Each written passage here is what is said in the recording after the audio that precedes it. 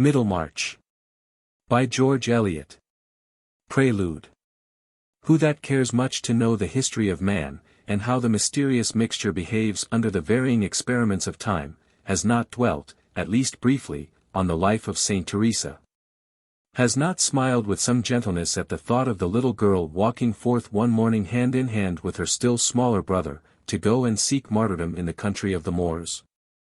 Out they toddled from rugged Avila, wide-eyed and helpless-looking as two fawns, but with human hearts, already beating to a national idea, until domestic reality met them in the shape of uncles, and turned them back from their great resolve.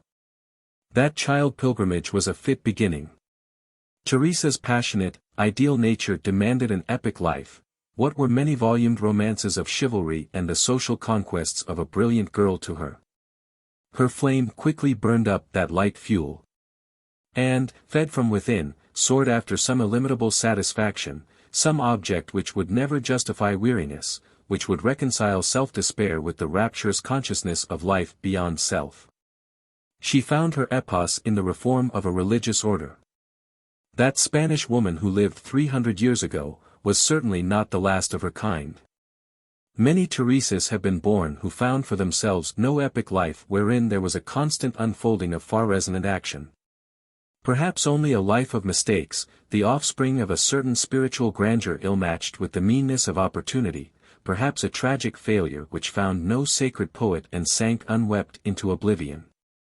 With dim lights and tangled circumstance they tried to shape their thought and deed in noble agreement, but after all, to common eyes their struggles seemed mere inconsistency and formlessness. For these later-born Teresas were helped by no coherent social faith and order which could perform the function of knowledge for the ardently willing soul. Their ardor alternated between a vague ideal and the common yearning of womanhood. So that the one was disapproved as extravagance, and the other condemned as a lapse. Some have felt that these blundering lives are due to the inconvenient indefiniteness with which the supreme power has fashioned the natures of women. If there were one level of feminine incompetence as strict as the ability to count three and no more, the social lot of women might be treated with scientific certitude. Meanwhile the indefiniteness remains, and the limits of variation are really much wider than any one would imagine from the sameness of women's coiffure and the favorite love stories in prose and verse. Here and there a cygnet is reared uneasily among the ducklings in the brown pond, and never finds the living stream in fellowship with its own oary-footed kind.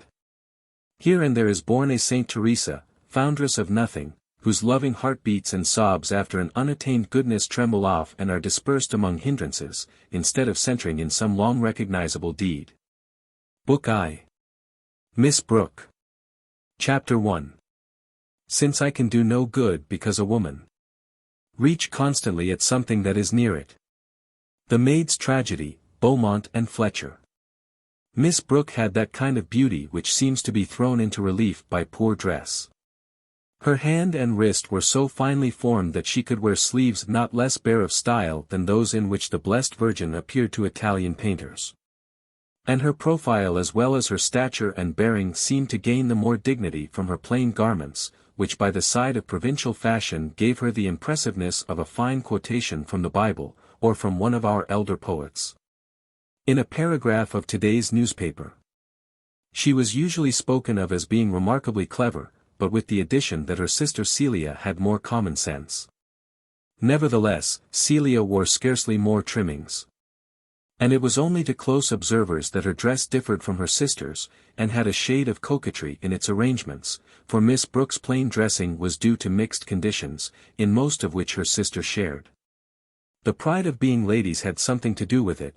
The Brooke connections, though not exactly aristocratic, were unquestionably good if you inquired backward for a generation or two. You would not find any yard measuring or parcel tying forefathers, anything lower than an admiral or a clergyman. And there was even an ancestor discernible as a Puritan gentleman who served under Cromwell, but afterwards conformed, and managed to come out of all political troubles as the proprietor of a respectable family estate.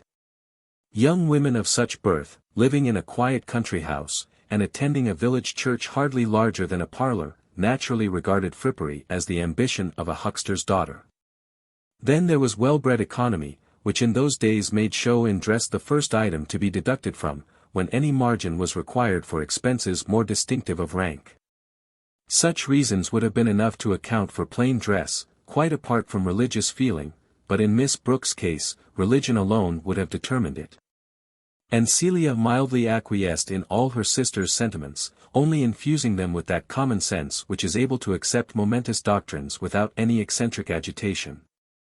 Dorothea knew many passages of Pascal's Pensées and of Jeremy Taylor by heart, and to her the destinies of mankind, seen by the light of Christianity, made the solicitudes of feminine fashion appear an occupation for Bedlam. She could not reconcile the anxieties of a spiritual life involving eternal consequences, with a keen interest in gimp and artificial protrusions of drapery. Her mind was theoretic, and yearned by its nature after some lofty conception of the world which might frankly include the parish of Tipton and her own rule of conduct there. She was enamored of intensity and greatness, and rash in embracing whatever seemed to her to have those aspects, likely to seek martyrdom, to make retractations, and then to incur martyrdom after all in a quarter where she had not sought it. Certainly such elements in the character of a marriageable girl tended to interfere with her lot, and hinder it from being decided according to custom, by good looks, vanity, and merely canine affection. With all this, she, the elder of the sisters, was not yet 20, and they had both been educated, since they were about 12 years old and had lost their parents, on plans at once narrow and promiscuous.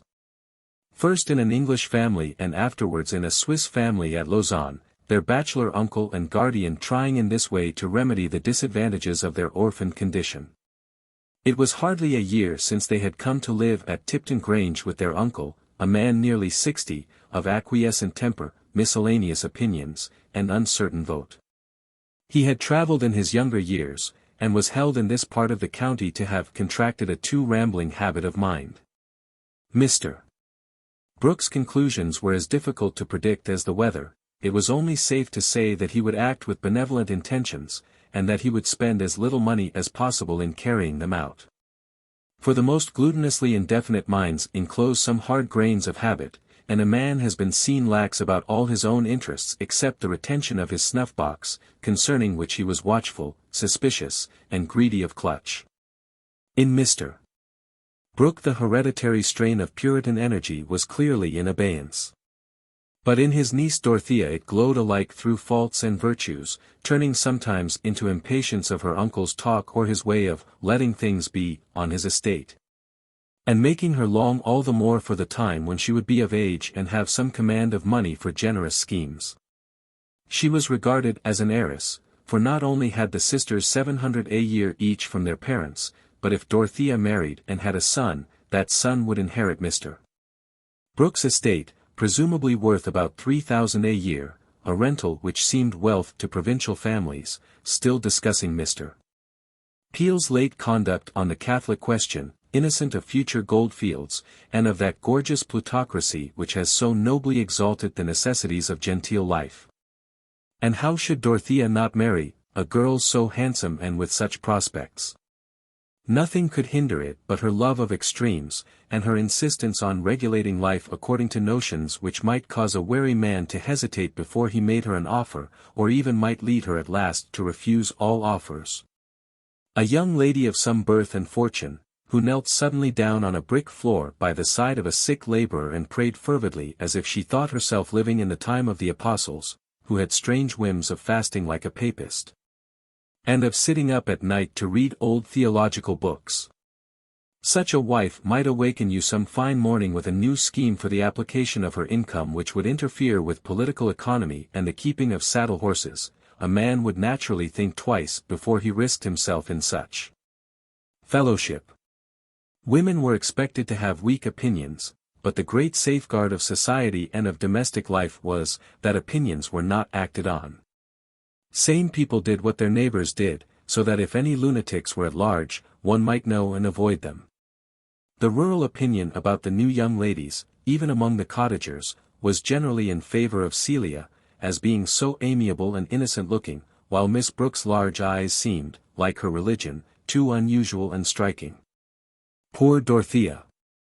Compared with her, the innocent-looking Celia was knowing and worldly wise, so much subtler is a human mind than the outside tissues which make a sort of blazonry or clock face for it.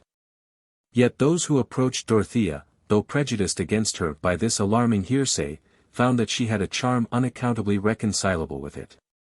Most men thought her bewitching when she was on horseback. She loved the fresh air and the various aspects of the country, and when her eyes and cheeks glowed with mingled pleasure she looked very little like a devotee. Riding was an indulgence which she allowed herself in spite of conscientious qualms. She felt that she enjoyed it in a pagan sensuous way, and always looked forward to renouncing it. She was open, ardent, and not in the least self-admiring. Indeed, it was pretty to see how her imagination adorned her sister Celia with attractions altogether superior to her own, and if any gentleman appeared to come to the Grange from some other motive than that of seeing Mr. Brooke, she concluded that he must be in love with Celia, Sir James Chettam, for example, whom she constantly considered from Celia's point of view, inwardly debating whether it would be good for Celia to accept him. That he should be regarded as a suitor to herself would have seemed to her a ridiculous irrelevance. Dorothea, with all her eagerness to know the truths of life, retained very childlike ideas about marriage.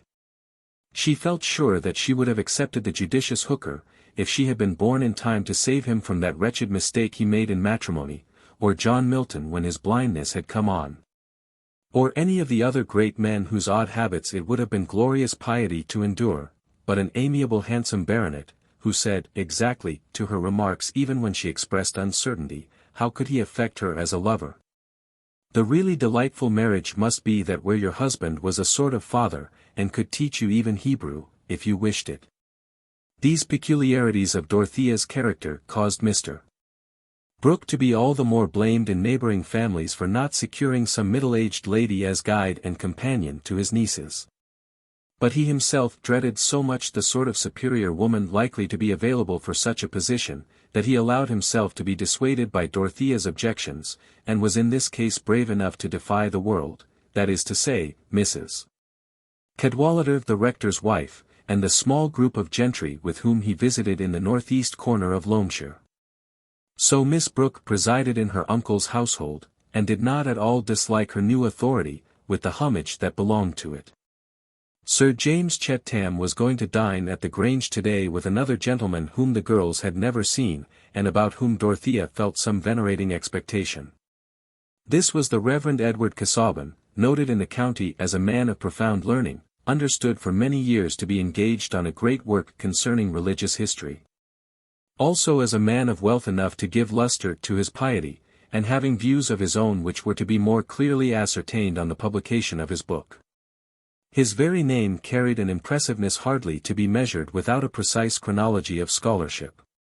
Early in the day Dorothea had returned from the infant school which she had set going in the village, and was taking her usual place in the pretty sitting room which divided the bedrooms of the sisters.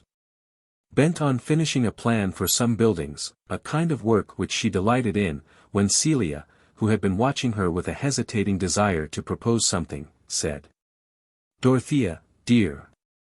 If you don't mind, if you are not very busy, suppose we looked at Mamma's jewels today, and divided them?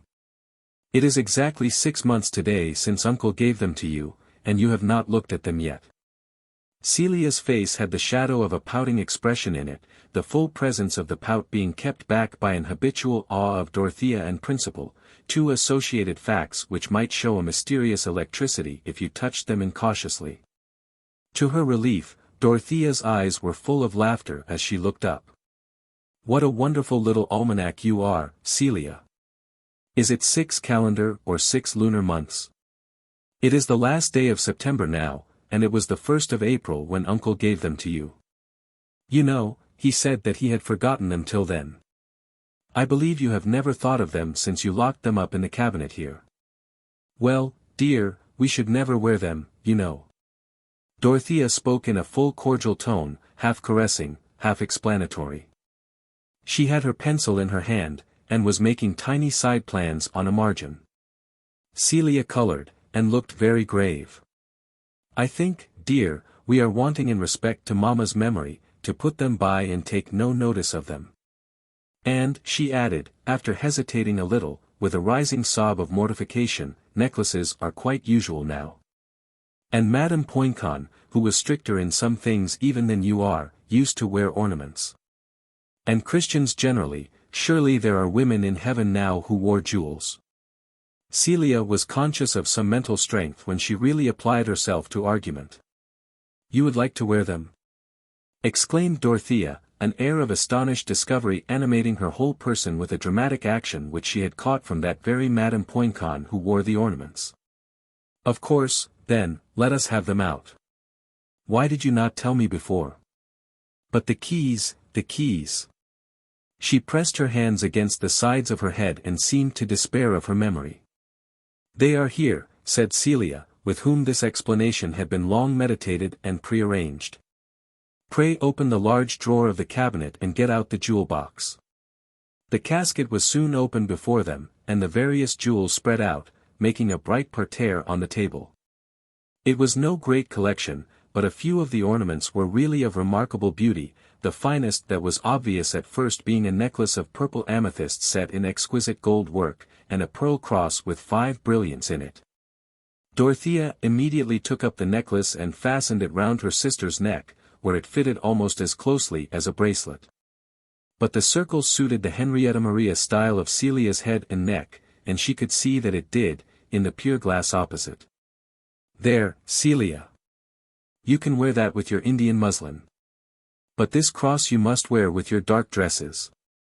Celia was trying not to smile with pleasure. Oh Dodo, you must keep the cross yourself. No, no, dear, no, said Dorothea, putting up her hand with careless deprecation. Yes, indeed you must. It would suit you, in your black dress, now, said Celia, insistingly. You might wear that.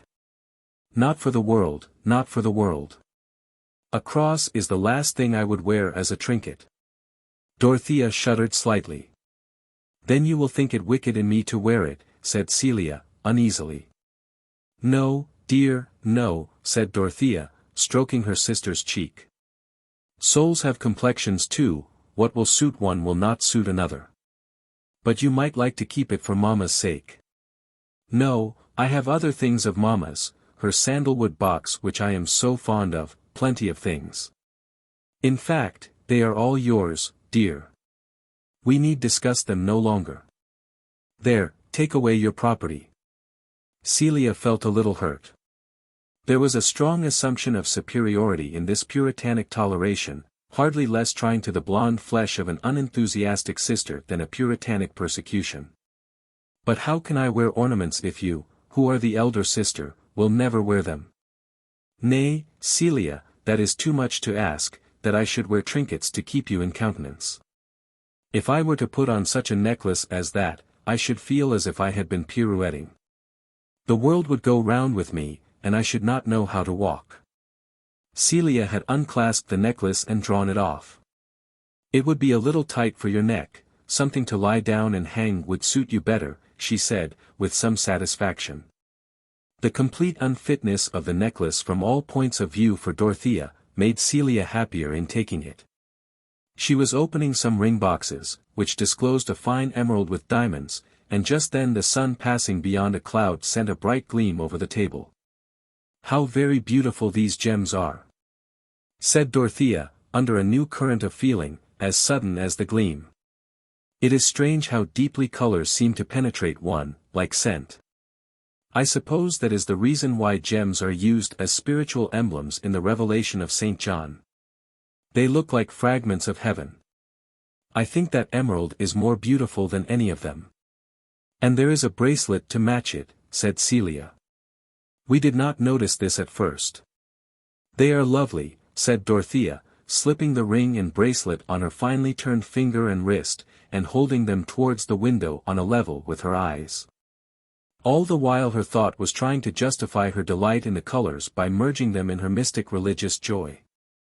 You would like those, Dorothea, said Celia, rather falteringly, beginning to think with wonder that her sister showed some weakness, and also that emeralds would suit her own complexion even better than purple amethysts. You must keep that ring and bracelet, if nothing else. But see, these agates are very pretty and quiet. Yes. "I will keep these, this ring and bracelet," said Dorothea. Then, letting her hand fall on the table, she said in another tone, "Yet what miserable men find such things, and work at them, and sell them." She paused again, and Celia thought that her sister was going to renounce the ornaments, as in consistency she ought to do. "Yes, dear, I will keep these," said Dorothea, decidedly. "But take all the rest away, and the casket." She took up her pencil without removing the jewels, and still looking at them. She thought of often having them by her, to feed her eye at these little fountains of pure color. "Shall you wear them in company?" said Celia, who was watching her with real curiosity as to what she would do. Dorothea glanced quickly at her sister. Across all her imaginative adornment of those whom she loved, there darted now and then a keen discernment, which was not without a scorching quality. If Miss Brooke ever attained perfect meekness, it would not be for lack of inward fire. "Perhaps," she said, rather haughtily. "I cannot tell to what level I may sink." Celia blushed, and was unhappy. She saw that she had offended her sister, and dared not say even anything pretty about the gift of the ornaments which she put back into the box and carried away. Dorothea too was unhappy, as she went on with her plan drawing, questioning the purity of her own feeling and speech in the scene which had ended with that little explosion. Celia's consciousness told her that she had not been at all in the wrong. It was quite natural and justifiable that she should have asked that question. And she repeated to herself that Dorothea was inconsistent. Either she should have taken her full share of the jewels, or, after what she had said, she should have renounced them altogether. "I am sure, at least, I trust," thought Celia, "that the wearing of a necklace will not interfere with my prayers. And I do not see that I should be bound by Dorothea's opinions now we are going into society, though of course she herself ought to be bound by them. But Dorothea is not always consistent." Thus Celia, mutely bending over her tapestry, until she heard her sister calling her. "Here, Kitty, come and look at my plan. I shall think I am a great architect, if I have not got incompatible stairs and fireplaces." As Celia bent over the paper, Dorothea put her cheek against her sister's arm caressingly. Celia understood the action. Dorothea saw that she had been in the wrong, and Celia pardoned her. Since they could remember, there had been a mixture of criticism and awe in the attitude of Celia's mind towards her elder sister. The younger had always worn a yoke, but is there any yoked creature without its private opinions? Chapter 2. Dime. No ves aquel caballero que hacia nosotros viene sobre un caballo rucio rodado que trae puesto en la cabeza un yelmo de oro. Lo que vio y Columbro, respondió Sancho, no es sino un hombre sobre un asno pardo como el mío, que trae sobre la cabeza una cosa que relumbra. Pues es el yelmo de Mambrino, dijo Don Quixote. Cervantes. Sayest thou not yon cavalier who cometh toward us on a dapple-grey steed, and weareth a golden helmet? What I see, answered Sancho, is nothing but a man on a grey ass like my own, who carries something shiny on his head. Just so, answered Don Quixote, and that resplendent object is the helmet of Mambrino. Sir Humphrey Davy, said Mr. Brooke, over the soup, in his easy smiling way, taking up Sir James Chetham's remark that he was studying Davy's agricultural chemistry. Well, now, Sir Humphrey Davy. I dined with him years ago at Cartwright's, and Wordsworth was there too, the poet Wordsworth, you know. Now there was something singular. I was at Cambridge when Wordsworth was there, and I never met him, and I dined with him 20 years afterwards at Cartwright's. There's an oddity in things, now. But Davy was there, he was a poet too. Or, as I may say, Wordsworth was poet one, and Davy was poet two. That was true in every sense, you know. Dorothea felt a little more uneasy than usual. In the beginning of dinner, the party being small and the room still, these motes from the mass of a magistrate's mind fell too noticeably. She wondered how a man like Mr. Casaubon would support such triviality. His manners, she thought, were very dignified. The set of his iron grey hair and his deep eye sockets made him resemble the portrait of Locke. He had the spare form and the pale complexion which became a student. As different as possible from the blooming Englishman of the red-whiskered type represented by Sir James Chettam. "I am reading the agricultural chemistry," said this excellent baronet, "because I am going to take one of the farms into my own hands, and see if something cannot be done in setting a good pattern of farming among my tenants. Do you approve of that, Miss Brooke?" "A great mistake, Chettam," interposed Mr. Brooke, "going into electrifying your land and that kind of thing, and making a parlor of your cowhouse. It won't do. I went into science a great deal myself at one time, but I saw it would not do. It leads to everything, you can let nothing alone. No, no, see that your tenants don't sell their straw, and that kind of thing, and give them draining tiles, you know. But your fancy farming will not do, the most expensive sort of whistle you can buy, you may as well keep a pack of hounds."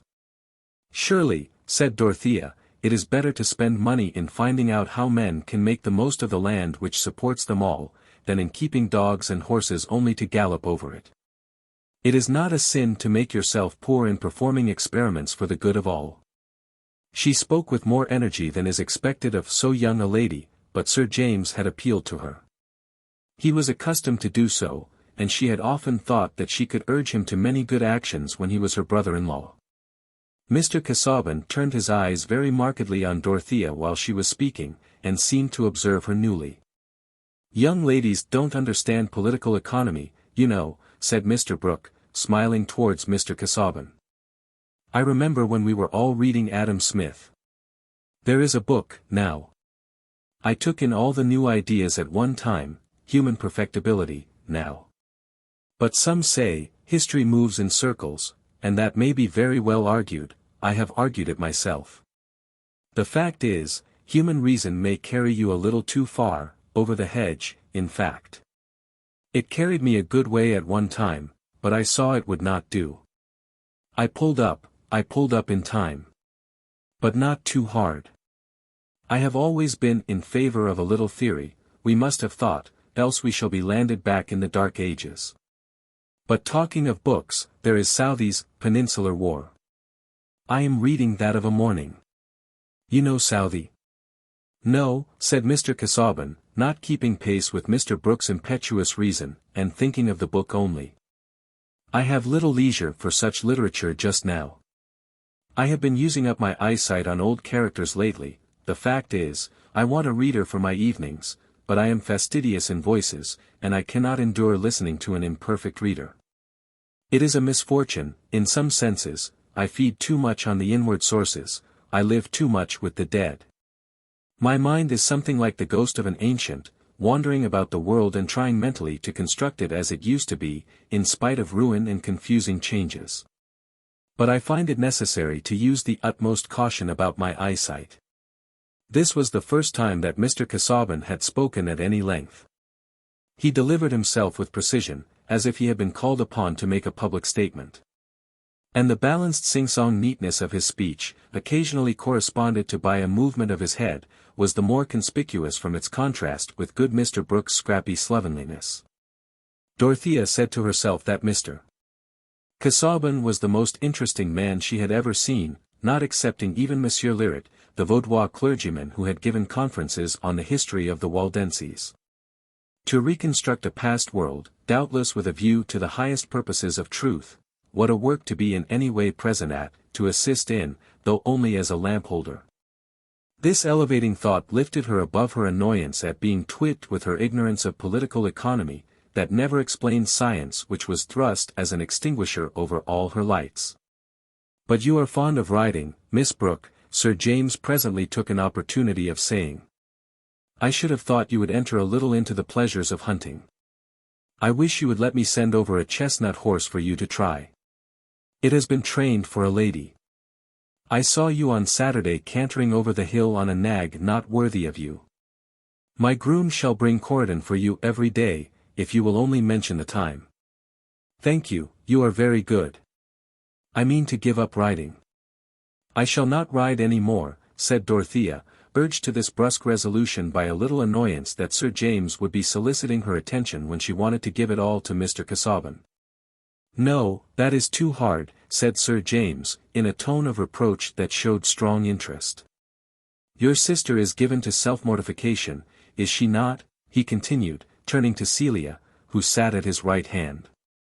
"I think she is," said Celia, feeling afraid lest she should say something that would not please her sister, and blushing as prettily as possible above her necklace. "She likes giving up." "If that were true, Celia, my giving up would be self-indulgence, not self-mortification." "But there may be good reasons for choosing not to do what is very agreeable," said Dorothea. Mr. Brooke was speaking at the same time, but it was evident that Mr. Casaubon was observing Dorothea, and she was aware of it. "Exactly," said Sir James. "You give up from some high, generous motive." "No, indeed, not exactly. I did not say that of myself," answered Dorothea, reddening. Unlike Celia, she rarely blushed, and only from high delight or anger. At this moment she felt angry with the perverse Sir James. Why did he not pay attention to Celia, and leave her to listen to Mr. Casaubon, if that learned man would only talk, instead of allowing himself to be talked to by Mr. Brooke, who was just then informing him that the Reformation either meant something or it did not, that he himself was a Protestant to the core, but that Catholicism was a fact. And as to refusing an acre of your ground for a Romanist chapel, all men needed the bridle of religion, which, properly speaking, was the dread of a hereafter. "I made a great study of theology at one time," said Mr. Brooke, as if to explain the insight just manifested. "I know something of all schools. I knew Wilberforce in his best days." "Do you know Wilberforce?" Mr. Casaubon said, "No." "Well, Wilberforce was perhaps not enough of a thinker. But if I went into Parliament, as I have been asked to do, I should sit on the independent bench, as Wilberforce did, and work at philanthropy." Mr. Casaubon bowed, and observed that it was a wide field. "Yes," said Mr. Brooke, with an easy smile, "but I have documents. I began a long while ago to collect documents. They want arranging, but when a question has struck me, I have written to somebody and got an answer. I have documents at my back. But now, how do you arrange your documents?" "In pigeonholes partly," said Mr. Casaubon, with rather a startled air of effort. "Ah, pigeonholes will not do. I have tried pigeonholes, but everything gets mixed in pigeonholes. I never know whether a paper is in A or Z." "I wish you would let me sort your papers for you, uncle," said Dorothea. "I would letter them all, and then make a list of subjects under each letter." Mr. Casaubon gravely smiled approval, and said to Mr. Brooke, "You have an excellent secretary at hand, you perceive." "No, no," said Mr. Brooke, shaking his head. "I cannot let young ladies meddle with my documents. Young ladies are too flighty." Dorothea felt hurt. Mr. Casaubon would think that her uncle had some special reason for delivering this opinion, whereas the remark lay in his mind as lightly as the broken wing of an insect among all the other fragments there. And a chance current had sent it alighting on her. When the two girls were in the drawing-room alone, Celia said, "How very ugly Mr. Casaubon is." Celia. "He is one of the most distinguished-looking men I ever saw. He is remarkably like the portrait of Locke. He has the same deep eye sockets. Had Locke those two white moles with hairs on them?" "Oh, I dare say. When people of a certain sort looked at him," said Dorothea, walking away a little. "Mr. Casaubon is so sallow." "All the better. I suppose you admire a man with the complexion of a cochon de lait." "Dodo," exclaimed Celia, looking after her in surprise. "I never heard you make such a comparison before." "Why should I make it before the occasion came? It is a good comparison, the match is perfect." Miss Brooke was clearly forgetting herself, and Celia thought so. "I wonder you show temper, Dorothea. It is so painful in you, Celia, that you will look at human beings as if they were merely animals with a toilet, and never see the great soul in a man's face. Has Mr. Casaubon a great soul?" Celia was not without a touch of naive malice. Yes, I believe he has, said Dorothea, with the full voice of decision. Everything I see in him corresponds to his pamphlet on biblical cosmology. He talks very little, said Celia. There is no one for him to talk to. Celia thought privately, Dorothea quite despises Sir James Chettam, I believe she would not accept him. Celia felt that this was a pity. She had never been deceived as to the object of the baronet's interest. Sometimes, indeed, she had reflected that Dodo would perhaps not make a husband happy who had not her way of looking at things, and stifled in the depths of her heart was the feeling that her sister was too religious for family comfort. Notions and scruples were like spilt needles, making one afraid of treading, or sitting down, or even eating. When Miss Brooke was at the tea-table, Sir James came to sit down by her, not having felt her mode of answering him at all offensive. Why should he? He thought it probable that Miss Brooke liked him, and manners must be very marked indeed before they cease to be interpreted by preconceptions either confident or distrustful. She was thoroughly charming to him, but of course he theorized a little about his attachment.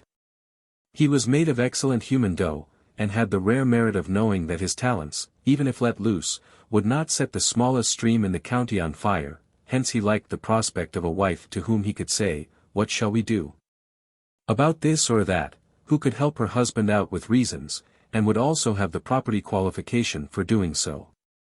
As to the excessive religiousness alleged against Miss Brooke, he had a very indefinite notion of what it consisted in, and thought that it would die out with marriage.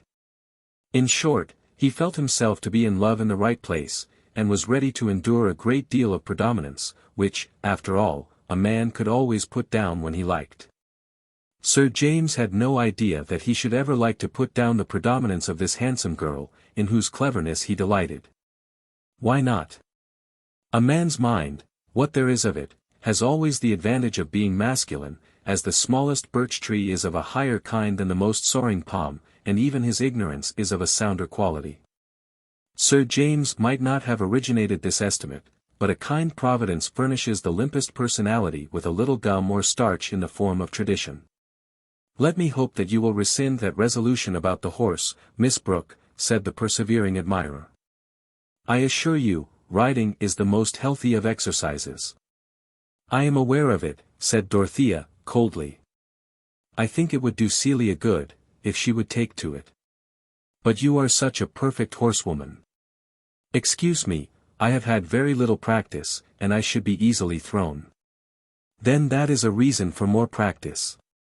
Every lady ought to be a perfect horsewoman, that she may accompany her husband. You see how widely we differ, Sir James. I have made up my mind that I ought not to be a perfect horsewoman, and so I should never correspond to your pattern of a lady." Dorothea looked straight before her, and spoke with cold brusquerie, very much with the air of a handsome boy, in amusing contrast with the solicitous amiability of her admirer. "I should like to know your reasons for this cruel resolution. It is not possible that you should think horsemanship wrong. It is quite possible that I should think it wrong for me." "Oh, why?" said Sir James, in a tender tone of remonstrance. Mr. Casaubon had come up to the table, teacup in hand, and was listening. "We must not inquire too curiously into motives," he interposed, in his measured way. "Miss Brooke knows that they are apt to become feeble in the utterance. The aroma is mixed with the grosser air. We must keep the germinating grain away from the light." Dorothea colored with pleasure, and looked up gratefully to the speaker. Here was a man who could understand the higher inward life, and with whom there could be some spiritual communion. Nay, who could illuminate principle with the widest knowledge, a man whose learning almost amounted to a proof of whatever he believed. Dorothea's inferences may seem large. But really life could never have gone on at any period but for this liberal allowance of conclusions, which has facilitated marriage under the difficulties of civilization. Has any one ever pinched into its pilulous smallness the cobweb of prematrimonial acquaintanceship? "Certainly," said good Sir James. "Miss Brooke shall not be urged to tell reasons she would rather be silent upon. I am sure her reasons would do her honor." He was not in the least jealous of the interest with which Dorothea had looked up at Mr. Casaubon, It never occurred to him that a girl to whom he was meditating an offer of marriage could care for a dried bookworm towards 50, except, indeed, in a religious sort of way, as for a clergyman of some distinction. However, since Miss Brooke had become engaged in a conversation with Mr. Casaubon about the Vaudois clergy, Sir James betook himself to Celia, and talked to her about her sister. Spoke of a house in town, and asked whether Miss Brooke disliked London. Away from her sister, Celia talked quite easily, and Sir James said to himself that the second Miss Brooke was certainly very agreeable as well as pretty, though not, as some people pretended, more clever and sensible than the elder sister. He felt that he had chosen the one who was in all respects the superior, and a man naturally likes to look forward to having the best. He would be the very mawworm of bachelors who pretended not to expect it. Chapter 3. Say, Goddess, what ensued, when Raphael, the affable archangel, Eve. The story heard attentive, and was filled with admiration, and deep muse, to hear of things so high and strange. Paradise Lost, VII. If it had really occurred to Mr. Casaubon to think of Miss Brooke as a suitable wife for him, the reasons that might induce her to accept him were already planted in her mind, and by the evening of the next day the reasons had budded and bloomed. For they had had a long conversation in the morning, while Celia, who did not like the company of Mr. Casaubon's moles and sallowness, had escaped to the vicarage to play with the curate's ill-shod but merry children. Dorothea by this time had looked deep into the ungauged reservoir of Mr. Casaubon's mind, seeing reflected there in vague labyrinthine extension every quality she herself brought. Had opened much of her own experience to him, and had understood from him the scope of his great work, also of attractively labyrinthine extent. For he had been as instructive as Milton's affable archangel. And with something of the archangelic manner he told her how he had undertaken to show, what indeed had been attempted before, but not with that thoroughness, justice of comparison, and effectiveness of arrangement at which Mr. Casaubon aimed, that all the mythical systems or erratic mythical fragments in the world were corruptions of a tradition originally revealed. Having once mastered the true position and taken a firm footing there, the vast field of mythical constructions became intelligible, nay, luminous with the reflected light of correspondences. But to gather in this great harvest of truth was no light or speedy work. His notes already made a formidable range of volumes, but the crowning task would be to condense these voluminous still accumulating results and bring them, like the earlier vintage of Hippocratic books, to fit a little shelf. In explaining this to Dorothea, Mr. Casaubon expressed himself nearly as he would have done to a fellow student, for he had not two styles of talking at command. It is true that when he used a Greek or Latin phrase he always gave the English with scrupulous care. But he would probably have done this in any case. A learned provincial clergyman is accustomed to think of his acquaintances as of lords, knights, and other noble and worthy men, that con Latin but little. Dorothea was altogether captivated by the wide embrace of this conception. Here was something beyond the shallows of ladies' school literature, here was a living Bossuet, whose work would reconcile complete knowledge with devoted piety, here was a modern Augustine who united the glories of doctor and saint. The sanctity seemed no less clearly marked than the learning, for when Dorothea was impelled to open her mind on certain themes which she could speak of to no one whom she had before seen at Tipton, especially on the secondary importance of ecclesiastical forms and articles of belief compared with that spiritual religion, that submergence of self in communion with divine perfection which seemed to her to be expressed in the best Christian books of widely distant ages, she found in Mr. Casaubon a listener who understood her at once, who could assure her of his own agreement with that view when duly tempered with wise conformity, and could mention historical examples before unknown to her. He thinks with me, said Dorothea to herself, or rather, he thinks a whole world of which my thought is but a poor twopenny mirror. And his feelings too, his whole experience, what a lake compared with my little pool. Miss Brooke argued from words and dispositions not less unhesitatingly than other young ladies of her age. Signs are small measurable things, but interpretations are illimitable, and in girls of sweet, ardent nature, every sign is apt to conjure up wonder, hope, belief, vast as a sky. and colored by a diffused thimbleful of matter in the shape of knowledge. They are not always too grossly deceived. For Sinbad himself may have fallen by good luck on a true description, and wrong reasoning sometimes lands poor mortals in right conclusions, starting a long way off the true point, and proceeding by loops and zigzags. We now and then arrive just where we ought to be. Because Miss Brooke was hasty in her trust, it is not therefore clear that Mr. Casaubon was unworthy of it. He stayed a little longer than he had intended, on a slight pressure of invitation from Mr. Brooke, who offered no bait except his own documents on machine breaking and rick burning. Mr. Casaubon was called into the library to look at these in a heap, while his host picked up first one and then the other to read aloud from in a skipping and uncertain way, passing from one unfinished passage to another with a "yes, now, but here," and finally pushing them all aside to open the journal of his youthful continental travels. "Look here is all about Greece. Rhamnus, the ruins of Rhamnus. You are a great Grecian, now. I don't know whether you have given much study to the topography. I spent no end of time in making out these things, Helicon, now. Here, now, we started the next morning for Parnassus, the double-peaked Parnassus. All this volume is about Greece, you know." Mr. Brooke wound up, rubbing his thumb transversely along the edges of the leaves as he held the book forward. Mr. Casaubon made a dignified though somewhat sad audience. Bowed in the right place, and avoided looking at anything documentary as far as possible, without showing disregard or impatience. Mindful that this desultoriness was associated with the institutions of the country, and that the man who took him on this severe mental scamper was not only an amiable host, but a landholder in custos rotulorum. Was his endurance aided also by the reflection that Mr. Brooke was the uncle of Dorothea? Certainly he seemed more and more bent on making her talk to him, on drawing her out, as Celia remarked to herself. And in looking at her his face was often lit up by a smile like pale wintry sunshine.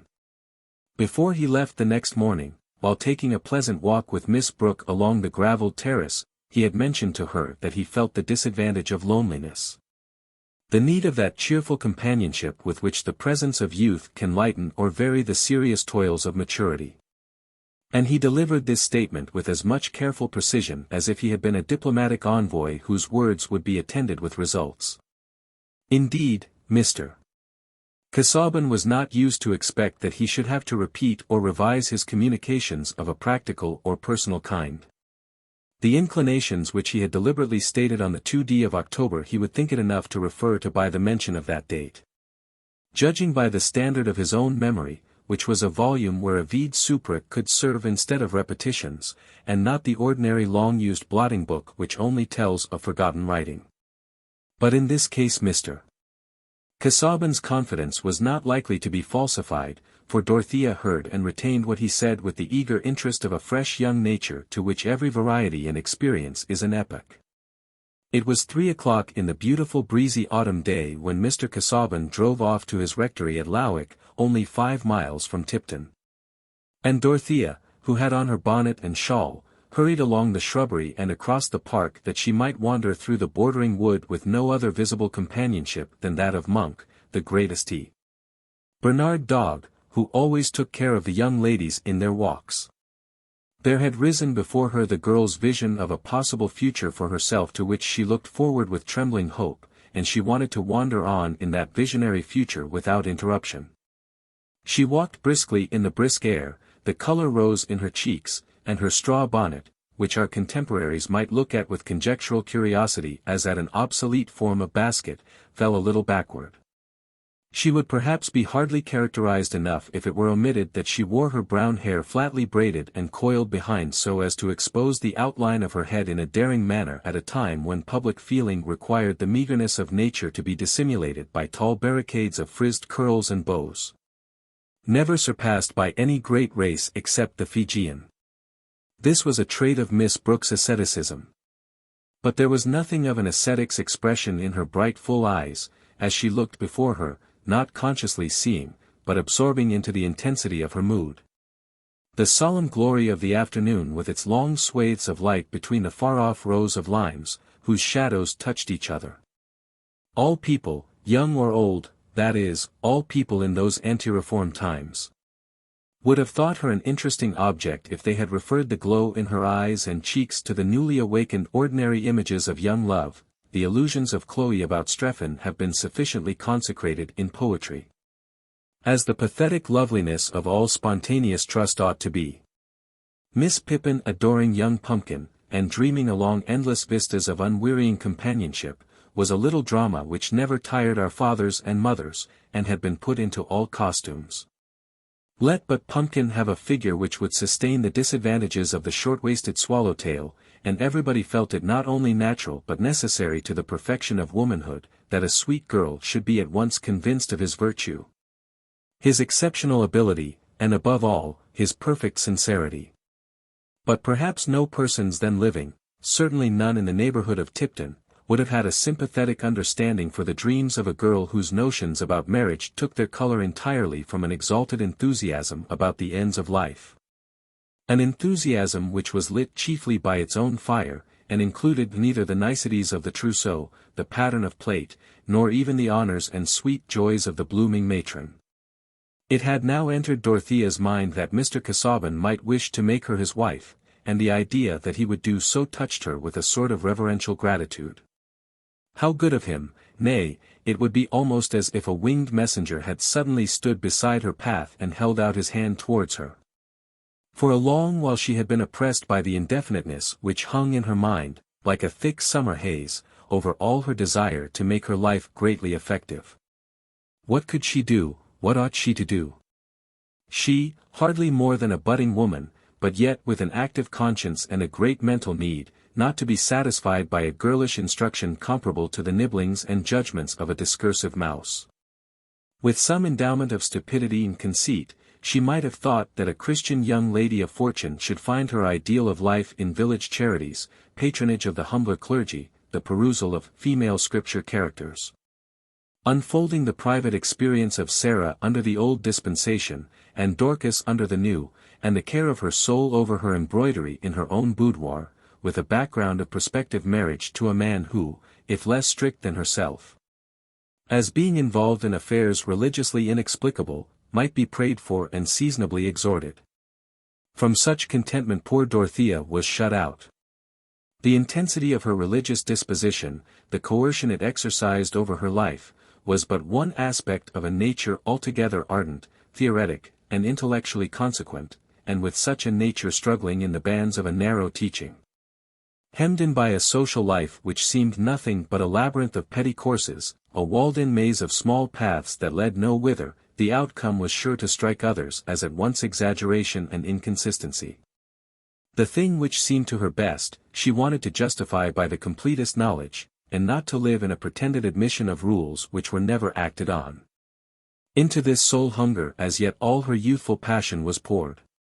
The union which attracted her was one that would deliver her from her girlish subjection to her own ignorance, and give her the freedom of voluntary submission to a guide who would take her along the grandest path. I should learn everything then, she said to herself, still walking quickly along the bridle road through the wood. It would be my duty to study that I might help him the better in his great works. There would be nothing trivial about our lives. Everyday things with us would mean the greatest things. It would be like marrying Pascal. I should learn to see the truth by the same light as great men have seen it by. And then I should know what to do, when I got older, should see how it was possible to lead a grand life here, now, in England.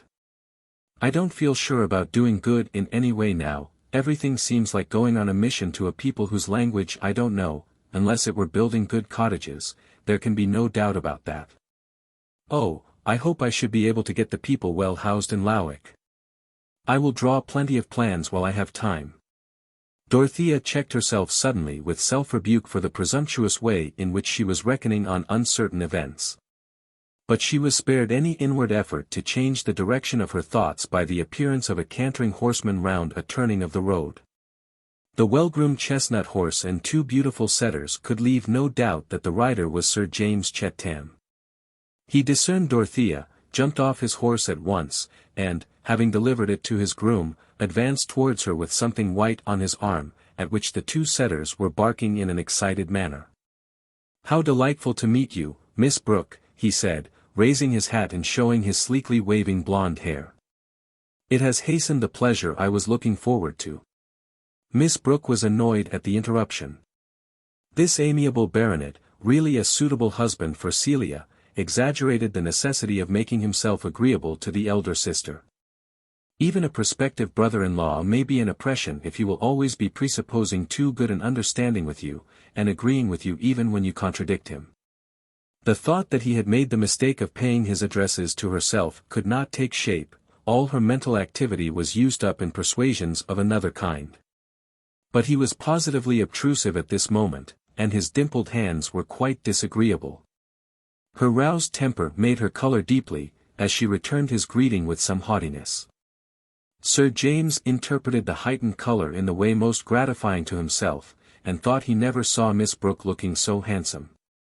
"I have brought a little petitioner," he said, "or rather, I have brought him to see if he will be approved before his petition is offered." He showed the white object under his arm, which was a tiny Maltese puppy, one of nature's most naive toys.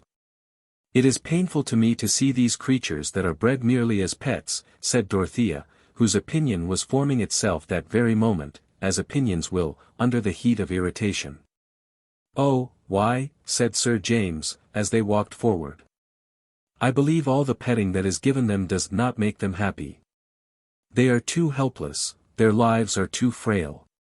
A weasel or a mouse that gets its own living is more interesting.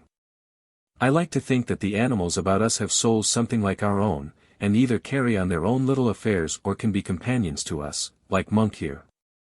Those creatures are parasitic." "I am so glad I know that you do not like them," said good Sir James. "I should never keep them for myself, but ladies usually are fond of these Maltese dogs. Here, John, take this dog, will you?" The objectionable puppy, whose nose and eyes were equally black and expressive, was thus got rid of, since Miss Brooke decided that it had better not have been born. But she felt it necessary to explain. "You must not judge of Celia's feeling from mine. I think she likes these small pets. She had a tiny terrier once, which she was very fond of. It made me unhappy, because I was afraid of treading on it. I am rather short-sighted.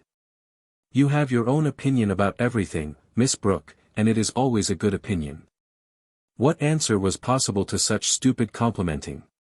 Do you know, I envy you that," Sir James said, as they continued walking at the rather brisk pace set by Dorothea. "I don't quite understand what you mean." "Your power of forming an opinion." "I can form an opinion of persons. I know when I like people. But about other matters, do you know, I have often a difficulty in deciding. One hears very sensible things said on opposite sides. Or that seem sensible. Perhaps we don't always discriminate between sense and nonsense." Dorothea felt that she was rather rude. "Exactly," said Sir James. "But you seem to have the power of discrimination. On the contrary, I am often unable to decide. But that is from ignorance. The right conclusion is there all the same, though I am unable to see it. I think there are few who would see it more readily. Do you know, Lovegood was telling me yesterday that you had the best notion in the world of a plan for cottages, quite wonderful for a young lady, he thought. You had a real genius, to use his expression. He said you wanted Mr. Brooke to build a new set of cottages, but he seemed to think it hardly probable that your uncle would consent. Do you know, that is one of the things I wish to do, I mean, on my own estate. I should be so glad to carry out that plan of yours, if you would let me see it. Of course, it is sinking money, that is why people object to it. Laborers can never pay rent to make it answer. But, after all, it is worth doing. Worth doing. Yes, indeed, said Dorothea, energetically, forgetting her previous small vexations. I think we deserve to be beaten out of our beautiful houses with a scourge of small cords, all of us who let tenants live in such sties as we see round us. Life in cottages might be happier than ours, if they were real houses fit for human beings from whom we expect duties and affections. Will you show me your plan? Yes, certainly. I dare say it is very faulty. But I have been examining all the plans for cottages in Loudon's book, and picked out what seem the best things. Oh, what a happiness it would be to set the pattern about here. I think instead of Lazarus at the gate, we should put the pigsty cottages outside the park gate. Dorothea was in the best temper now.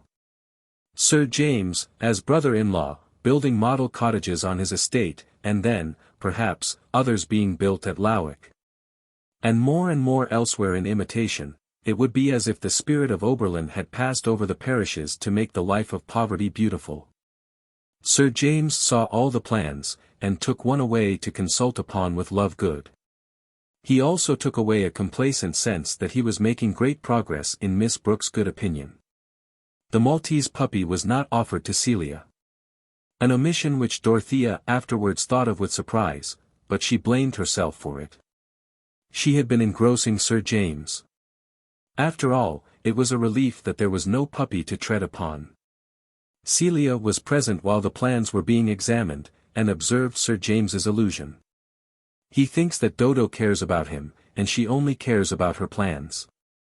Yet I am not certain that she would refuse him if she thought he would let her manage everything and carry out all her notions. And how very uncomfortable Sir James would be. I cannot bear notions. It was Celia's private luxury to indulge in this dislike. She dared not confess it to her sister in any direct statement, for that would be laying herself open to a demonstration that she was somehow or other at war with all goodness. But on safe opportunities, she had an indirect mode of making her negative wisdom tell upon Dorothea, and calling her down from her rhapsodic mood by reminding her that people were staring, not listening. Celia was not impulsive, what she had to say could wait, and came from her always with the same quiet staccato evenness. When people talked with energy and emphasis she watched their faces and features merely. She never could understand how well-bred persons consented to sing and open their mouths in the ridiculous manner requisite for that vocal exercise. It was not many days before Mr. Casaubon paid a morning visit, on which he was invited again for the following week to dine and stay the night. Thus Dorothea had 3 more conversations with him, and was convinced that her first impressions had been just.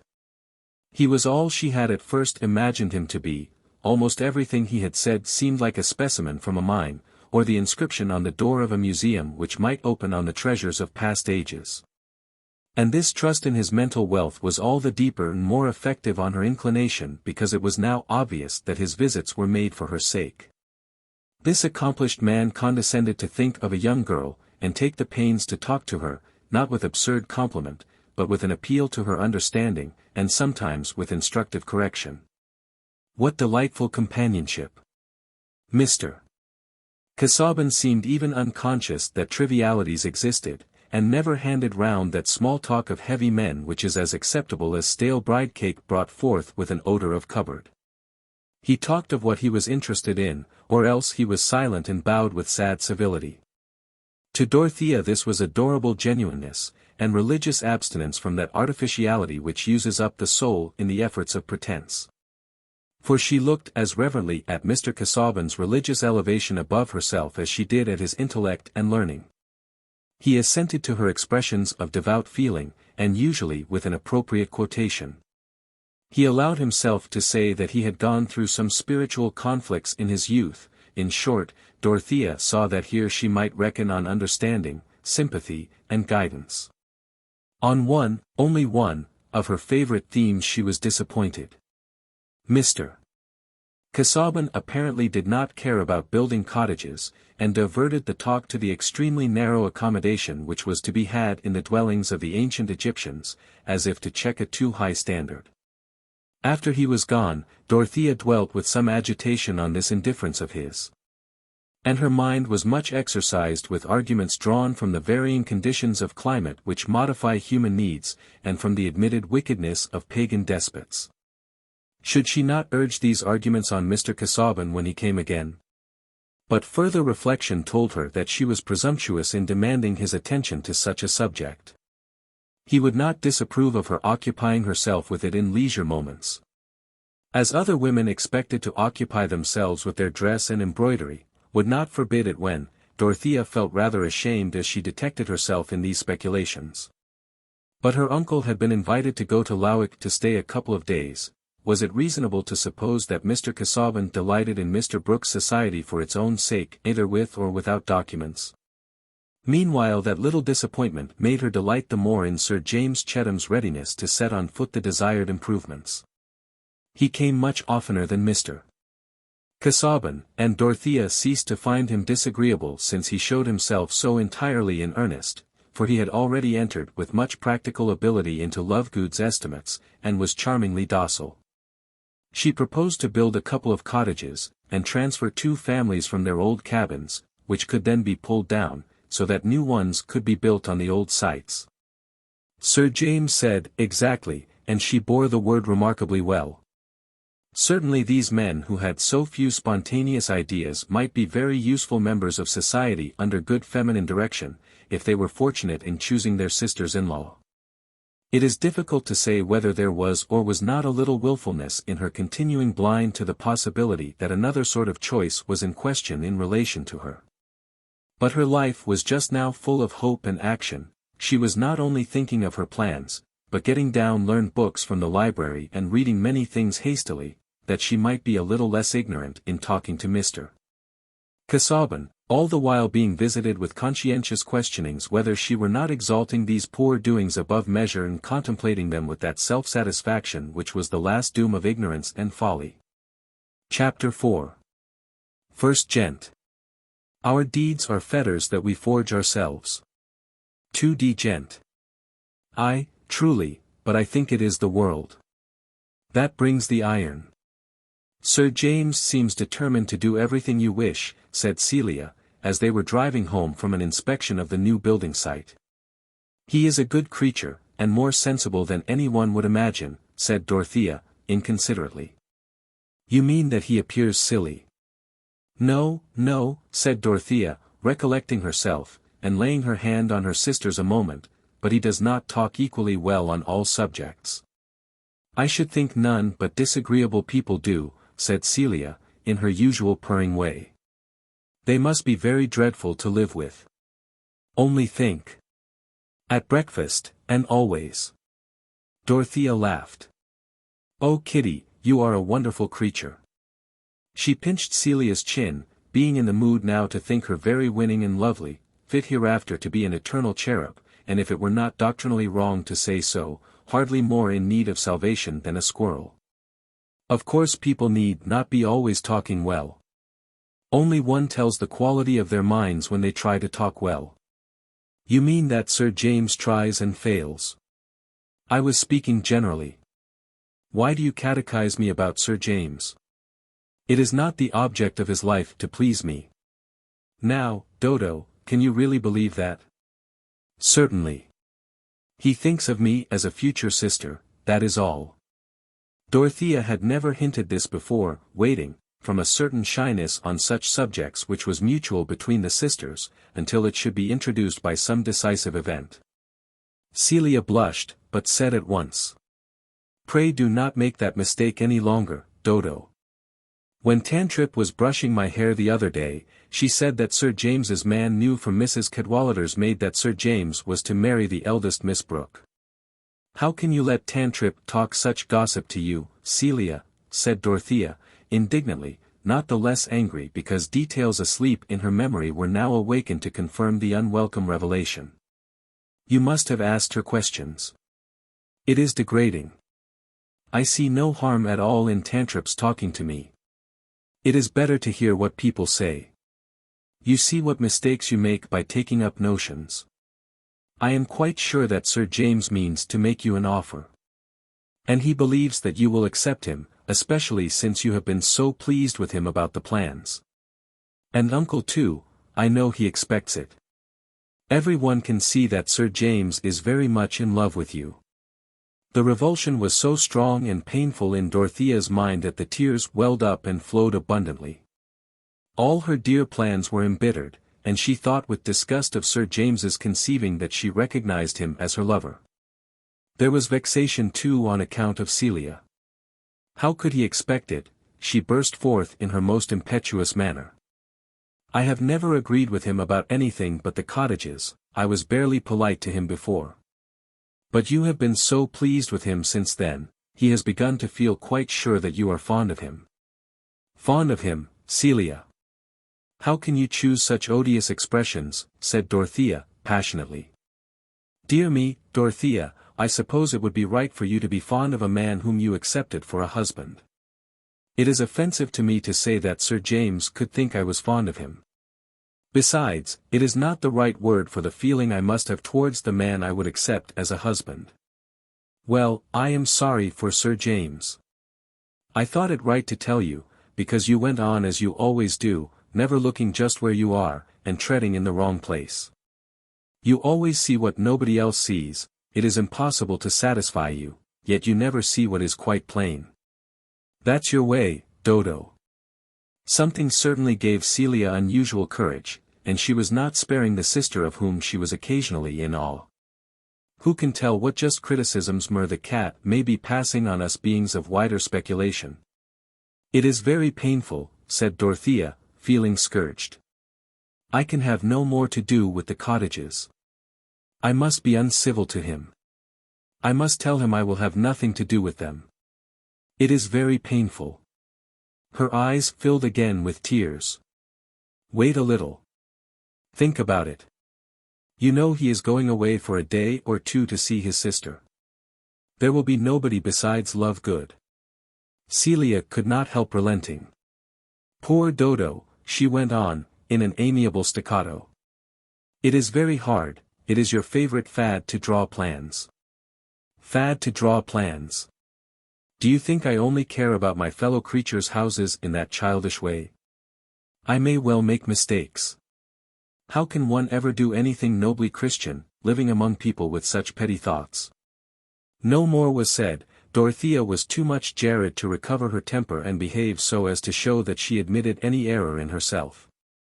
She was disposed rather to accuse the intolerable narrowness and the purblind conscience of the society around her, and Celia was no longer the eternal cherub, but a thorn in her spirit, a pink and white nullifidian.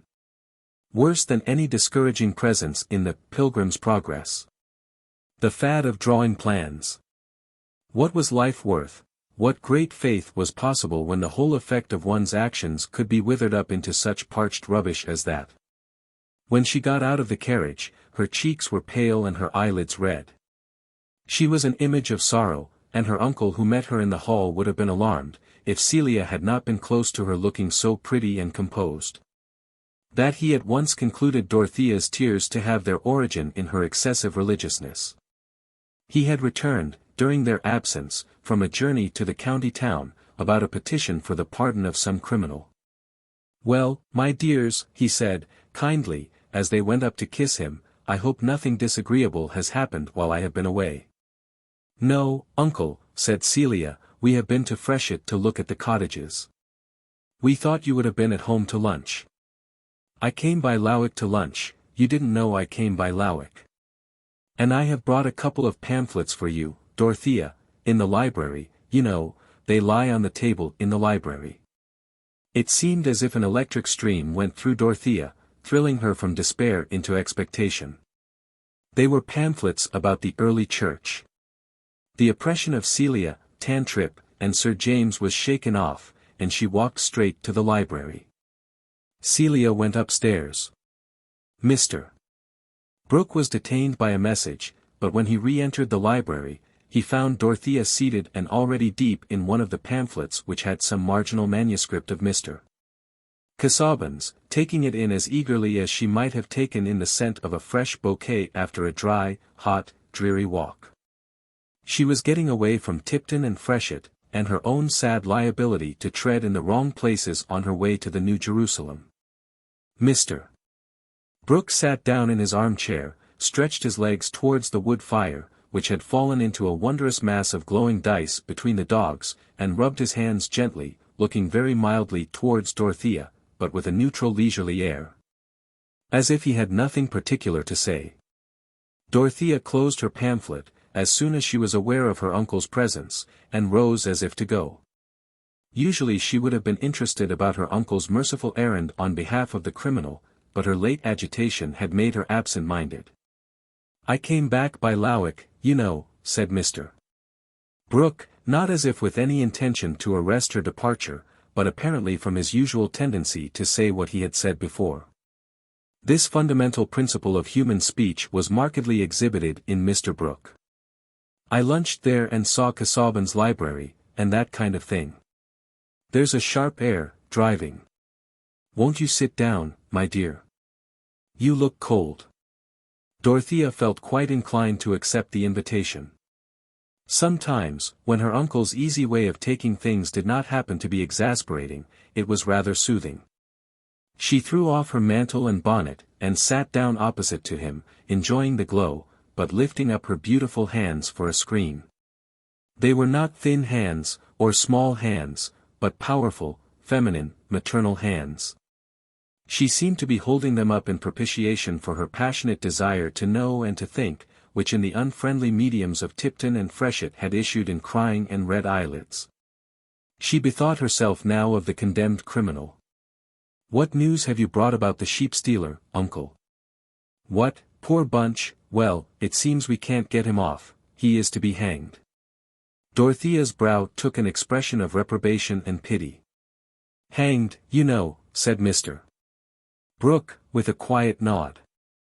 "Poor Romilly. He would have helped us." "I knew Romilly." "Casaubon didn't know Romilly.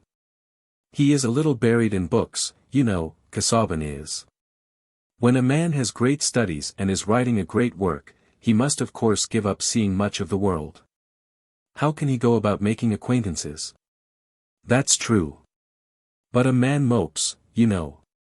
I have always been a bachelor too, but I have that sort of disposition that I never moped. It was my way to go about everywhere and take in everything. I never moped, but I can see that Casaubon does, you know. He wants a companion, you know. It would be a great honor to anyone to be his companion," said Dorothea, energetically. "You like him, said Mr. Brooke, without showing any surprise, or other emotion. "Well, now, I've known Casaubon 10 years, ever since he came to Lowick. But I never got anything out of him, any ideas, you know. However, he is a tip-top man and may be a bishop, that kind of thing, you know, if Peel stays in. And he has a very high opinion of you, my dear." Dorothea could not speak. "The fact is, he has a very high opinion indeed of you. And he speaks uncommonly well, does Casaubon. He has deferred to me, you not being of age. In short, I have promised to speak to you, though I told him I thought there was not much chance. I was bound to tell him that. I said, my niece is very young, and that kind of thing. But I didn't think it necessary to go into everything. However, the long and the short of it is, that he has asked my permission to make you an offer of marriage, you know," said Mr. Brooke, with his explanatory nod. "I thought it better to tell you, my dear." No one could have detected any anxiety in Mr. Brooke's manner, but he did really wish to know something of his niece's mind, that, if there were any need for advice, he might give it in time. What feeling he, as a magistrate who had taken in so many ideas, could make room for, was unmixedly kind.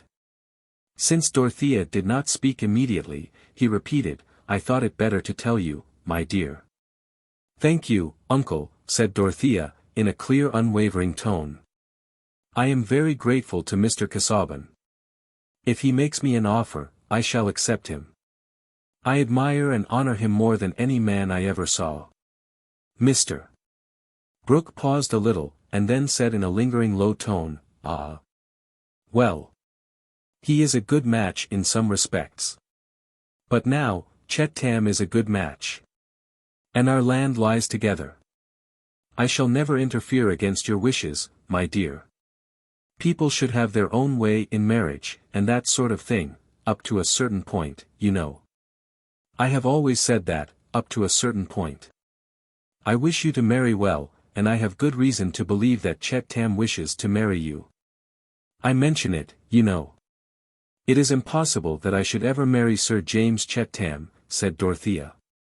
If he thinks of marrying me, he has made a great mistake. That is it, you see. One never knows. I should have thought XXIII was just the sort of man a woman would like, now. Pray do not mention him in that light again, uncle, said Dorothea, feeling some of her late irritation revive. Mr. Brooke wondered, and felt that women were an inexhaustible subject of study, since even he at his age was not in a perfect state of scientific prediction about them. Here was a fellow like XXIII with no chance at all. Well, but Casaubon, now. There is no hurry, I mean for you. It's true, every year will tell upon him.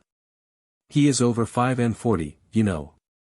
I should say a good 27 years older than you. To be sure, if you like learning and standing, and that sort of thing, we can't have everything. And his income is good, he has a handsome property independent of the church, his income is good. Still he is not young, and I must not conceal from you, my dear, that I think his health is not over strong. I know nothing else against him. I should not wish to have a husband very near my own age, said Dorothea, with grave decision. I should wish to have a husband who was above me in judgment and in all knowledge. Mr. Brooke repeated his subdued, "Ah, I thought you had more of your own opinion than most girls. I thought you liked your own opinion, liked it, you know. I cannot imagine myself living without some opinions, but I should wish to have good reasons for them, and a wise man could help me to see which opinions had the best foundation, and would help me to live according to them." Very true. You couldn't put the thing better, couldn't put it better, beforehand, you know. But there are oddities in things, continued Mr. Brooke, whose conscience was really roused to do the best he could for his niece on this occasion. Life isn't cast in a mold, not cut out by rule and line, and that sort of thing. I never married myself, and it will be the better for you and yours. The fact is, I never loved anyone well enough to put myself into a noose for them. It is a noose, you know. Temper, now. There is temper. And a husband likes to be master. I know that I must expect trials, uncle. Marriage is a state of higher duties. I never thought of it as mere personal ease, said poor Dorothea. Well, you are not fond of show, a great establishment, balls, dinners, that kind of thing. I can see that Casaubon's ways might suit you better than Chetham's.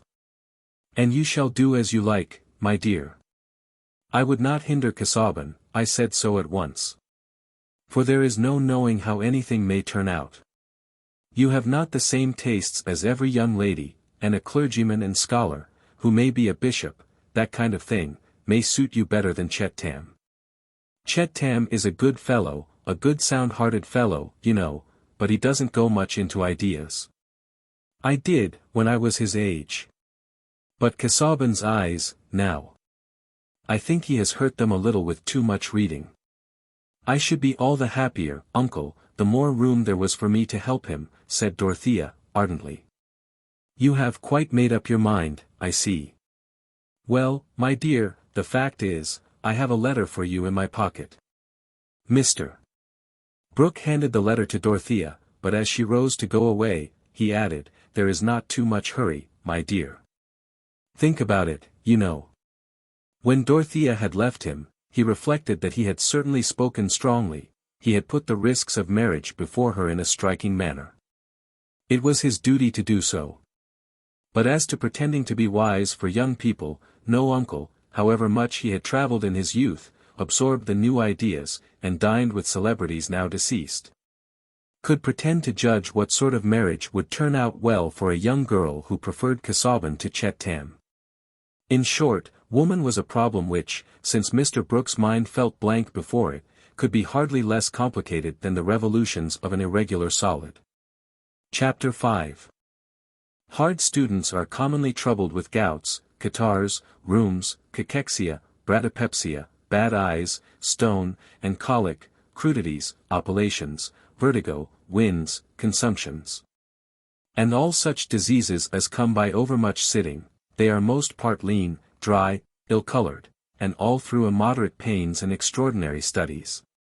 If you will not believe the truth of this, look upon great Tostatus and Thomas Aquinas' works, and tell me whether those men took pains.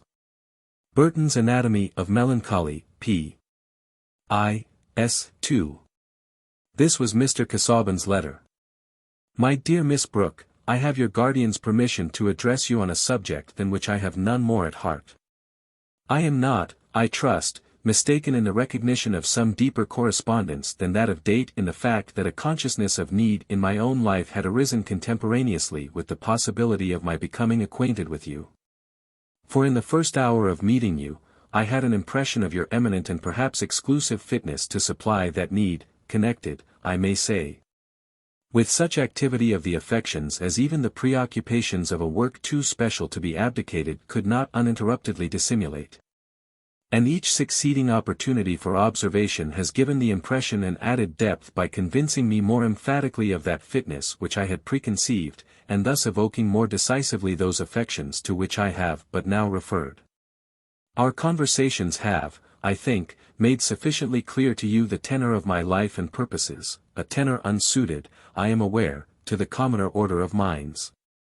But I have discerned in you an elevation of thought and a capability of devotedness, which I had hitherto not conceived to be compatible either with the early bloom of youth or with those graces of sex that may be said at once to win and to confer distinction when combined, as they notably are in you, with the mental qualities above indicated. It was, I confess, beyond my hope to meet with this rare combination of elements both solid and attractive, adapted to supply aid in graver labors and to cast a charm over vacant hours.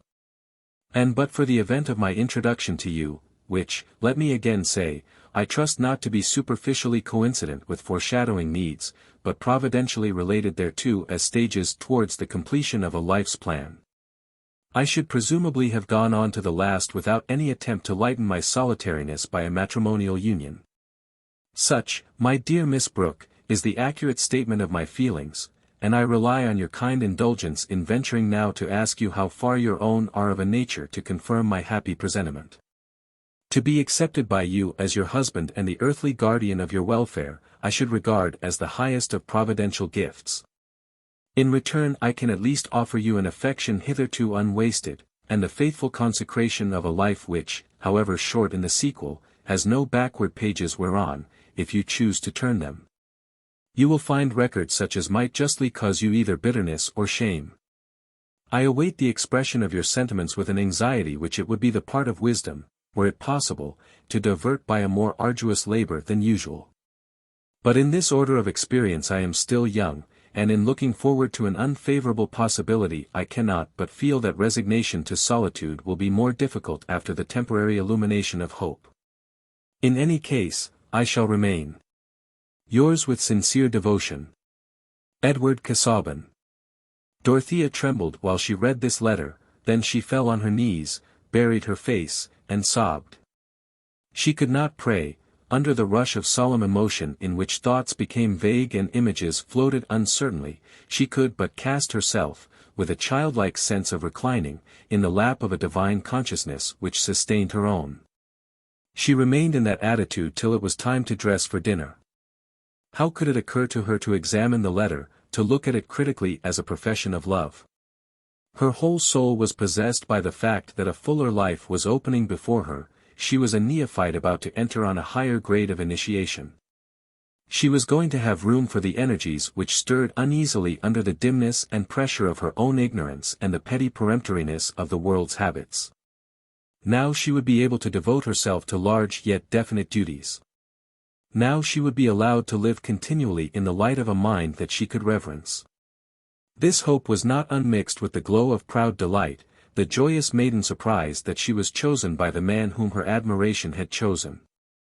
All Dorothea's passion was transfused through a mind struggling towards an ideal life. The radiance of her transfigured girlhood fell on the first object that came within its level. The impetus with which inclination became resolution was heightened by those little events of the day which had roused her discontent with the actual conditions of her life. After dinner, when Celia was playing an air, with variations, a small kind of tinkling which symbolized the aesthetic part of the young lady's education, Dorothea went up to her room to answer Mr. Casaubon's letter. Why should she defer the answer? She wrote it over 3 times, not because she wished to change the wording, but because her hand was unusually uncertain, and she could not bear that Mr. Casaubon should think her handwriting bad and illegible. She piqued herself on writing a hand in which each letter was distinguishable without any large range of conjecture, and she meant to make much use of this accomplishment, to save Mr. Casaubon's eyes. 3 times she wrote. My dear Mr. Casaubon, I am very grateful to you for loving me, and thinking me worthy to be your wife.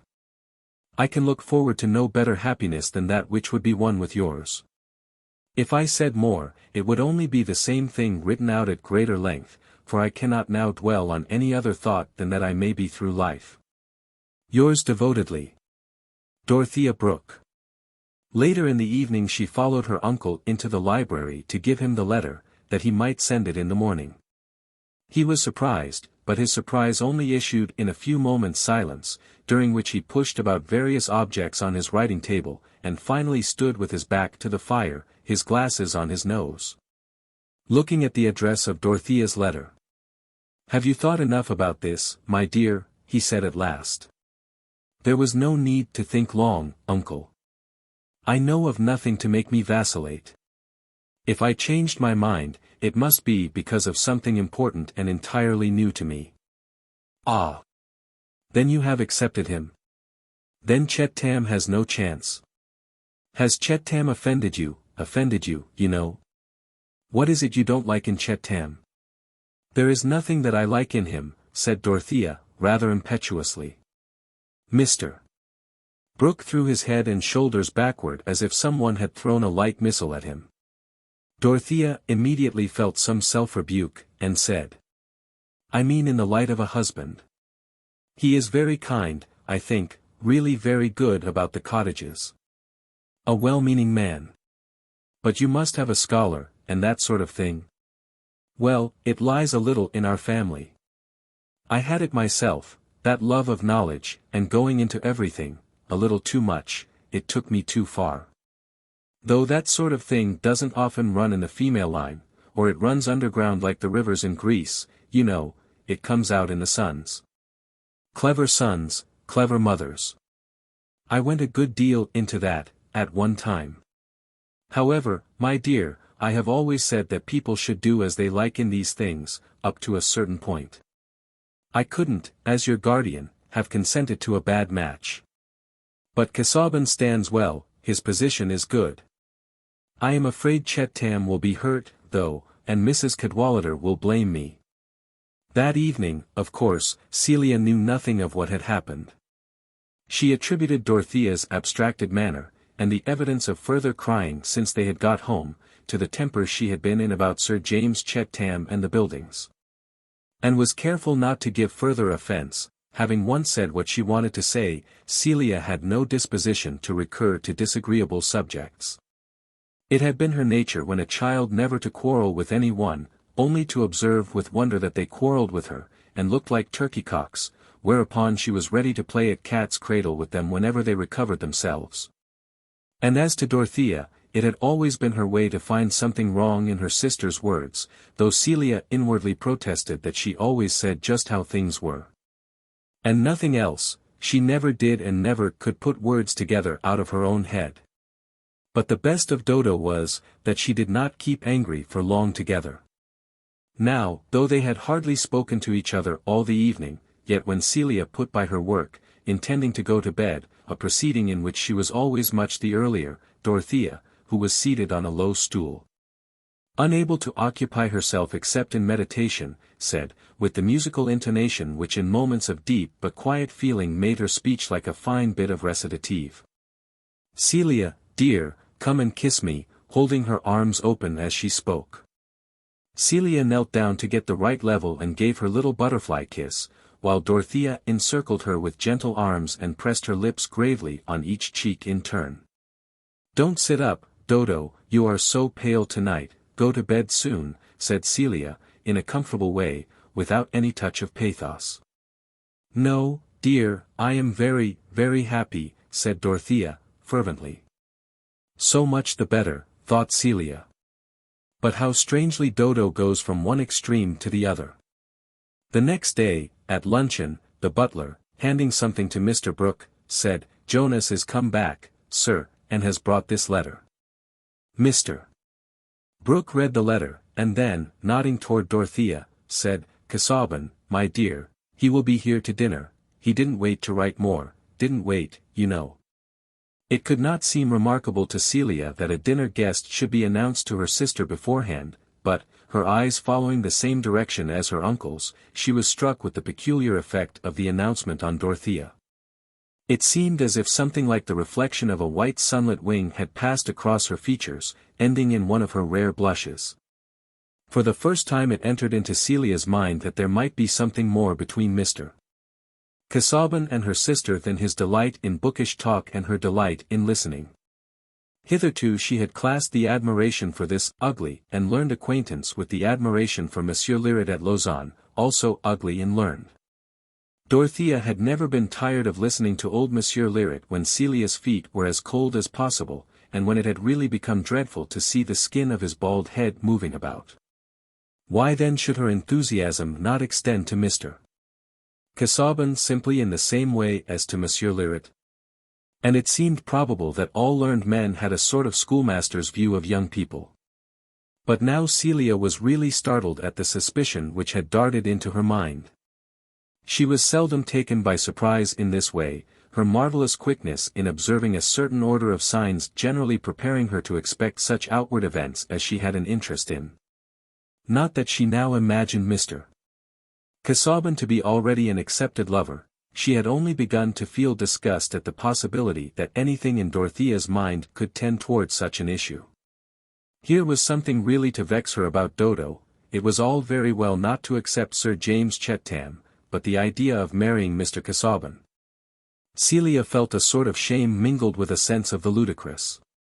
But perhaps Dodo, if she were really bordering on such an extravagance, might be turned away from it. Experience had often shown that her impressibility might be calculated on. The day was damp, and they were not going to walk out, so they both went up to their sitting room. And there Celia observed that Dorothea, instead of settling down with her usual diligent interest to some occupation, simply leaned her elbow on an open book and looked out of the window at the great cedar silvered with the damp. She herself had taken up the making of a toy for the curate's children, and was not going to enter on any subject too precipitately. Dorothea was in fact thinking that it was desirable for Celia to know of the momentous change in Mr. Casaubon's position since he had last been in the house. It did not seem fair to leave her in ignorance of what would necessarily affect her attitude towards him, but it was impossible not to shrink from telling her. Dorothea accused herself of some meanness in this timidity. It was always odious to her to have any small fears or contrivances about her actions. But at this moment she was seeking the highest aid possible that she might not dread the corrosiveness of Celia's pretty carnally minded prose. Her reverie was broken, and the difficulty of decision banished, by Celia's small and rather guttural voice speaking in its usual tone, of a remark aside or a by the by. "Is any one else coming to dine besides Mr. Casaubon?" "Not that I know of." "I hope there is someone else. Then I shall not hear him eat his soup so." "What is there remarkable about his soup eating?" "Really, Dodo, can't you hear how he scrapes his spoon? And he always blinks before he speaks." I don't know whether Locke blinked, but I'm sure I am sorry for those who sat opposite to him if he did. "Celia," said Dorothea, with emphatic gravity, "pray don't make any more observations of that kind." "Why not?" "They are quite true," returned Celia, who had her reasons for persevering, though she was beginning to be a little afraid. "Many things are true which only the commonest minds observe." "Then I think the commonest minds must be rather useful. I think it is a pity Mr. Casaubon's mother had not a commoner mind, she might have taught him better." Celia was inwardly frightened, and ready to run away, now she had hurled this light javelin. Dorothea's feelings had gathered to an avalanche, and there could be no further preparation. "It is right to tell you, Celia, that I am engaged to marry Mr. Casaubon." Perhaps Celia had never turned so pale before. The paper man she was making would have had his leg injured, but for her habitual care of whatever she held in her hands. She laid the fragile figure down at once, and sat perfectly still for a few moments. When she spoke there was a tear gathering. "Oh, Dodo, I hope you will be happy. Her sisterly tenderness could not but surmount other feelings at this moment, and her fears were the fears of affection. Dorothea was still hurt and agitated. "It is quite decided, then?" said Celia, in an awed undertone. "And uncle knows?" "I have accepted Mr. Casaubon's offer. My uncle brought me the letter that contained it, he knew about it beforehand." "I beg your pardon, if I have said anything to hurt you, Dodo," said Celia, with a slight sob. She never could have thought that she should feel as she did. There was something funereal in the whole affair, and Mr. Casaubon seemed to be the officiating clergyman, about whom it would be indecent to make remarks. "Never mind, Kitty, do not grieve. We should never admire the same people. I often offend in something of the same way. I am apt to speak too strongly of those who don't please me." In spite of this magnanimity, Dorothea was still smarting, perhaps as much from Celia's subdued astonishment as from her small criticisms. Of course all the world round Tipton would be out of sympathy with this marriage. Dorothea knew of no one who thought as she did about life and its best objects. Nevertheless, before the evening was at an end she was very happy. In an hour's tête-à-tête with Mr. Casaubon she talked to him with more freedom than she had ever felt before, even pouring out her joy at the thought of devoting herself to him, and of learning how she might best share and further all his great ends. Mr. Casaubon was touched with an unknown delight. What man would not have been, at this childlike unrestrained ardor? He was not surprised. What lover would have been, that he should be the object of it? "My dear young lady, Miss Brooke, Dorothea," he said, pressing her hand between his hands, "this is a happiness greater than I had ever imagined to be in reserve for me. That I should ever meet with a mind and person so rich in the mingled graces which could render marriage desirable, was far indeed from my conception. You have all, nay, more than all, those qualities which I have ever regarded as the characteristic excellences of womanhood. The great charm of your sex is its capability of an ardent self-sacrificing affection, and herein we see its fitness to round and complete the existence of our own. Hitherto I have known few pleasures save of the severer kind. My satisfactions have been those of the solitary student. I have been little disposed to gather flowers that would wither in my hand, but now I shall pluck them with eagerness, to place them in your bosom." No speech could have been more thoroughly honest in its intention. The frigid rhetoric at the end was as sincere as the bark of a dog, or the cawing of an amorous rook. Would it not be rash to conclude that there was no passion behind those sonnets to Delia which strike us as the thin music of a mandolin? Dorothea's faith supplied all that Mr. Casaubon's words seemed to leave unsaid. What believer sees a disturbing omission or infelicity? The text, whether of prophet or of poet, expands for whatever we can put into it, and even his bad grammar is sublime. "I am very ignorant, you will quite wonder at my ignorance," said Dorothea. "I have so many thoughts that may be quite mistaken, and now I shall be able to tell them all to you, and ask you about them.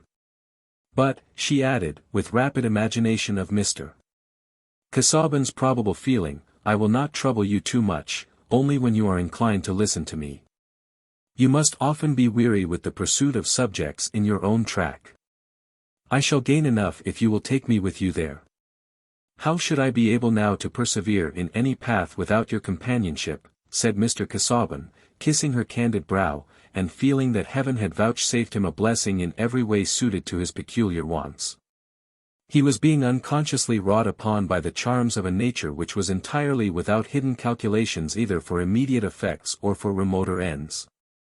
It was this which made Dorothea so childlike, and, according to some judges, so stupid, with all her reputed cleverness, as, for example, in the present case of throwing herself, metaphorically speaking, at Mr. Casaubon's feet, and kissing his unfashionable shoe ties as if he were a Protestant pope. She was not in the least teaching Mr. Casaubon to ask if he were good enough for her, but merely asking herself anxiously how she could be good enough for Mr. Casaubon. Before he left the next day it had been decided that the marriage should take place within 6 weeks. Why not? Mr. Casaubon's house was ready. It was not a parsonage, but a considerable mansion, with much land attached to it. The parsonage was inhabited by the curate, who did all the duty except preaching the morning sermon. Chapter 6. My lady's tongue is like the meadow blades that cut you, stroking them with idle hand. Nice cutting is her function, she divides with spiritual edge the millet seed, and makes intangible savings. As Mr. Casaubon's carriage was passing out of the gateway, it arrested the entrance of a pony phaeton driven by a lady with a servant seated behind. It was doubtful whether the recognition had been mutual, for Mr. Casaubon was looking absently before him. But the lady was quick-eyed, and threw a nod and a "how do you do," in the nick of time. In spite of her shabby bonnet and very old Indian shawl, it was plain that the lodge-keeper regarded her as an important personage, from the low curtsy which was dropped on the entrance of the small phaeton. "Well, Mrs. Fitchett, how are your fowls laying now?" said the high-colored, dark-eyed lady, with the clearest chiselled utterance. "Pretty well for laying, madam, but they've ta'en to eating their eggs. I've no peace o' mind with 'em at all. Oh, the cannibals! Better sell them cheap at once." "What will you sell them a couple?" "One can't eat fowls of a bad character at a high price." "Well, madam, half a crown, I couldn't let 'em go, not under half a crown, these times. Come now, for the rector's chicken broth on a Sunday. He has consumed all hours that I can spare." "You are half paid with the sermon, Mrs. Fitchett, remember that. Take a pair of tumbler pigeons for them, little beauties. You must come and see them. You have no tumblers among your pigeons." "Well, madam, Master Fitchett shall go and see 'em after work. He's very hot on new sorts, to oblige you." "Oblige me. It will be the best bargain he ever made. A pair of church pigeons for a couple of wicked Spanish fowls that eat their own eggs. Don't you and Fitchett boast too much, that is all." The phaeton was driven onwards with the last words, leaving Mrs. Fitchett laughing and shaking her head slowly, with an interjectional, "Surely, surely." From which it might be inferred that she would have found the countryside somewhat duller if the rector's lady had been less free-spoken and less of a skinflint. Indeed, both the farmers and labourers in the parishes of Freshitt and Tipton would have felt a sad lack of conversation but for the stories about what Mrs. Cadwallader said and did, a lady of immeasurably high birth, descended, as it were, from unknown earls, dim as the crowd of heroic shades, who pleaded poverty, pared down prices, and cut jokes in the most companionable manner, though with a turn of tongue that let you know who she was. Such a lady gave a neighborliness to both rank and religion, and mitigated the bitterness of uncommuted tithe. A much more exemplary character with an infusion of sour dignity would not have furthered their comprehension of the 39 Articles, and would have been less socially uniting. Mr. Brooke, seeing Mrs. Cadwallader's merits from a different point of view, winced a little when her name was announced in the library, where he was sitting alone. "I see you have had our Lowick Cicero here," she said, seating herself comfortably, throwing back her wraps, and showing a thin but well-built figure. "I suspect you and he are brewing some bad polities, else you would not be seeing so much of the lively man. I shall inform against you. Remember you are both suspicious characters since you took Peel's side about the Catholic bill. I shall tell everybody that you are going to put up for Middlemarch on the Whig side when old Pinkerton resigns, and that Casaubon is going to help you in an underhand manner, going to bribe the voters with pamphlets, and throw open the public houses to distribute them. Come, confess." "Nothing of the sort," said Mr. Brooke, smiling and rubbing his eye-glasses, but really blushing a little at the impeachment. "Casaubon and I don't talk politics much. He doesn't care much about the philanthropic side of things. Punishments, and that kind of thing. He only cares about church questions. That is not my line of action, you know. Are either too much, my friend? I have heard of your doings. Who was it that sold his bit of land to the Papists at Middlemarch? I believe you bought it on purpose. You are a perfect Guy Faux. See if you are not burnt in effigy this 5th of November coming. Humphrey would not come to quarrel with you about it, so I am come." "Very good. I was prepared to be persecuted for not persecuting, you know. There you go. That is a piece of claptrap you have got ready for the hustings. Now, do not let them lure you to the hustings, my dear Mr. Brooke. A man always makes a fool of himself, speechifying, there's no excuse but being on the right side, so that you can ask a blessing on your humming and hawing. You will lose yourself, I forewarn you. You will make a Saturday pie of all parties' opinions, and be pelted by everybody.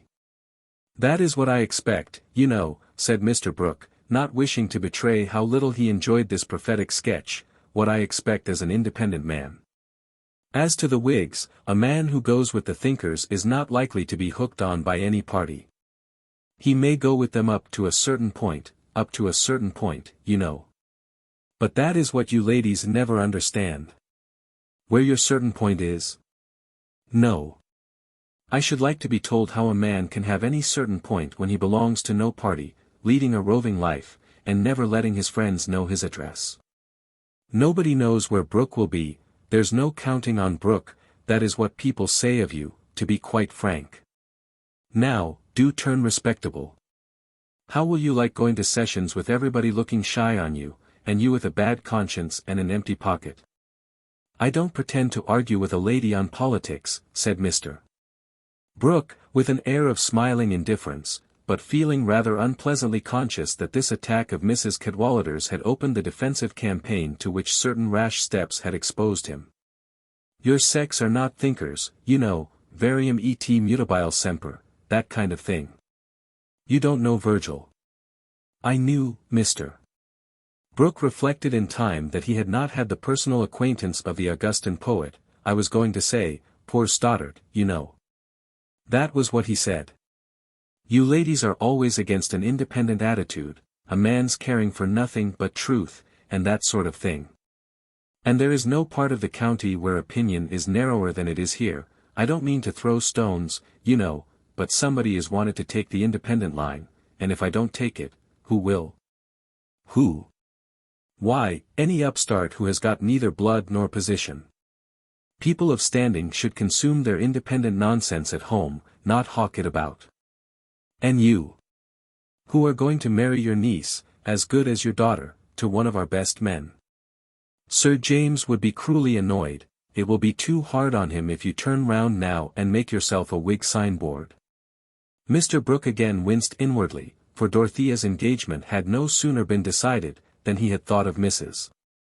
Cadwallader's prospective taunts.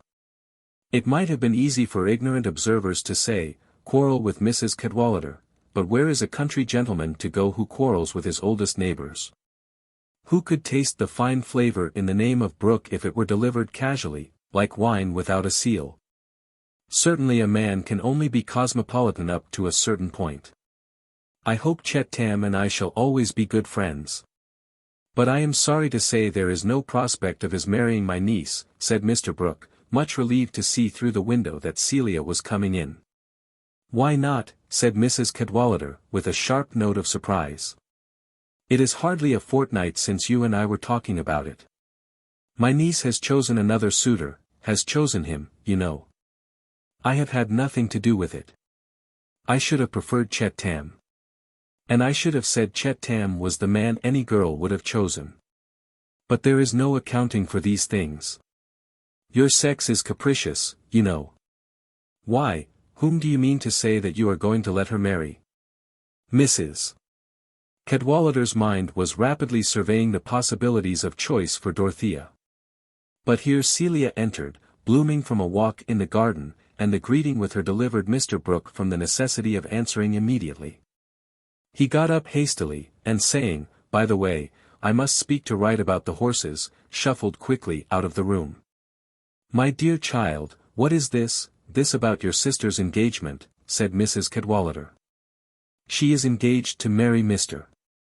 Casaubon, said Celia, resorting, as usual, to the simplest statement of fact, and enjoying this opportunity of speaking to the rector's wife alone. This is frightful. How long has it been going on? I only knew of it yesterday. They are to be married in 6 weeks. Well, my dear, I wish you joy of your brother-in-law. I am so sorry for Dorothea. Sorry. It is her doing, I suppose.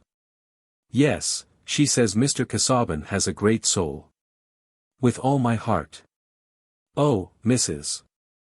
Cadwallader, I don't think it can be nice to marry a man with a great soul. Well, my dear, take warning. You know the look of one now, when the next comes and wants to marry you, don't you accept him? I'm sure I never should. No. One such in a family is enough. So your sister never cared about Sir James XVIII? What would you have said to him for a brother-in-law? I should have liked that very much. I am sure he would have been a good husband. Only, Celia added, with a slight blush, she sometimes seemed to blush as she breathed, I don't think he would have suited Dorothea. Not high-flown enough. Dodo is very strict. She thinks so much about everything, and is so particular about what one says. Sir James never seemed to please her. She must have encouraged him, I am sure. That is not very creditable. Please don't be angry with Dodo, she does not see things. She thought so much about the cottages, and she was rude to Sir James sometimes, but he is so kind, he never noticed it. Well, said Mrs. Cadwallader, putting on her shawl, and rising, as if in haste, I must go straight to Sir James and break this to him. He will have brought his mother back by this time, and I must call. Your uncle will never tell him. We are all disappointed, my dear. Young people should think of their families in marrying. I set a bad example, married a poor clergyman, and made myself a pitiable object among the de Bracy's, obliged to get my coals by stratagem, and pray to heaven for my salad oil. However, Casaubon has money enough, I must do him that justice.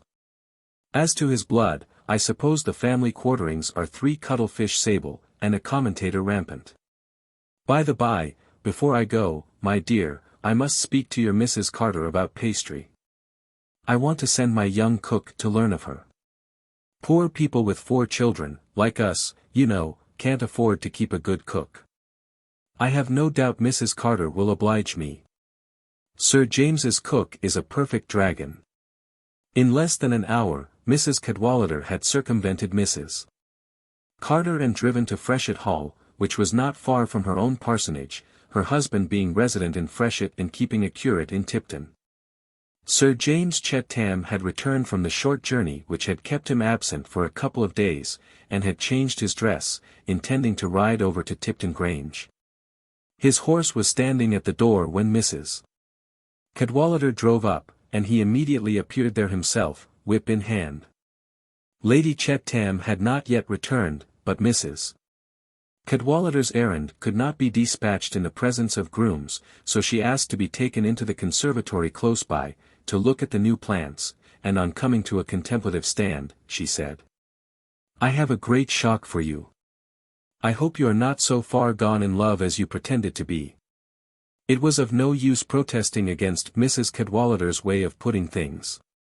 But Sir James's countenance changed a little. He felt a vague alarm. I do believe Brooke is going to expose himself after all. I accused him of meaning to stand for Middlemarch on the Liberal side, and he looked silly and never denied it, talked about the independent line, and the usual nonsense. Is that all? Said Sir James, much relieved. Why, rejoined Mrs. Cadwallader, with a sharper note, you don't mean to say that you would like him to turn public man in that way, making a sort of political cheap jack of himself? He might be dissuaded, I should think. He would not like the expense. That is what I told him.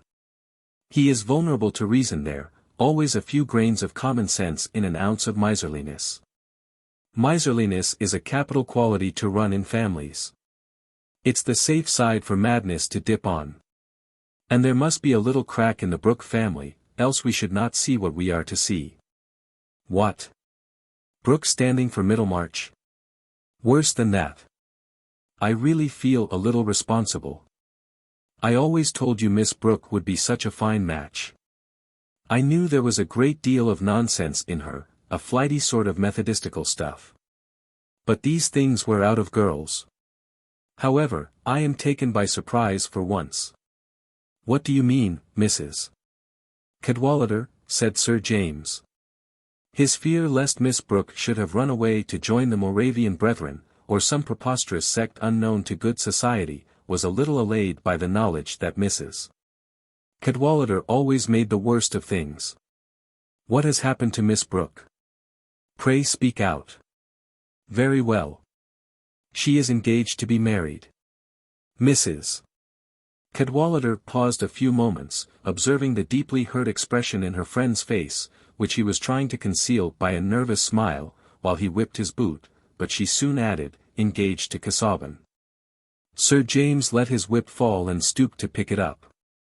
Perhaps his face had never before gathered so much concentrated disgust as when he turned to Mrs. Cadwallader and repeated, Casaubon. Even so. You know my errand now. Good God! It is horrible. He is no better than a mummy. The point of view has to be allowed for, as that of a blooming and disappointed rival. She says, he is a great soul. A great bladder for dried peas to rattle in, said Mrs. Cadwallader. What business has an old bachelor like that to marry, said Sir James. He has one foot in the grave. He means to draw it out again, I suppose. Brooke ought not to allow it, he should insist on its being put off till she is of age. She would think better of it then. What is a guardian for? As if you could ever squeeze a resolution out of Brooke. Cadwallader might talk to him. Not he. Humphrey finds everybody charming. I never can get him to abuse Casaubon. He will even speak well of the bishop, though I tell him it is unnatural in a beneficed clergyman. What can one do with a husband who attends so little to the decencies? I hide it as well as I can by abusing everybody myself. Come, cheer up. You are well rid of Miss Brooke, a girl who would have been requiring you to see the stars by daylight. Between ourselves, little Celia is worth two of her, and likely after all to be the better match. For this marriage to Casaubon is as good as going to a nunnery. Oh, on my own account, it is for Miss Brooke's sake I think her friends should try to use their influence. Well, Humphrey doesn't know yet. But when I tell him, you may depend on it he will say, why not? Casaubon is a good fellow, and young enough.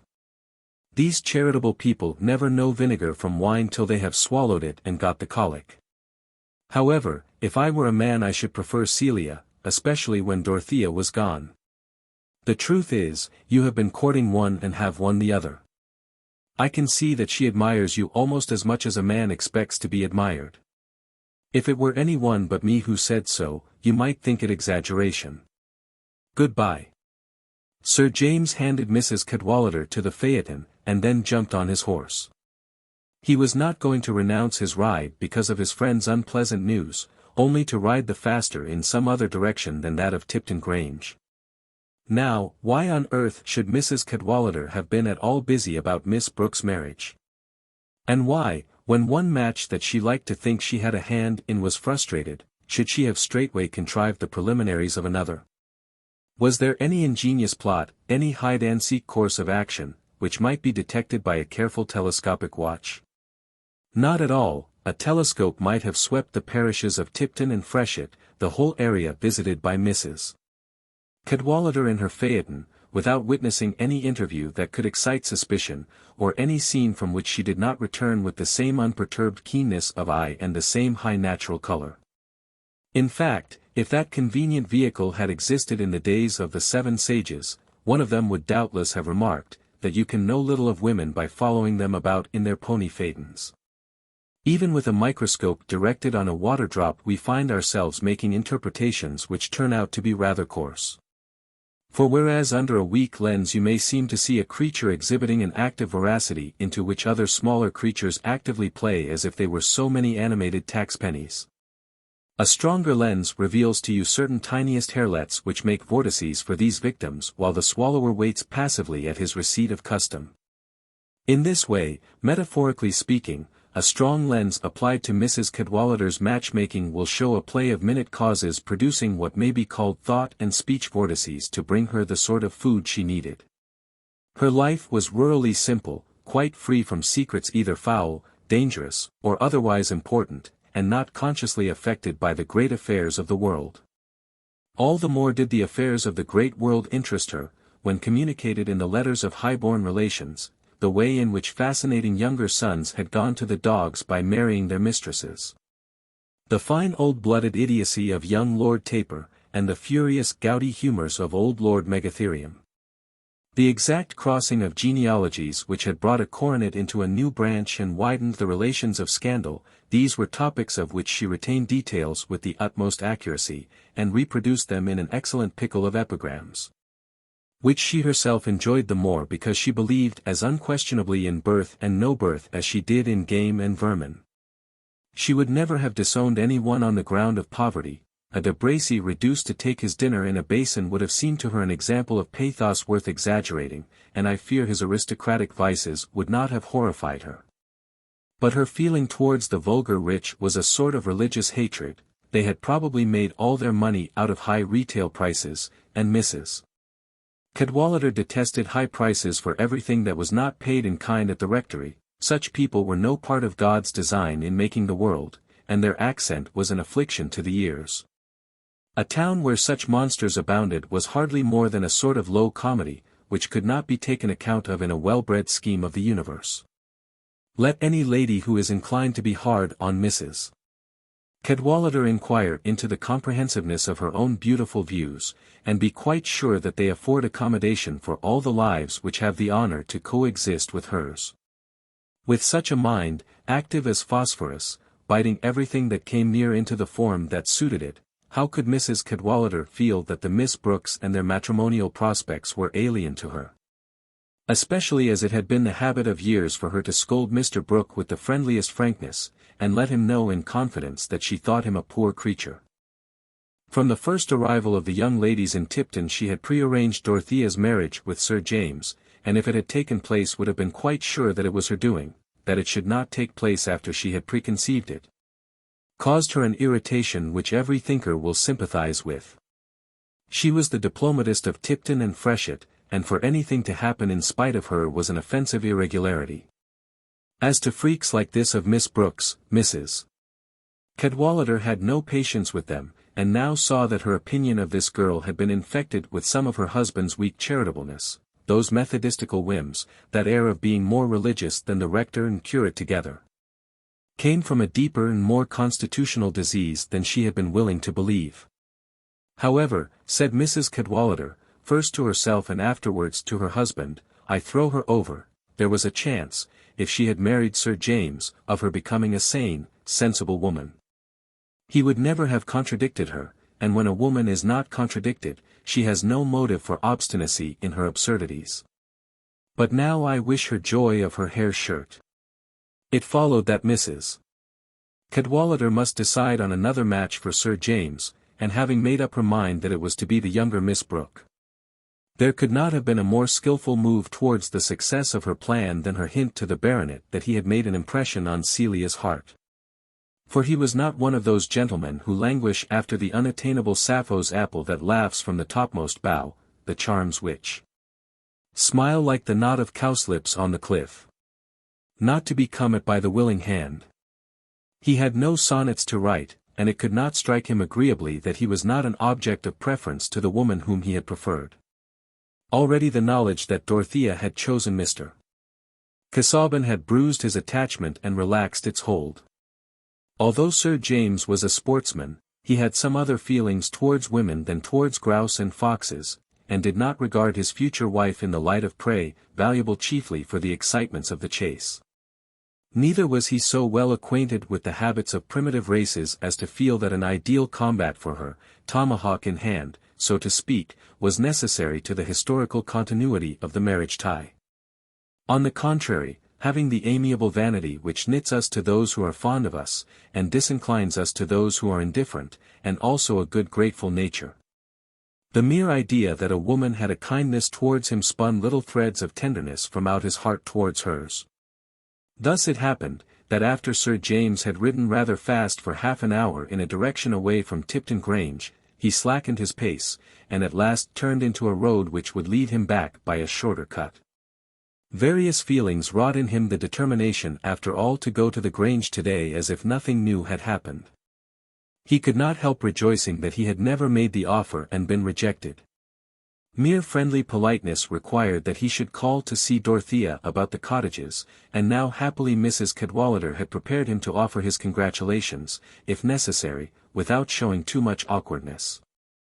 He really did not like it. Giving up Dorothea was very painful to him, but there was something in the resolve to make this visit forthwith and conquer all show of feeling, which was a sort of file-biting and counter-irritant.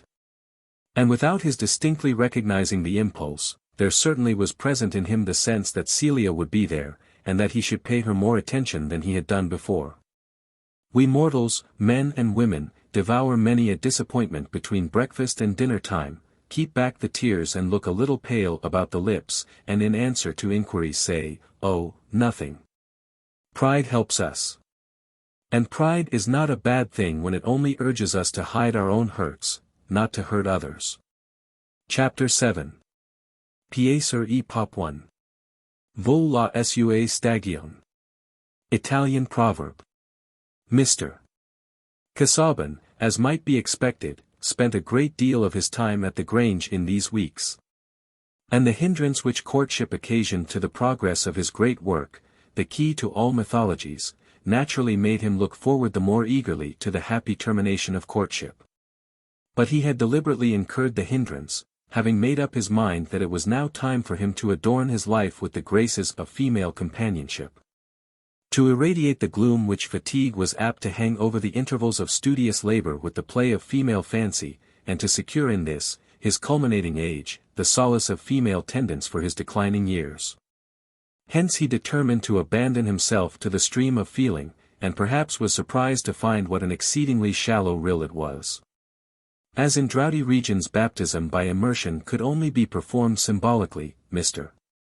Casaubon found that sprinkling was the utmost approach to a plunge which his stream would afford him, and he concluded that the poets had much exaggerated the force of masculine passion. Nevertheless, he observed with pleasure that Miss Brooke showed an ardent submissive affection which promised to fulfill his most agreeable previsions of marriage. It had once or twice crossed his mind that possibly there was some deficiency in Dorothea to account for the moderation of his abandonment. But he was unable to discern the deficiency, or to figure to himself a woman who would have pleased him better, so that there was clearly no reason to fall back upon but the exaggerations of human tradition. "Could I not be preparing myself now to be more useful?" said Dorothea to him, one morning, early in the time of courtship. "Could I not learn to read Latin and Greek aloud to you, as Milton's daughters did to their father, without understanding what they read?" "I fear that would be wearisome to you," said Mr. Casaubon, smiling. "And, indeed, if I remember rightly, the young women you have mentioned regarded that exercise in unknown tongues as a ground for rebellion against the poet." "Yes. But in the first place they were very naughty girls, else they would have been proud to minister to such a father. And in the second place they might have studied privately and taught themselves to understand what they read, and then it would have been interesting. I hope you don't expect me to be naughty and stupid. I expect you to be all that an exquisite young lady can be in every possible relation of life. Certainly it might be a great advantage if you were able to copy the Greek character, and to that end it were well to begin with a little reading." Dorothea seized this as a precious permission. She would not have asked Mr. Casaubon at once to teach her the languages, dreading of all things to be tiresome instead of helpful. But it was not entirely out of devotion to her future husband that she wished to know Latin and Greek.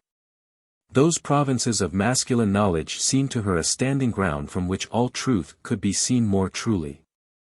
As it was, she constantly doubted her own conclusions, because she felt her own ignorance. How could she be confident that one-roomed cottages were not for the glory of God? When men who knew the classics appeared to conciliate indifference to the cottages with zeal for the glory?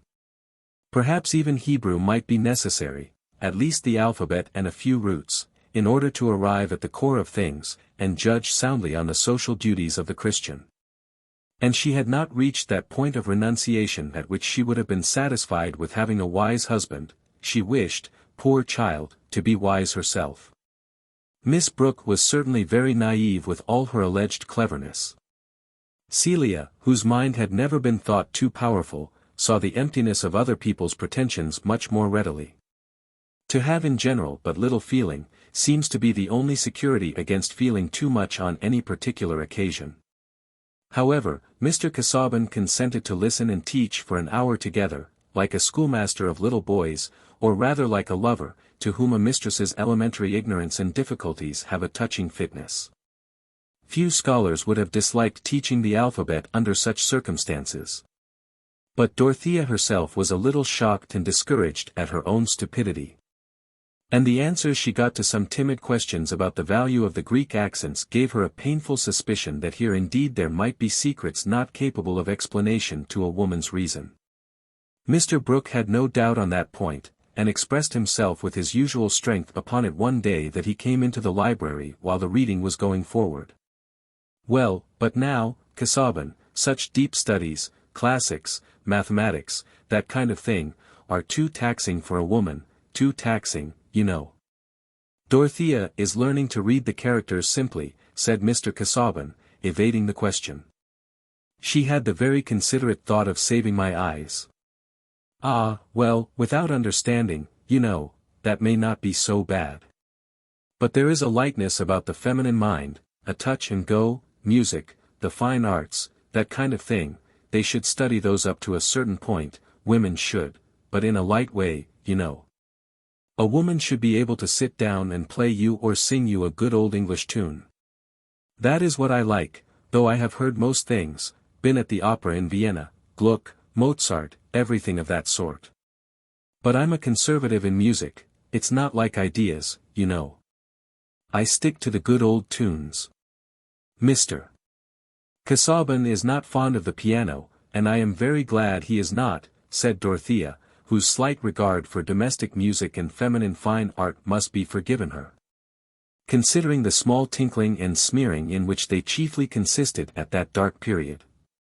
She smiled and looked up at her betrothed with grateful eyes. If he had always been asking her to play the Last Rose of Summer, she would have required much resignation. He says there is only an old harpsichord at Lowick, and it is covered with books. Ah, there you are behind Celia, my dear. Celia, now, plays very prettily, and is always ready to play. However, since Casaubon does not like it, you are all right. But it's a pity you should not have little recreations of that sort, Casaubon, the bow always strung, that kind of thing, you know, will not do.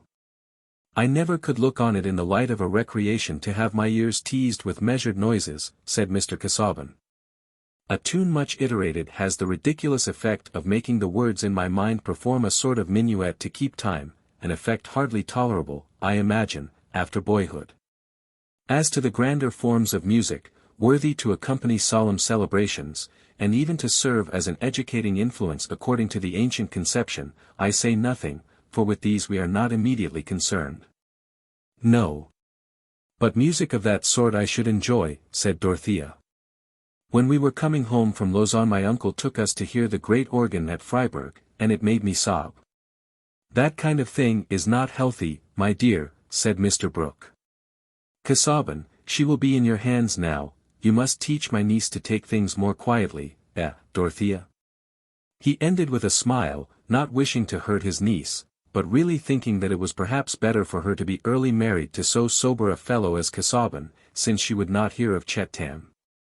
It is wonderful, though, he said to himself as he shuffled out of the room, it is wonderful that she should have liked him. However, the match is good. I should have been travelling out of my brief to have hindered it, let Mrs. Cadwallader say what she will.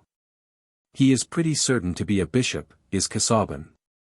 That was a very seasonable pamphlet of his on the Catholic question, a deanery at least. They owe him a deanery. And here I must vindicate a claim to philosophical reflectiveness, by remarking that Mr. Brooke on this occasion little thought of the radical speech which, at a later period, he was led to make on the incomes of the bishops.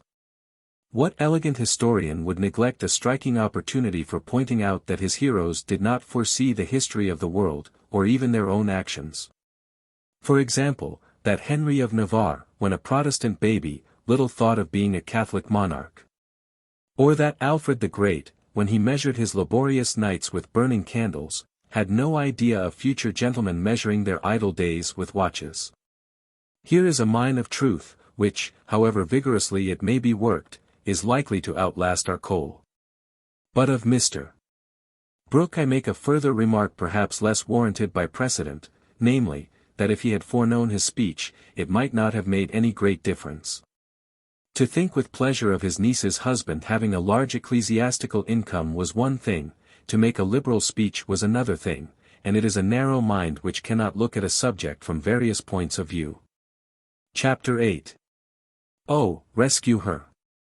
I am her brother now. And you her father. Every gentle maid should have a guardian in each gentleman. It was wonderful to Sir James Chettam how well he continued to like going to the Grange after he had once encountered the difficulty of seeing Dorothea for the first time in the light of a woman who was engaged to another man.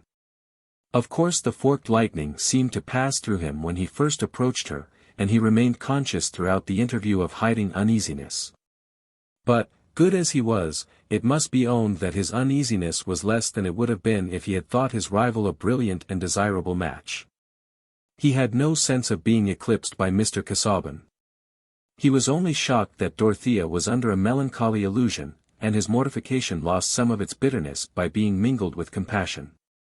Nevertheless, while Sir James said to himself that he had completely resigned her, since with the perversity of a Desdemona she had not effected a proposed match that was clearly suitable and according to nature, he could not yet be quite passive under the idea of her engagement to Mr. Casaubon. On the day when he first saw them together in the light of his present knowledge, it seemed to him that he had not taken the affair seriously enough. Brooke was really culpable, he ought to have hindered it. Who could speak to him?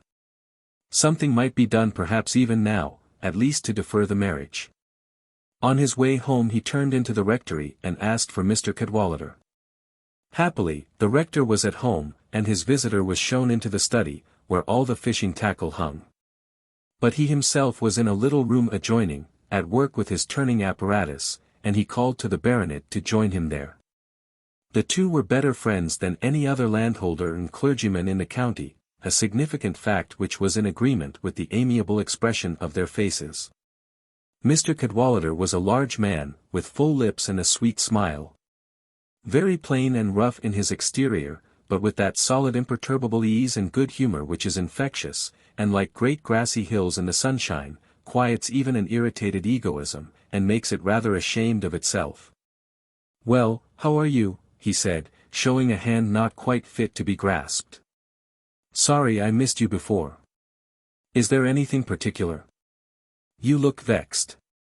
Sir James's brow had a little crease in it, a little depression of the eyebrow, which he seemed purposely to exaggerate as he answered. "It is only this conduct of Brooke's. I really think somebody should speak to him." "What? Meaning to stand?" said Mr. Cadwallader, going on with the arrangement of the reels which he had just been turning. "I hardly think he means it. But where's the harm, if he likes it? Any one who objects to Whiggery should be glad when the Whigs don't put up the strongest fellow. They won't overturn the Constitution with our friend Brooke's head for a battering ram." "Oh, I don't mean that," said Sir James, who, after putting down his hat and throwing himself into a chair, had begun to nurse his leg and examine the sole of his boot with much bitterness. "I mean this marriage. I mean his letting that blooming young girl marry Casaubon. What is the matter with Casaubon? I see no harm in him, if the girl likes him. She is too young to know what she likes. Her guardian ought to interfere. He ought not to allow the thing to be done in this headlong manner. I wonder a man like you, Cadwallader, a man with daughters, can look at the affair with indifference, and with such a heart as yours. Do think seriously about it." "I am not joking. I am as serious as possible," said the rector, with a provoking little inward laugh. "You are as bad as Eleanor. She has been wanting me to go and lecture Brooke. And I have reminded her that her friends had a very poor opinion of the match she made when she married me. But look at Casaubon," said Sir James, indignantly. "He must be 50, and I don't believe he could ever have been much more than the shadow of a man. Look at his legs. Confound you handsome young fellows. You think of having it all your own way in the world. You don't understand women. They don't admire you half so much as you admire yourselves. Eleanor used to tell her sisters that she married me for my ugliness. It was so various and amusing that it had quite conquered her prudence. You. It was easy enough for a woman to love you. But this is no question of beauty. I don't like Casaubon. This was Sir James's strongest way of implying that he thought ill of a man's character. Why? What do you know against him? Said the rector, laying down his reels, and putting his thumbs into his armholes with an air of attention. Sir James paused. He did not usually find it easy to give his reasons. It seemed to him strange that people should not know them without being told, since he only felt what was reasonable. At last he said. Now, Cadwallader, has he got any heart? Well, yes. I don't mean of the melting sort, but a sound kernel, that you may be sure of. He is very good to his poor relations, pensions several of the women, and is educating a young fellow at a good deal of expense. Casaubon acts up to his sense of justice. His mother's sister made a bad match, a Pole, I think, lost herself, at any rate was disowned by her family. If it had not been for that, Casaubon would not have had so much money by half. I believe he went himself to find out his cousins, and see what he could do for them. Every man would not ring so well as that, if you tried his mettle. You would, XXIII, but not every man. I don't know, said Sir James, colouring. I am not so sure of myself. He paused a moment, and then added, that was a right thing for Casaubon to do. But a man may wish to do what is right, and yet be a sort of parchment code. A woman may not be happy with him. And I think when a girl is so young as Miss Brooke is, her friends ought to interfere a little to hinder her from doing anything foolish. You laugh, because you fancy I have some feeling on my own account. But upon my honour, it is not that. I should feel just the same if I were Miss Brooke's brother or uncle. Well, but what should you do? I should say that the marriage must not be decided on until she was of age. And depend upon it, in that case, it would never come off. I wish you saw it as I do. I wish you would talk to Brooke about it. Sir James rose as he was finishing his sentence, for he saw Mrs. Cadwallader entering from the study. She held by the hand her youngest girl, about 5 years old, who immediately ran to Papa, and was made comfortable on his knee. I hear what you are talking about, said the wife. But you will make no impression on Humphrey. As long as the fish rise to his bait, everybody is what he ought to be. Bless you, Casaubon has got a trout stream, and does not care about fishing in it himself. Could there be a better fellow? Well, there is something in that, said the rector, with his quiet, inward laugh. It is a very good quality in a man to have a trout stream. But seriously, said Sir James, whose vexation had not yet spent itself, don't you think the rector might do some good by speaking? Oh, I told you beforehand what he would say, answered Mrs. Cadwallader, lifting up her eyebrows. I have done what I could, I wash my hands of the marriage. In the first place, said the rector, looking rather grave, it would be nonsensical to expect that I could convince Brooke, and make him act accordingly. Brooke is a very good fellow, but pulpy, he will run into any mould, but he won't keep shape. He might keep shape long enough to defer the marriage, said Sir James. But, my dear XXIII, why should I use my influence to Casaubon's disadvantage, unless I were much surer than I am that I should be acting for the advantage of Miss Brooke? I know no harm of Casaubon. I don't care about his Zesuthris and Fum and the rest, but then he doesn't care about my fishing tackle. As to the line he took on the Catholic question, that was unexpected. But he has always been civil to me, and I don't see why I should spoil his sport. For anything I can tell, Miss Brooke may be happier with him than she would be with any other man. Humphrey. I have no patience with you. You know you would rather dine under the hedge than with Casaubon alone. You have nothing to say to each other. What has that to do with Miss Brooke's marrying him? She does not do it for my amusement. "He has got no good red blood in his body," said Sir James. "No. Somebody put a drop under a magnifying glass and it was all semicolons and parentheses," said Mrs. Cadwallader. "Why does he not bring out his book, instead of marrying?" said Sir James, with a disgust which he held warranted by the sound feeling of an English layman. "Oh, he dreams footnotes, and they run away with all his brains. They say, when he was a little boy, he made an abstract of hop o' my thumb, and he has been making abstracts ever since. Ugh! And that is the man Humphrey goes on saying that a woman may be happy with." "Well, he is what Miss Brooke likes," said the rector. "I don't profess to understand every young lady's taste. But if she were your own daughter," said Sir James, "that would be a different affair. She is not my daughter, and I don't feel called upon to interfere. Casaubon is as good as most of us. He is a scholarly clergyman, and creditable to the cloth. Some radical fellow speechifying at Middlemarch said Casaubon was the learned straw-chopping incumbent, and Freke was the brick-and-mortar incumbent, and I was the angling incumbent. And upon my word, I don't see that one is worse or better than the other." The rector ended with his silent laugh.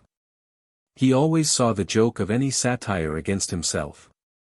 His conscience was large and easy, like the rest of him, it did only what it could do without any trouble. Clearly, there would be no interference with Miss Brooke's marriage through Mr. Cadwallader. And Sir James felt with some sadness that she was to have perfect liberty of misjudgment. It was a sign of his good disposition that he did not slacken at all in his intention of carrying out Dorothea's design of the cottages. Doubtless this persistence was the best course for his own dignity, but pride only helps us to be generous, it never makes us so, any more than vanity makes us witty. She was now enough aware of Sir James's position with regard to her, to appreciate the rectitude of his perseverance in a landlord's duty, to which he had at first been urged by a lover's complaisance. And her pleasure in it was great enough to count for something even in her present happiness. Perhaps she gave to Sir James Chetham's cottages all the interest she could spare from Mr. Casaubon, or rather from the symphony of hopeful dreams, admiring trust, and passionate self-devotion which that learned gentleman had set playing in her soul. Hence it happened that in the good baronet's succeeding visits, while he was beginning to pay small attentions to Celia, he found himself talking with more and more pleasure to Dorothea. She was perfectly unconstrained and without irritation towards him now, and he was gradually discovering the delight there is in frank kindness and companionship between a man and a woman who have no passion to hide or confess. Chapter 9. First Gent. An ancient land in ancient oracles. Is called law-thirsty, all the struggle there was after order and a perfect rule. Pray, where lie such lands now? 2d Gent. Why, where they lay of old, in human souls. Mr. Casaubon's behavior about settlements was highly satisfactory to Mr. Brooke, and the preliminaries of marriage rolled smoothly along, shortening the weeks of courtship. The betrothed bride must see her future home, and dictate any changes that she would like to have made there. A woman dictates before marriage in order that she may have an appetite for submission afterwards. And certainly, the mistakes that we male and female mortals make when we have our own way might fairly raise some wonder that we are so fond of it. On a grey but dry November morning Dorothea drove to Lowick in company with her uncle and Celia. Mr. Casaubon's home was the manor house. Close by, visible from some parts of the garden, was the little church, with the old parsonage opposite. In the beginning of his career, Mr. Casaubon had only held the living, but the death of his brother had put him in possession of the manor also. It had a small park, with a fine old oak here and there, and an avenue of limes towards the southwest front, with a sunk fence between park and pleasure ground. So that from the drawing-room windows the glance swept uninterruptedly along a slope of greensward till the limes ended in a level of corn and pastures, which often seemed to melt into a lake under the setting sun. This was the happy side of the house, for the south and east looked rather melancholy even under the brightest morning. The grounds here were more confined, the flower-beds showed no very careful tendance, and large clumps of trees, chiefly of sombre hues, had risen high, not 10 yards from the windows. The building, of greenish stone, was in the Old English style, not ugly, but small-windowed and melancholy-looking, the sort of house that must have children, many flowers, open windows, and little vistas of bright things, to make it seem a joyous home. In this latter end of autumn, with a sparse remnant of yellow leaves falling slowly athwart the dark evergreens in a stillness without sunshine, the house too had an air of autumnal decline, and Mr. Casaubon, when he presented himself, had no bloom that could be thrown into relief by that background. "Oh dear," Celia said to herself, "I am sure Freshitt Hall would have been pleasanter than this."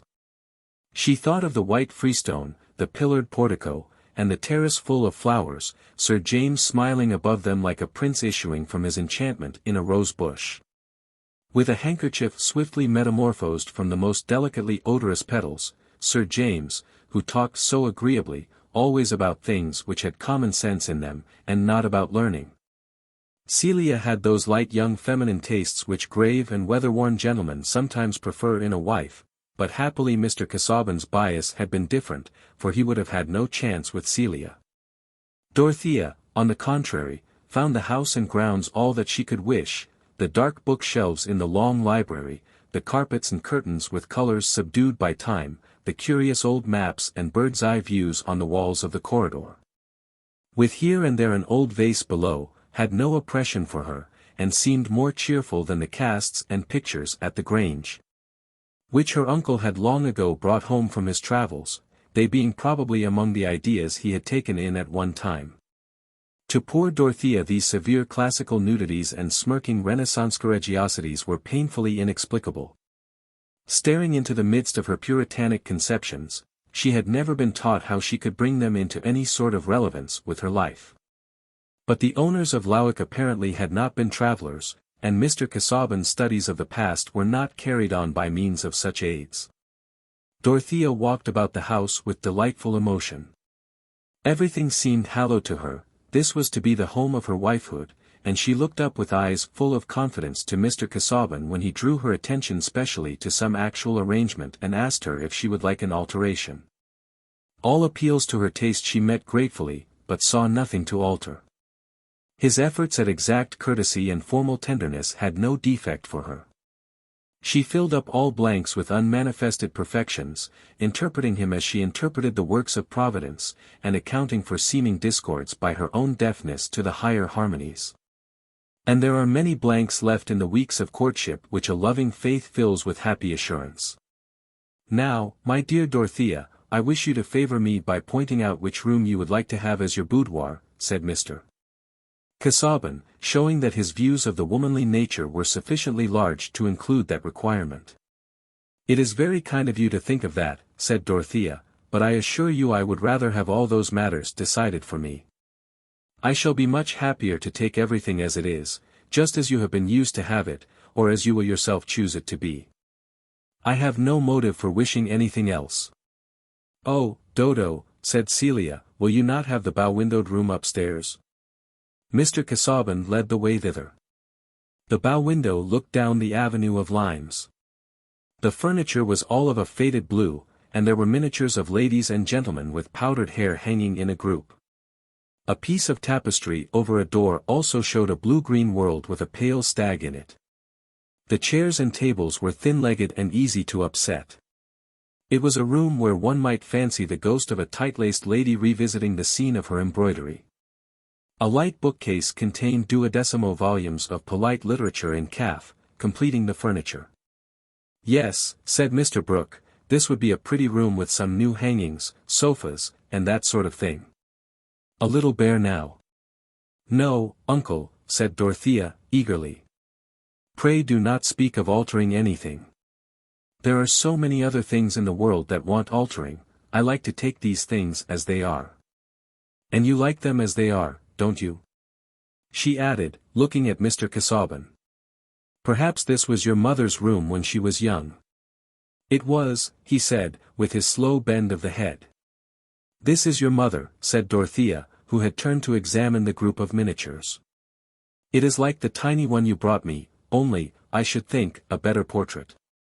And this one opposite, Who is this? Her elder sister. They were, like you and your sister, the only two children of their parents, who hang above them, you see. The sister is pretty, said Celia, implying that she thought less favorably of Mr. Casaubon's mother. It was a new opening to Celia's imagination, that he came of a family who had all been young in their time, the ladies wearing necklaces. It is a peculiar face, said Dorothea, looking closely. Those deep grey eyes rather near together, and the delicate irregular nose with a sort of ripple in it, and all the powdered curls hanging backward. Altogether it seems to me peculiar rather than pretty. There is not even a family likeness between her and your mother. No. And they were not alike in their lot. You did not mention her to me, said Dorothea. My aunt made an unfortunate marriage. I never saw her. Dorothea wondered a little, but felt that it would be indelicate just then to ask for any information which Mr. Casaubon did not proffer, and she turned to the window to admire the view. The sun had lately pierced the grey, and the avenue of limes cast shadows. Shall we not walk in the garden now, said Dorothea. And you would like to see the church, you know, said Mr. Brooke. It is a droll little church. And the village. It all lies in a nutshell. By the way, it will suit you, Dorothea, for the cottages are like a row of almshouses, little gardens, gillyflowers, that sort of thing. Yes, please, said Dorothea, looking at Mr. Casaubon, I should like to see all that. She had got nothing from him more graphic about the Lowick cottages than that they were not bad.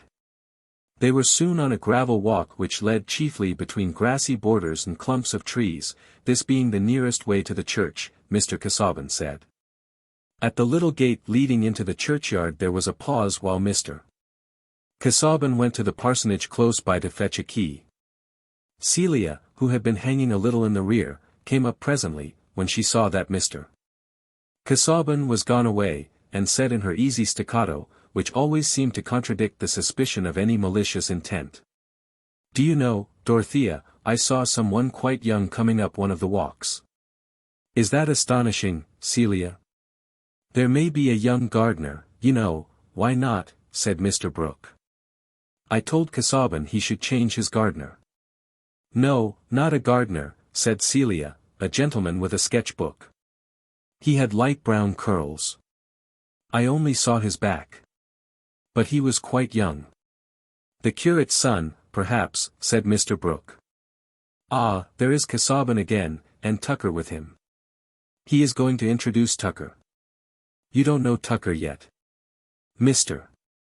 Tucker was the middle-aged curate, one of the inferior clergy, who are usually not wanting in sons. But after the introduction, the conversation did not lead to any question about his family, and the startling apparition of youthfulness was forgotten by every one but Celia. She inwardly declined to believe that the light brown curls and slim figure could have any relationship to Mr. Tucker, who was just as old and musty-looking as she would have expected Mr. Casaubon's curate to be. Doubtless an excellent man who would go to heaven, for Celia wished not to be unprincipled, but the corners of his mouth were so unpleasant.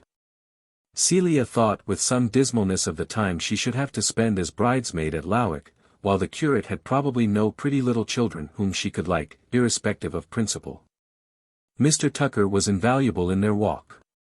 And perhaps Mr. Casaubon had not been without foresight on this head, the curate being able to answer all Dorothea's questions about the villagers and the other parishioners. Everybody, he assured her, was well off in Lowick, not a cottager in those double cottages at a low rent but kept a pig, and the strips of garden at the back were well tended. The small boys wore excellent corduroy, the girls went out as tidy servants, or did a little strawplaiting at home, no looms here, no dissent. And though the public disposition was rather towards laying by money than towards spirituality, there was not much vice. The speckled fowls were so numerous that Mr. Brooke observed, "Your farmers leave some barley for the women to glean, I see.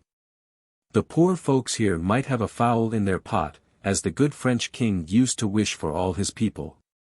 The French eat a good many fowls, skinny fowls, you know." "I think it was a very cheap wish of his," said Dorothea, indignantly. Are kings such monsters that a wish like that must be reckoned a royal virtue?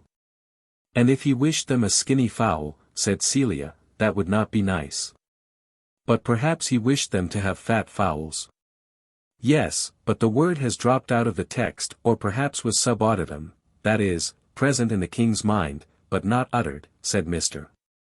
Casaubon, smiling and bending his head towards Celia, who immediately dropped backward a little, because she could not bear Mr. Casaubon to blink at her. Dorothea sank into silence on the way back to the house. She felt some disappointment, of which she was yet ashamed, that there was nothing for her to do in Lawick. And in the next few minutes her mind had glanced over the possibility, which she would have preferred, of finding that her home would be in a parish which had a larger share of the world's misery, so that she might have had more active duties in it. Then, recurring to the future actually before her, she made a picture of more complete devotion to Mr. Casaubon's aims in which she would await new duties. Many such might reveal themselves to the higher knowledge gained by her in that companionship. Mr. Tucker soon left them, having some clerical work which would not allow him to lunch at the Hall. And as they were re-entering the garden through the little gate, Mr. Casaubon said, "You seem a little sad, Dorothea. I trust you are pleased with what you have seen." "I am feeling something which is perhaps foolish and wrong," answered Dorothea, with her usual openness, almost wishing that the people wanted more to be done for them here. "I have known so few ways of making my life good for anything. Of course, my notions of usefulness must be narrow. I must learn new ways of helping people." "Doubtless," said Mr. Casaubon. "Each position has its corresponding duties. Yours, I trust, as the mistress of Lawick, will not leave any yearning unfulfilled." "Indeed, I believe that," said Dorothea, earnestly. "Do not suppose that I am sad. That is well. But, if you are not tired, we will take another way to the house than that by which we came." Dorothea was not at all tired, and a little circuit was made towards a fine yew tree, the chief hereditary glory of the grounds on this side of the house. As they approached it, a figure, conspicuous on a dark background of evergreens, was seated on a bench, sketching the old tree. Mr. Brooke, who was walking in front with Celia, turned his head, and said, "Who is that youngster, Casaubon?" They had come very near when Mr. Casaubon answered, "That is a young relative of mine, a second cousin, the grandson, in fact," he added, looking at Dorothea, "of the lady whose portrait you have been noticing, my Aunt Julia." The young man had laid down his sketch-book and risen. His bushy light brown curls, as well as his youthfulness, identified him at once with Celia's apparition. "Dorothea, let me introduce to you my cousin, Mr. Ladislaw. Will, this is Miss Brooke." The cousin was so close now, that, when he lifted his hat, Dorothea could see a pair of grey eyes rather near together, a delicate irregular nose with a little ripple in it, and hair falling backward. But there was a mouth and chin of a more prominent, threatening aspect than belonged to the type of the grandmother's miniature. Young Ladislaw did not feel it necessary to smile, as if he were charmed with this introduction to his future second cousin and her relatives, but wore rather a pouting air of discontent. "You are an artist, I see," said Mr. Brooke, taking up the sketch-book and turning it over in his unceremonious fashion. "No, I only sketch a little." "There is nothing fit to be seen there," said young Ladislaw, coloring, perhaps with temper rather than modesty. "Oh, come, this is a nice bit, now. I did a little in this way myself at one time, you know. Look here, now, this is what I call a nice thing, done with what we used to call brio." Mr. Brooke held out towards the two girls a large colored sketch of stony ground and trees, with a pool. "I am no judge of these things," said Dorothea, not coldly, but with an eager deprecation of the appeal to her.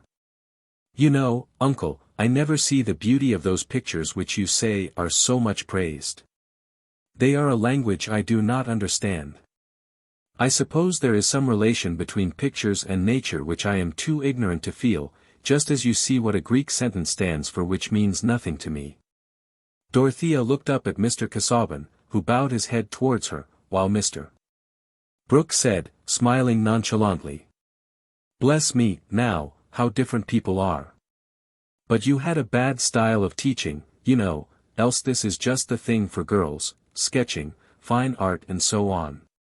But you took to drawing plans. You don't understand morbidezza, and that kind of thing.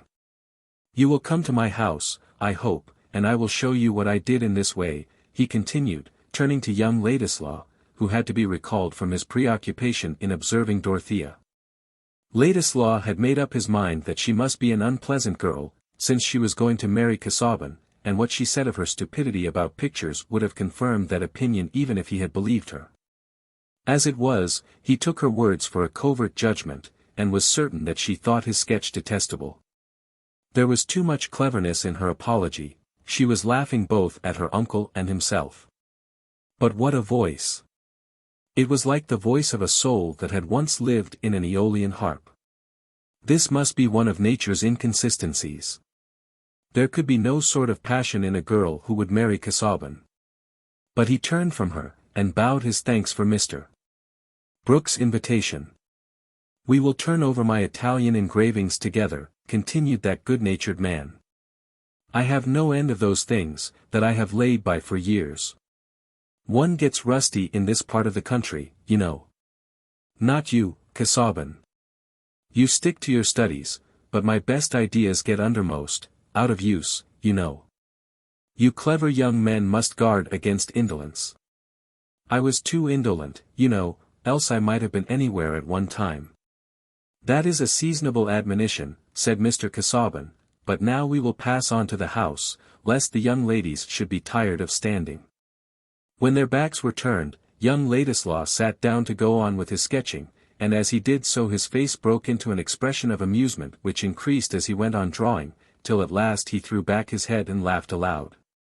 Partly it was the reception of his own artistic production that tickled him, partly the notion of his grave cousin as the lover of that girl, and partly Mr. Brooke's definition of the place he might have held but for the impediment of indolence. Mr. Will Ladislaw's sense of the ludicrous lit up his features very agreeably, it was the pure enjoyment of comicality, and had no mixture of sneering and self-exaltation.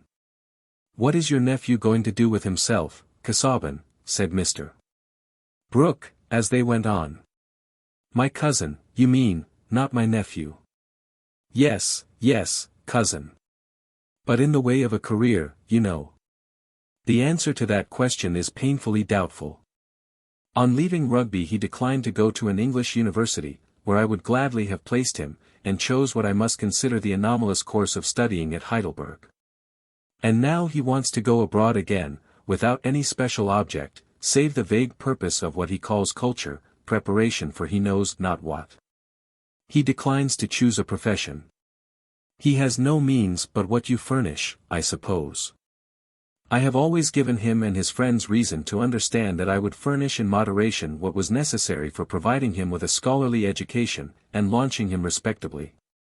I am therefore bound to fulfill the expectation so raised, said Mr. Casaubon, putting his conduct in the light of mere rectitude, a trait of delicacy which Dorothea noticed with admiration.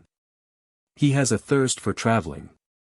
Perhaps he may turn out a Bruce or a Mungo Park, said Mr. Brooke. I had a notion of that myself at one time.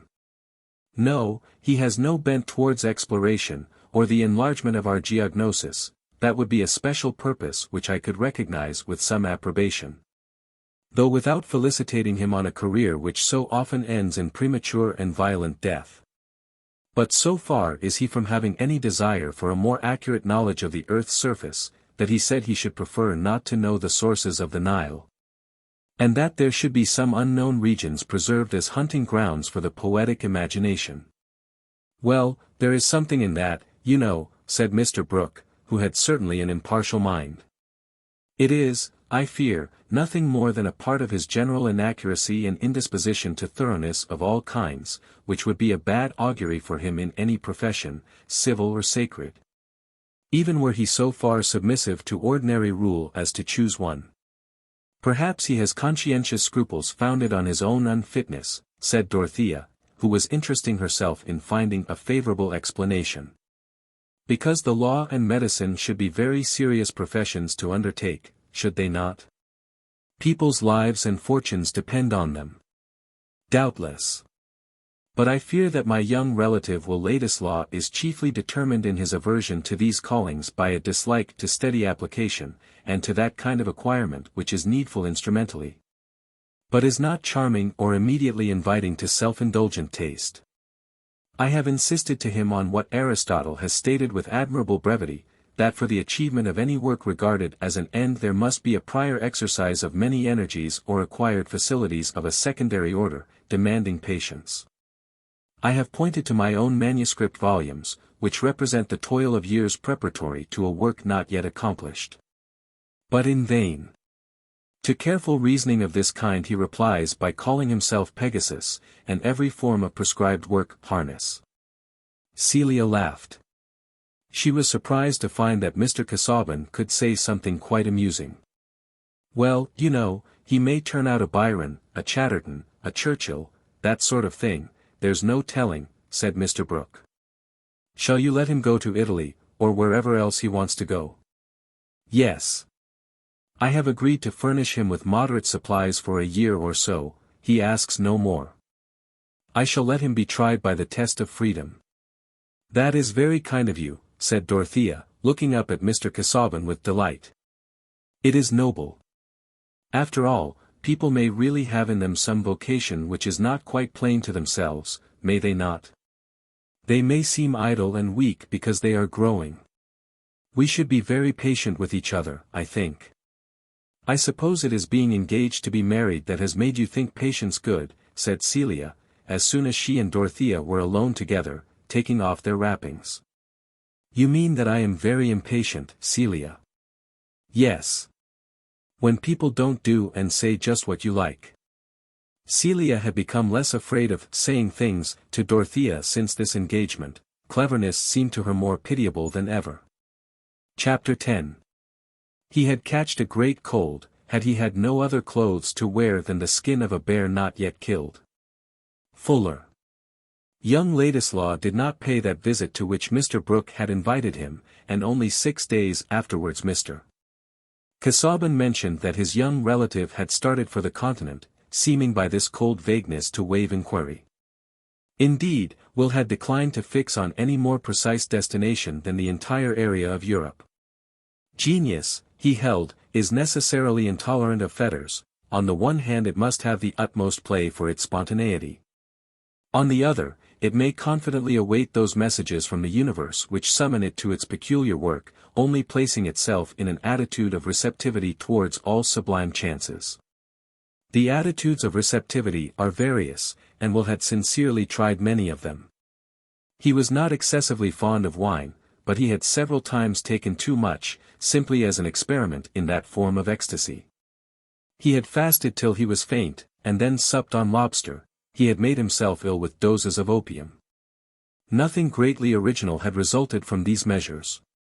And the effects of the opium had convinced him that there was an entire dissimilarity between his constitution and De Quincey's. The superadded circumstance which would evolve the genius had not yet come, the universe had not yet beckoned. Even Caesar's fortune at one time was but a grand presentiment. We know what a masquerade all development is, and what effective shapes may be disguised in helpless embryos. In fact, the world is full of hopeful analogies and handsome dubious eggs called possibilities. Will saw clearly enough the pitiable instances of long incubation producing no chick, and but for gratitude would have laughed at Casaubon, whose plodding application, rows of notebooks, and small taper of learned theory exploring the tossed ruins of the world, seemed to enforce a moral entirely encouraging to Will's generous reliance on the intentions of the universe with regard to himself. He held that reliance to be a mark of genius, and certainly it is no mark to the contrary, genius consisting neither in self-conceit nor in humility, but in a power to make or do, not anything in general, but something in particular. Let him start for the continent, then, without our pronouncing on his future. Among all forms of mistake, prophecy is the most gratuitous. But at present this caution against a too hasty judgment interests me more in relation to Mr. Casaubon than to his young cousin. If to Dorothea Mr. Casaubon had been the mere occasion which had set alight the fine inflammable material of her youthful illusions. Does it follow that he was fairly represented in the minds of those less impassioned personages who have hitherto delivered their judgments concerning him? I protest against any absolute conclusion, any prejudice derived from Mrs. Cadwallader's contempt for a neighbouring clergyman's alleged greatness of soul, or Sir James Chetham's poor opinion of his rival's legs, from Mr. Brooke's failure to elicit a companion's ideas, or from Celia's criticism of a middle-aged scholar's personal appearance. I am not sure that the greatest man of his age, if ever that solitary superlative existed, could escape these unfavourable reflections of himself in various small mirrors. And even Milton, looking for his portrait in a spoon, must submit to have the facial angle of a bumpkin. Moreover, if Mr. Casaubon, speaking for himself, has rather a chilling rhetoric, it is not therefore certain that there is no good work or fine feeling in him. Did not an immortal physicist and interpreter of hieroglyphs write detestable verses? Has the theory of the solar system been advanced by graceful manners and conversational tact? Suppose we turn from outside estimates of a man, to wonder, with keener interest, what is the report of his own consciousness about his doings or capacity, with what hindrances he is carrying on his daily labours. What fading of hopes, or what deeper fixity of self-delusion the years are marking off within him, and with what spirit he wrestles against universal pressure, which will one day be too heavy for him, and bring his heart to its final pause. Doubtless his lot is important in his own eyes, and the chief reason that we think he asks too large a place in our consideration must be our want of room for him, since we refer him to the divine regard with perfect confidence. Nay, it is even held sublime for our neighbour to expect the utmost there, however little he may have got from us. Mr. Casaubon, too, was the centre of his own world. If he was liable to think that others were providentially made for him, and especially to consider them in the light of their fitness for the author of a Key to All Mythologies, this trait is not quite alien to us, and, like the other mendicant hopes of mortals, claims some of our pity. Certainly this affair of his marriage with Miss Brooke touched him more nearly than it did any one of the persons who have hitherto shown their disapproval of it. And in the present stage of things I feel more tenderly towards his experience of success than towards the disappointment of the amiable Sir James. For in truth, as the day fixed for his marriage came nearer, Mr. Casaubon did not find his spirits rising. Nor did the contemplation of that matrimonial garden scene, where, as all experience showed, the path was to be bordered with flowers, prove persistently more enchanting to him than the accustomed vaults where he walked taper in hand. He did not confess to himself, still less could he have breathed to another, his surprise that though he had won a lovely and noble-hearted girl he had not won delight, which he had also regarded as an object to be found by search. It is true that he knew all the classical passages implying the contrary, but knowing classical passages, we find, is a mode of motion, which explains why they leave so little extra force for their personal application. Poor Mr. Casaubon had imagined that his long studious bachelorhood had stored up for him a compound interest of enjoyment, and that large drafts on his affections would not fail to be honoured. For we all of us, grave or light, get our thoughts entangled in metaphors, and act fatally on the strength of them. And now he was in danger of being saddened by the very conviction that his circumstances were unusually happy. There was nothing external by which he could account for a certain blankness of sensibility which came over him just when his expectant gladness should have been most lively. Just when he exchanged the accustomed dullness of his Lowick library for his visits to the Grange. Here was a weary experience in which he was as utterly condemned to loneliness as in the despair which sometimes threatened him while toiling in the morass of authorship without seeming nearer to the goal. And his was that worst loneliness which would shrink from sympathy. He could not but wish that Dorothea should think him not less happy than the world would expect her successful suitor to be. And in relation to his authorship he leaned on her young trust and veneration, he liked to draw forth her fresh interest in listening. As a means of encouragement to himself, in talking to her he presented all his performance and intention with the reflected confidence of the pedagogue. And rid himself for the time of that chilling ideal audience which crowded his laborious uncreative hours with the vaporous pressure of Tartarian shades. For to Dorothea, after that toy-box history of the world adapted to young ladies which had made the chief part of her education, Mr. Casaubon's talk about his great book was full of new vistas. And this sense of revelation, this surprise of a nearer introduction to Stoics and Alexandrians, as people who had ideas not totally unlike her own, kept in abeyance for the time her usual eagerness for a binding theory which could bring her own life and doctrine into strict connection with that amazing past, and give the remotest sources of knowledge some bearing on her actions. That more complete teaching would come. Mr. Casaubon would tell her all that. She was looking forward to higher initiation in ideas, as she was looking forward to marriage, and blending her dim conceptions of both. It would be a great mistake to suppose that Dorothea would have cared about any share in Mr. Casaubon's learning as mere accomplishment. For though opinion in the neighborhood of Freshitt and Tipton had pronounced her clever, that epithet would not have described her to circles in whose more precise vocabulary cleverness implies mere aptitude for knowing and doing. Apart from character, all her eagerness for acquirement lay within that full current of sympathetic motive in which her ideas and impulses were habitually swept along. She did not want to deck herself with knowledge, to wear it loose from the nerves and blood that fed her action. And if she had written a book she must have done it as Saint Teresa did, under the command of an authority that constrained her conscience. But something she yearned for by which her life might be filled with action at once rational and ardent. And since the time was gone by for guiding visions and spiritual directors, since prayer heightened yearning but not instruction, what lamp was there but knowledge? Surely learned men kept the only oil, and who more learned than Mr. Casaubon? Thus in these brief weeks Dorothea's joyous grateful expectation was unbroken, and however her lover might occasionally be conscious of flatness, he could never refer it to any slackening of her affectionate interest.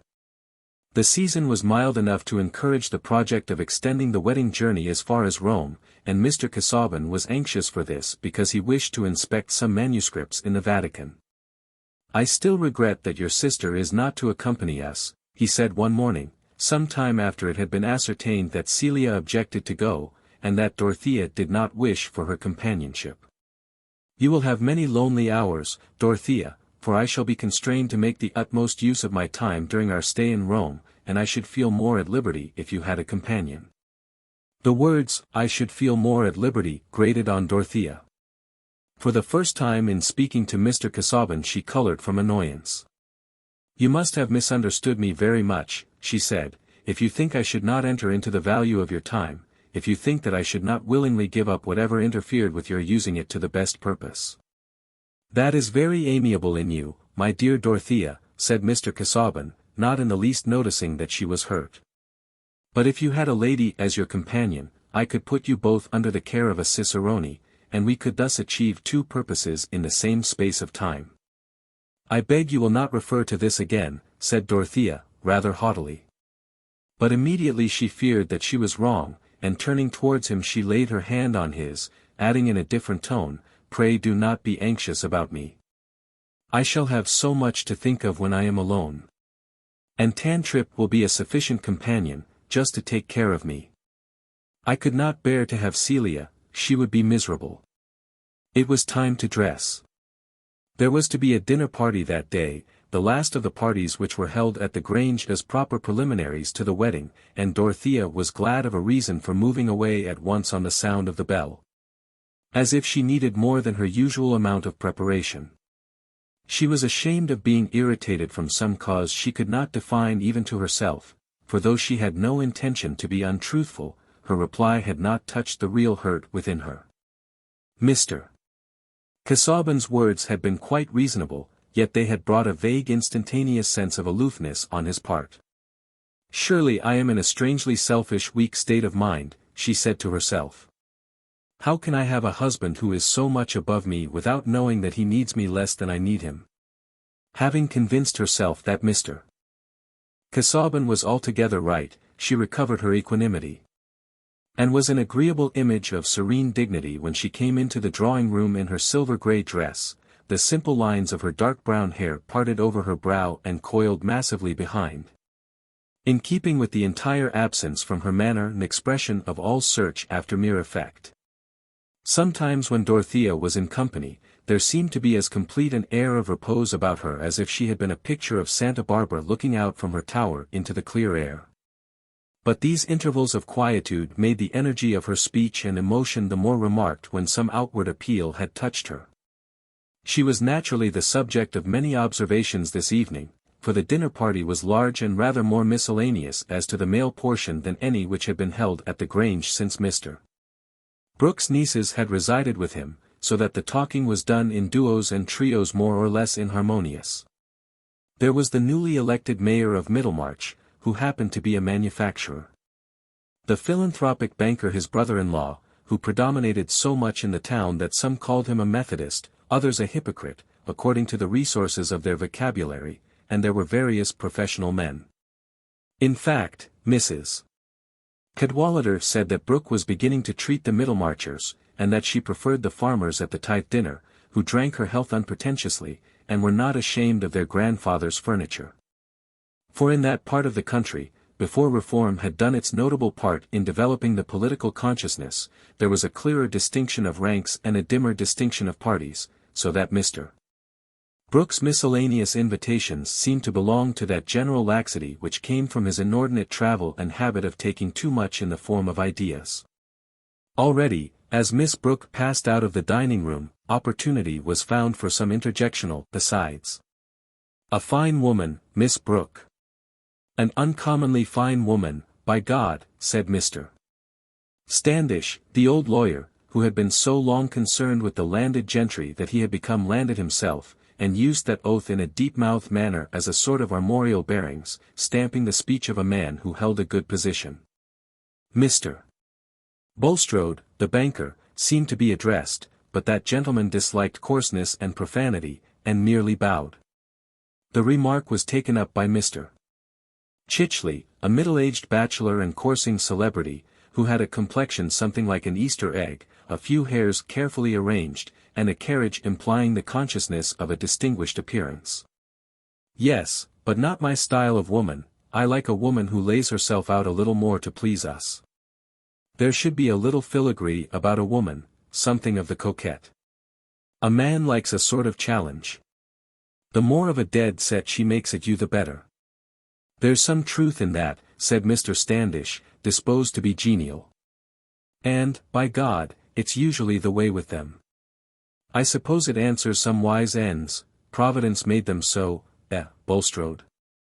I should be disposed to refer coquetry to another source, said Mr. Bulstrode. I should rather refer it to the devil. Aye, to be sure, there should be a little devil in a woman, said Mr. Chichley, whose study of the fair sex seemed to have been detrimental to his theology. And I like them blonde, with a certain gait, and a swan neck.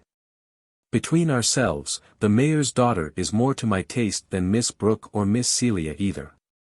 If I were a marrying man I should choose Miss Vincy before either of them. Well, make up, said Mr. Standish, jocosely, you see the middle-aged fellows carry the day. Mr. Chichley shook his head with much meaning. He was not going to incur the certainty of being accepted by the woman he would choose. The Miss Vincy who had the honor of being Mr. Chichley's ideal was of course not present, for Mr. Brooke, always objecting to go too far, would not have chosen that his nieces should meet the daughter of a Middlemarch manufacturer, unless it were on a public occasion. The feminine part of the company included none whom Lady Chettam or Mrs. Cadwallader could object to, for Mrs. Renfrew, the colonel's widow, was not only unexceptionable in point of breeding, but also interesting on the ground of her complaint, which puzzled the doctors. And seemed clearly a case wherein the fullness of professional knowledge might need the supplement of quackery. Lady Chettam, who attributed her own remarkable health to homemade bitters united with constant medical attendance, entered with much exercise of the imagination into Mrs. Renfrew's account of symptoms, and into the amazing futility in her case of all strengthening medicines. Where can all the strength of those medicines go, my dear, said the mild but stately dowager, turning to Mrs. Cadwallader reflectively, when Mrs. Renfrew's attention was called away. It strengthens the disease, said the rector's wife, much too well-born not to be an amateur in medicine. Everything depends on the constitution, some people make fat, some blood, and some bile, that's my view of the matter, and whatever they take is a sort of grist to the mill. Then she ought to take medicines that would reduce the disease, you know, if you are right, my dear. And I think what you say is reasonable. Certainly it is reasonable. You have two sorts of potatoes, fed on the same soil. One of them grows more and more watery. Ah! Like this poor Mrs. Renfrew, that is what I think. Dropsy. There is no swelling yet, it is inward. I should say she ought to take drying medicines, shouldn't you, or a dry hot air bath. Many things might be tried, of a drying nature. Let her try a certain person's pamphlets, said Mrs. Cadwallader in an undertone, seeing the gentleman enter. He does not want drying. Who, my dear? Said Lady Chettam, a charming woman, not so quick as to nullify the pleasure of explanation. The bridegroom, Casaubon. He has certainly been drying up faster since the engagement, the flame of passion, I suppose. I should think he is far from having a good constitution, said Lady Chettam, with a still deeper undertone. And then his studies, so very dry, as you say. Really, by the side of Sir James, he looks like a death's head skinned over for the occasion. Mark my words, in a year from this time that girl will hate him. She looks up to him as an oracle now, and by she will be at the other extreme. All flightiness. How very shocking. I fear she is headstrong. But tell me, you know all about him, is there anything very bad? What is the truth? The truth? He is as bad as the wrong physic, nasty to take, and sure to disagree. There could not be anything worse than that, said Lady Chettam, with so vivid a conception of the physic that she seemed to have learned something exact about Mr. Casaubon's disadvantages. However, James will hear nothing against Miss Brooke. He says she is the mirror of women still. That is a generous make-believe of his. Depend upon it, he likes little Celia better, and she appreciates him. I hope you like my little Celia. Certainly. She is fonder of geraniums, and seems more docile, though not so fine a figure. But we were talking of physic. Tell me about this new young surgeon, Mr. Lydgate. I am told he is wonderfully clever, he certainly looks it, a fine brow indeed. He is a gentleman. I heard him talking to Humphrey. He talks well. Yes. Mr. Brooke says he is one of the Lydgates of Northumberland, really well connected. One does not expect it in a practitioner of that kind. For my own part, I like a medical man more on a footing with the servants, they are often all the cleverer. I assure you I found poor Hicks's judgment unfailing, I never knew him wrong. He was coarse and butcher-like, but he knew my constitution. It was a loss to me his going off so suddenly. Dear me, what a very animated conversation Miss Brooke seems to be having with this Mr. Lydgate. She is talking cottages and hospitals with him, said Mrs. Cadwallader, whose ears and power of interpretation were quick. I believe he is a sort of philanthropist, so Brooke is sure to take him up. James, said Lady Chettam when her son came near, bring Mr. Lydgate and introduce him to me. I want to test him. The affable dowager declared herself delighted with this opportunity of making Mr. Lydgate's acquaintance, having heard of his success in treating fever on a new plan. Mr. Lydgate had the medical accomplishment of looking perfectly grave whatever nonsense was talked to him, and his dark steady eyes gave him impressiveness as a listener. He was as little as possible like the lamented Hicks, especially in a certain careless refinement about his toilet and utterance. Yet Lady Chettam gathered much confidence in him. He confirmed her view of her own constitution as being peculiar, by admitting that all constitutions might be called peculiar, and he did not deny that hers might be more peculiar than others. He did not approve of a too lowering system, including reckless cupping, nor, on the other hand, of incessant port wine and bark. He said, I think so, with an air of so much deference accompanying the insight of agreement, that she formed the most cordial opinion of his talents. I am quite pleased with your protégé, she said to Mr. Brooke before going away. My protégé? Dear me, who is that? Said Mr. Brooke. This young Lydgate, the new doctor. He seems to me to understand his profession admirably. Oh, Lydgate. He is not my protégé, you know, only I knew an uncle of his who sent me a letter about him. However, I think he is likely to be first-rate, has studied in Paris, knew Versailles, has ideas, you know, wants to raise the profession. Lydgate has lots of ideas, quite new, about ventilation and diet, that sort of thing, resumed Mr. Brooke, after he had handed out Lady Chettam, and had returned to be civil to a group of Middlemarchers. Hang it, do you think that is quite sound, upsetting the old treatment, which has made Englishmen what they are, said Mr. Standish. Medical knowledge is at a low ebb among us, said Mr. Bulstrode, who spoke in a subdued tone, and had rather a sickly air.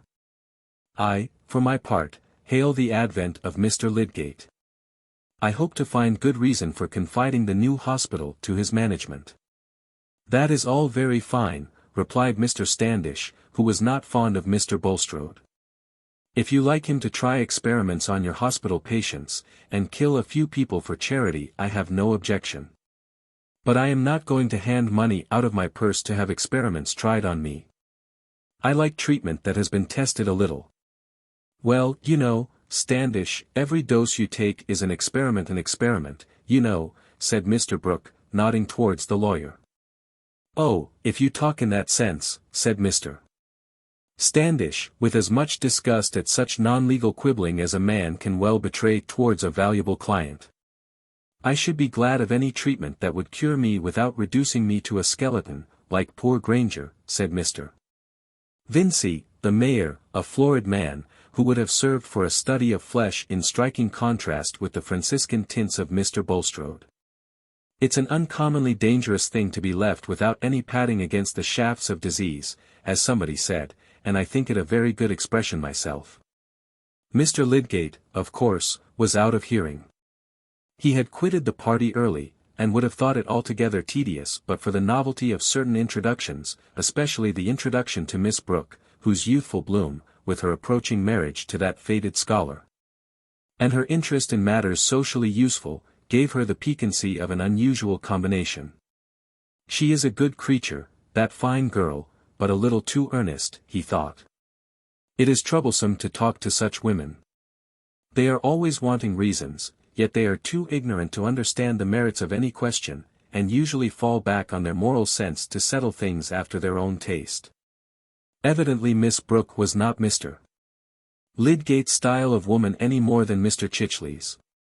Considered, indeed, in relation to the latter, whose mind was matured, she was altogether a mistake, and calculated to shock his trust in final causes, including the adaptation of fine young women to purple-faced bachelors. But Lydgate was less ripe, and might possibly have experience before him which would modify his opinion as to the most excellent things in woman. Miss Brooke, however, was not again seen by either of these gentlemen under her maiden name. Not long after that dinner party she had become Mrs. Casaubon, and was on her way to Rome. Chapter 11. But deeds and language such as men do use, and persons such as comedy would choose, when she would show an image of the times, and sport with human follies, not with crimes. Ben Jonson. Lydgate, in fact, was already conscious of being fascinated by a woman strikingly different from Miss Brooke. He did not in the least suppose that he had lost his balance and fallen in love, but he had said of that particular woman, "She is grace itself. She is perfectly lovely and accomplished. That is what a woman ought to be, she ought to produce the effect of exquisite music." Plain women he regarded as he did the other severe facts of life, to be faced with philosophy and investigated by science. But Rosamond Vincey seemed to have the true melodic charm.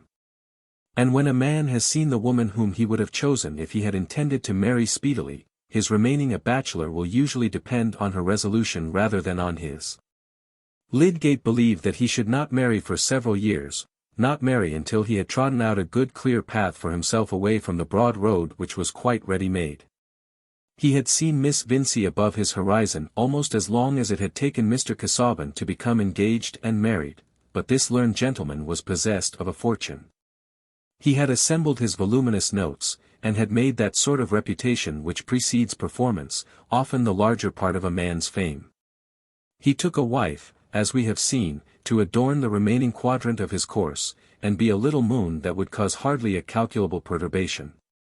But Lydgate was young, poor, ambitious. He had his half-century before him instead of behind him, and he had come to Middlemarch bent on doing many things that were not directly fitted to make his fortune or even secure him a good income. To a man under such circumstances, taking a wife is something more than a question of adornment, however highly he may rate this, and Lydgate was disposed to give it the first place among wifely functions. To his taste, guided by a single conversation, here was the point on which Miss Brooke would be found wanting, notwithstanding her undeniable beauty. She did not look at things from the proper feminine angle. The society of such women was about as relaxing as going from your work to teach the second form, instead of reclining in a paradise with sweet laughs for bird notes, and blue eyes for a heaven. Certainly nothing at present could seem much less important to Lydgate than the turn of Miss Brooke's mind, or to Miss Brooke than the qualities of the woman who had attracted this young surgeon. But anyone watching keenly the stealthy convergence of human lots, sees a slow preparation of effects from one life on another, which tells like a calculated irony on the indifference or the frozen stare with which we look at our unintroduced neighbor. Destiny stands by sarcastic with our dramatis personae folded in her hand. Old provincial society had its share of this subtle movement, had not only its striking downfalls, its brilliant young professional dandies who ended by living up an entry with a drab and 6 children for their establishment, but also those less marked vicissitudes which are constantly shifting the boundaries of social intercourse, and begetting new consciousness of interdependence. Some slipped a little downward, some got higher footing, people denied aspirates, gained wealth, and fastidious gentlemen stood for boroughs. Some were caught in political currents, some in ecclesiastical, and perhaps found themselves surprisingly grouped in consequence. While a few personages or families that stood with rocky firmness amid all this fluctuation, were slowly presenting new aspects in spite of solidity, and altering with the double change of self and beholder. Municipal town and rural parish gradually made fresh threads of connection, gradually, as the old stocking gave way to the savings bank, and the worship of the solar guinea became extinct. While squires and baronets, and even lords who had once lived blamelessly afar from the civic mind, gathered the faultiness of closer acquaintanceship. Settlers, too, came from distant counties, some with an alarming novelty of skill, others with an offensive advantage in cunning. In fact, much the same sort of movement and mixture went on in Old England as we find in older Herodotus, who also, in telling what had been, thought it well to take a woman's lot for his starting point. Though Io, as a maiden apparently beguiled by attractive merchandise, was the reverse of Miss Brooke, and in this respect perhaps bore more resemblance to Rosamond Vincy, who had excellent taste in costume. With that nymph-like figure and pure blondness which give the largest range to choice in the flow and color of drapery. But these things made only part of her charm. She was admitted to be the flower of Mrs. Lemon's school, the chief school in the county, where the teaching included all that was demanded in the accomplished female, even to extras, such as the getting in and out of a carriage. Mrs. Lemon herself had always held up Miss Vincy as an example. No pupil, she said, exceeded that young lady for mental acquisition and propriety of speech, while her musical execution was quite exceptional. We cannot help the way in which people speak of us, and probably if Mrs. Lemon had undertaken to describe Juliet or Imogen, these heroines would not have seemed poetical. The first vision of Rosamond would have been enough with most judges to dispel any prejudice excited by Mrs. Lemon's praise. Lydgate could not be long in Middlemarch without having that agreeable vision, or even without making the acquaintance of the Vincy family, for though Mr. Peacock, whose practice he had paid something to enter on, had not been their doctor, Mrs. Vincy not liking the lowering system adopted by him, he had many patients among their connections and acquaintances. For who of any consequence in Middlemarch was not connected or at least acquainted with the Vincys? They were old manufacturers, and had kept a good house for 3 generations, in which there had naturally been much intermarrying with neighbors more or less decidedly genteel. Mr. Vincey's sister had made a wealthy match in accepting Mr. Bulstrode, who, however, as a man not born in the town, and altogether of dimly known origin, was considered to have done well in uniting himself with a real Middlemarch family. On the other hand, Mr. Vincey had descended a little, having taken an innkeeper's daughter. But on this side too there was a cheering sense of money, for Mrs. Vincey's sister had been second wife to rich old Mr. Featherstone, and had died childless years ago, so that her nephews and nieces might be supposed to touch the affections of the widower. And it happened that Mr. Bulstrode and Mr. Featherstone, two of Peacock's most important patients, had, from different causes, given an especially good reception to his successor, who had raised some partisanship as well as discussion. Mr. Wrench, medical attendant to the Vincey family, very early had grounds for thinking lightly of Lydgate's professional discretion, and there was no report about him which was not retailed at the Vinceys, where visitors were frequent. Mr. Vincey was more inclined to general good fellowship than to taking sides, but there was no need for him to be hasty in making any new man acquaintance. Rosamond silently wished that her father would invite Mr. Lydgate. She was tired of the faces and figures she had always been used to, the various irregular profiles and gaits and turns of phrase distinguishing those Middlemarch young men whom she had known as boys. She had been at school with girls of higher position, whose brothers, she felt sure, it would have been possible for her to be more interested in, than in these inevitable Middlemarch companions. But she would not have chosen to mention her wish to her father, and he, for his part, was in no hurry on the subject. An alderman about to be mayor must by and by enlarge his dinner parties, but at present there were plenty of guests at his well-spread table.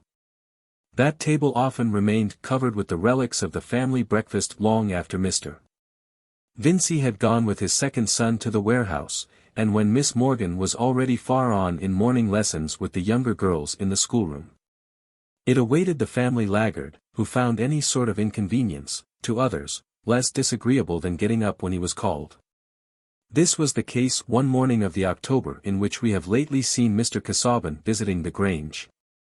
And though the room was a little overheated with the fire, which had sent the spaniel panting to a remote corner, Rosamond, for some reason, continued to sit at her embroidery longer than usual, now and then giving herself a little shake, and laying her work on her knee to contemplate it with an air of hesitating weariness.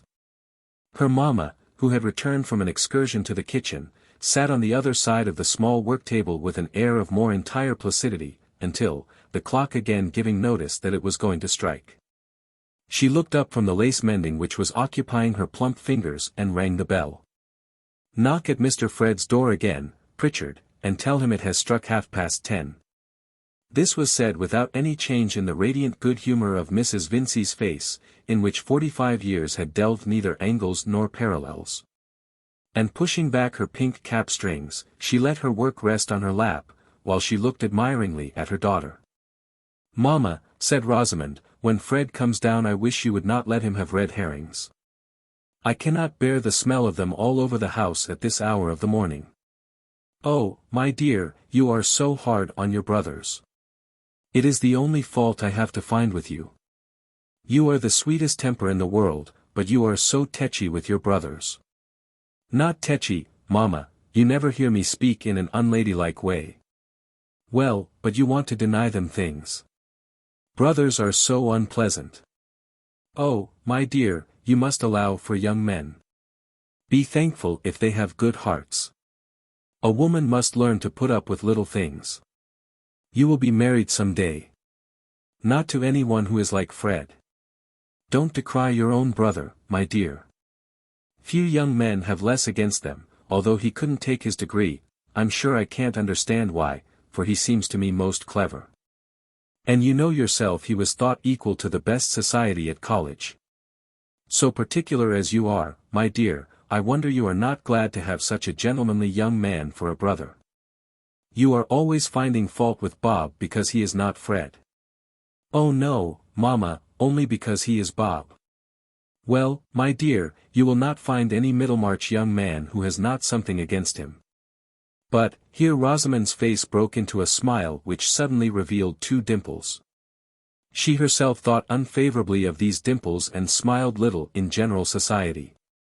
But I shall not marry any Middlemarch young man. So it seems, my love, for you have as good as refused the pick of them. And if there's better to be had, I'm sure there's no girl better deserves it. Excuse me, mamma, I wish you would not say, the pick of them. Why, what else are they?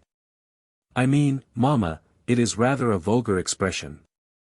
Very likely, my dear. I never was a good speaker. What should I say? The best of them. Why, that seems just as plain and common. If I had had time to think, I should have said, the most superior young men. But with your education you must know. What must Rosie know, mother, said Mr. Fred, who had slid in unobserved through the half-open door while the ladies were bending over their work, and now going up to the fire stood with his back towards it, warming the soles of his slippers. Whether it's right to say, superior young men, said Mrs. Vincey, ringing the bell. Oh, there are so many superior teas and sugars now. Superior is getting to be shopkeepers' slang. Are you beginning to dislike slang, then? Said Rosamond, with mild gravity. Only the wrong sort. All choice of words is slang. It marks a class. There is correct English, that is not slang. I beg your pardon, correct English is the slang of prigs who write history and essays. And the strongest slang of all is the slang of poets. You will say anything, Fred, to gain your point. Well, tell me whether it is slang or poetry to call an ox a leg plater. Of course you can call it poetry if you like. Aha, Miss Rosie, you don't know Homer from slang. I shall invent a new game, I shall write bits of slang and poetry on slips, and give them to you to separate. Dear me, how amusing it is to hear young people talk, said Mrs. Vincey, with cheerful admiration.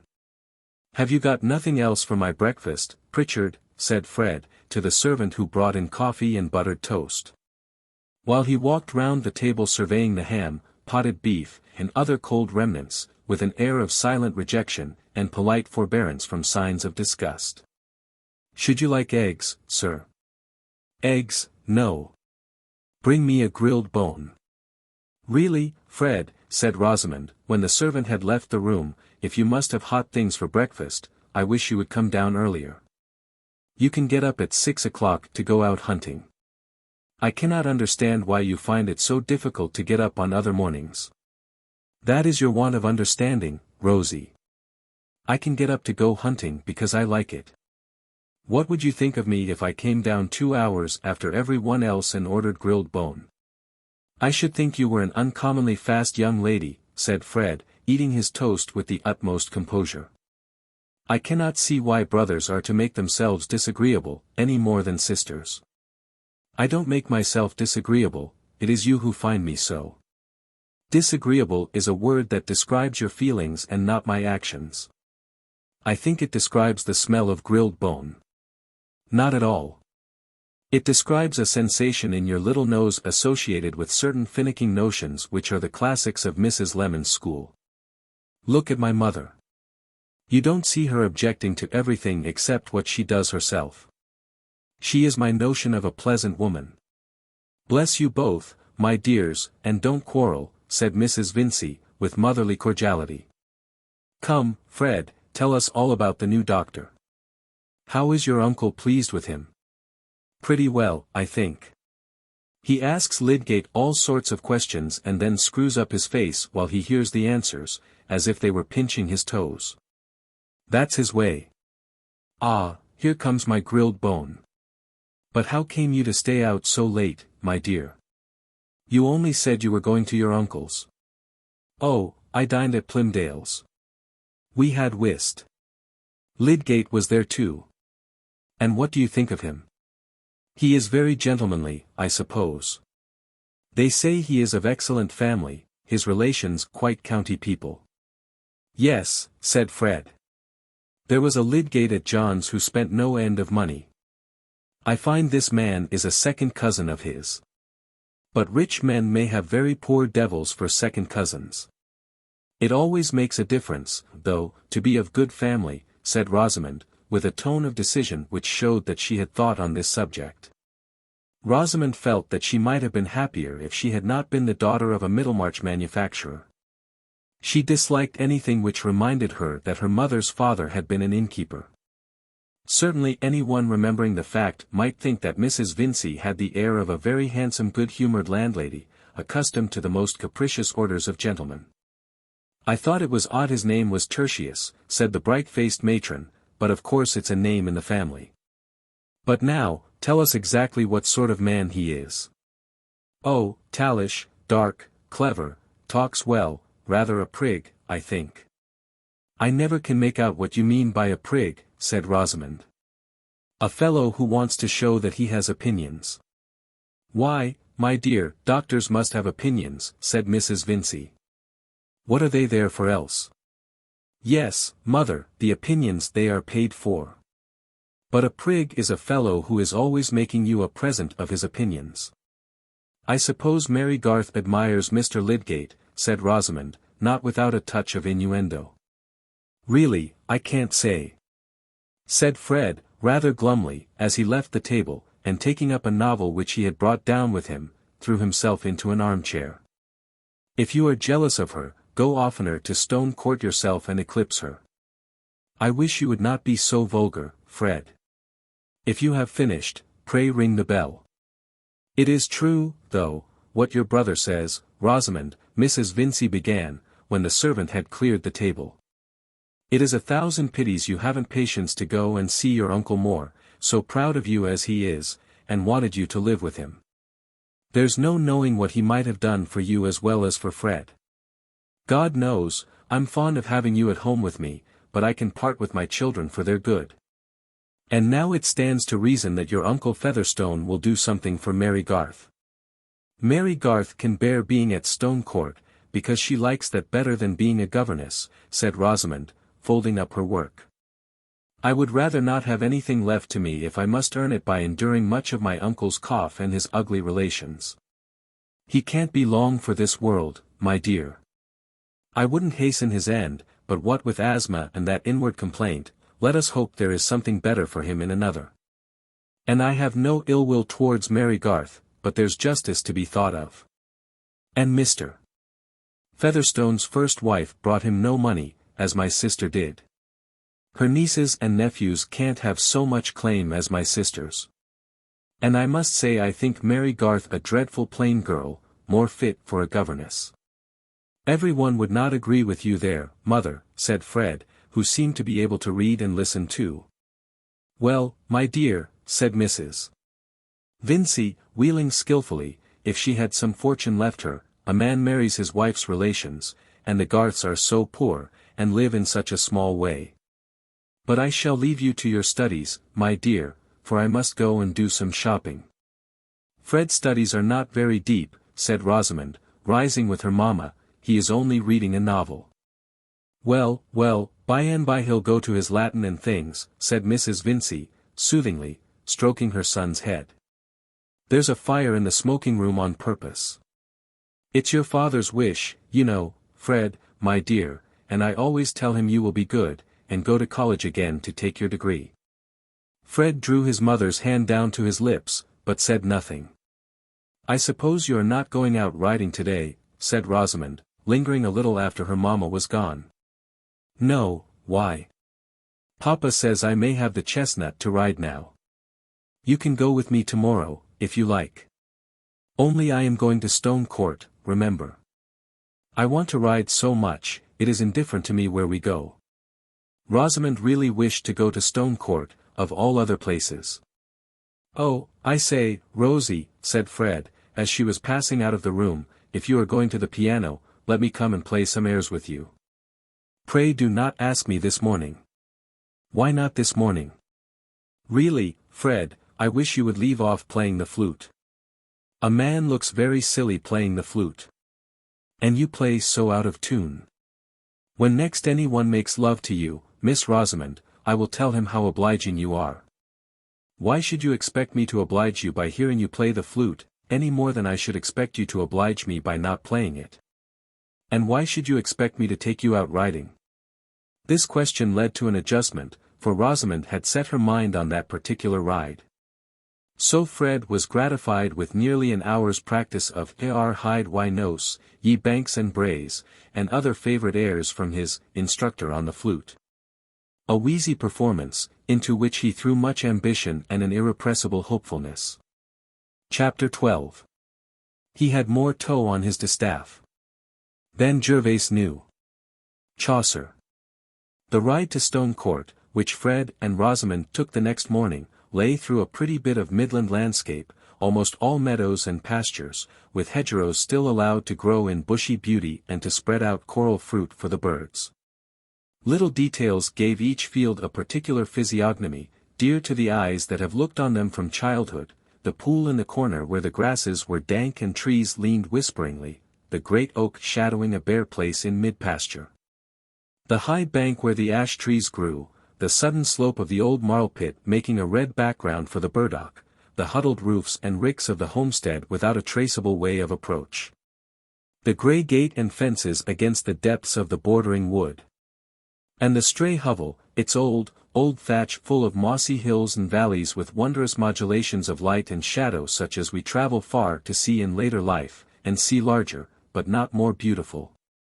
These are the things that make the gamut of joy in landscape to midland-bred souls, the things they toddled among, or perhaps learned by heart standing between their father's knees while he drove leisurely. But the road, even the by-road, was excellent, for Lowick, as we have seen, was not a parish of muddy lanes and poor tenants, and it was into Lowick parish that Fred and Rosamond entered after a couple of miles riding. Another mile would bring them to Stone Court, and at the end of the first half, the house was already visible, looking as if it had been arrested in its growth toward a stone mansion by an unexpected budding of farm buildings on its left flank, which had hindered it from becoming anything more than the substantial dwelling of a gentleman farmer. It was not the less agreeable an object in the distance for the cluster of pinnacled corn ricks which balanced the fine row of walnuts on the right. Presently it was possible to discern something that might be a gig on the circular drive before the front door. "Dear me," said Rosamond, "I hope none of my uncle's horrible relations are there." "They are, though. That is Mrs. Wall's gig, the last yellow gig left, I should think. When I see Mrs. Wall in it, I understand how yellow can have been worn for mourning. That gig seems to me more funereal than a hearse. But then Mrs. Wall always has black crape on. How does she manage it, Rosie? Her friends can't always be dying. I don't know at all. And she is not in the least evangelical," said Rosamond, reflectively, as if that religious point of view would have fully accounted for perpetual crape. "And, not poor," she added, after a moment's pause. "No, by George. They are as rich as Jews, those Walls and Featherstones, I mean, for people like them, who don't want to spend anything. And yet they hang about my uncle like vultures, and are afraid of a farthing going away from their side of the family. But I believe he hates them all. The Mrs. Wall, who was so far from being admirable in the eyes of these distant connections, had happened to say this very morning, not at all with a defiant air, but in a low, muffled, neutral tone, as of a voice heard through cotton wool, that she did not wish to enjoy their good opinion. She was seated, as she observed, on her own brother's hearth, and had been Jane Featherstone 25 years before she had been Jane Wall, which entitled her to speak when her own brother's name had been made free with by those who had no right to it. "What are you driving at there?" said Mr. Featherstone, holding his stick between his knees and settling his wig, while he gave her a momentary sharp glance, which seemed to react on him like a draught of cold air and set him coughing. Mrs. Wall had to defer her answer till he was quiet again, till Mary Garth had supplied him with fresh syrup, and he had begun to rub the gold knob of his stick, looking bitterly at the fire. It was a bright fire, but it made no difference to the chill-looking purplish tint of Mrs. Wall's face, which was as neutral as her voice, having mere chinks for eyes, and lips that hardly moved in speaking. "The doctors can't master that cough, brother. It's just like what I have, for I'm your own sister, constitution and everything. But, as I was saying, it's a pity Mrs. Vincey's family can't be better conducted." "Pshaw," You said nothing the sort. You said somebody had made free with my name. And no more than can be proved, if what everybody says is true. My brother Solomon tells me it's the talk up and down in Middlemarch how unsteady young Vincey is, and has been forever gambling at billiards since home he came. Nonsense. What's a game at billiards? It's a good gentlemanly game. And young Vincey is not a clodhopper. If your son John took to billiards, now, he'd make a fool of himself. Your nephew John never took to billiards or any other game, brother, and is far from losing hundreds of pounds, which, if what everybody says is true, must be found somewhere else than out of Mr. Vincey the father's pocket. For they say he's been losing money for years, though nobody would think so, to see him go coursing and keeping open house as they do. And I've heard say Mr. Bulstrode condemns Mrs. Vincey beyond anything for her flightiness, and spoiling her children so. What's Bulstrode to me? I don't bank with him. Well, Mrs. Bulstrode is Mr. Vincey's own sister, and they do say that Mr. Vincey mostly trades on the bank money. And you may see yourself, brother, when a woman past 40 has pink strings always flying, and that light way of laughing at everything, it's very unbecoming. But indulging your children is one thing, and finding money to pay their debts is another. And it's openly said that young Vincey has raised money on his expectations. I don't say what expectations. Miss Garth hears me, and is welcome to tell again. I know young people hang together. No, thank you, Mrs. Wall, said Mary Garth. I dislike hearing scandal too much to wish to repeat it. Mr. Featherstone rubbed the knob of his stick and made a brief convulsive show of laughter, which had much the same genuineness as an old whist player's chuckle over a bad hand. Still looking at the fire, he said. And who pretends to say Fred Vincey hasn't got expectations? Such a fine, spirited fellow is like enough to have M. There was a slight pause before Mrs. Wall replied, and when she did so, her voice seemed to be slightly moistened with tears, though her face was still dry. Whether or no, brother, it is naturally painful to me and my brother Solomon to hear your name made free with, and your complaint being such as may carry you off sudden, and people who are no more Featherstones than the Merry Andrew at the fair, openly reckoning on your property coming to them. And me your own sister, and Solomon your own brother.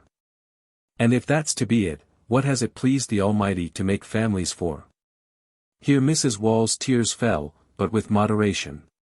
Come, out with it, Jane, said Mr. Featherstone, looking at her. You mean to say, Fred Vincey has been getting somebody to advance him money on what he says he knows about my will, eh? I never said so, brother. Mrs. Wall's voice had again become dry and unshaken. It was told me by my brother Solomon last night when he called coming from market to give me advice about the old wheat, me being a widow, and my son John only 23, though steady beyond anything. And he had it from most undeniable authority, and not one, but many. Stuff and nonsense. I don't believe a word of it. It's all a got-up story. Go to the window, missy, I thought I heard a horse. See if the doctor's coming.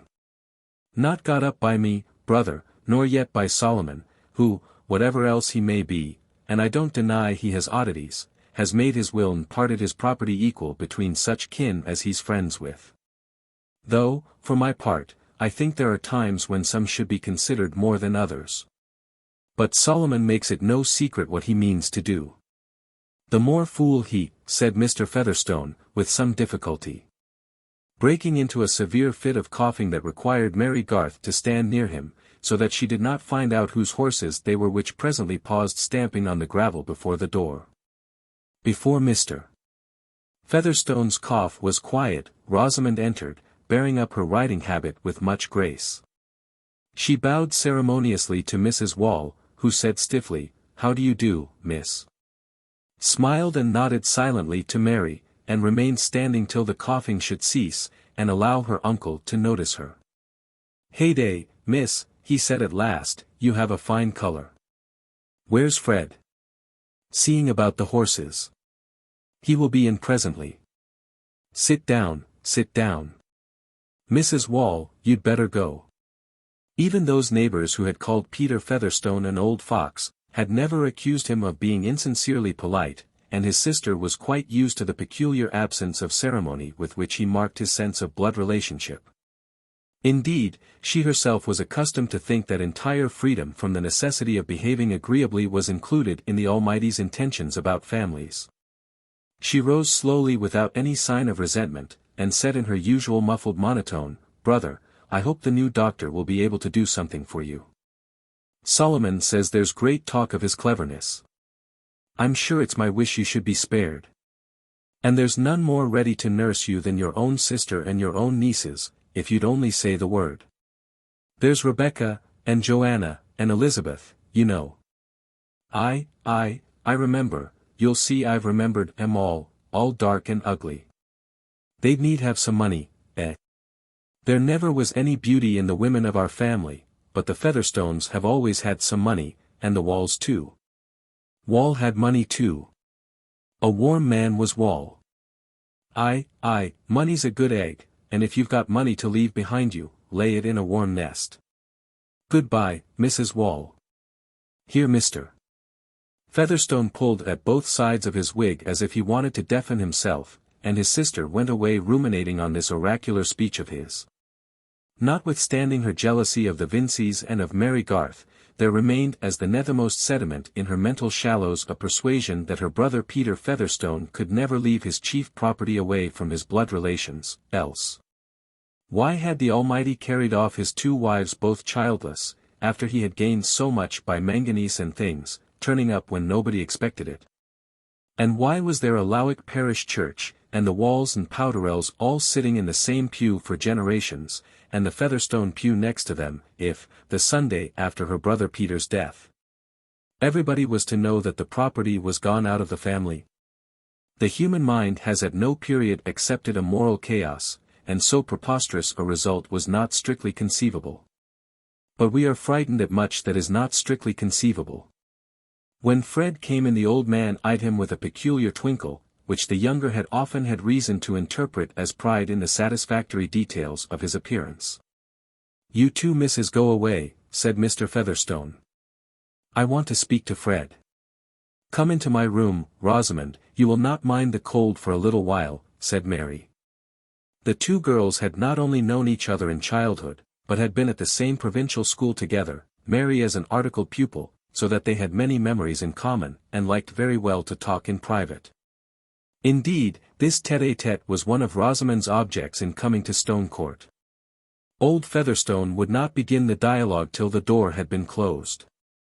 He continued to look at Fred with the same twinkle and with one of his habitual grimaces, alternately screwing and widening his mouth. And when he spoke, it was in a low tone, which might be taken for that of an informer ready to be bought off, rather than for the tone of an offended senior. He was not a man to feel any strong moral indignation even on account of trespasses against himself.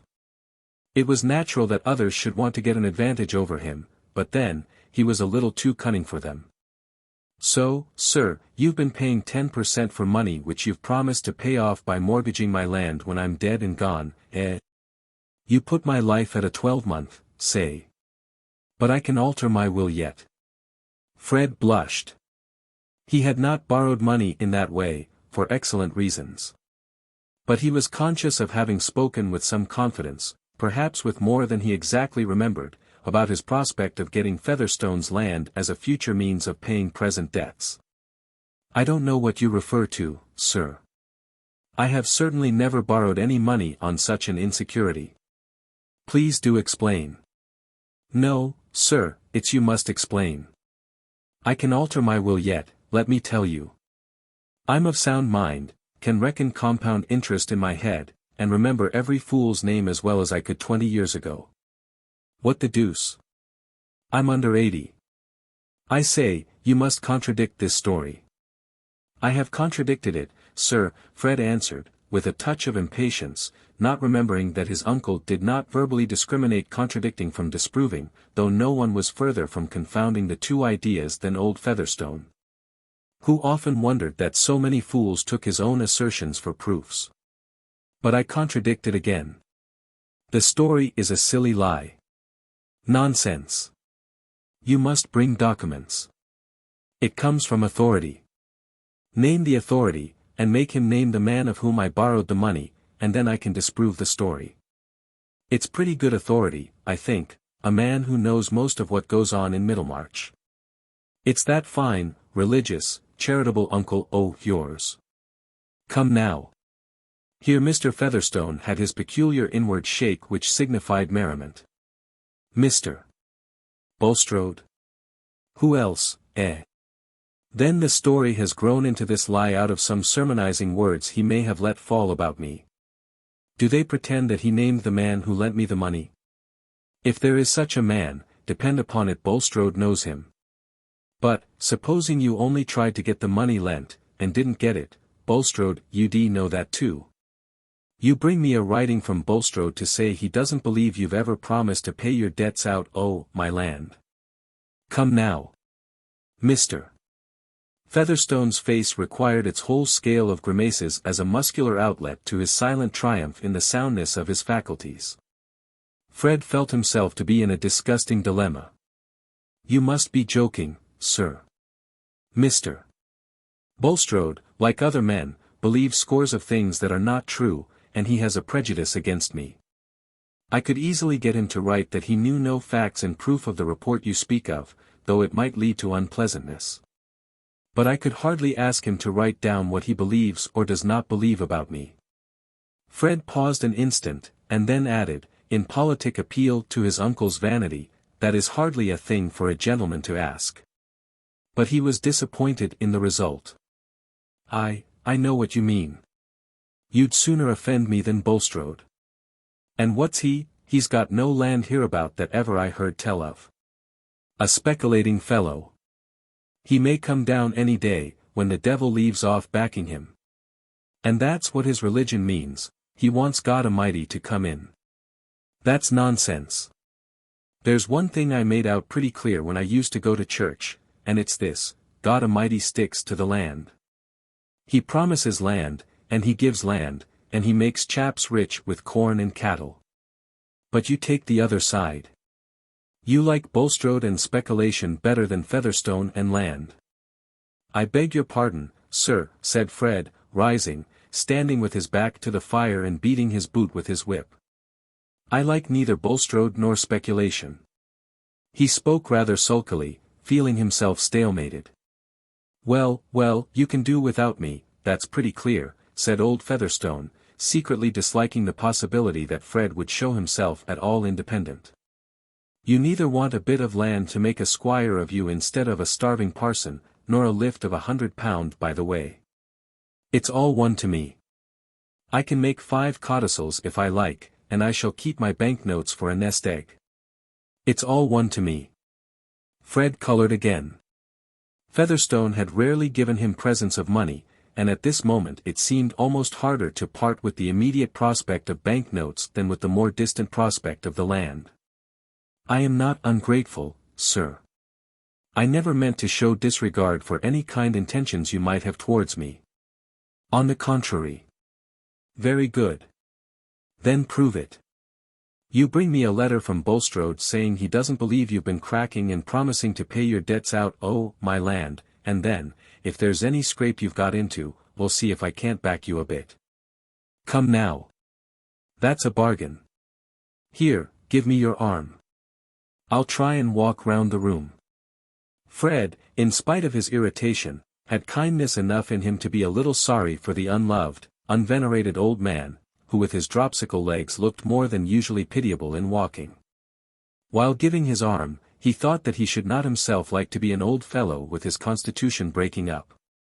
And he waited good-temperedly, first before the window to hear the wonted remarks about the guinea fowls and the weathercock, and then before the scanty book-shelves, of which the chief glories in dark calf were Josephus, Culpeper, Klopstock's Messiah, and several volumes of the Gentleman's Magazine. Read me the names, the books. Come now. You're a college man. Fred gave him the titles. What did Missy want with more books? What must you be bringing her more books for? They amuse her, sir. She is very fond of reading. A little too fond, said Mr. Featherstone, captiously. She was for reading when she sat with me. But I put a stop to that. She's got the newspaper to read out loud. That's enough for one day, I should think. I can't abide to see her reading to herself. You mind and not bring her any more books, do you hear? Yes, sir, I hear. Fred had received this order before, and had secretly disobeyed it. He intended to disobey it again. Ring the bell, said Mr. Featherstone, I want Missy to come down. Rosamond and Mary had been talking faster than their male friends. They did not think of sitting down, but stood at the toilet table near the window while Rosamond took off her hat, adjusted her veil, and applied little touches of her fingertips to her hair of infantine fairness, neither flaxen nor yellow. Mary Garth seemed all the plainer standing at an angle between the two nymphs, the one in the glass, and the one out of it, who looked at each other with eyes of heavenly blue, deep enough to hold the most exquisite meanings an ingenious beholder could put into them, and deep enough to hide the meanings of the owner if these should happen to be less exquisite. Only a few children in Middlemarch looked blonde by the side of Rosamond, and the slim figure displayed by her riding habit had delicate undulations. In fact, most men in Middlemarch, except her brothers, held that Miss Vincey was the best girl in the world, and some called her an angel. Mary Garth, on the contrary, had the aspect of an ordinary sinner. She was brown. Her curly dark hair was rough and stubborn, her stature was low, and it would not be true to declare, in satisfactory antithesis, that she had all the virtues. Plainness has its peculiar temptations and vices quite as much as beauty. It is apt either to feign amiability, or, not feigning it, to show all the repulsiveness of discontent, at any rate, to be called an ugly thing in contrast with that lovely creature your companion. Is apt to produce some effect beyond a sense of fine veracity and fitness in the phrase. At the age of 22 Mary had certainly not attained that perfect good sense and good principle which are usually recommended to the less fortunate girl, as if they were to be obtained in quantities ready mixed, with a flavor of resignation as required. Her shrewdness had a streak of satiric bitterness continually renewed and never carried utterly out of sight, except by a strong current of gratitude towards those who, instead of telling her that she ought to be contented, did something to make her so.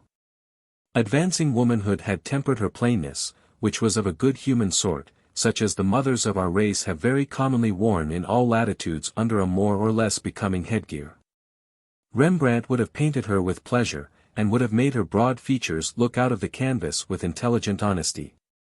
For honesty, truth-telling fairness, was Mary's reigning virtue. She neither tried to create illusions, nor indulged in them for her own behoof, and when she was in a good mood she had humor enough in her to laugh at herself. When she and Rosamond happened both to be reflected in the glass, she said, laughingly, "What a brown patch I am by the side of you, Rosie. You are the most unbecoming companion." "Oh no. No one thinks of your appearance, you are so sensible and useful, Mary." "Beauty is of very little consequence in reality," said Rosamond, turning her head towards Mary, but with eyes swerving towards the new view of her neck in the glass. "You mean my beauty," said Mary, rather sardonically. Rosamond thought, "Poor Mary, she takes the kindest things ill." Aloud she said, "What have you been doing lately?" "Oh, minding the house, pouring out syrup, pretending to be amiable and contented, learning to have a bad opinion of everybody." "It is a wretched life for you." "No," said Mary, curtly, with a little toss of her head. "I think my life is pleasanter than your Miss Morgan's." "Yes, but Miss Morgan is so uninteresting, and not young." "She is interesting to herself, I suppose, and I am not at all sure that everything gets easier as one gets older." "No," said Rosamond, reflectively, "one wonders what such people do, without any prospect. To be sure, there is religion as a support. But," she added, dimpling, "it is very different with you, Mary. You may have an offer." "Has anyone told you he means to make me one?" "Of course not. I mean, there is a gentleman who may fall in love with you, seeing you almost every day." A certain change in Mary's face was chiefly determined by the resolve not to show any change. "Does that always make people fall in love?" she answered, carelessly. "It seems to me quite as often a reason for detesting each other. Not when they are interesting and agreeable. I hear that Mr. Lydgate is both." "Oh, Mr. Lydgate," said Mary, with an unmistakable lapse into indifference. "You want to know something about him," she added, not choosing to indulge Rosamond's indirectness. "Merely, how you like him." "There is no question of liking at present. My liking always wants some little kindness to kindle it. I am not magnanimous enough to like people who speak to me without seeming to see me." "Is he so haughty?" said Rosamond, with heightened satisfaction. "You know that he is of good family?" "No, he did not give that as a reason." "Mary, you are the oddest girl. But what sort of looking man is he? Describe him to me." "How can one describe a man? I can give you an inventory: heavy eyebrows, dark eyes, a straight nose, thick dark hair, large solid white hands, and, let me see, oh, an exquisite cambric pocket handkerchief." "But you will see him. You know this is about the time of his visits." Rosamond blushed a little, but said, meditatively, "I rather like a haughty manner. I cannot endure a rattling young man." "I did not tell you that Mr. Lydgate was haughty. But Ilyn a pour two less gouts, as little Mamselle used to say, and if any girl can choose the particular sort of conceit she would like, I should think it is you, Rosie. Haughtiness is not conceit. I call Fred conceited. I wish no one said any worse of him. He should be more careful. Mrs. Wall has been telling Uncle that Fred is very unsteady." Mary spoke from a girlish impulse which got the better of her judgment. There was a vague uneasiness associated with the word unsteady, which she hoped Rosamond might say something to dissipate. But she purposely abstained from mentioning Mrs. Wall's more special insinuation. "Oh, Fred is horrid," said Rosamond. She would not have allowed herself so unsuitable a word to any one but Mary. "What do you mean by horrid?" "He is so idle, and makes Papa so angry, and says he will not take orders." "I think Fred is quite right." "How can you say he is quite right, Mary? I thought you had more sense of religion." "He is not fit to be a clergyman." "But he ought to be fit." "Well, then, he is not what he ought to be. I know some other people who are in the same case. But no one approves of them. I should not like to marry a clergyman, but there must be clergymen. It does not follow that Fred must be one. But when Papa has been at the expense of educating him for it. And only suppose, if he should have no fortune left him." "I can suppose that very well," said Mary, dryly. "Then I wonder you can defend Fred," said Rosamond, inclined to push this point. "I don't defend him," said Mary, laughing. "I would defend any parish from having him for a clergyman. But of course if he were a clergyman, he must be different." "Yes, he would be a great hypocrite, and he is not that yet." "It is of no use saying anything to you, Mary. You always take Fred's part." "Why should I not take his part?" said Mary, lighting up. "He would take mine. He is the only person who takes the least trouble to oblige me." "You make me feel very uncomfortable, Mary," said Rosamond, with her gravest mildness. "I would not tell Mamma for the world." "What would you not tell her?" said Mary, angrily. "Pray do not go into a rage, Mary," said Rosamond, mildly as ever. "If your mamma is afraid that Fred will make me an offer, tell her that I would not marry him if he asked me. But he is not going to do so, that I am aware. He certainly never has asked me." "Mary, you are always so violent. And you are always so exasperating." What can you blame me for?" "Oh, blameless people are always the most exasperating. There is the bell, I think we must go down." "I did not mean to quarrel," said Rosamond, putting on her hat. "Quarrel? Nonsense, we have not quarrelled. If one is not to get into a rage sometimes, what is the good of being friends? Am I to repeat what you have said?" Just as you please. I never say what I am afraid of having repeated. But let us go down. Mr. Lydgate was rather late this morning, but the visitors stayed long enough to see him, for Mr. Featherstone asked Rosamond to sing to him, and she herself was so kind as to propose a second favourite song of his, Flow On, Thou Shining River, after she had sung Home, Sweet Home, which she detested. This hard-headed old overreach approved of the sentimental song, as the suitable garnish for girls, and also as fundamentally fine, sentiment being the right thing for a song. Mr. Featherstone was still applauding the last performance, and assuring Missy that her voice was as clear as a blackbird's, when Mr. Lydgate's horse passed the window. His dull expectation of the usual disagreeable routine with an aged patient, who can hardly believe that medicine would not set him up if the doctor were only clever enough, added to his general disbelief in Middlemarch charms.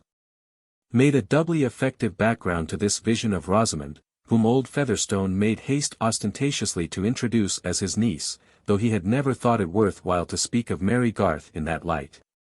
Nothing escaped Lydgate in Rosamond's graceful behaviour, how delicately she waived the notice which the old man's want of taste had thrust upon her by a quiet gravity, not showing her dimples on the wrong occasion, but showing them afterwards in speaking to Mary, to whom she addressed herself with so much good-natured interest, that Lydgate, after quickly examining Mary more fully than he had done before, saw an adorable kindness in Rosamond's eyes. But Mary from some cause looked rather out of temper. "Miss Rosie has been singing me a song, you've nothing to say against that, doctor," said Mr. Featherstone. "I like it better than your physic." "That has made me forget how the time was going," said Rosamond, rising to reach her hat, which she had laid aside before singing, so that her flower-like head on its white stem was seen in perfection above her riding habit. "Fred, we must really go." "Very good," said Fred, who had his own reasons for not being in the best spirits, and wanted to get away. "Miss Vincey is a musician," said Lydgate, following her with his eyes. Every nerve and muscle in Rosamond was adjusted to the consciousness that she was being looked at. She was by nature an actress of parts that entered into her physique, she even acted her own character, and so well, that she did not know it to be precisely her own. "The best in Middlemarch, I'll be bound," said Mr. Featherstone, "let the next be who she will." Fred. Speak up for your sister." "I'm afraid I'm out of court, sir. My evidence would be good for nothing." "Middlemarch has not a very high standard, uncle," said Rosamond, with a pretty lightness, going towards her whip, which lay at a distance. Lydgate was quick in anticipating her. He reached the whip before she did, and turned to present it to her. She bowed and looked at him, he of course was looking at her, and their eyes met with that peculiar meeting which is never arrived at by effort, but seems like a sudden divine clearance of haze. I think Lydgate turned a little paler than usual, but Rosamond blushed deeply and felt a certain astonishment. After that, she was really anxious to go, and did not know what sort of stupidity her uncle was talking of when she went to shake hands with him. Yet this result, which she took to be a mutual impression, called falling in love, was just what Rosamond had contemplated beforehand. Ever since that important new arrival in Middlemarch she had woven a little future, of which something like this scene was the necessary beginning. Strangers, whether wrecked and clinging to a raft, or duly escorted and accompanied by portmanteaus, have always had a circumstantial fascination for the virgin mind, against which native merit has urged itself in vain. And a stranger was absolutely necessary to Rosamond's social romance, which had always turned on a lover and bridegroom who was not a Middlemarcher, and who had no connections at all like her own, of late, indeed. The construction seemed to demand that he should somehow be related to a baronet. Now that she and the stranger had met, reality proved much more moving than anticipation, and Rosamond could not doubt that this was the great epoch of her life. She judged of her own symptoms as those of awakening love, and she held it still more natural that Mr. Lydgate should have fallen in love at first sight of her. These things happened so often at balls, and why not by the morning light, when the complexion showed all the better for it? Rosamond, though no older than Mary, was rather used to being fallen in love with. But she, for her part, had remained indifferent and fastidiously critical towards both fresh sprig and faded bachelor. And here was Mr. Lydgate suddenly corresponding to her ideal, being altogether foreign to Middlemarch, carrying a certain air of distinction congruous with good family, and possessing connections which offered vistas of that middle-class heaven, rank. A man of talent, also, whom it would be especially delightful to enslave, in fact, a man who had touched her nature quite newly, and brought a vivid interest into her life which was better than any fancied, might be, such as she was in the habit of opposing to the actual. Thus, in riding home, both the brother and the sister were preoccupied and inclined to be silent. Rosamond, whose basis for her structure had the usual airy slightness, was of remarkably detailed and realistic imagination when the foundation had been once presupposed. And before they had ridden a mile she was far on in the costume and introductions of her wedded life, having determined on her house in Middlemarch, and foreseen the visits she would pay to her husband's high-bred relatives at a distance, whose finished manners she could appropriate as thoroughly as she had done her school accomplishments, preparing herself thus for vaguer elevations which might ultimately come.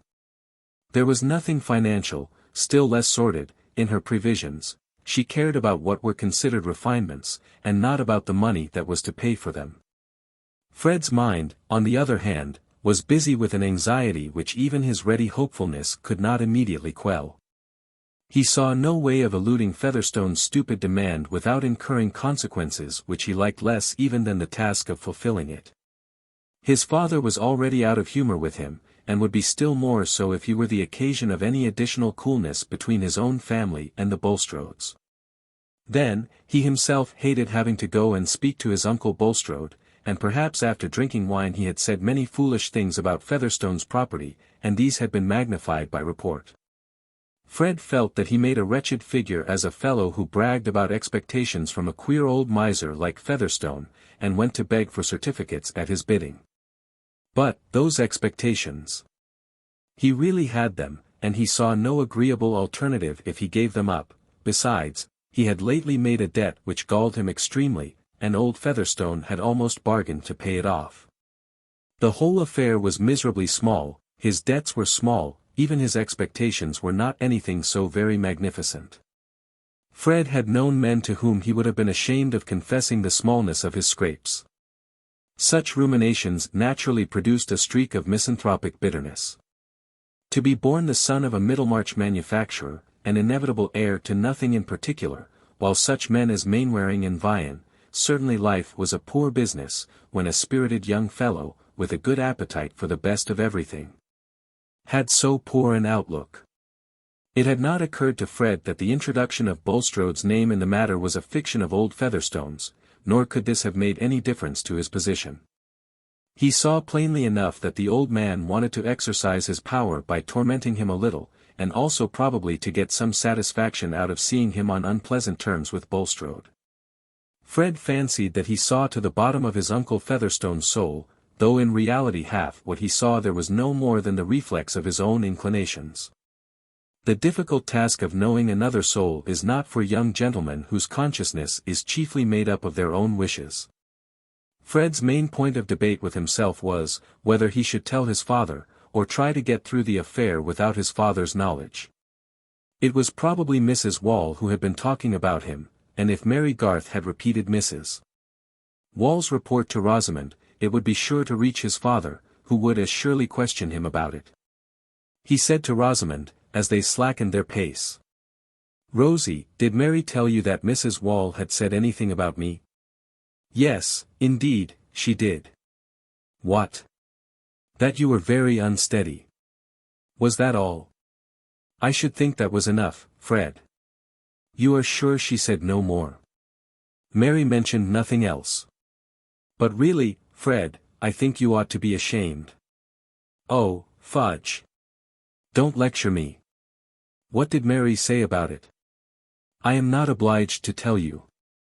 You care so very much what Mary says, and you are too rude to allow me to speak." "Of course I care what Mary says. She is the best girl I know. I should never have thought she was a girl to fall in love with." "How do you know what men would fall in love with?" Girls never know.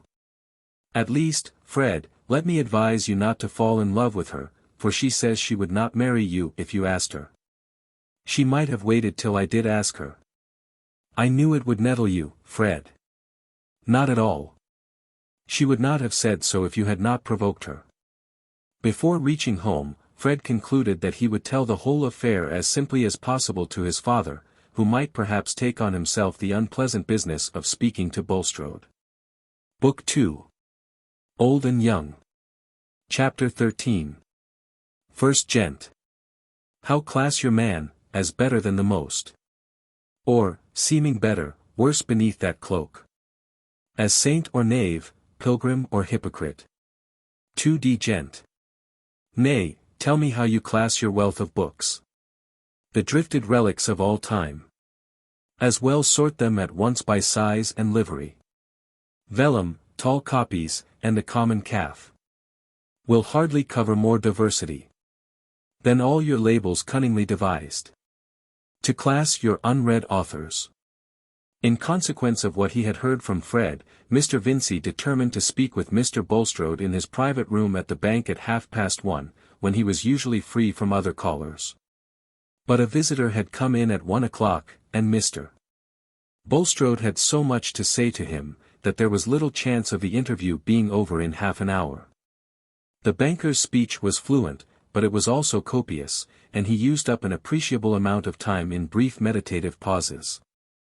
Do not imagine his sickly aspect to have been of the yellow, black-haired sort. He had a pale blonde skin, thin grey-besprinkled brown hair, light grey eyes, and a large forehead.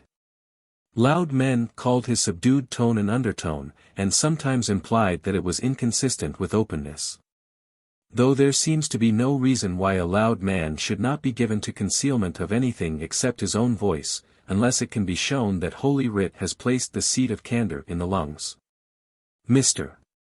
Bulstrode had also a deferential bending attitude in listening, and an apparently fixed attentiveness in his eyes which made those persons who thought themselves worth hearing infer that he was seeking the utmost improvement from their discourse. Others, who expected to make no great figure, disliked this kind of moral lantern turned on them. If you are not proud of your cellar, there is no thrill of satisfaction in seeing your guest hold up his wineglass to the light and look judicial. Such joys are reserved for conscious merit. Hence Mr. Bulstrode's close attention was not agreeable to the publicans and sinners in Middlemarch. It was attributed by some to his being a Pharisee, and by others to his being evangelical. Less superficial reasoners among them wished to know who his father and grandfather were, observing that 25 years ago nobody had ever heard of a Bulstrode in Middlemarch. To his present visitor, Lydgate, the scrutinizing look was a matter of indifference. He simply formed an unfavorable opinion of the banker's constitution, and concluded that he had an eager inward life with little enjoyment of tangible things. I shall be exceedingly obliged if you will look in on me here occasionally, Mr. Lydgate, the banker observed, after a brief pause. If, as I dare to hope, I have the privilege of finding you a valuable coadjutor in the interesting matter of hospital management, there will be many questions which we shall need to discuss in private. As to the new hospital, which is nearly finished, I shall consider what you have said about the advantages of the special destination for fevers. The decision will rest with me, for though Lord Medlicote has given the land and timber for the building, he is not disposed to give his personal attention to the object. There are few things better worth the pains in a provincial town like this, said Lydgate. A fine fever hospital in addition to the old infirmary might be the nucleus of a medical school here, when once we get our medical reforms. And what would do more for medical education than the spread of such schools over the country? A born provincial man who has a grain of public spirit as well as a few ideas, should do what he can to resist the rush of everything that is a little better than common towards London. Any valid professional aims may often find a freer, if not a richer field, in the provinces. One of Lydgate's gifts was a voice habitually deep and sonorous, yet capable of becoming very low and gentle at the right moment. About his ordinary bearing there was a certain fling, a fearless expectation of success, a confidence in his own powers and integrity much fortified by contempt for petty obstacles or seductions of which he had had no experience.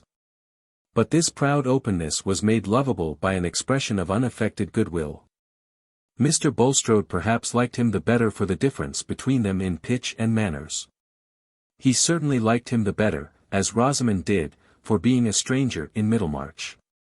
One can begin so many things with a new person, even begin to be a better man. I shall rejoice to furnish your zeal with fuller opportunities, Mr. Bulstrode answered, I mean, by confiding to you the superintendence of my new hospital, should a maturer knowledge favour that issue, for I am determined that so great an object shall not be shackled by our two physicians. Indeed, I am encouraged to consider your advent to this town as a gracious indication that a more manifest blessing is now to be awarded to my efforts, which have hitherto been much withstood. With regard to the old infirmary, we have gained the initial point, I mean your election. And now I hope you will not shrink from incurring a certain amount of jealousy and dislike from your professional brethren by presenting yourself as a reformer. I will not profess bravery, said Lydgate, smiling, but I acknowledge a good deal of pleasure in fighting, and I should not care for my profession, if I did not believe that better methods were to be found and enforced there as well as everywhere else. The standard of that profession is low in Middlemarch, my dear sir, said the banker. I mean in knowledge and skill, not in social status, for our medical men are most of them connected with respectable townspeople here. My own imperfect health has induced me to give some attention to those palliative resources which the divine mercy has placed within our reach. I have consulted eminent men in the metropolis, and I am painfully aware of the backwardness under which medical treatment labors in our provincial districts. Yes. With our present medical rules and education, one must be satisfied now and then to meet with a fair practitioner. As to all the higher questions which determine the starting point of a diagnosis, as to the philosophy of medical evidence, any glimmering of these can only come from a scientific culture of which country practitioners have usually no more notion than the man in the moon. Mr. Bulstrode, bending and looking intently, found the form which Lydgate had given to his agreement not quite suited to his comprehension. Under such circumstances a judicious man changes the topic and enters on ground where his own gifts may be more useful. I am aware, he said, that the peculiar bias of medical ability is towards material means. Nevertheless, Mr. Lydgate, I hope we shall not vary in sentiment as to a measure in which you are not likely to be actively concerned, but in which your sympathetic concurrence may be an aid to me. You recognize, I hope, the existence of spiritual interests in your patients? Certainly I do. But those words are apt to cover different meanings to different minds. Precisely. And on such subjects wrong teaching is as fatal as no teaching. Now a point which I have much at heart to secure is a new regulation as to clerical attendance at the old infirmary. The building stands in Mr. Fairbrother's parish. You know Mr. Fairbrother? I have seen him. He gave me his vote. I must call to thank him. He seems a very bright, pleasant little fellow. And I understand he is a naturalist. Mr. Fairbrother, my dear sir, is a man deeply painful to contemplate. I suppose there is not a clergyman in this country who has greater talents. Mr. Bulstrode paused and looked meditative. I have not yet been pained by finding any excessive talent in Middlemarch, said Lydgate, bluntly. What I desire, Mr. Bulstrode continued, looking still more serious, is that Mr. Fairbrother's attendance at the hospital should be superseded by the appointment of a chaplain, of Mr. Tyke, in fact, and that no other spiritual aid should be called in. As a medical man I could have no opinion on such a point unless I knew Mr. Tyke, and even then I should require to know the cases in which he was applied. Lydgate smiled, but he was bent on being circumspect. Of course you cannot enter fully into the merits of this measure at present. But, here Mr. Bulstrode began to speak with a more chiseled emphasis, the subject is likely to be referred to the medical board of the infirmary, and what I trust one may ask of you is, that in virtue of the cooperation between us which I now look forward to, you will not, so far as you are concerned, be influenced by my opponents in this matter. I hope I shall have nothing to do with clerical disputes, said Lydgate. The path I have chosen is to work well in my own profession. My responsibility, Mr. Lydgate, is of a broader kind. With me, indeed, this question is one of sacred accountableness, whereas with my opponents, I have good reason to say that it is an occasion for gratifying a spirit of worldly opposition. But I shall not therefore drop one iota of my convictions, or cease to identify myself with that truth which an evil generation hates. I have devoted myself to this object of hospital improvement, but I will boldly confess to you, Mr. Lydgate, that I should have no interest in hospitals if I believed that nothing more was concerned therein than the cure of mortal diseases. I have another ground of action, and in the face of persecution I will not conceal it. Mr. Bulstrode's voice had become a loud and agitated whisper as he said the last words. There we certainly differ, said Lydgate. But he was not sorry that the door was now opened, and Mr. Vincey was announced. That florid sociable personage was become more interesting to him since he had seen Rosamond. Not that, like her, he had been weaving any future in which their lots were united. But a man naturally remembers a charming girl with pleasure, and is willing to dine where he may see her again. Before he took leave, Mr.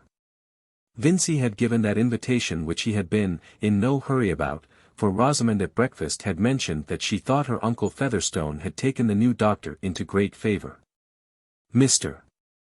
Bulstrode, alone with his brother-in-law, poured himself out a glass of water, and opened a sandwich box.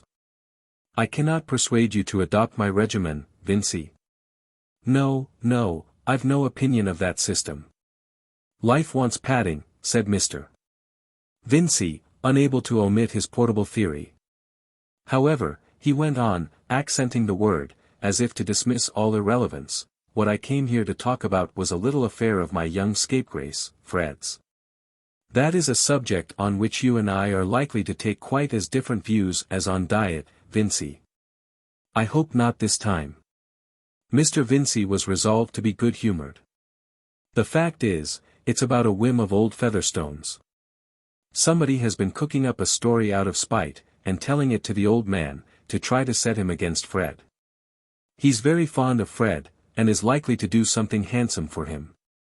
Indeed, he has as good as told Fred that he means to leave him his land, and that makes other people jealous.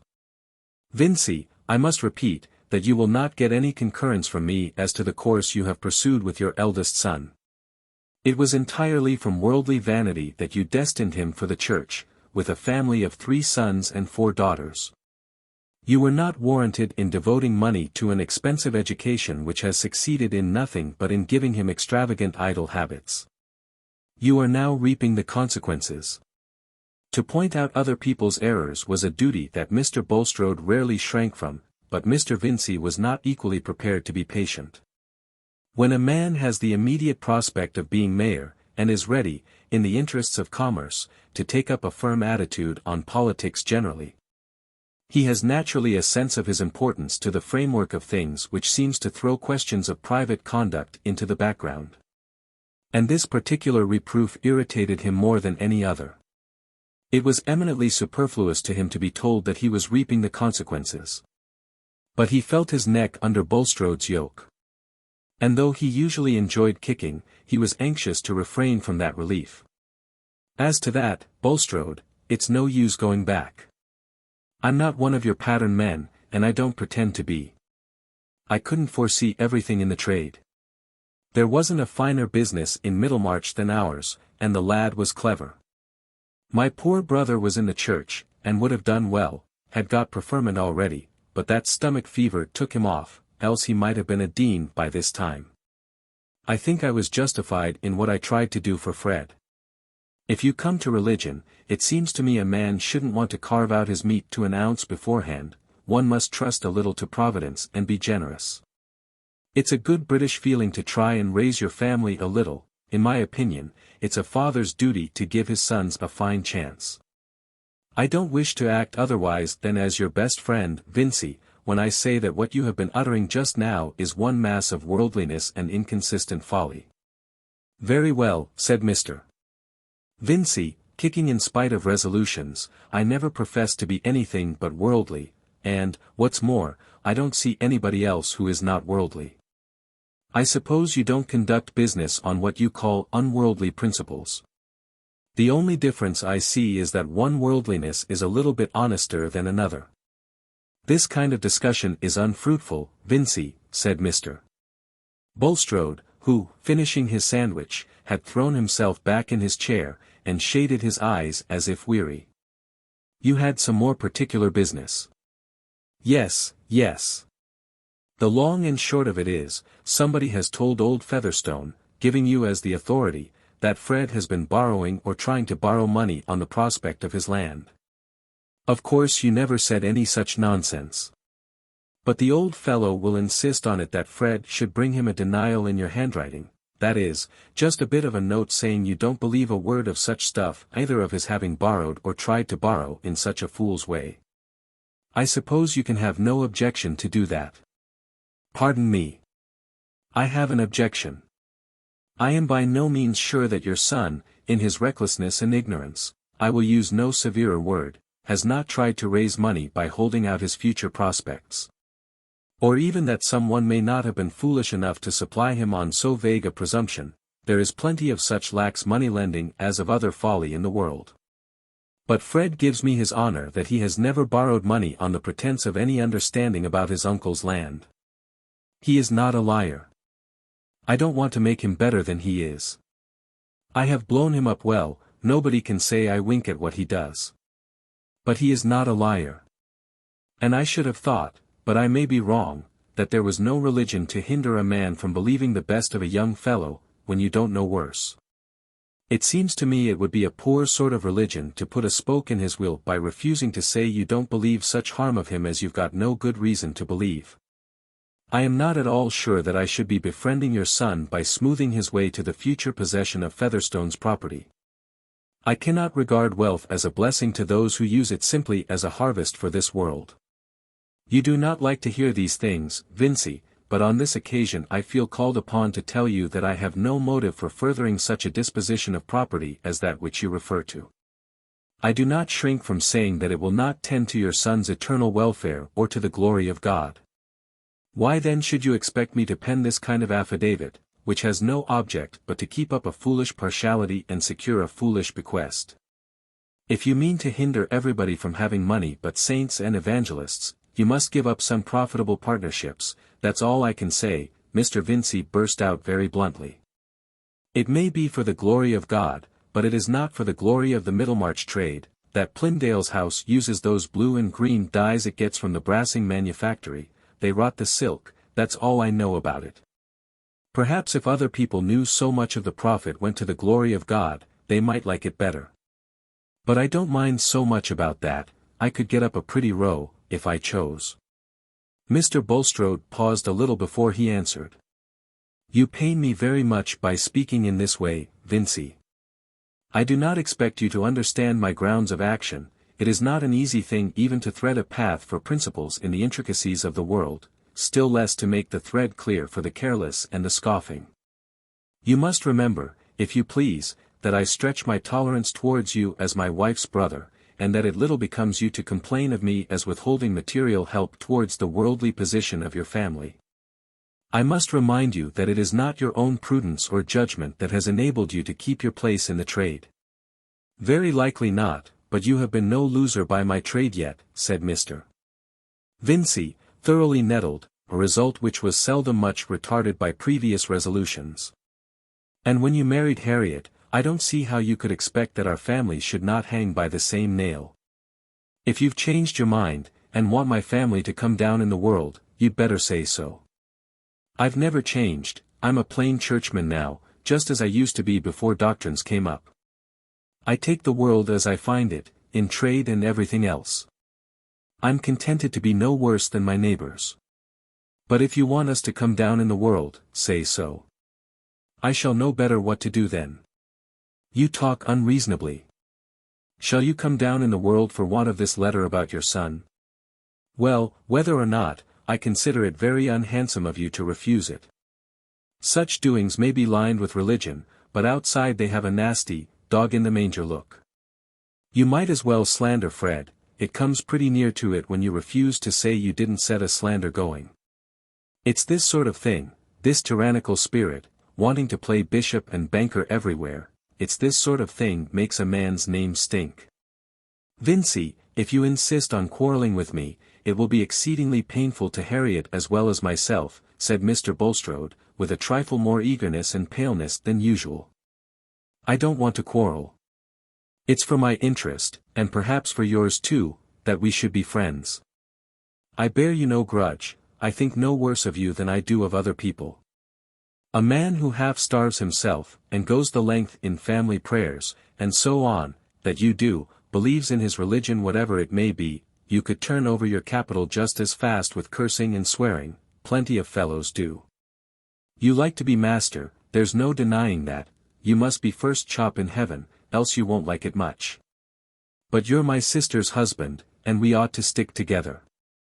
And if I know Harriet, she'll consider it your fault if we quarrel because you strain at a gnat in this way, and refuse to do Fred a good turn. And I don't mean to say I shall bear it well. I consider it unhandsome. Mr. Vincey rose, began to button his greatcoat, and looked steadily at his brother-in-law, meaning to imply a demand for a decisive answer. This was not the first time that Mr. Bulstrode had begun by admonishing Mr. Vincey, and had ended by seeing a very unsatisfactory reflection of himself in the coarse unflattering mirror which that manufacturer's mind presented to the subtler lights and shadows of his fellowmen. And perhaps his experience ought to have warned him how the scene would end. But a full-fed fountain will be generous with its waters even in the rain, when they are worse than useless. And a fine fount of admonition is apt to be equally irrepressible. It was not in Mr. Bulstrode's nature to comply directly in consequence of uncomfortable suggestions. Before changing his course, he always needed to shape his motives and bring them into accordance with his habitual standard. He said, at last, I will reflect a little, Vincey. I will mention the subject to Harriet. I shall probably send you a letter. Very well. As soon as you can, please. I hope it will all be settled before I see you tomorrow. Chapter 14. Follows here the strict receipt. For that sauce to dainty meat, named idleness, which many eat by preference, and call it sweet. First watch for morsels, like a hound. Mix well with buffets, stir them round. With good thick oil of flatteries. And froth with mean self-lauding lies. Serve warm, the vessels you must choose. To keep it in are dead men's shoes.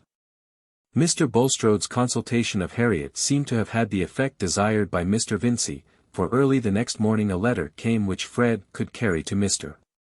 Featherstone as the required testimony. The old gentleman was staying in bed on account of the cold weather, and as Mary Garth was not to be seen in the sitting-room, Fred went upstairs immediately and presented the letter to his uncle, who, propped up comfortably on a bedrest, was not less able than usual to enjoy his consciousness of wisdom in distrusting and frustrating mankind. He put on his spectacles to read the letter, pursing up his lips and drawing down their corners. Under the circumstances I will not decline to state my conviction. Cha! What fine words the fellow puts! He's as fine as an auctioneer, that your son Frederick has not obtained any advance of money on bequests promised by Mr. Featherstone. Promised? Who said I had ever promised? I promise nothing, I shall make codicils as long as I like, and that considering the nature of such a proceeding, it is unreasonable to presume that a young man of sense and character would attempt it. Ah! But the gentleman doesn't say you are a young man of sense and character, mark you that, sir. As to my own concern with any report of such a nature, I distinctly affirm that I never made any statement to the effect that your son had borrowed money on any property that might accrue to him on Mr. Featherstone's demise, bless my heart. Property, accrue, demise. Lawyer Standish is nothing to him. He couldn't speak finer if he wanted to borrow. Well, Mr. Featherstone here looked over his spectacles at Fred, while he handed back the letter to him with a contemptuous gesture. You don't suppose I believe a thing because Bulstrode writes it out fine, eh? Fred colored. You wish to have the letter, sir. I should think it very likely that Mr. Bulstrode's denial is as good as the authority which told you what he denies. Every bit. I never said I believed either one or the other. And now what do you expect?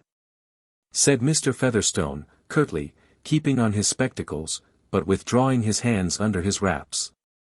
I expect nothing, sir. Fred with difficulty restrained himself from venting his irritation. I came to bring you the letter. If you like I will bid you good morning. Not yet, not yet. Ring the bell, I want Missy to come. It was a servant who came in answer to the bell. Tell Missy to come, said Mr. Featherstone, impatiently. What business had she to go away? He spoke in the same tone when Mary came. Why couldn't you sit still here till I told you to go? I want my waistcoat now. I told you always to put it on the bed. Mary's eyes looked rather red, as if she had been crying. It was clear that Mr. Featherstone was in one of his most snappish humors this morning, and though Fred had now the prospect of receiving the much-needed present of money, he would have preferred being free to turn round on the old tyrant and tell him that Mary Garth was too good to be at his beck. Though Fred had risen as she entered the room, she had barely noticed him, and looked as if her nerves were quivering with the expectation that something would be thrown at her. But she never had anything worse than words to dread. When she went to reach the waistcoat from a peg, Fred went up to her and said, Allow me. Let it alone. You bring it, Missy, and lay it down here, said Mr. Featherstone. Now you go away again till I call you, he added, when the waistcoat was laid down by him. It was usual with him to season his pleasure in showing favor to one person by being especially disagreeable to another, and Mary was always at hand to furnish the condiment. When his own relatives came she was treated better. Slowly he took out a bunch of keys from the waistcoat pocket, and slowly he drew forth a tin box which was under the bedclothes. You expect I am going to give you a little fortune, eh? He said, looking above his spectacles and pausing in the act of opening the lid. Not at all, sir. You were good enough to speak of making me a present the other day, else, of course, I should not have thought of the matter. But Fred was of a hopeful disposition, and a vision had presented itself of a sum just large enough to deliver him from a certain anxiety. When Fred got into debt, it always seemed to him highly probable that something or other, he did not necessarily conceive what, would come to pass enabling him to pay in due time. And now that the providential occurrence was apparently close at hand, it would have been sheer absurdity to think that the supply would be short of the need, as absurd as a faith that believed in half a miracle for want of strength to believe in a whole one. The deep-veined hands fingered many banknotes one after the other, laying them down flat again, while Fred leaned back in his chair, scorning to look eager. He held himself to be a gentleman at heart, and did not like courting an old fellow for his money. At last, Mr. Featherstone eyed him again over his spectacles and presented him with a little sheaf of notes. Fred could see distinctly that there were but 5, as the less significant edges gaped towards him. But then, each might mean £50. He took them, saying, I am very much obliged to you, sir, and was going to roll them up without seeming to think of their value. But this did not suit Mr. Featherstone, who was eyeing him intently. Come, don't you think it worth your while to count 'em? You take money like a lord, I suppose you lose it like one.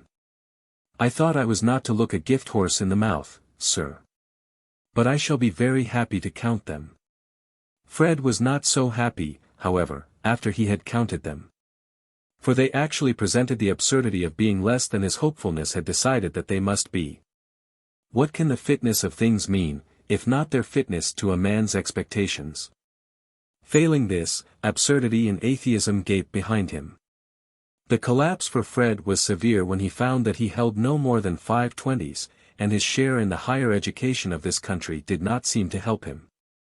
Nevertheless he said, with rapid changes in his fair complexion. It is very handsome of you, sir. I should think it is, said Mr. Featherstone, locking his box and replacing it, then taking off his spectacles deliberately, and at length, as if his inward meditation had more deeply convinced him, repeating, I should think it handsome. "I assure you, sir, I am very grateful," said Fred, who had had time to recover his cheerful air. "So you ought to be. You want to cut a figure in the world, and I reckon Peter Featherstone is the only one you've got to trust to." Here the old man's eyes gleamed with a curiously mingled satisfaction in the consciousness that this smart young fellow relied upon him, and that the smart young fellow was rather a fool for doing so. "Yes, indeed, I was not born to very splendid chances. Few men have been more cramped than I have been," said Fred, with some sense of surprise at his own virtue, considering how hardly he was dealt with. "It really seems a little too bad to have to ride a broken-winded hunter, and see men, who are not half such good judges as yourself, able to throw away any amount of money on buying bad bargains. Well, you can buy yourself a fine hunter now. £80 is enough for that, I reckon, and you'll have £20 over to get yourself out of any little scrape," said Mr. Featherstone, chuckling slightly. "You are very good, sir," said Fred, with a fine sense of contrast between the words and his feeling. "I, rather a better uncle than your fine Uncle Bulstrode. You won't get much out of his speculations, I think. He's got a pretty strong string round your father's leg, by what I hear, eh?" "My father never tells me anything about his affairs, sir." "Well, he shows some sense there. But other people find them out without his telling. He'll never have much to leave you, he'll most like die without a will, he's the sort of man to do it, let them make him mayor of Middlemarch as much as they like. But you won't get much by his dying without a will, though you are the eldest son." Fred thought that Mr. Featherstone had never been so disagreeable before. True, he had never before given him quite so much money at once. "Shall I destroy this letter of Mr. Bulstrode's, sir?"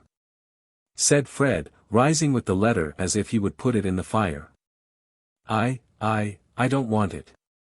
It's worth no money to me." Fred carried the letter to the fire, and thrust the poker through it with much zest.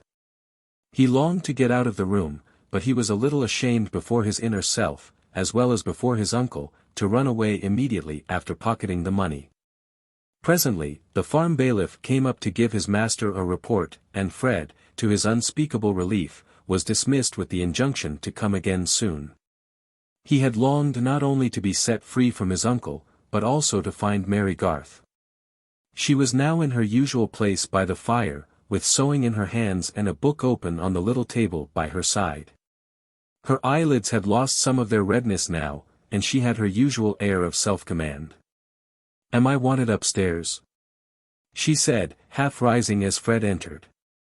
"No, I am only dismissed, because Simmons is gone up." Mary sat down again, and resumed her work. She was certainly treating him with more indifference than usual. She did not know how affectionately indignant he had felt on her behalf upstairs. "May I stay here a little, Mary, or shall I bore you?" "Pray sit down," said Mary. "You will not be so heavy a bore as Mr. John Wall, who was here yesterday, and he sat down without asking my leave. Poor fellow! I think he is in love with you. I am not aware of it. And to me it is one of the most odious things in a girl's life, that there must always be some supposition of falling in love coming between her and any man who is kind to her, and to whom she is grateful. I should have thought that I, at least, might have been safe from all that. I have no ground for the nonsensical vanity of fancying everybody who comes near me is in love with me." Mary did not mean to betray any feeling, but in spite of herself she ended in a tremulous tone of vexation. "Confound John Wall. I did not mean to make you angry. I didn't know you had any reason for being grateful to me. I forgot what a great service you think it if any one snuffs a candle for you." Fred also had his pride, and was not going to show that he knew what had called forth this outburst of Mary's. "Oh, I am not angry, except with the ways of the world. I do like to be spoken to as if I had common sense. I really often feel as if I could understand a little more than I ever hear even from young gentlemen who have been to college." Mary had recovered, and she spoke with a suppressed rippling undercurrent of laughter pleasant to hear. "I don't care how merry you are at my expense this morning," said Fred, "I thought you looked so sad when you came upstairs." It is a shame you should stay here to be bullied in that way. Oh, I have an easy life, by comparison. I have tried being a teacher, and I am not fit for that, my mind is too fond of wandering on its own way. I think any hardship is better than pretending to do what one is paid for, and never really doing it. Everything here I can do as well as anyone else could, perhaps better than some, Rosie, for example. Though she is just the sort of beautiful creature that is imprisoned with ogres in fairy tales. Rosie, cried Fred, in a tone of profound brotherly skepticism. Come, Fred, said Mary, emphatically, you have no right to be so critical. Do you mean anything particular, just now? No, I mean something general, always. Oh, that I am idle and extravagant. Well, I am not fit to be a poor man. I should not have made a bad fellow if I had been rich. You would have done your duty in that state of life to which it has not pleased God to call you, said Mary, laughing. Well, I couldn't do my duty as a clergyman, any more than you could do yours as a governess. You ought to have a little fellow feeling there, Mary. I never said you ought to be a clergyman. There are other sorts of work. It seems to me very miserable not to resolve on some course and act accordingly. So I could, if, Fred broke off, and stood up, leaning against the mantelpiece. If you were sure you should not have a fortune. I did not say that. You want to quarrel with me. It is too bad of you to be guided by what other people say about me. How can I want to quarrel with you? I should be quarreling with all my new books, said Mary, lifting the volume on the table. However naughty you may be to other people, you are good to me. Because I like you better than anyone else. But I know you despise me. Yes, I do, a little, said Mary, nodding, with a smile. You would admire a stupendous fellow, who would have wise opinions about everything. Yes, I should. Mary was sewing swiftly, and seemed provokingly mistress of the situation. When a conversation has taken a wrong turn for us, we only get farther and farther into the swamp of awkwardness. This was what Fred Vincy felt. I suppose a woman is never in love with anyone she has always known, ever since she can remember. As a man often is. It is always some new fellow who strikes a girl. Let me see, said Mary, the corners of her mouth curling archly, I must go back on my experience. There is Juliet, she seems an example of what you say.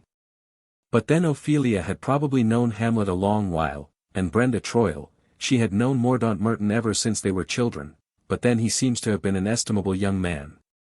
And Minna was still more deeply in love with Cleveland, who was a stranger. Waverley was new to Flora McIvor, but then she did not fall in love with him. And there are Olivia and Sophia Primrose, and Corinne, they may be said to have fallen in love with new men.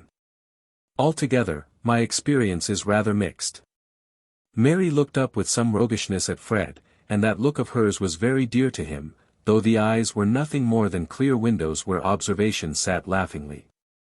He was certainly an affectionate fellow, and as he had grown from boy to man, he had grown in love with his old playmate, notwithstanding that share in the higher education of the country which had exalted his views of rank and income. When a man is not loved, it is no use for him to say that he could be a better fellow, could do anything, I mean, if he were sure of being loved in return. Not of the least use in the world for him to say he could be better. Might, could, would, they are contemptible auxiliaries. I don't see how a man is to be good for much unless he has some one woman to love him dearly. I think that goodness should come before he expects that. You know better, Mary. Women don't love men for their goodness. Perhaps not. But if they love them, they never think them bad. It is hardly fair to say I am bad. I said nothing at all about you. I never shall be good for anything, Mary, if you will not say that you love me, if you will not promise to marry me, I mean, when I am able to marry. If I did love you, I would not marry you, I would certainly not promise ever to marry you. I think that is quite wicked, Mary. If you love me, you ought to promise to marry me. On the contrary, I think it would be wicked in me to marry you even if I did love you. You mean, just as I am, without any means of maintaining a wife. Of course, I am but 23. In that last point you will alter. But I am not so sure of any other alteration. My father says an idle man ought not to exist, much less, be married. Then I am to blow my brains out? No. On the whole I should think you would do better to pass your examination. I have heard Mr. Fairbrother say it is disgracefully easy. That is all very fine. Anything is easy to him. Not that cleverness has anything to do with it. I am 10 times cleverer than many men who pass. Dear me, said Mary, unable to repress her sarcasm, that accounts for the curates like Mr. Krause. Divide your cleverness by 10, and the quotient, dear me, is able to take a degree. But that only shows you are 10 times more idle than the others. Well, if I did pass, you would not want me to go into the church. That is not the question, what I want you to do. You have a conscience of your own, I suppose. There is Mr. Lydgate. I must go and tell my uncle. Mary, said Fred, seizing her hand as she rose, if you will not give me some encouragement, I shall get worse instead of better. I will not give you any encouragement, said Mary, reddening. Your friends would dislike it, and so would mine.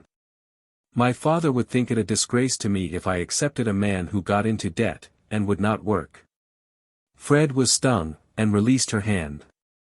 She walked to the door, but there she turned and said, Fred, you have always been so good, so generous to me. I am not ungrateful. But never speak to me in that way again.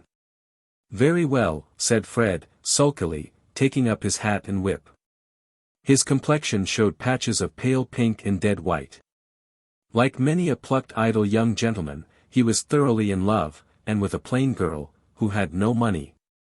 But having Mr. Featherstone's land in the background, and a persuasion that, let Mary say what she would, she really did care for him, Fred was not utterly in despair. When he got home, he gave 4 of the 20s to his mother, asking her to keep them for him. I don't want to spend that money, mother. I want it to pay a debt with. So keep it safe away from my fingers. Bless you, my dear, said Mrs. Vincey. She doted on her eldest son and her youngest girl, a child of 6, whom others thought her 2 naughtiest children. The mother's eyes are not always deceived in their partiality, she at least can best judge who is the tender, filial-hearted child. And Fred was certainly very fond of his mother. Perhaps it was his fondness for another person also that made him particularly anxious to take some security against his own liability to spend £100. For the creditor to whom he owed 160 held a firmer security in the shape of a bill signed by Mary's father. Chapter 15. Black eyes you have left, you say. Blue eyes fail to draw you. Yet you seem more rapt today than of old we saw you. Oh, I track the fairest fair through new haunts of pleasure. Footprints here and echoes there guide me to my treasure. Lo! She turns, immortal youth, wrought to mortal stature, fresh as starlight's aged truth, many-named nature.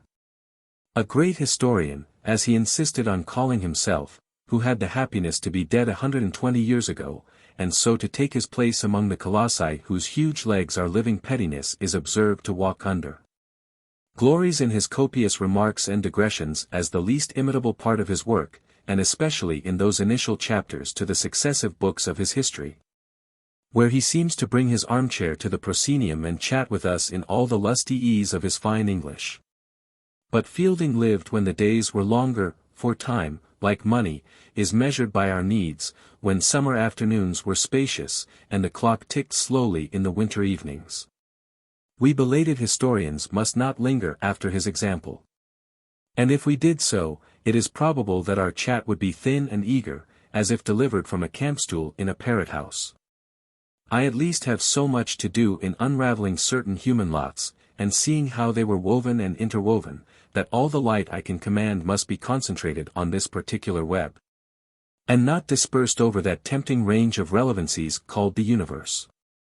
At present I have to make the new settler Lydgate better known to anyone interested in him than he could possibly be, even to those who had seen the most of him since his arrival in Middlemarch.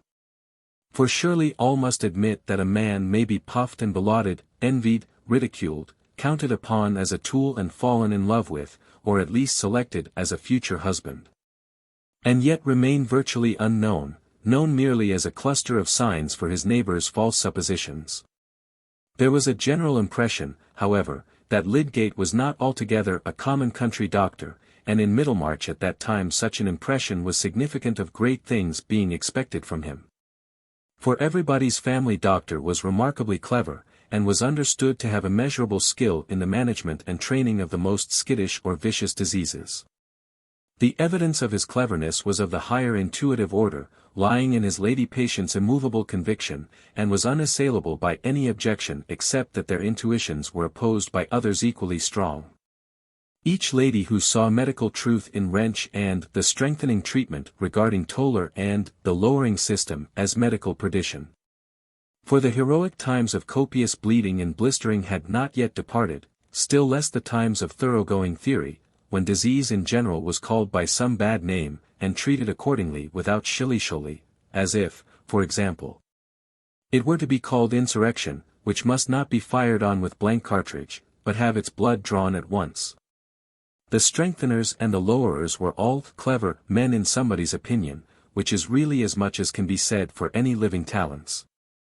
Nobody's imagination had gone so far as to conjecture that Mr. Lydgate could know as much as Dr. Sprague and Dr. Minchin, the two physicians, who alone could offer any hope when danger was extreme, and when the smallest hope was worth a guinea. Still, I repeat, there was a general impression that Lydgate was something rather more uncommon than any general practitioner in Middlemarch. And this was true. He was but 27, an age at which many men are not quite common, at which they are hopeful of achievement, resolute in avoidance, thinking that mammon shall never put a bit in their mouths and get astride their backs. But rather that mammon, if they have anything to do with him, shall draw their chariot. He had been left an orphan when he was fresh from a public school. His father, a military man, had made but little provision for 3 children, and when the boy Tertius asked to have a medical education, it seemed easier to his guardians to grant his request by apprenticing him to a country practitioner than to make any objections on the score of family dignity. He was one of the rarer lads who early get a decided bent and make up their minds that there is something particular in life which they would like to do for its own sake, and not because their fathers did it. Most of us who turn to any subject with love remember some morning or evening hour when we got on a high stool to reach down an untried volume, or sat with parted lips listening to a new talker, or for very lack of books began to listen to the voices within, as the first traceable beginning of our love. Something of that sort happened to Lydgate. He was a quick fellow, and when hot from play, would toss himself in a corner, and in 5 minutes be deep in any sort of book that he could lay his hands on. If it were Rasselas or Gulliver, so much the better, but Bailey's dictionary would do. Or the Bible with the Apocrypha in it. Something he must read, when he was not riding the pony, or running and hunting, or listening to the talk of men. All this was true of him at 10 years of age. He had then read through Chrysal, or The Adventures of a Guinea, which was neither milk for babes, nor any chalky mixture meant to pass for milk, and it had already occurred to him that books were stuff, and that life was stupid. His school studies had not much modified that opinion, for though he did his classics and mathematics, he was not preeminent in them. It was said of him, that Lydgate could do anything he liked, but he had certainly not yet liked to do anything remarkable. He was a vigorous animal with a ready understanding, but no spark had yet kindled in him an intellectual passion. Knowledge seemed to him a very superficial affair, easily mastered. Judging from the conversation of his elders, he had apparently got already more than was necessary for mature life. Probably this was not an exceptional result of expensive teaching at that period of short-waisted coats, and other fashions which have not yet recurred. But, one vacation, a wet day sent him to the small home library to hunt once more for a book which might have some freshness for him, in vain. Unless, indeed, He took down a dusty row of volumes with grey paper backs and dingy labels, the volumes of an old cyclopedia which he had never disturbed. It would at least be a novelty to disturb them. They were on the highest shelf, and he stood on a chair to get them down. But he opened the volume which he first took from the shelf. Somehow, one is apt to read in a makeshift attitude, just where it might seem inconvenient to do so. The page he opened on was under the head of anatomy, and the first passage that drew his eyes was on the valves of the heart. He was not much acquainted with valves of any sort, but he knew that valvi were folding doors, and through this crevice came a sudden light startling him with his first vivid notion of finely adjusted mechanism in the human frame. A liberal education had of course left him free to read the indecent passages in the school classics, but beyond a general sense of secrecy and obscenity in connection with his internal structure, had left his imagination quite unbiased. So that for anything he knew his brains lay in small bags at his temples, and he had no more thought of representing to himself how his blood circulated than how paper served instead of gold. But the moment of vocation had come, and before he got down from his chair, the world was made new to him by a presentiment of endless processes filling the vast spaces planked out of his sight by that wordy ignorance which he had supposed to be knowledge. From that hour Lydgate felt the growth of an intellectual passion. We are not afraid of telling over and over again how a man comes to fall in love with a woman and be wedded to her, or else be fatally parted from her. Is it due to excess of poetry or of stupidity that we are never weary of describing what King James called a woman's macdam and her fairness, never weary of listening to the twanging of the old troubadour strings? And are comparatively uninterested in that other kind of macdam and fairness, which must be wooed with industrious thought and patient renunciation of small desires. In the story of this passion, too, the development varies. Sometimes it is the glorious marriage, sometimes frustration and final parting. And not seldom the catastrophe is bound up with the other passion, sung by the troubadours. For in the multitude of middle-aged men who go about their vocations in a daily course determined for them much in the same way as the tie of their cravats, there is always a good number who once meant to shape their own deeds and alter the world a little. The story of their coming to be Chopin after the average and fit to be packed by the gross, is hardly ever told even in their consciousness. For perhaps their ardor in generous unpaid toil cooled as imperceptibly as the ardor of other youthful loves, till one day their earlier self walked like a ghost in its old home and made the new furniture ghastly. Nothing in the world more subtle than the process of their gradual change. In the beginning they inhaled it unknowingly. You and I may have sent some of our breath towards infecting them, when we uttered our conforming falsities or drew our silly conclusions, or perhaps it came with the vibrations from a woman's glance. Lydgate did not mean to be one of those failures, and there was the better hope of him because his scientific interest soon took the form of a professional enthusiasm. He had a youthful belief in his breadwinning work, not to be stifled by that initiation in makeshift called his prentice days. And he carried to his studies in London, Edinburgh, and Paris, the conviction that the medical profession as it might be was the finest in the world, presenting the most perfect interchange between science and art, offering the most direct alliance between intellectual conquest and the social good. Lydgate's nature demanded this combination. He was an emotional creature, with a flesh and blood sense of fellowship which withstood all the abstractions of special study. He cared not only for cases, but for John and Elizabeth, especially Elizabeth. There was another attraction in his profession: it wanted reform, and gave a man an opportunity for some indignant resolve to reject its venal decorations and other humbug, and to be the possessor of genuine though undemanded qualifications. He went to study in Paris with the determination that when he came home again he would settle in some provincial town as a general practitioner, and resist the irrational severance between medical and surgical knowledge in the interest of his own scientific pursuits, as well as of the general advance. He would keep away from the range of London intrigues, jealousies, and social truckling, and win celebrity, however slowly, as Jenner had done, by the independent value of his work. For it must be remembered that this was a dark period. And in spite of venerable colleges which used great efforts to secure purity of knowledge by making it scarce, and to exclude error by a rigid exclusiveness in relation to fees and appointments, It happened that very ignorant young gentlemen were promoted in town, and many more got a legal right to practice over large areas in the country.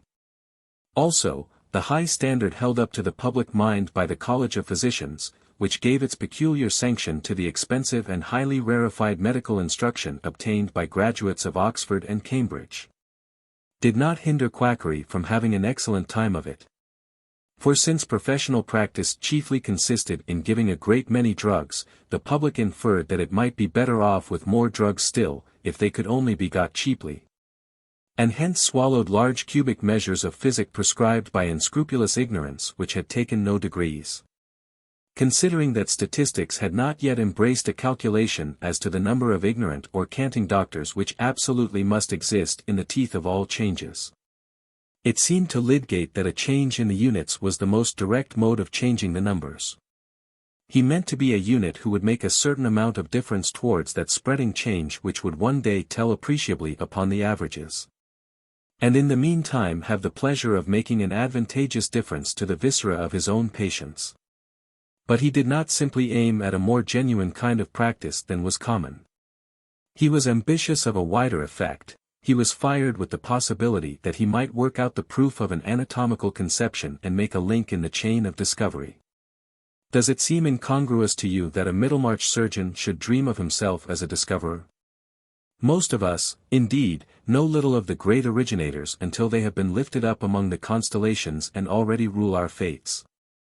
But that Herschel, for example, who broke the barriers of the heavens, did he not once play a provincial church organ, and give music lessons to stumbling pianists? Each of those shining ones had to walk on the earth among neighbors who perhaps thought much more of his gait and his garments than of anything which was to give him a title to everlasting fame. Each of them had his little local personal history sprinkled with small temptations and sordid cares, which made the retarding friction of his course towards final companionship with the immortals. Lydgate was not blind to the dangers of such friction, but he had plenty of confidence in his resolution to avoid it as far as possible. Being 27, he felt himself experienced, and he was not going to have his vanities provoked by contact with the showy worldly successes of the capital, but to live among people who could hold no rivalry with that pursuit of a great idea which was to be a twin object with the assiduous practice of his profession. There was fascination in the hope that the two purposes would illuminate each other. The careful observation and inference which was his daily work, the use of the lens to further his judgment in special cases, would further his thought as an instrument of larger inquiry. Was not this the typical preeminence of his profession? He would be a good Middlemarch doctor, and by that very means keep himself in the track of far-reaching investigation. On one point he may fairly claim approval at this particular stage of his career. He did not mean to imitate those philanthropic models who make a profit out of poisonous pickles to support themselves while they are exposing adulteration, or hold shares in a gambling hell that they may have leisure to represent the cause of public morality. He intended to begin in his own case some particular reforms which were quite certainly within his reach, and much less of a problem than the demonstrating of an anatomical conception. One of these reforms was to act stoutly on the strength of a recent legal decision, and simply prescribe, without dispensing drugs or taking percentage from druggists. This was an innovation for one who had chosen to adopt the style of general practitioner in a country town, and would be felt as offensive criticism by his professional brethren. But Lydgate meant to innovate in his treatment also, and he was wise enough to see that the best security for his practicing honestly according to his belief was to get rid of systematic temptations to the contrary. Perhaps that was a more cheerful time for observers and theorizers than the present. We are apt to think it the finest era of the world when America was beginning to be discovered, when a bold sailor, even if he were wrecked, might alight on a new kingdom. And about 1829 the dark territories of pathology were a fine America for a spirited young adventurer. Lydgate was ambitious above all to contribute towards enlarging the scientific, rational basis of his profession. The more he became interested in special questions of disease, such as the nature of fever or fevers, the more keenly he felt the need for that fundamental knowledge of structure which just at the beginning of the century had been illuminated by the brief and glorious career of Bichat, who died when he was only 31, but like another Alexander, left a realm large enough for many heirs. That great Frenchman first carried out the conception that living bodies, fundamentally considered, are not associations of organs which can be understood by studying them first apart, and then as it were federally, but must be regarded as consisting of certain primary webs or tissues, out of which the various organs, brain, heart, lungs, and so on, are compacted, as the various accommodations of a house are built up in various proportions of wood, iron, stone, brick, zinc, and the rest, each material having its peculiar composition and proportions. No man, one sees, can understand and estimate the entire structure or its parts, what are its frailties and what its repairs, without knowing the nature of the materials. And the conception wrought out by Bichat, with his detailed study of the different tissues, acted necessarily on medical questions as the turning of gaslight would act on a dim, oil-lit street, showing new connections and hitherto hidden facts of structure which must be taken into account in considering the symptoms of maladies and the action of medicaments. But results which depend on human conscience and intelligence work slowly, and now at the end of 1829, most medical practice was still strutting or shambling along the old paths. And there was still scientific work to be done which might have seemed to be a direct sequence of Bichat's. This great seer did not go beyond the consideration of the tissues as ultimate facts in the living organism, marking the limit of anatomical analysis. But it was open to another mind to say, have not these structures some common basis from which they have all started, as your SARS net, gauze, net, satin, and velvet from the raw cocoon? Here would be another light, as of oxyhydrogen, showing the very grain of things, and revising all former explanations. Of this sequence to Bichat's work, already vibrating along many currents of the European mind, Lydgate was enamored. He longed to demonstrate the more intimate relations of living structure, and help to define men's thought more accurately after the true order. The work had not yet been done, but only prepared for those who knew how to use the preparation. What was the primitive tissue? In that way Lydgate put the question, not quite in the way required by the awaiting answer, but such missing of the right word befalls many seekers. And he counted on quiet intervals to be watchfully seized, for taking up the threads of investigation, on many hints to be won from diligent application, not only of the scalpel, but of the microscope, which research had begun to use again with new enthusiasm of reliance. Such was Lydgate's plan of his future, to do good small work for Middlemarch, and great work for the world. He was certainly a happy fellow at this time, to be 27, without any fixed vices, with a generous resolution that his action should be beneficent, and with ideas in his brain that made life interesting quite apart from the cultus of horseflesh and other mystic rites of costly observance, which the £800 left him after buying his practice would certainly not have gone far in paying for. He was at a starting point which makes many a man's career a fine subject for betting, if there were any gentleman given to that amusement who could appreciate the complicated probabilities of an arduous purpose, with all the possible thwartings and furtherings of circumstance, all the niceties of inward balance, by which a man swims and makes his point or else is carried headlong. The risk would remain even with close knowledge of Lydgate's character, for character too is a process and an unfolding. The man was still in the making, as much as the Middlemarch doctor and immortal discoverer, and there were both virtues and faults capable of shrinking or expanding. The faults will not, I hope, be a reason for the withdrawal of your interest in him. Among our valued friends is there not some one or other who is a little too self-confident and disdainful, whose distinguished mind is a little spotted with commonness, who is a little pinched here and protuberant there with native prejudices, or whose better energies are liable to lapse down the wrong channel under the influence of transient solicitations? All these things might be alleged against Lydgate, but then, they are the periphrases of a polite preacher, who talks of Adam, and would not like to mention anything painful to the Puritans. The particular faults from which these delicate generalities are distilled have distinguishable physiognomies, diction, accent, and grimaces, filling up parts in very various dramas. Our vanities differ as our noses do, all conceit is not the same conceit, but varies in correspondence with the minutiae of mental make in which one of us differs from another. Lydgate's conceit was of the arrogant sort, never simpering, never impertinent, but massive in its claims and benevolently contemptuous. He would do a great deal for noodles, being sorry for them, and feeling quite sure that they could have no power over him. He had thought of joining the Saint Simonians when he was in Paris, in order to turn them against some of their own doctrines. All his faults were marked by kindred traits, and were those of a man who had a fine baritone, whose clothes hung well upon him, and who even in his ordinary gestures had an air of inbred distinction. Where then lay the spots of commonness? Says a young lady enamored of that careless grace. How could there be any commonness in a man so well-bred, so ambitious of social distinction, so generous and unusual in his views of social duty? As easily as there may be stupidity in a man of genius if you take him unawares on the wrong subject, or as many a man who has the best will to advance the social millennium might be ill-inspired in imagining its lighter pleasures. Unable to go beyond Offenbach's music, or the brilliant punning in the last burlesque. Lydgate's spots of commonness lay in the complexion of his prejudices, which, in spite of noble intention and sympathy, were half of them such as are found in ordinary men of the world. That distinction of mind which belonged to his intellectual ardor, did not penetrate his feeling and judgment about furniture, or women.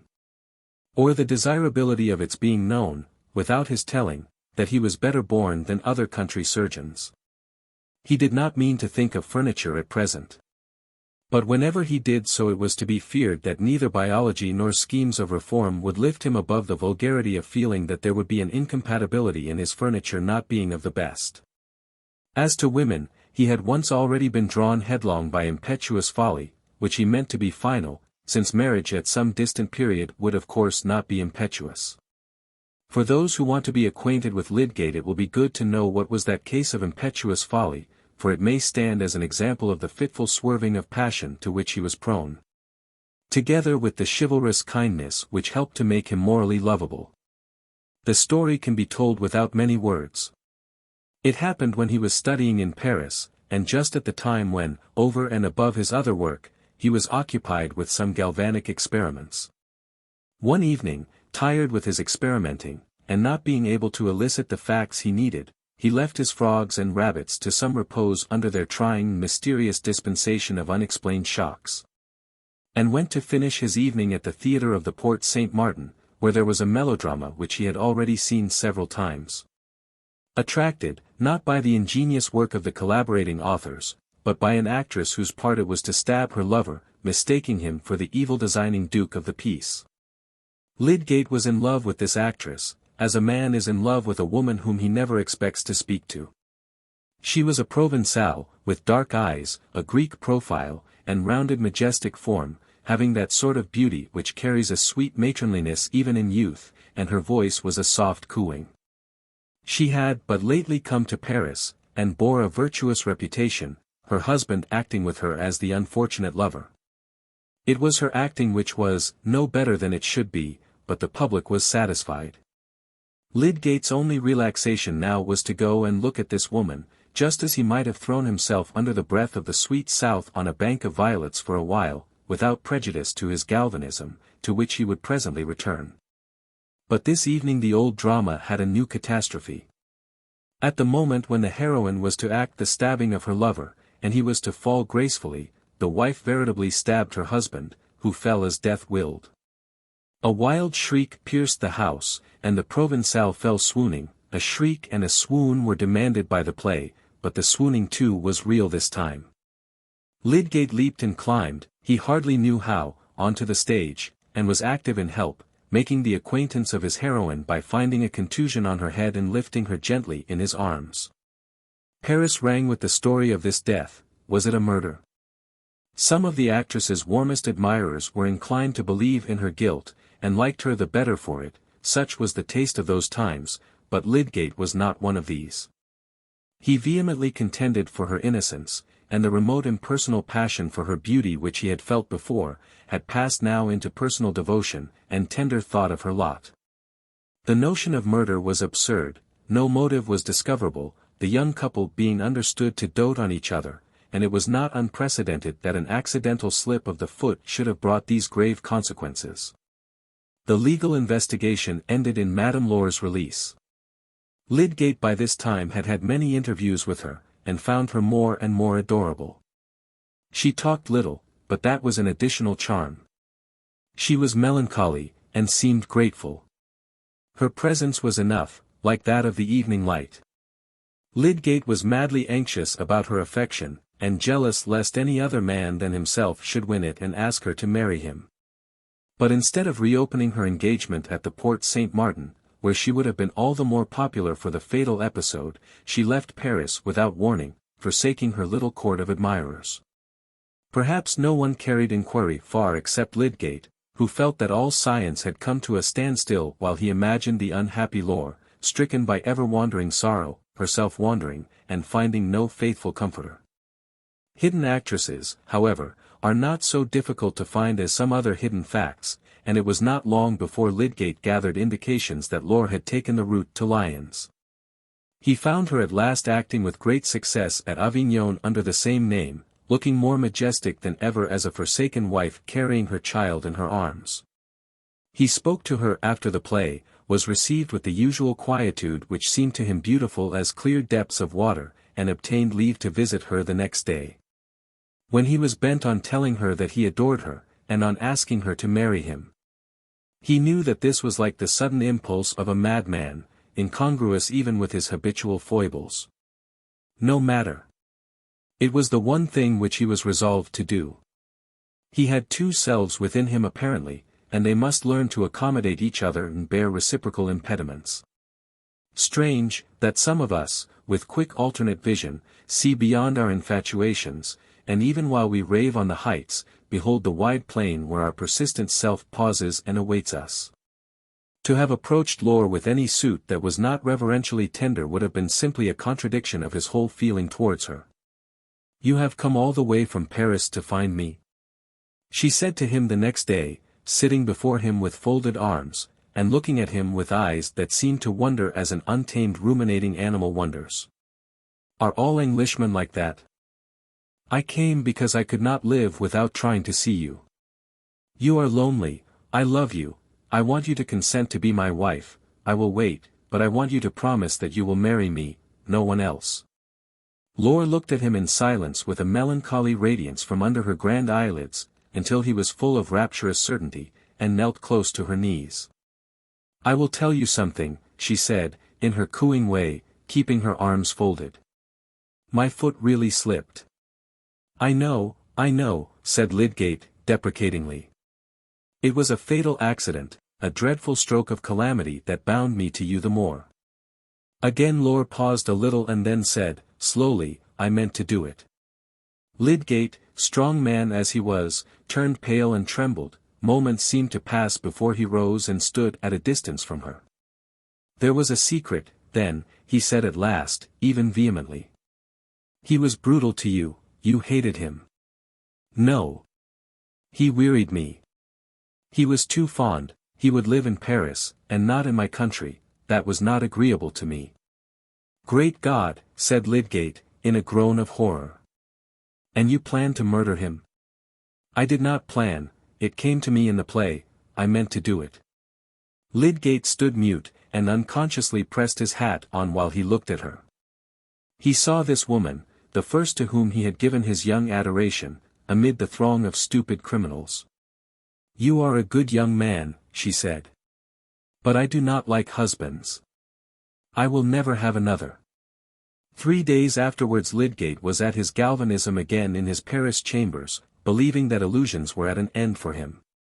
He was saved from hardening effects by the abundant kindness of his heart and his belief that human life might be made better. But he had more reason than ever for trusting his judgment, now that it was so experienced. And henceforth he would take a strictly scientific view of woman, entertaining no expectations but such as were justified beforehand. No one in Middlemarch was likely to have such a notion of Lydgate's past as has here been faintly shadowed. And indeed the respectable townsfolk there were not more given than mortals generally to any eager attempt at exactness in the representation to themselves of what did not come under their own senses. Not only young virgins of that town, but grey-bearded men also, were often in haste to conjecture how a new acquaintance might be wrought into their purposes. Contented with very vague knowledge as to the way in which life had been shaping him for that instrumentality. Middlemarch, in fact, counted on swallowing Lydgate and assimilating him very comfortably. Chapter XVI. All that in woman is adored. In thy fair self I find. For the whole sex can but afford. The handsome and the kind. Sir Charles Sedley. The question whether Mr. Tyke should be appointed as salaried chaplain to the hospital was an exciting topic to the Middlemarchers.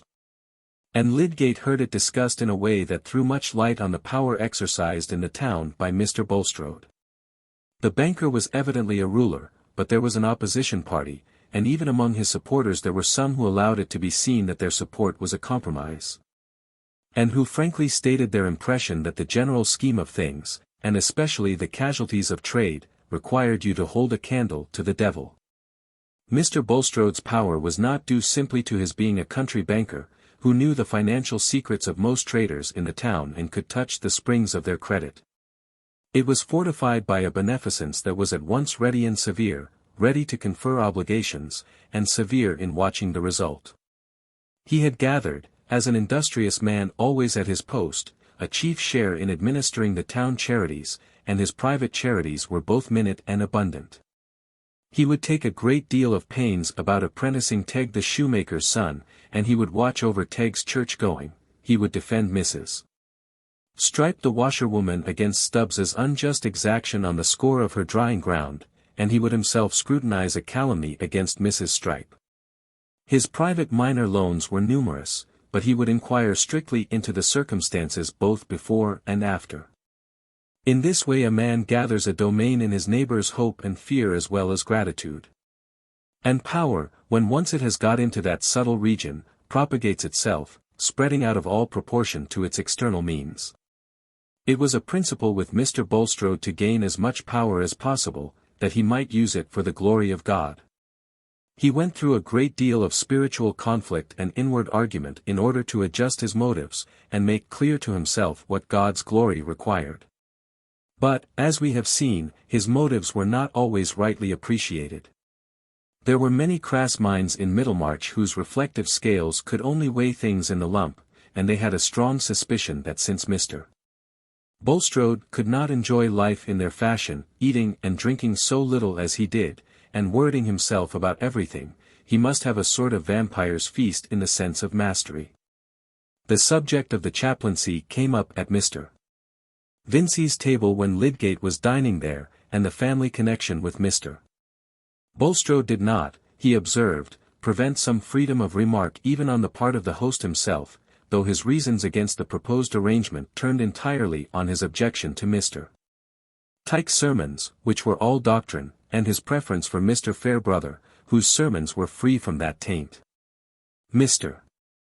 Vincey liked well enough the notion of the chaplain's having a salary, supposing it were given to Fairbrother, who was as good a little fellow as ever breathed, and the best preacher anywhere, and companionable too.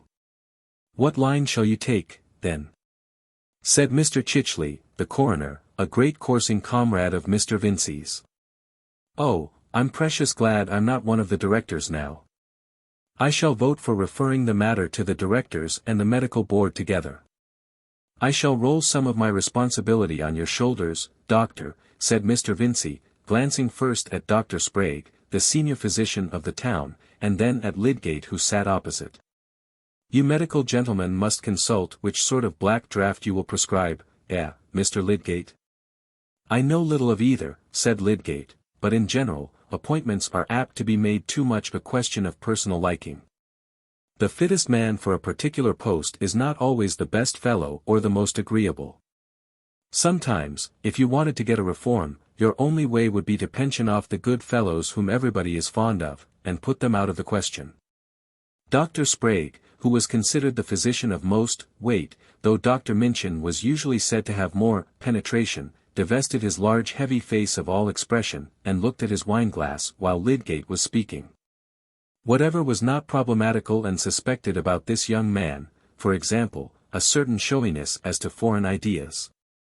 and a disposition to unsettle what had been settled and forgotten by his elders, was positively unwelcome to a physician whose standing had been fixed 30 years before by a treatise on meningitis, of which at least one copy marked "Own" was bound in calf.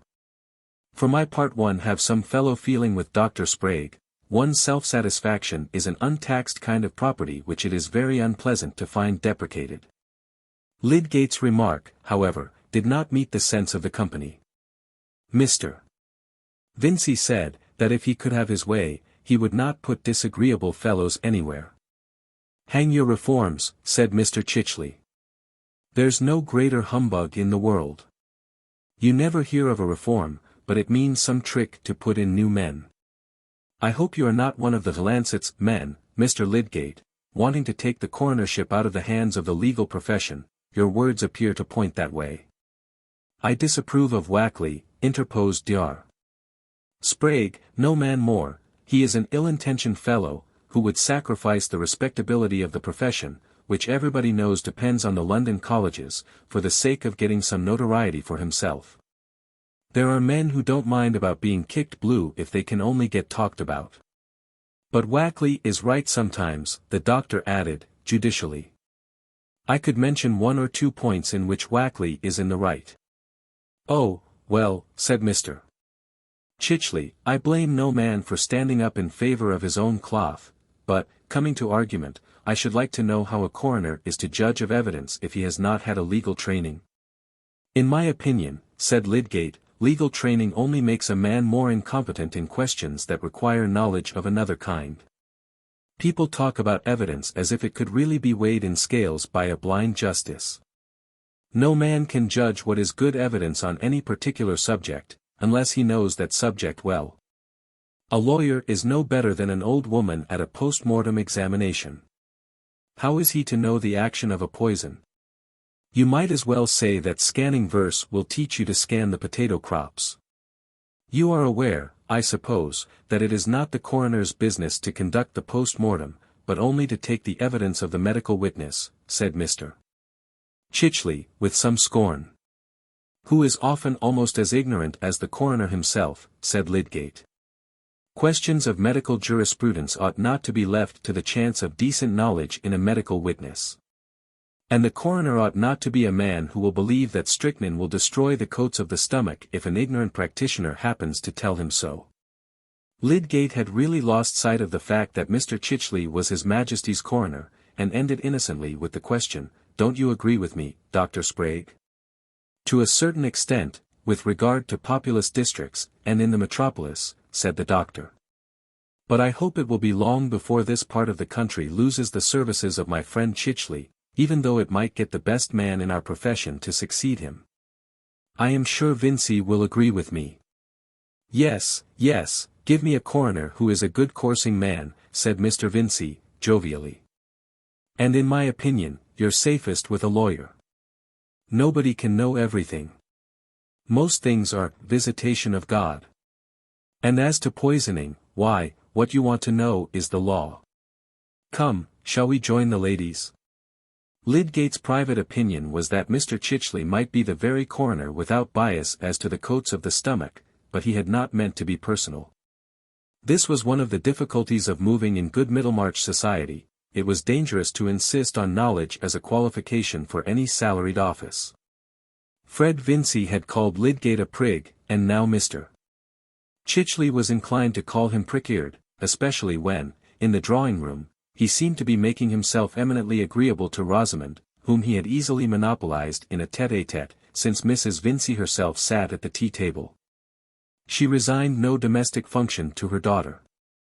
And the matron's blooming good-natured face, with the 2 volatile pink strings floating from her fine throat, and her cheery manners to husband and children, was certainly among the great attractions of the Vincey house, attractions which made it all the easier to fall in love with the daughter.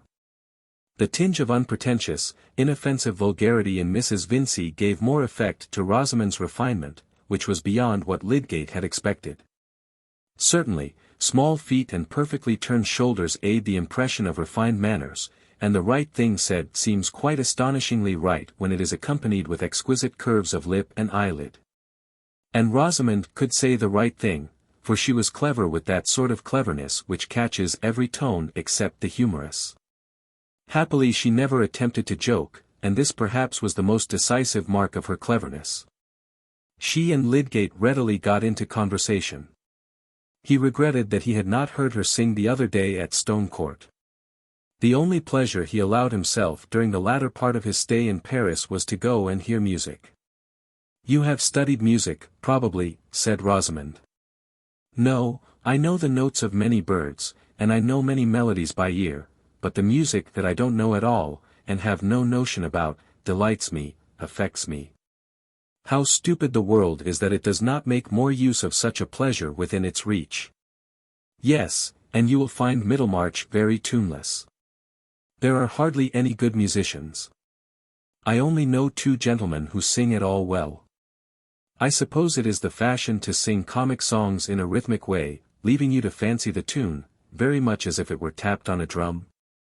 "Ah, you have heard Mr. Bowyer," said Rosamond, with one of her rare smiles. "But we are speaking very ill of our neighbours."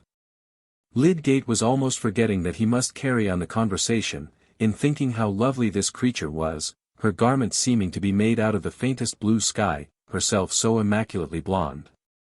As if the petals of some gigantic flower had just opened and disclosed her. And yet with this infantine blondness showing so much ready, self-possessed grace. Since he had had the memory of lore, Lydgate had lost all taste for large-eyed silence, the divine cow no longer attracted him, and Rosamond was her very opposite. But he recalled himself. "You will let me hear some music tonight, I hope." "I will let you hear my attempts, if you like," said Rosamond. "Papa is sure to insist on my singing. But I shall tremble before you, who have heard the best singers in Paris." "I have heard very little, I have only once been to London. But our organist at St. Peter's is a good musician, and I go on studying with him." "Tell me what you saw in London." "Very little." A more naive girl would have said, "Oh, everything." But Rosamond knew better. A few of the ordinary sights, such as raw country girls, are always taken to. "Do you call yourself a raw country girl?" said Lydgate, looking at her with an involuntary emphasis of admiration, which made Rosamond blush with pleasure. But she remained simply serious, turned her long neck a little, and put up her hand to touch her wondrous hair plaits, an habitual gesture with her as pretty as any movements of a kitten's paw.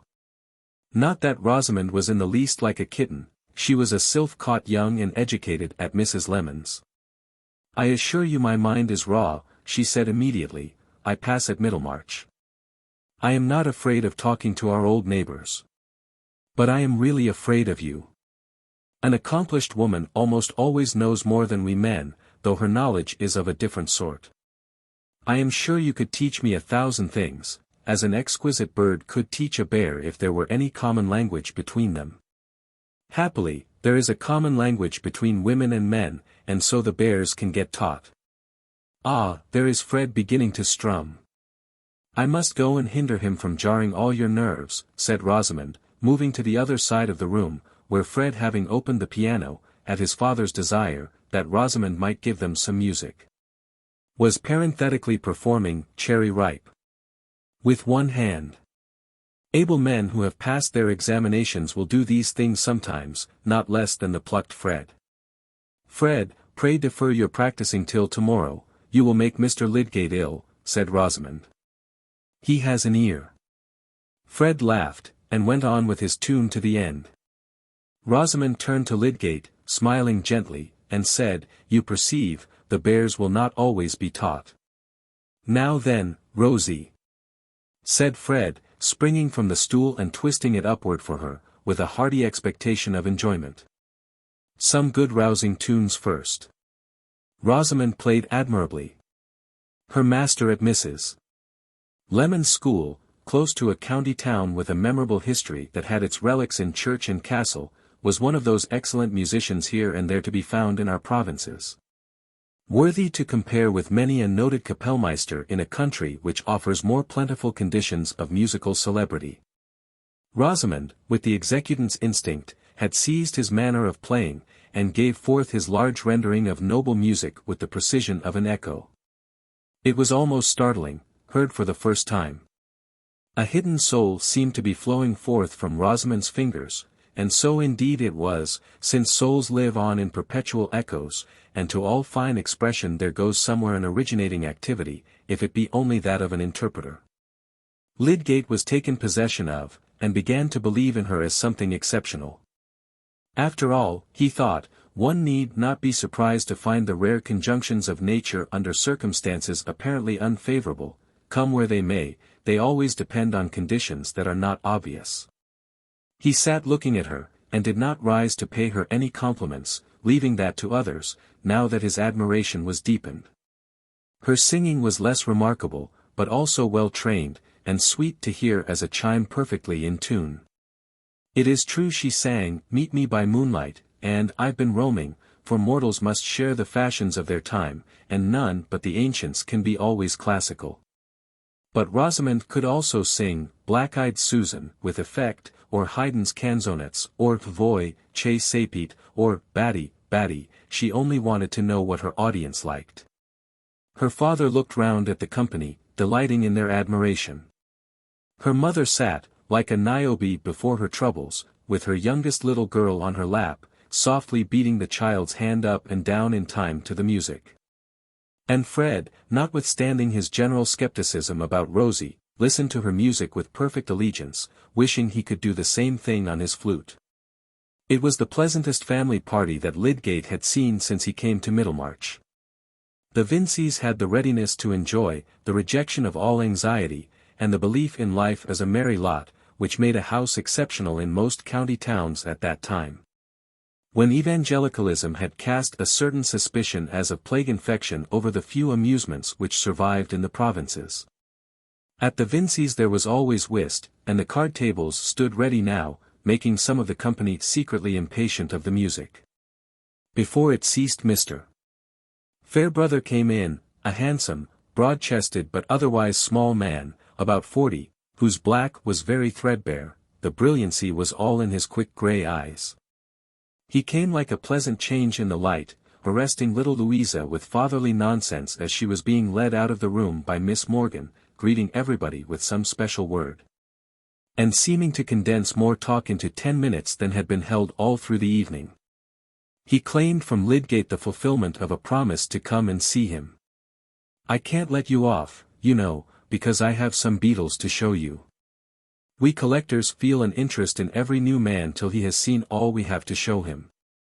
But soon he swerved to the whist table, rubbing his hands and saying, "Come now, let us be serious.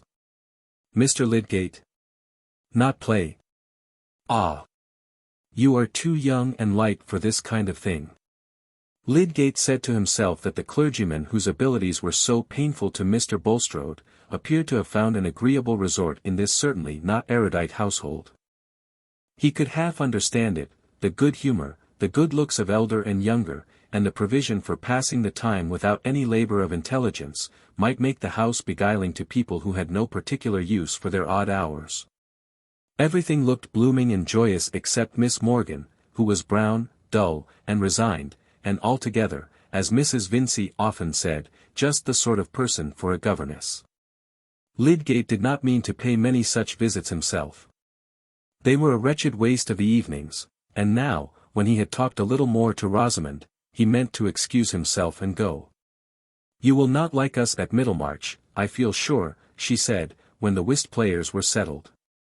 "We are very stupid, and you have been used to something quite different." "I suppose all country towns are pretty much alike," said Lydgate. "But I have noticed that one always believes one's own town to be more stupid than any other. I have made up my mind to take Middlemarch as it comes, and shall be much obliged if the town will take me in the same way. I have certainly found some charms in it which are much greater than I had expected." "You mean the rides towards Tipton and Lowick, every one is pleased with those," said Rosamond, with simplicity. "No, I mean something much nearer to me." Rosamond rose and reached her netting, and then said, "Do you care about dancing at all? I am not quite sure whether clever men ever dance. I would dance with you if you would allow me." "Oh," said Rosamond, with a slight deprecatory laugh. "I was only going to say that we sometimes have dancing, and I wanted to know whether you would feel insulted if you were asked to come." "Not on the condition I mentioned." After this chat Lydgate thought that he was going, but on moving towards the whist tables, he got interested in watching Mr. Fairbrother's play, which was masterly, and also his face, which was a striking mixture of the shrewd and the mild. At 10 o'clock supper was brought in, such were the customs of Middlemarch, and there was punch drinking, but Mr. Fairbrother had only a glass of water. He was winning, but there seemed to be no reason why the renewal of rubbers should end, and Lydgate at last took his leave. But as it was not 11 o'clock, he chose to walk in the brisk air towards the tower of St. Botolph's, Mr. Fairbrother's church, which stood out dark, square, and massive against the starlight. It was the oldest church in Middlemarch. The living, however, was but a vicarage worth barely 400 a year.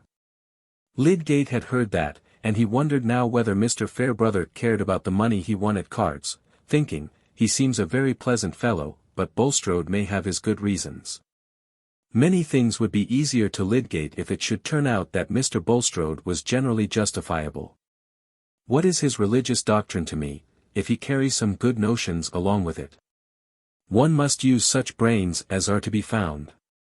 These were actually Lydgate's first meditations as he walked away from Mr. Vincey's, and on this ground I fear that many ladies will consider him hardly worthy of their attention. He thought of Rosamond and her music only in the second place. And though, when her turn came, he dwelt on the image of her for the rest of his walk, he felt no agitation, and had no sense that any new current had set into his life. He could not marry yet, he wished not to marry for several years. And therefore he was not ready to entertain the notion of being in love with a girl whom he happened to admire. He did admire Rosamond exceedingly. But that madness which had once beset him about Laure was not, he thought, likely to recur in relation to any other woman. Certainly, if falling in love had been at all in question, it would have been quite safe with a creature like this Miss Vincey, who had just the kind of intelligence one would desire in a woman, polished, refined, docile, lending itself to finish in all the delicacies of life, and enshrined in a body which expressed this with a force of demonstration that excluded the need for other evidence. Lydgate felt sure that if ever he married, his wife would have that feminine radiance, that distinctive womanhood which must be classed with flowers and music, that sort of beauty which by its very nature was virtuous, being moulded only for pure and delicate joys. But since he did not mean to marry for the next 5 years, his more pressing business was to look into Lewis's new book on fever, which he was specially interested in, because he had known Lewis in Paris, and had followed many anatomical demonstrations in order to ascertain the specific differences of typhus and typhoid.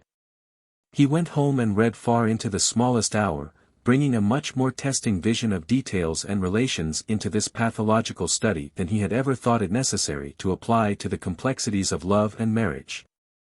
These being subjects on which he felt himself amply informed by literature, and that traditional wisdom which is handed down in the genial conversation of men. Whereas fever had obscure conditions, and gave him that delightful labor of the imagination which is not mere arbitrariness, but the exercise of disciplined power, combining and constructing with the clearest eye for probabilities and the fullest obedience to knowledge. And then, in yet more energetic alliance with impartial nature, standing aloof to invent tests by which to try its own work. Many men have been praised as vividly imaginative on the strength of their profuseness in indifferent drawing or cheap narration, reports of very poor talk going on in distant orbs, or portraits of Lucifer coming down on his bad errands as a large ugly man with bat's wings and spurts of phosphorescence, or exaggerations of wantonness that seem to reflect life in a diseased dream. But these kinds of inspiration Lydgate regarded as rather vulgar and vinous compared with the imagination that reveals subtle actions inaccessible by any sort of lens, but tracked in that outer darkness through long pathways of necessary sequence by the inward light which is the last refinement of energy, capable of bathing even the ethereal atoms in its ideally illuminated space. He for his part had tossed away all cheap inventions where ignorance finds itself able and at ease. He was enamored of that arduous invention which is the very eye of research. provisionally framing its object and correcting it to more and more exactness of relation. He wanted to pierce the obscurity of those minute processes which prepare human misery and joy, those invisible thoroughfares which are the first lurking places of anguish, mania, and crime. That delicate poise and transition which determine the growth of happy or unhappy consciousness. As he threw down his book, stretched his legs towards the embers in the grate, and clasped his hands at the back of his head. In that agreeable afterglow of excitement when thought lapses from examination of a specific object into a suffusive sense of its connections with all the rest of our existence, seems, as it were, to throw itself on its back after vigorous swimming and float with the repose of unexhausted strength, Lydgate felt a triumphant delight in his studies, and something like pity for those less lucky men who were not of his profession. If I had not taken that turn when I was a lad, he thought, I might have got into some stupid draught-horse work or other, and lived always in blinkers. I should never have been happy in any profession that did not call forth the highest intellectual strain, and yet keep me in good warm contact with my neighbors. There is nothing like the medical profession for that. One can have the exclusive scientific life that touches the distance and befriend the old fogies in the parish too. It is rather harder for a clergyman. Fair brother seems to be an anomaly. This last thought brought back the Vincies and all the pictures of the evening. They floated in his mind agreeably enough, and as he took up his bed candle his lips were curled with that incipient smile which is apt to accompany agreeable recollections. He was an ardent fellow. But at present his ardor was absorbed in love of his work and in the ambition of making his life recognized as a factor in the better life of mankind, like other heroes of science who had nothing but an obscure country practice to begin with. Poor Lydgate. Or shall I say, poor Rosamond. Each lived in a world of which the other knew nothing. It had not occurred to Lydgate that he had been a subject of eager meditation to Rosamond, who had neither any reason for throwing her marriage into distant perspective, nor any pathological studies to divert her mind from that ruminating habit.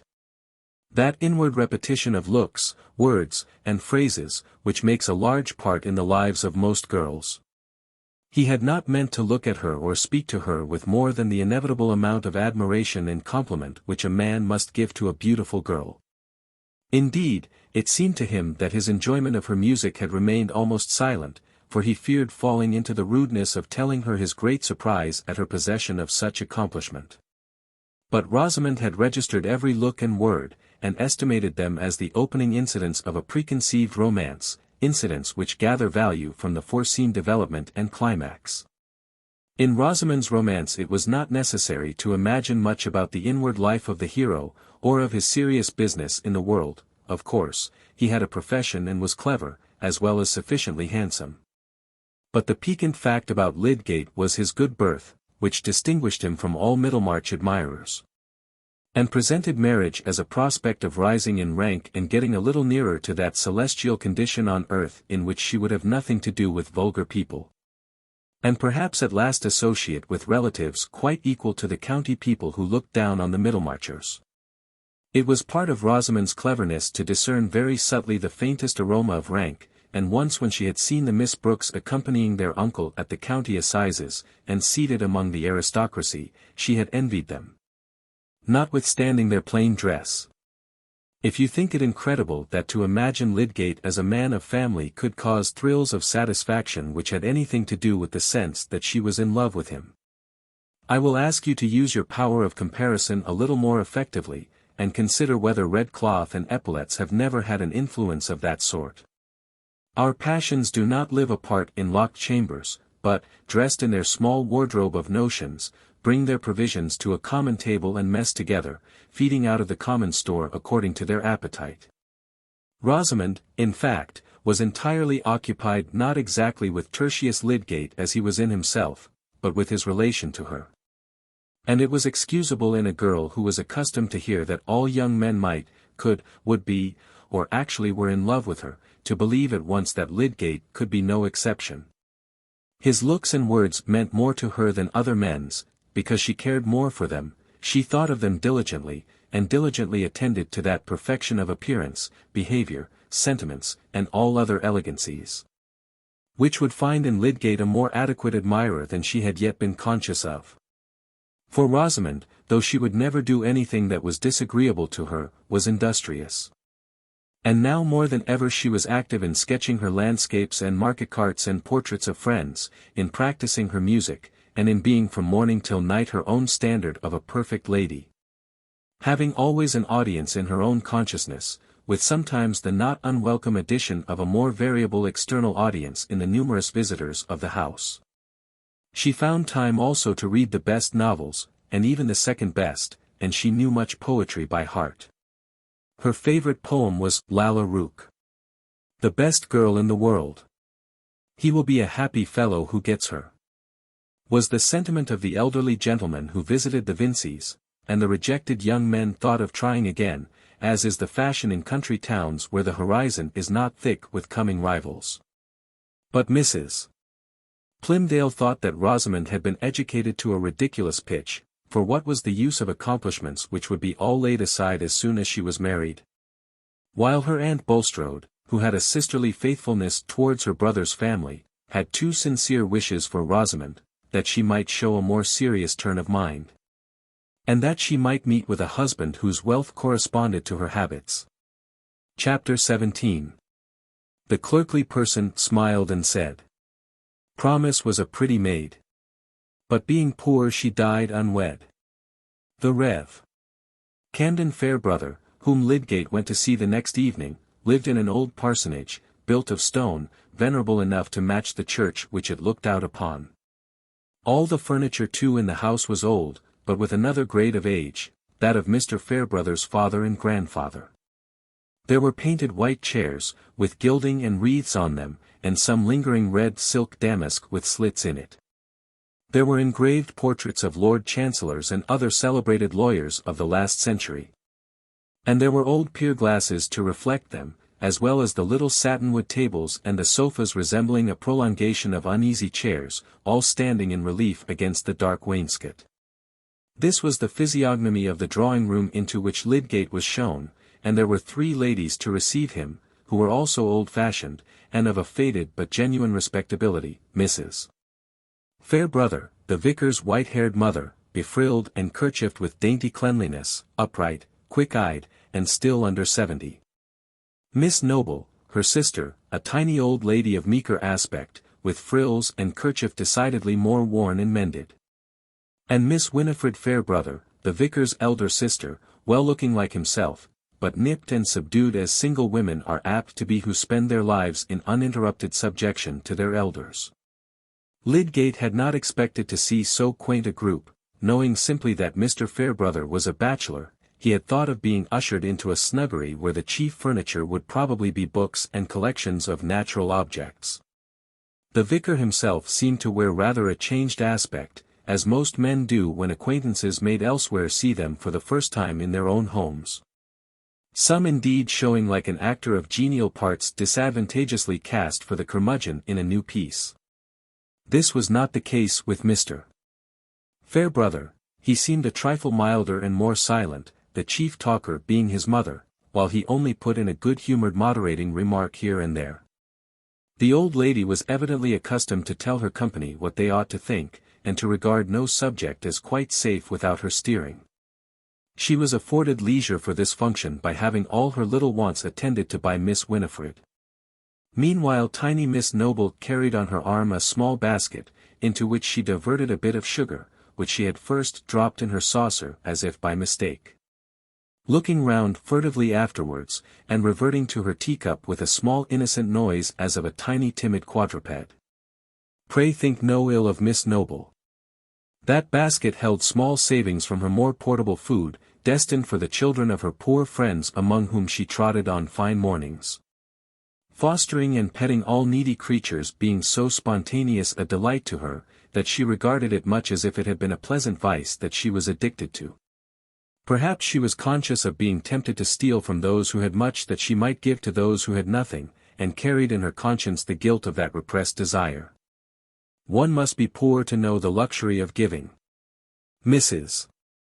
Fairbrother welcomed the guest with a lively formality and precision. She presently informed him that they were not often in want of medical aid in that house.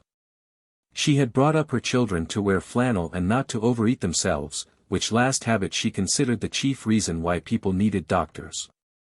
Lydgate pleaded for those whose fathers and mothers had overeaten themselves, but Mrs. Fairbrother held that view of things dangerous. Nature was more just than that. It would be easy for any felon to say that his ancestors ought to have been hanged instead of him. If those who had bad fathers and mothers were bad themselves, they were hanged for that. There was no need to go back on what you couldn't see. My mother is like old George III, said the vicar, she objects to metaphysics. I object to what is wrong, Camden.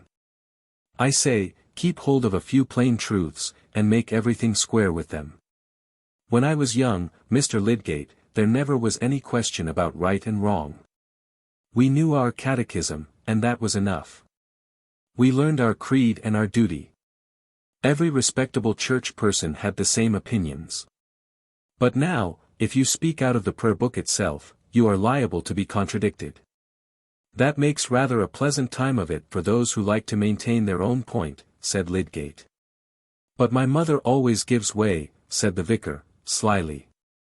No, no, Camden, you must not lead Mr. Lydgate into a mistake about me. I shall never show that disrespect to my parents, to give up what they taught me. Anyone may see what comes of turning. If you change once, why not 20 times? A man might see good arguments for changing once, and not see them for changing again, said Lydgate, amused with the decisive old lady. Excuse me there. If you go upon arguments, they are never wanting, when a man has no constancy of mind. My father never changed, and he preached plain moral sermons without arguments, and was a good man, few better. When you get me a good man made out of arguments, I will get you a good dinner with reading you the cookery book. That's my opinion, and I think anybody's stomach will bear me out. About the dinner certainly, mother, said Mr. Fairbrother. It is the same thing, the dinner, or the man. I am nearly 70, Mr. Lydgate, and I go upon experience. I am not likely to follow new lights, though there are plenty of them here as elsewhere. I say, they came in with the mixed stuffs that will neither wash nor wear. It was not so in my youth. A churchman was a churchman, and a clergyman, you might be pretty sure, was a gentleman, if nothing else. But now he may be no better than a dissenter, and want to push aside my son on pretence of doctrine. But whoever may wish to push him aside, I am proud to say, Mr. Lydgate, that he will compare with any preacher in this kingdom, not to speak of this town, which is but a low standard to go by. At least, to my thinking, for I was born and bred at Exeter. A mother is never partial, said Mr. Fairbrother, smiling. What do you think Tyke's mother says about him? Ah, poor creature. What indeed, said Mrs. Fairbrother, her sharpness blunted for the moment by her confidence in maternal judgments. She says the truth to herself, depend upon it. And what is the truth, said Lydgate. I am curious to know. Oh, nothing bad at all, said Mr. Fairbrother. He is a zealous fellow, not very learned, and not very wise, I think, because I don't agree with him. Why, Camden, said Miss Winifred, Griffin and his wife told me only today, that Mr. Tyke said they should have no more coals if they came to hear you preach. Mrs. Fairbrother laid down her knitting, which she had resumed after her small allowance of tea and toast, and looked at her son as if to say, you hear that? Miss Noble said, oh poor things. Poor things, in reference, probably, to the double loss of preaching and coal. But the vicar answered quietly. That is because they are not my parishioners. And I don't think my sermons are worth a load of coals to them. Mr. Lydgate, said Mrs. Fairbrother, who could not let this pass, you don't know my son, he always undervalues himself. I tell him he is undervaluing the God who made him, and made him a most excellent preacher. That must be a hint for me to take Mr. Lydgate away to my study, mother, said the vicar, laughing. I promise to show you my collection, he added, turning to Lydgate, shall we go? All three ladies remonstrated. Mr.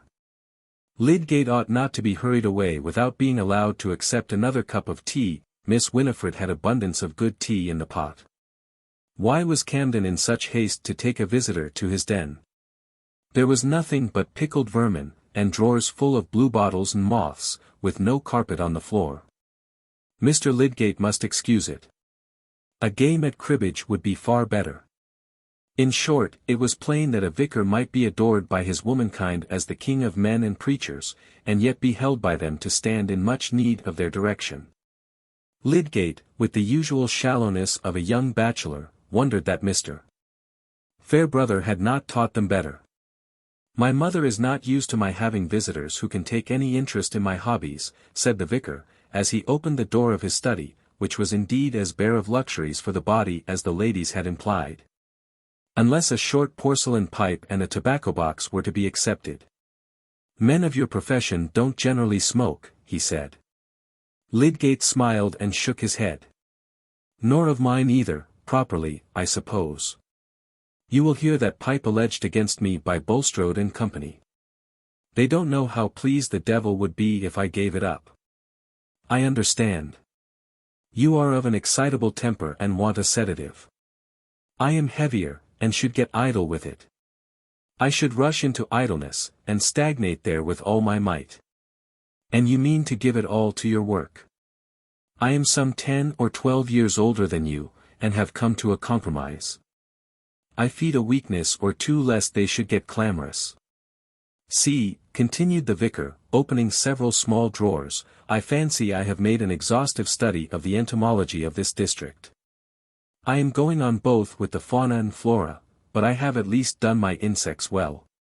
We are singularly rich in Orthoptera, I don't know whether, you have got hold of that glass jar, you are looking into that instead of my drawers. You don't really care about these things.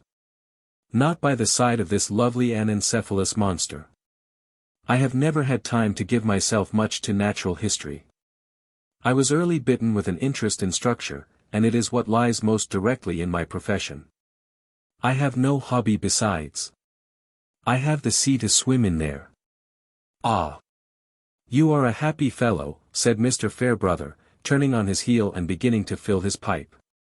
"You don't know what it is to want spiritual tobacco, bad emendations of old texts, or small items about a variety of Aphis brassicae, with the well-known signature of Philomicron, for the Twaddler's Magazine. Or a learned treatise on the entomology of the Pentateuch, including all the insects not mentioned, but probably met with by the Israelites in their passage through the desert.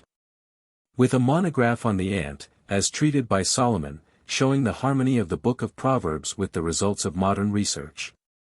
You don't mind my fumigating you?" Lydgate was more surprised at the openness of this talk than at its implied meaning, that the vicar felt himself not altogether in the right vocation. The neat fitting up of drawers and shelves, and the bookcase filled with expensive illustrated books on natural history, made him think again of the winnings at cards and their destination. But he was beginning to wish that the very best construction of everything that Mr. Fairbrother did should be the true one. The vicar's frankness seemed not of the repulsive sort that comes from an uneasy consciousness seeking to forestall the judgment of others, but simply the relief of a desire to do with as little pretense as possible. Apparently he was not without a sense that his freedom of speech might seem premature, for he presently said, "I have not yet told you that I have the advantage of you, Mr. Lydgate, and know you better than you know me. You remember Trolley, who shared your apartment at Paris for some time? I was a correspondent of his, and he told me a good deal about you. I was not quite sure when you first came that you were the same man. I was very glad when I found that you were. Only I don't forget that you have not had the like prologue about me." Lydgate divined some delicacy of feeling here, but did not half understand it. "By the way," he said, "what has become of Trolley? I have quite lost sight of him. He was hot on the French social systems, and talked of going to the backwoods to found a sort of Pythagorean community. Is he gone?" "Not at all. He is practicing at a German bath, and has married a rich patient." "Then my notions were the best, so far," said Lydgate, with a short scornful laugh. He would have it, the medical profession was an inevitable system of humbug. "I said, the fault was in the men who truckle to lies and folly. Instead of preaching against humbug outside the walls, it might be better to set up a disinfecting apparatus within. In short, I am reporting my own conversation. You may be sure I had all the good sense on my side. Your scheme is a good deal more difficult to carry out than the Pythagorean community, though. You have not only got the old Adam in yourself against you, but you have got all those descendants of the original Adam who formed the society around you.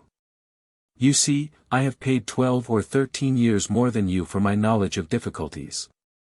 But, Mr. Fairbrother broke off a moment, and then added, you are eyeing that glass vase again. Do you want to make an exchange? You shall not have it without a fair barter. I have some sea mice, fine specimens, in spirits.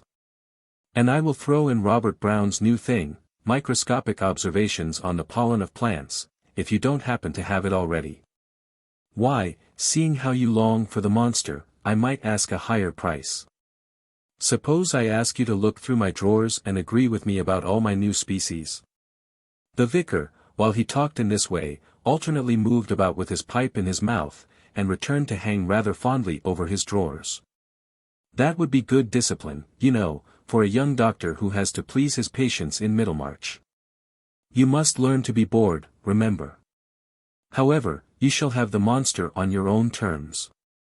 Don't you think men overrate the necessity for humoring everybody's nonsense, till they get despised by the very fools they humor, said Lydgate, moving to Mr. Fairbrother's side, and looking rather absently at the insects ranged in fine gradation, with names subscribed in exquisite writing. The shortest way is to make your value felt, so that people must put up with you whether you flatter them or not. With all my heart. But then you must be sure of having the value, and you must keep yourself independent. Very few men can do that. Either you slip out of service altogether, and become good for nothing, or you wear the harness and draw a good deal where your yokefellows pull you. But do look at these delicate orthoptera. Lydgate had after all to give some scrutiny to each drawer, the vicar laughing at himself, and yet persisting in the exhibition. Apropos of what you said about wearing harness, Lydgate began, after they had sat down, I made up my mind some time ago to do with as little of it as possible. That was why I determined not to try anything in London, for a good many years at least. I didn't like what I saw when I was studying there, so much empty bigwigism, and obstructive trickery. In the country, people have less pretension to knowledge, and are less of companions, but for that reason they affect one's amour propre less, one makes less bad blood, and can follow one's own course more quietly. Yes, well, you have got a good start, you are in the right profession, the work you feel yourself most fit for. Some people miss that, and repent too late. But you must not be too sure of keeping your independence. You mean of family ties? Said Lydgate, conceiving that these might press rather tightly on Mr. Fairbrother. Not altogether. Of course they make many things more difficult. But a good wife, a good unworldly woman, may really help a man, and keep him more independent. There's a parishioner of mine, a fine fellow, but who would hardly have pulled through as he has done without his wife. Do you know the Garths? I think they were not Peacock's patients. No. But there is a Miss Garth at Old Featherstone's, at Lowick.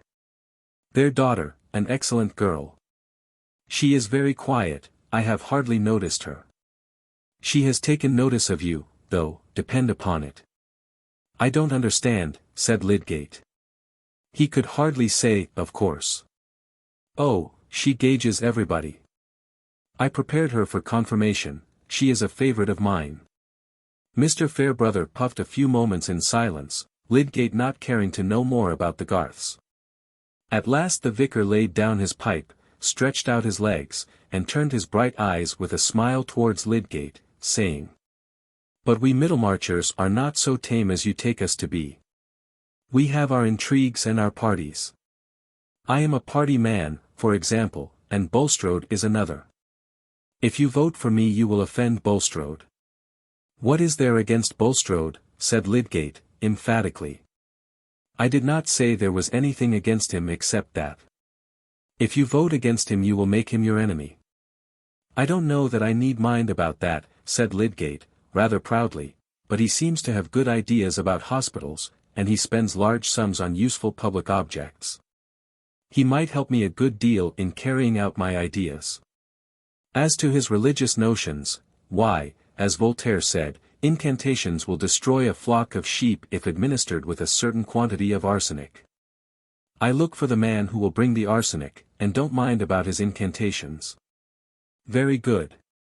But then you must not offend your arsenic man. You will not offend me, you know, said Mr. Fairbrother, quite unaffectedly. I don't translate my own convenience into other people's duties. I am opposed to Bulstrode in many ways. I don't like the set he belongs to, they are a narrow ignorant set, and do more to make their neighbors uncomfortable than to make them better. Their system is a sort of worldly spiritual cliquism, they really look on the rest of mankind as a doomed carcass which is to nourish them for heaven. But, he added, smilingly, I don't say that Bulstrode's new hospital is a bad thing. And as to his wanting to oust me from the old one, why, if he thinks me a mischievous fellow, he is only returning a compliment. And I am not a model clergyman, only a decent makeshift. Lydgate was not at all sure that the vicar maligned himself. A model clergyman, like a model doctor, ought to think his own profession the finest in the world, and take all knowledge as mere nourishment to his moral pathology and therapeutics. He only said, what reason does Bulstrode give for superseding you? That I don't teach his opinions, which he calls spiritual religion, and that I have no time to spare. Both statements are true. But then I could make time, and I should be glad of the £40.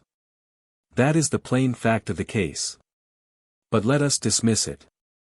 I only wanted to tell you that if you vote for your arsenic man, you are not to cut me in consequence. I can't spare you. You are a sort of circumnavigator come to settle among us, and will keep up my belief in the antipodes. Now tell me all about them in Paris. Chapter 18. Oh, sir, the loftiest hopes on earth. Draw lots with meaner hopes, heroic breasts. Breathing bad air, run risk of pestilence. Or, lacking lime juice when they cross the line, may languish with the scurvy. Some weeks passed after this conversation before the question of the chaplaincy gathered any practical import for Lydgate, and without telling himself the reason, he deferred the predetermination on which side he should give his vote. It would really have been a matter of total indifference to him, that is to say, he would have taken the more convenient side, and given his vote for the appointment of Tyke without any hesitation, if he had not cared personally for Mr. Fairbrother. But his liking for the vicar of St. Botolph's grew with growing acquaintanceship. That, entering into Lydgate's position as a newcomer who had his own professional objects to secure, Mr. Fairbrother should have taken pains rather to warn off than to obtain his interest, showed an unusual delicacy and generosity, which Lydgate's nature was keenly alive to. It went along with other points of conduct in Mr. Fairbrother which were exceptionally fine, and made his character resemble those southern landscapes which seem divided between natural grandeur and social slovenliness. Very few men could have been as filial and chivalrous as he was to the mother, aunt, and sister, whose dependence on him had in many ways shaped his life rather uneasily for himself. Few men who feel the pressure of small needs are so nobly resolute not to dress up their inevitably self-interested desires in a pretext of better motives. In these matters he was conscious that his life would bear the closest scrutiny. And perhaps the consciousness encouraged a little defiance towards the critical strictness of persons whose celestial intimacies seemed not to improve their domestic manners, and whose lofty aims were not needed to account for their actions. Then, his preaching was ingenious and pithy, like the preaching of the English Church in its robust age, and his sermons were delivered without book. People outside his parish went to hear him. And, since to fill the church was always the most difficult part of a clergyman's function, here was another ground for a careless sense of superiority. Besides, he was a likable man, sweet-tempered, ready-witted, frank, without grins of suppressed bitterness or other conversational flavors which make half of us an affliction to our friends. Lydgate liked him heartily, and wished for his friendship. With this feeling uppermost, he continued to waive the question of the chaplaincy, and to persuade himself that it was not only no proper business of his, but likely enough never to vex him with a demand for his vote. Lydgate, at Mr. Bulstrode's request, was laying down plans for the internal arrangements of the new hospital, and the two were often in consultation. The banker was always presupposing that he could count in general on Lydgate as a coadjutor, but made no special recurrence to the coming decision between Tyke and Fairbrother. When the general board of the infirmary had met, however, and Lydgate had noticed that the question of the chaplaincy was thrown on a council of the directors and medical men, to meet on the following Friday, he had a vexed sense that he must make up his mind on this trivial Middlemarch business. He could not help hearing within him the distinct declaration that Bulstrode was Prime Minister, and that the Tyke affair was a question of office or no office, and he could not help an equally pronounced dislike to giving up the prospect of office. For his observation was constantly confirming Mr. Fairbrother's assurance that the banker would not overlook opposition. Confound their petty politics, was one of his thoughts for 3 mornings in the meditative process of shaving, when he had begun to feel that he must really hold a court of conscience on this matter. Certainly there were valid things to be said against the election of Mr. Fairbrother. He had too much on his hands already, especially considering how much time he spent on non-clerical occupations. Then again it was a continually repeated shock, disturbing Lydgate's esteem, that the vicar should obviously play for the sake of money, liking the play indeed, but evidently liking some end which it served. Mr. Fairbrother contended on theory for the desirability of all games, and said that Englishman's wit was stagnant for want of them, but Lydgate felt certain that he would have played very much less but for the money. There was a billiard room at the Green Dragon, which some anxious mothers and wives regarded as the chief temptation in Middlemarch. The vicar was a first-rate billiard player, and though he did not frequent the Green Dragon, there were reports that he had sometimes been there in the daytime and had won money. And as to the chaplaincy, he did not pretend that he cared for it, except for the sake of the £40. Lydgate was no Puritan, but he did not care for play, and winning money at it had always seemed a meanness to him. Besides, he had an ideal of life which made this subservience of conduct to the gaining of small sums thoroughly hateful to him. Hitherto in his own life his wants had been supplied without any trouble to himself, and his first impulse was always to be liberal with half-crowns as matters of no importance to a gentleman. It had never occurred to him to devise a plan for getting half-crowns. He had always known in a general way that he was not rich, but he had never felt poor, and he had no power of imagining the part which the want of money plays in determining the actions of men. Money had never been a motive to him. Hence he was not ready to frame excuses for this deliberate pursuit of small gains. It was altogether repulsive to him, and he never entered into any calculation of the ratio between the vicar's income and his more or less necessary expenditure. It was possible that he would not have made such a calculation in his own case. And now, when the question of voting had come, this repulsive fact told more strongly against Mr. Fairbrother than it had done before. One would know much better what to do if men's characters were more consistent, and especially if one's friends were invariably fit for any function they desired to undertake. Lydgate was convinced that if there had been no valid objection to Mr. Fairbrother, he would have voted for him, whatever Bulstrode might have felt on the subject. He did not intend to be a vassal of Bulstrode's. On the other hand, there was Tyke, a man entirely given to his clerical office, who was simply curate at a chapel of ease in St. Peter's parish and had time for extra duty. Nobody had anything to say against Mr. Tyke, except that they could not bear him, and suspected him of cant. Really, from his point of view, Bulstrode was thoroughly justified. But whichever way Lydgate began to incline, there was something to make him wince. And being a proud man, he was a little exasperated at being obliged to wince. He did not like frustrating his own best purposes by getting on bad terms with Bulstrode.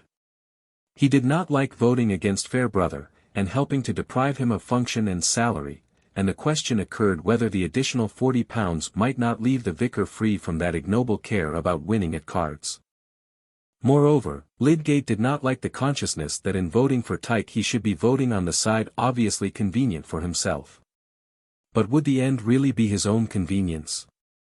Other people would say so, and would allege that he was currying favor with Bulstrode for the sake of making himself important and getting on in the world. What then? He for his own part knew that if his personal prospects simply had been concerned, he would not have cared a rotten nut for the banker's friendship or enmity. What he really cared for was a medium for his work, a vehicle for his ideas. And after all, was he not bound to prefer the object of getting a good hospital, where he could demonstrate the specific distinctions of fever and test therapeutic results, before anything else connected with this chaplaincy? For the first time Lydgate was feeling the hampering thread-like pressure of small social conditions, and their frustrating complexity. At the end of his inward debate, when he set out for the hospital, his hope was really in the chance that discussion might somehow give a new aspect to the question, and make the scale dip so as to exclude the necessity for voting. I think he trusted a little also to the energy which is begotten by circumstances, some feeling rushing warmly and making resolve easy, while debate in cool blood had only made it more difficult. However it was, he did not distinctly say to himself on which side he would vote, and all the while he was inwardly resenting the subjection which had been forced upon him. It would have seemed beforehand like a ridiculous piece of bad logic that he, with his unmixed resolutions of independence and his select purposes, would find himself at the very outset in the grasp of petty alternatives, each of which was repugnant to him. In his students' chambers, he had prearranged his social action quite differently. Lydgate was late in setting out, but Dr. Sprague, the two other surgeons, and several of the directors had arrived early, Mr.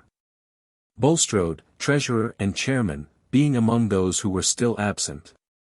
The conversation seemed to imply that the issue was problematical, and that a majority for Tyke was not so certain as had been generally supposed. The two physicians, for a wonder, turned out to be unanimous, or rather, though of different minds, they concurred in action.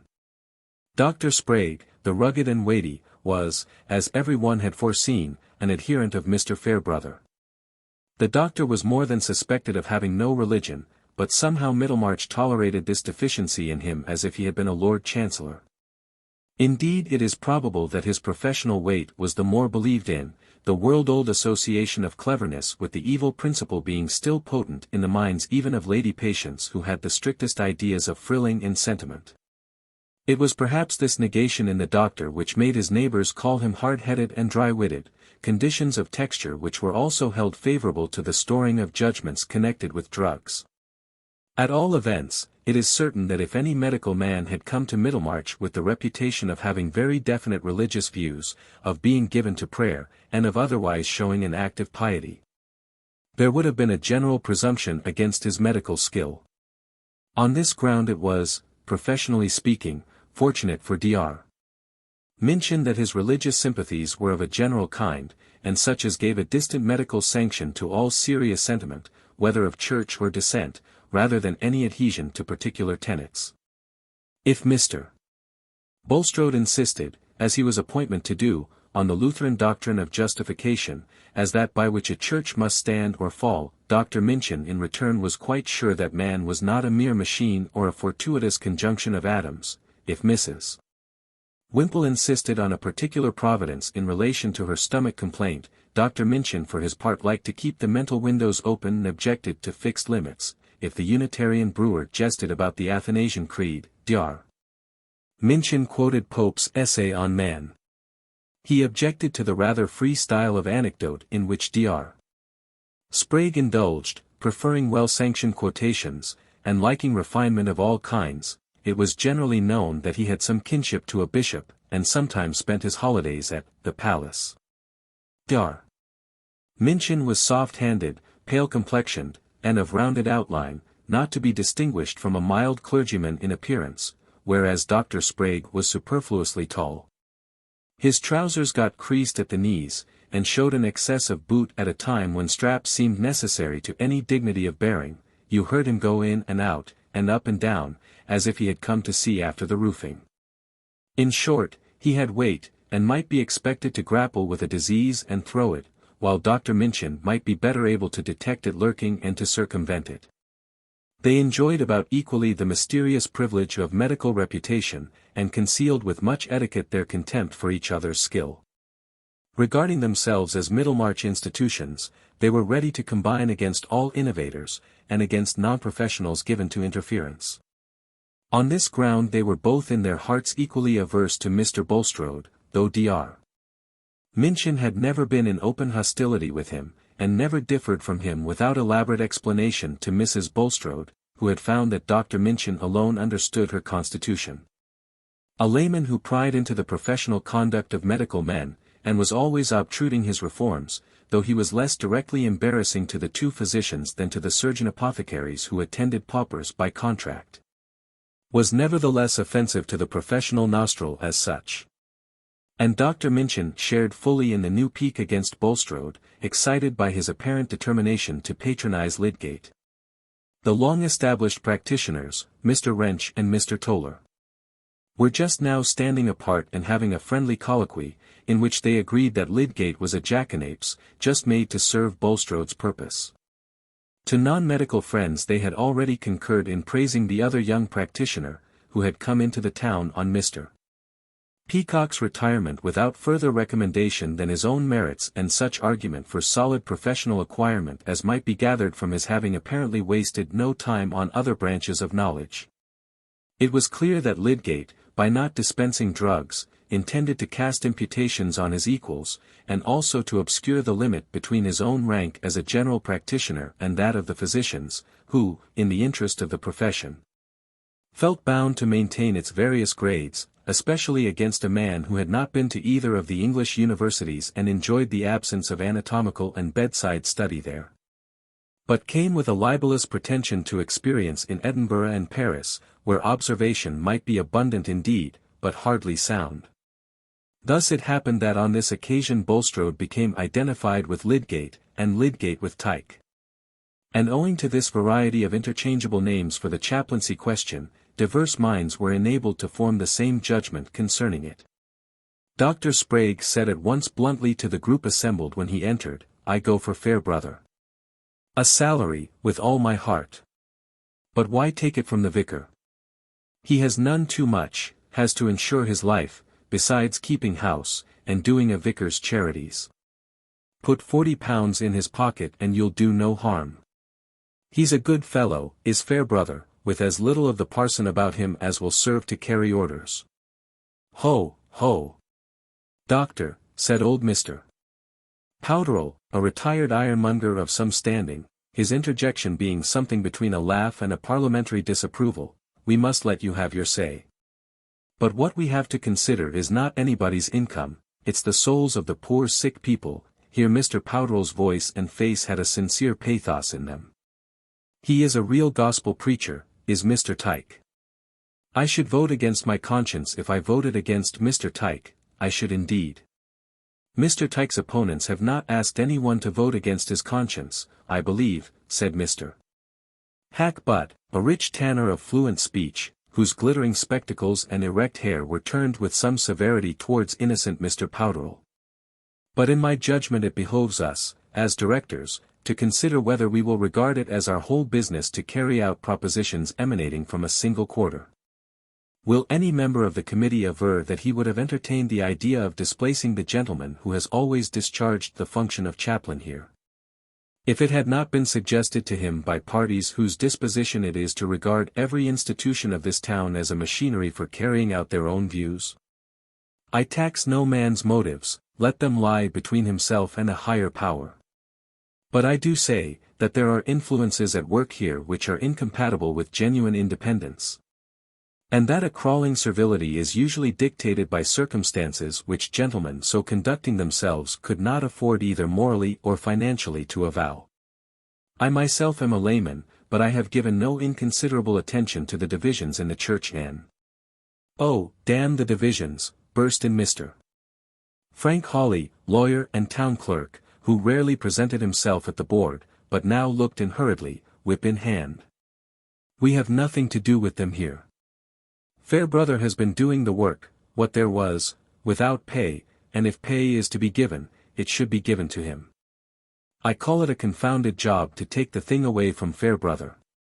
I think it would be as well for gentlemen not to give their remarks a personal bearing," said Mr. Plymdale. "I shall vote for the appointment of Mr. Tyke, but I should not have known, if Mr. Hackbutt hadn't hinted it, that I was a serval crawler. I disclaim any personalities.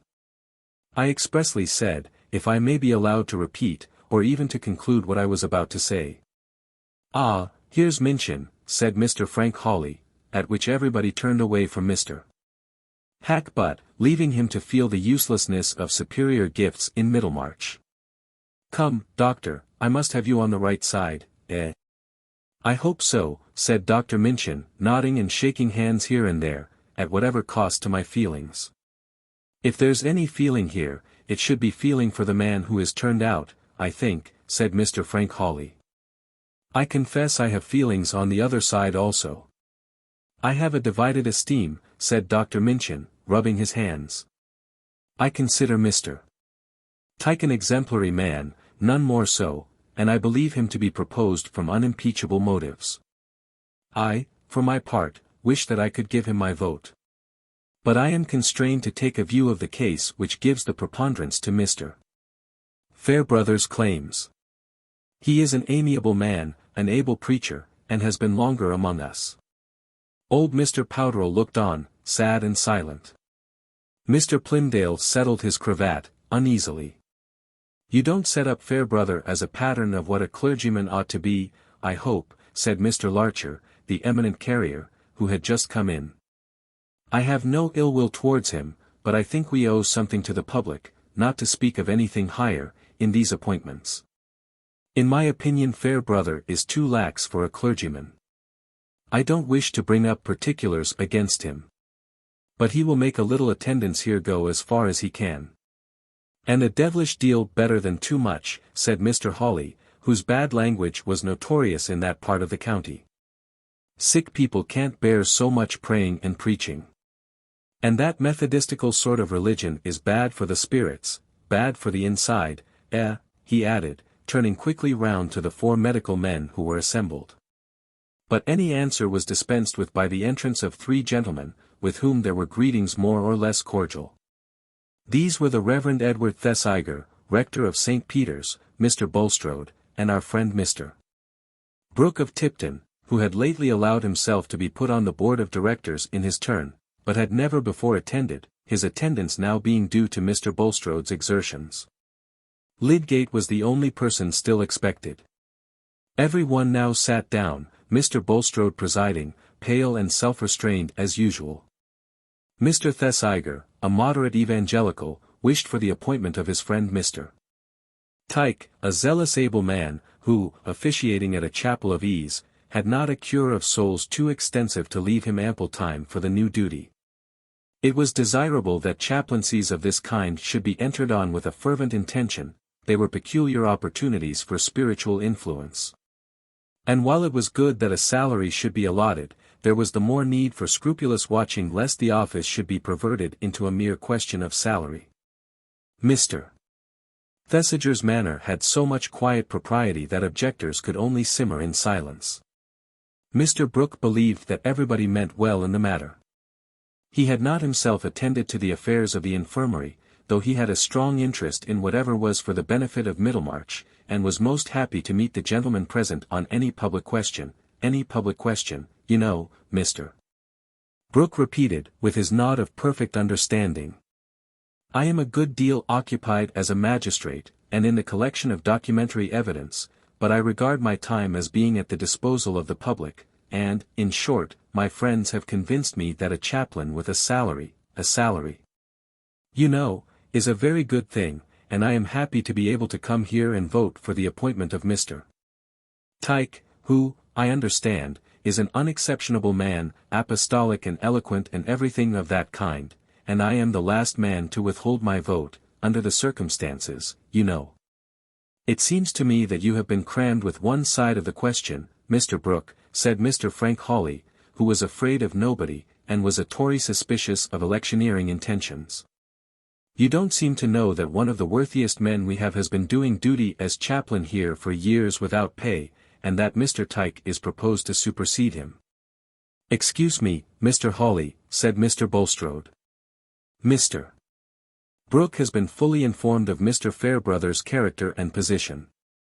By his enemies, flashed out Mr. Hawley. I trust there is no personal hostility concerned here, said Mr. Thesiger. I'll swear there is, though, retorted Mr. Hawley. Gentlemen, said Mr. Bulstrode, in a subdued tone, the merits of the question may be very briefly stated, and if any one present doubts that every gentleman who is about to give his vote has not been fully informed, I can now recapitulate the considerations that should weigh on either side. I don't see the good of that, said Mr. Hawley. I suppose we all know whom we mean to vote for. Any man who wants to do justice does not wait till the last minute to hear both sides of the question. I have no time to lose, and I propose that the matter be put to the vote at once. A brief but still hot discussion followed before each person wrote "Tyke" or "Fair brother" on a piece of paper and slipped it into a glass tumbler.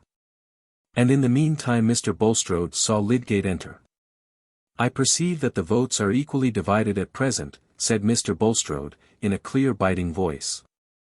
Then, looking up at Lydgate. There is a casting vote still to be given. It is yours, Mr. Lydgate, will you be good enough to write? The thing is settled now, said Mr. Wrench, rising. We all know how Mr. Lydgate will vote. You seem to speak with some peculiar meaning, sir, said Lydgate, rather defiantly, and keeping his pencil suspended. I merely mean that you are expected to vote with Mr. Bulstrode. Do you regard that meaning as offensive? It may be offensive to others. But I shall not desist from voting with him on that account. Lydgate immediately wrote down Tyke. So the Reverend Walter Tyke became chaplain to the infirmary, and Lydgate continued to work with Mr. Bulstrode. He was really uncertain whether Tyke were not the more suitable candidate, and yet his consciousness told him that if he had been quite free from indirect bias he should have voted for Mr. Fairbrother. The affair of the chaplaincy remained a sore point in his memory as a case in which this petty medium of Middlemarch had been too strong for him.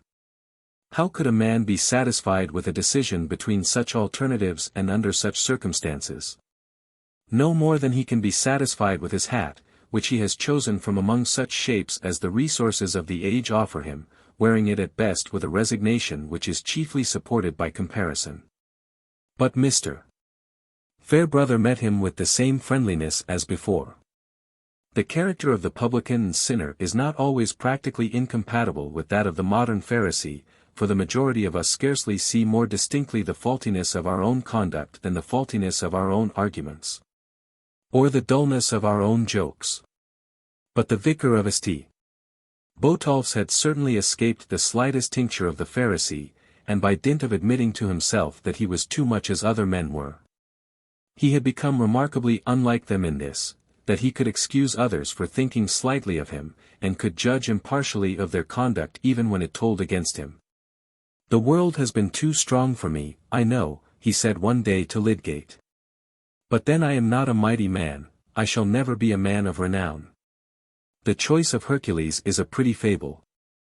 But Prodicus makes it easy work for the hero, as if the first resolves were enough. Another story says that he came to hold the distaff, and at last wore the Nessus shirt. I suppose one good resolve might keep a man right if everybody else's resolve helped him. The vicar's talk was not always inspiriting, he had escaped being a Pharisee, but he had not escaped that low estimate of possibilities which we rather hastily arrive at as an inference from our own failure. Lydgate thought that there was a pitiable infirmity of will in Mr. Fairbrother. Chapter 19. Ultra vidit ch ha fato alaguancia. Della sua palma, sospirando, leto. Purgatorio, 7. When George IV was still reigning over the privacies of Windsor, when the Duke of Wellington was Prime Minister, and Mr. Vincey was Mayor of the old corporation in Middlemarch, Mrs. Casaubon, born Dorothea Brooke, had taken her wedding journey to Rome. In those days the world in general was more ignorant of good and evil by 40 years than it is at present. Travelers did not often carry full information on Christian art either in their heads or their pockets. And even the most brilliant English critic of the day mistook the flower-flushed tomb of the Ascended Virgin for an ornamental vase due to the painter's fancy. Romanticism, which has helped to fill some dull blanks with love and knowledge, had not yet penetrated the times with its leaven and entered into everybody's food. It was fermenting still as a distinguishable vigorous enthusiasm in certain long-haired German artists at Rome, and the youth of other nations who worked or idled near them were sometimes caught in the spreading movement. One fine morning a young man whose hair was not immoderately long, but abundant and curly, and who was otherwise English in his equipment, had just turned his back on the Belvedere torso in the Vatican and was looking out on the magnificent view of the mountains from the adjoining round vestibule. He was sufficiently absorbed not to notice the approach of a dark-eyed, animated German who came up to him and placing a hand on his shoulder, said with a strong accent, "Come here, quick. Else she will have changed her pose." Quickness was ready at the call, and the two figures passed lightly along by the Meleager, towards the hall where the reclining Ariadne, then called the Cleopatra, lies in the marble voluptuousness of her beauty, the drapery folding around her with a petal-like ease and tenderness. They were just in time to see another figure standing against a pedestal near the reclining marble, a breathing blooming girl, whose form, not shamed by the Ariadne, was clad in Quakerish grey drapery. Her long cloak, fastened at the neck, was thrown backward from her arms, and one beautiful ungloved hand pillowed her cheek, pushing somewhat backward the white beaver bonnet which made a sort of halo to her face around the simply braided dark brown hair.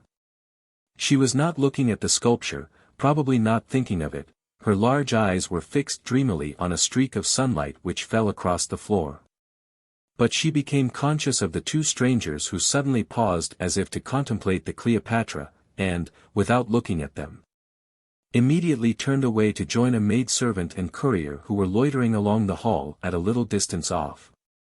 "What do you think of that for a fine bit of antithesis?" said the German, searching in his friend's face for responding admiration, but going on volubly without waiting for any other answer.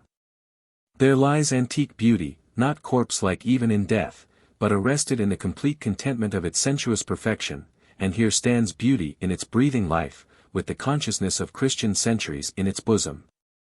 But she should be dressed as a nun. I think she looks almost what you call a Quaker. I would dress her as a nun in my picture. However, she is married.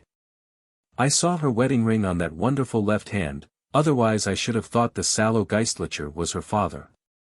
I saw him parting from her a good while ago, and just now I found her in that magnificent pose. Only think. He is perhaps rich, and would like to have her portrait taken. Ah! It is no use looking after her, there she goes. Let us follow her home."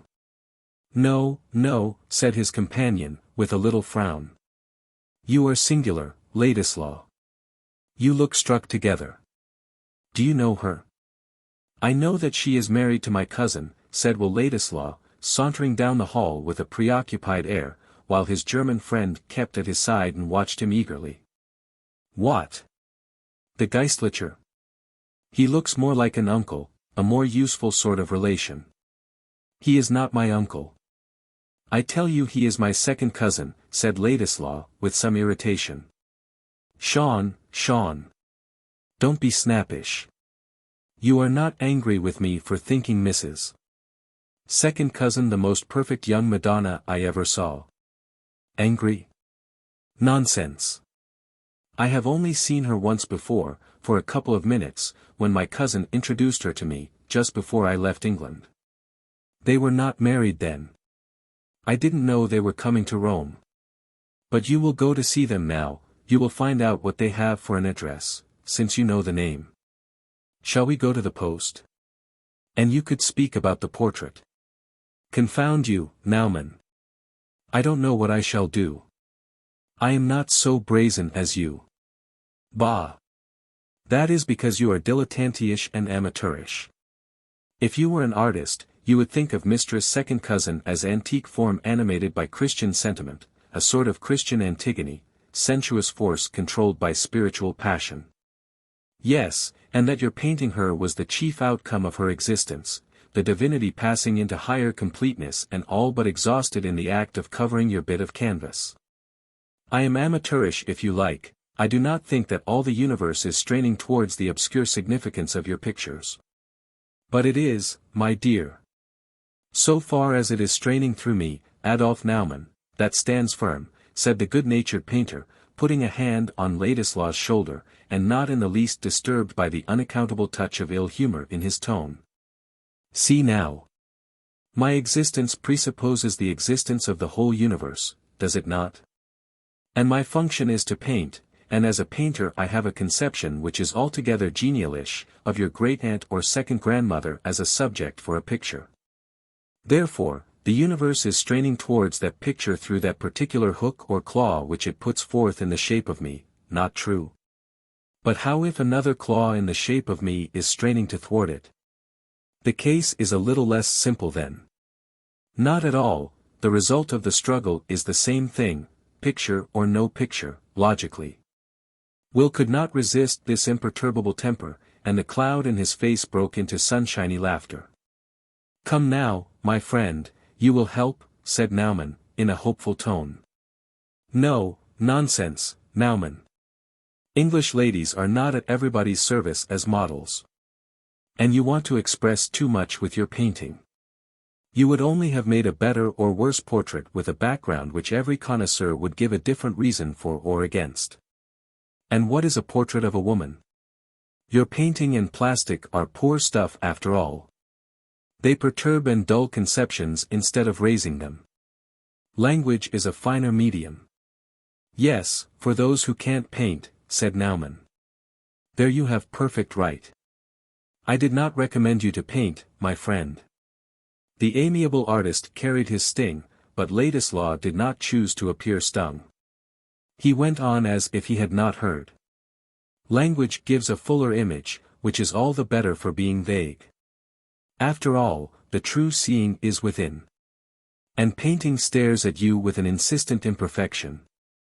I feel that especially about representations of women. As if a woman were a mere colored superficies. You must wait for movement and tone. There is a difference in their very breathing, they change from moment to moment. This woman whom you have just seen, for example, how would you paint her voice, pray? But her voice is much diviner than anything you have seen of her." I see. You are jealous. No man must presume to think that he can paint your ideal. This is serious, my friend. Your great-aunt. Der Nef als Onkel, in a tragic sense, unsure. You and I shall quarrel, Naumann, if you call that lady my aunt again. How is she to be called then? Mrs. Casaubon. Good. Suppose I get acquainted with her in spite of you, and find that she very much wishes to be painted? Yes, suppose. Said Will Ladislaw, in a contemptuous undertone, intended to dismiss the subject. He was conscious of being irritated by ridiculously small causes, which were half of his own creation. Why was he making any fuss about Mrs. Casaubon? And yet he felt as if something had happened to him with regard to her. There are characters which are continually creating collisions and nodes for themselves in dramas which nobody is prepared to act with them. Their susceptibilities will clash against objects that remain innocently quiet. Chapter 20. A child forsaken, waking suddenly. Whose gaze afeard on all things round doth rove. And seeth only that it cannot see. The meeting eyes of love. 2 hours later, Dorothea was seated in an inner room or boudoir of a handsome apartment in the Via Sistina. I am sorry to add that she was sobbing bitterly. With such abandonment to this relief of an oppressed heart as a woman habitually controlled by pride on her own account and thoughtfulness for others will sometimes allow herself when she feels securely alone. And Mr. Casaubon was certain to remain away for some time at the Vatican. Yet Dorothea had no distinctly Chopin grievance that she could state even to herself. And in the midst of her confused thought and passion, the mental act that was struggling forth into clearness was a self-accusing cry that her feeling of desolation was the fault of her own spiritual poverty. She had married the man of her choice, and with the advantage over most girls that she had contemplated her marriage chiefly as the beginning of new duties. From the very first she had thought of Mr. Casaubon as having a mind so much above her own, that he must often be claimed by studies which she could not entirely share.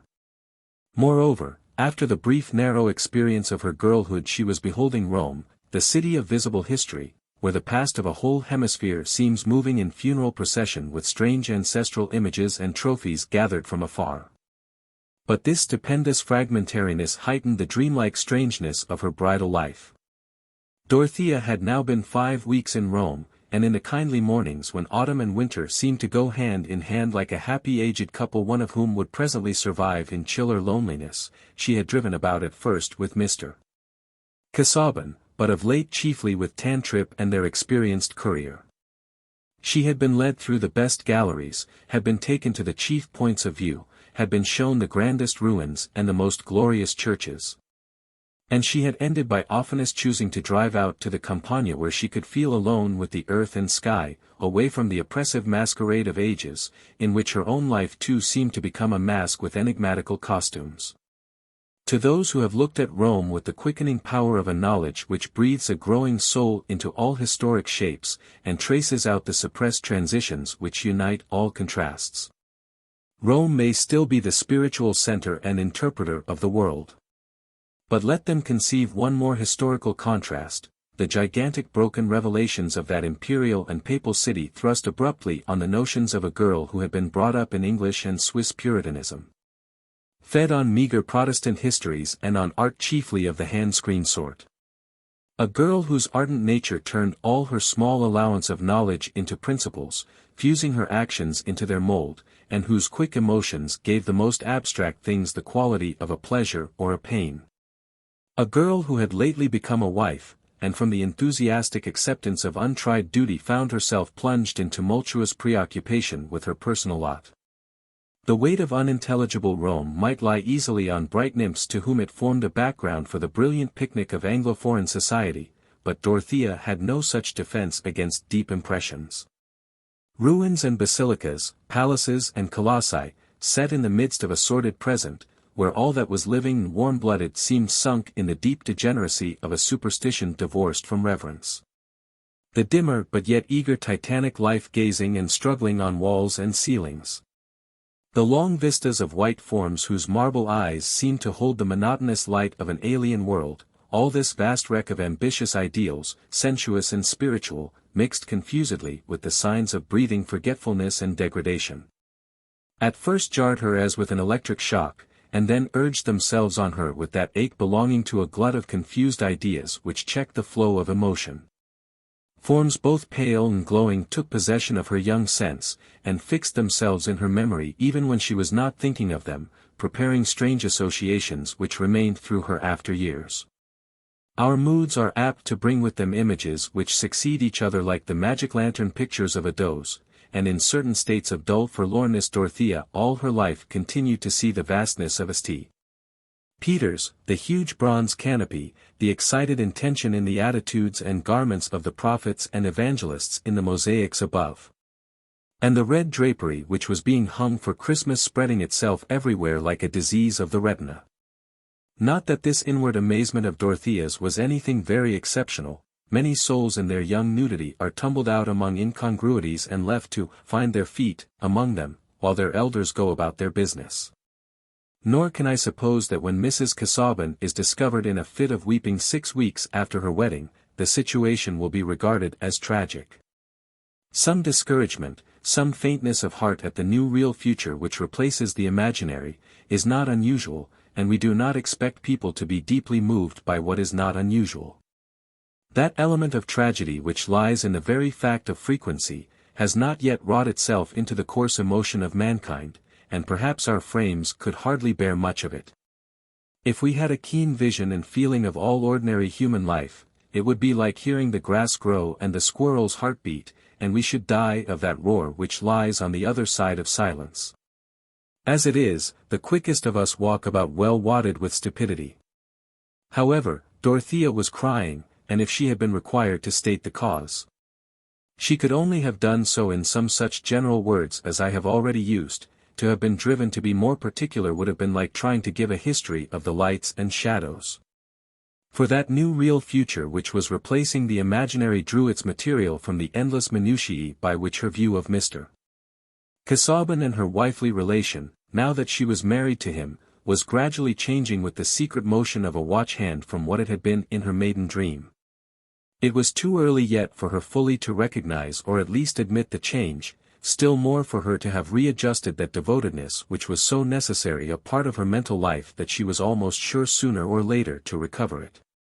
Permanent rebellion, the disorder of a life without some loving reverent resolve, was not possible to her, but she was now in an interval when the very force of her nature heightened its confusion.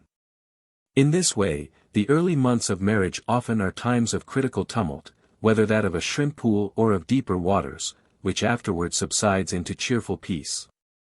But was not Mr. Casaubon just as learned as before?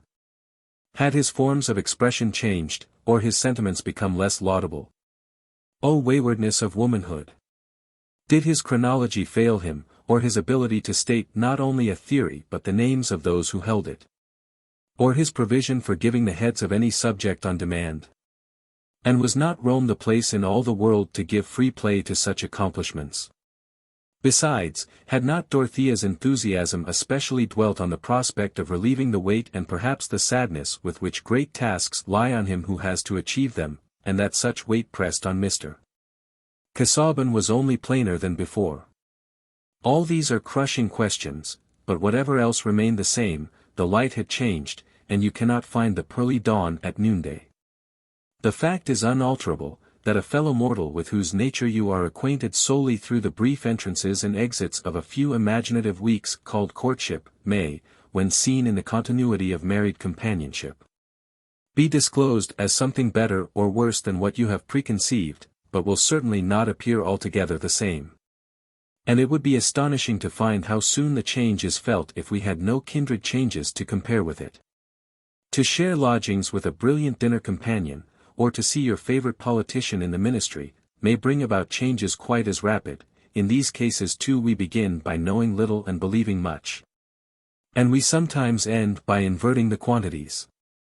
Still, such comparisons might mislead, for no man was more incapable of flashy make-believe than Mr. Casaubon. He was as genuine a character as any ruminant animal, and he had not actively assisted in creating any illusions about himself. How was it that in the weeks since her marriage, Dorothea had not distinctly observed but felt with a stifling depression? That the large vistas and wide fresh air which she had dreamed of finding in her husband's mind were replaced by anterooms and winding passages which seemed to lead nowhither? I suppose it was that in courtship everything is regarded as provisional and preliminary, and the smallest sample of virtue or accomplishment is taken to guarantee delightful stores which the broad leisure of marriage will reveal. But the doorsill of marriage once crossed, expectation is concentrated on the present. Having once embarked on your marital voyage, it is impossible not to be aware that you make no way and that the sea is not within sight, that, in fact, you are exploring an enclosed basin. In their conversation before marriage, Mr. Casaubon had often dwelt on some explanation or questionable detail of which Dorothea did not see the bearing. But such imperfect coherence seemed due to the brokenness of their intercourse, and, supported by her faith in their future, she had listened with fervid patience to a recitation of possible arguments to be brought against Mr.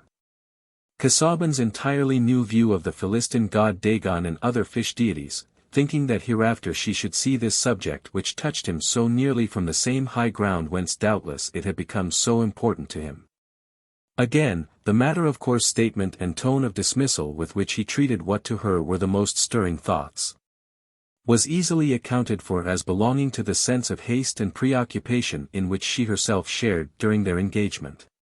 But now, since they had been in Rome, with all the depths of her emotion roused to tumultuous activity, and with life made a new problem by new elements, she had been becoming more and more aware, with a certain terror, that her mind was continually sliding into inward fits of anger and repulsion, or else into forlorn weariness. How far the judicious Hooker or any other hero of erudition would have been the same at Mr. Casaubon's time of life, she had no means of knowing, so that he could not have the advantage of comparison. But her husband's way of commenting on the strangely impressive objects around them had begun to affect her with a sort of mental shiver. He had perhaps the best intention of acquitting himself worthily, but only of acquitting himself. What was fresh to her mind was worn out to his, and such capacity of thought and feeling as had ever been stimulated in him by the general life of mankind had long shrunk to a sort of dried preparation, a lifeless embalmment of knowledge. When he said, "Does this interest you, Dorothea? Shall we stay a little longer?" "I am ready to stay if you wish it," it seemed to her as if going or staying were alike dreary. "Or, should you like to go to the Farnesina, Dorothea? It contains celebrated frescoes designed or painted by Raphael, which most persons think it worth while to visit." "But do you care about them?" was always Dorothea's question. "They are, I believe, highly esteemed. Some of them represent the fable of Cupid and Psyche, which is probably the romantic invention of a literary period, and cannot, I think, be reckoned as a genuine mythical product. But if you like these wall paintings we can easily drive thither. And you will then, I think, have seen the chief works of Raphael, any of which it were a pity to omit in a visit to Rome. He is the painter who has been held to combine the most complete grace of form with sublimity of expression. Such at least I have gathered to be the opinion of cognoscenti." This kind of answer given in a measured official tone, as of a clergyman reading according to the rubric, did not help to justify the glories of the eternal city, or to give her the hope that if she knew more about them the world would be joyously illuminated for her. There is hardly any contact more depressing to a young ardent creature than that of a mind in which years full of knowledge seem to have issued in a blank absence of interest or sympathy. On other subjects indeed Mr. Casaubon showed a tenacity of occupation and an eagerness which are usually regarded as the effect of enthusiasm, and Dorothea was anxious to follow this spontaneous direction of his thoughts, instead of being made to feel that she dragged him away from it. But she was gradually ceasing to expect with her former delightful confidence that she should see any wide opening where she followed him. Poor Mr. Casaubon himself was lost among small closets and winding stairs, and in an agitated dimness about the cabaret, or in an exposure of other mythologists' ill-considered parallels. Easily lost sight of any purpose which had prompted him to these labors. With his taper stuck before him he forgot the absence of windows, and in bitter manuscript remarks on other men's notions about the solar deities, he had become indifferent to the sunlight. These characteristics, fixed and unchangeable as bone in Mr. Casaubon, might have remained longer unfelt by Dorothea if she had been encouraged to pour forth her girlish and womanly feeling, if he would have held her hands between his and listened with the delight of tenderness and understanding to all the little histories which made up her experience, and would have given her the same sort of intimacy in return, so that the past life of each could be included in their mutual knowledge and affection, or if she could have fed her affection with those childlike caresses which are the bent of every sweet woman, who has begun by showering kisses on the hard pate of her bald doll, creating a happy soul within that woodenness from the wealth of her own love. That was Dorothea's bent. With all her yearning to know what was afar from her and to be widely benignant, she had ardor enough for what was near, to have kissed Mr. Casaubon's coat sleeve, or to have caressed his shoe latchet, if he would have made any other sign of acceptance than pronouncing her, with his unfailing propriety, to be of a most affectionate and truly feminine nature, indicating at the same time by politely reaching a chair for her that he regarded these manifestations as rather crude and startling. Having made his clerical toilet with due care in the morning, he was prepared only for those amenities of life which were suited to the well-adjusted stiff cravat of the period, and to a mind weighted with unpublished matter. And by a sad contradiction Dorothea's ideas and resolves seemed like melting ice floating and lost in the warm flood of which they had been but another form. She was humiliated to find herself a mere victim of feeling, as if she could know nothing except through that medium. All her strength was scattered in fits of agitation, of struggle, of despondency. And then again in visions of more complete renunciation, transforming all hard conditions into duty. Poor Dorothea! She was certainly troublesome, to herself chiefly, but this morning for the first time she had been troublesome to Mr. Casaubon. She had begun, while they were taking coffee, with a determination to shake off what she inwardly called her selfishness, and turned a face all cheerful attention to her husband when he said, "My dear Dorothea, we must now think of all that is yet left undone, as a preliminary to our departure. I would fain have returned home earlier that we might have been at Lowick for the Christmas, but my inquiries here have been protracted beyond their anticipated period. I trust, however, that the time here has not been passed unpleasantly to you. Among the sights of Europe, that of Rome has ever been held one of the most striking and in some respects edifying. I well remember that I considered it an epoch in my life when I visited it for the first time. After the fall of Napoleon, an event which opened the continent to travelers. Indeed, I think it is one among several cities to which an extreme hyperbole has been applied, see Rome and die, but in your case I would propose an emendation and say, see Rome as a bride, and live henceforth as a happy wife. Mr. Casaubon pronounced this little speech with the most conscientious intention, blinking a little and swaying his head up and down, and concluding with a smile. He had not found marriage a rapturous state, but he had no idea of being anything else than an irreproachable husband, who would make a charming young woman as happy as she deserved to be. I hope you are thoroughly satisfied with our stay, I mean, with the result so far as your studies are concerned, said Dorothea, trying to keep her mind fixed on what most affected her husband. Yes, said Mr. Casaubon, with that peculiar pitch of voice which makes the word half a negative. I have been led farther than I had foreseen, and various subjects for annotation have presented themselves which, though I have no direct need of them, I could not pretermit. The task, notwithstanding the assistance of my amanuensis, has been a somewhat laborious one.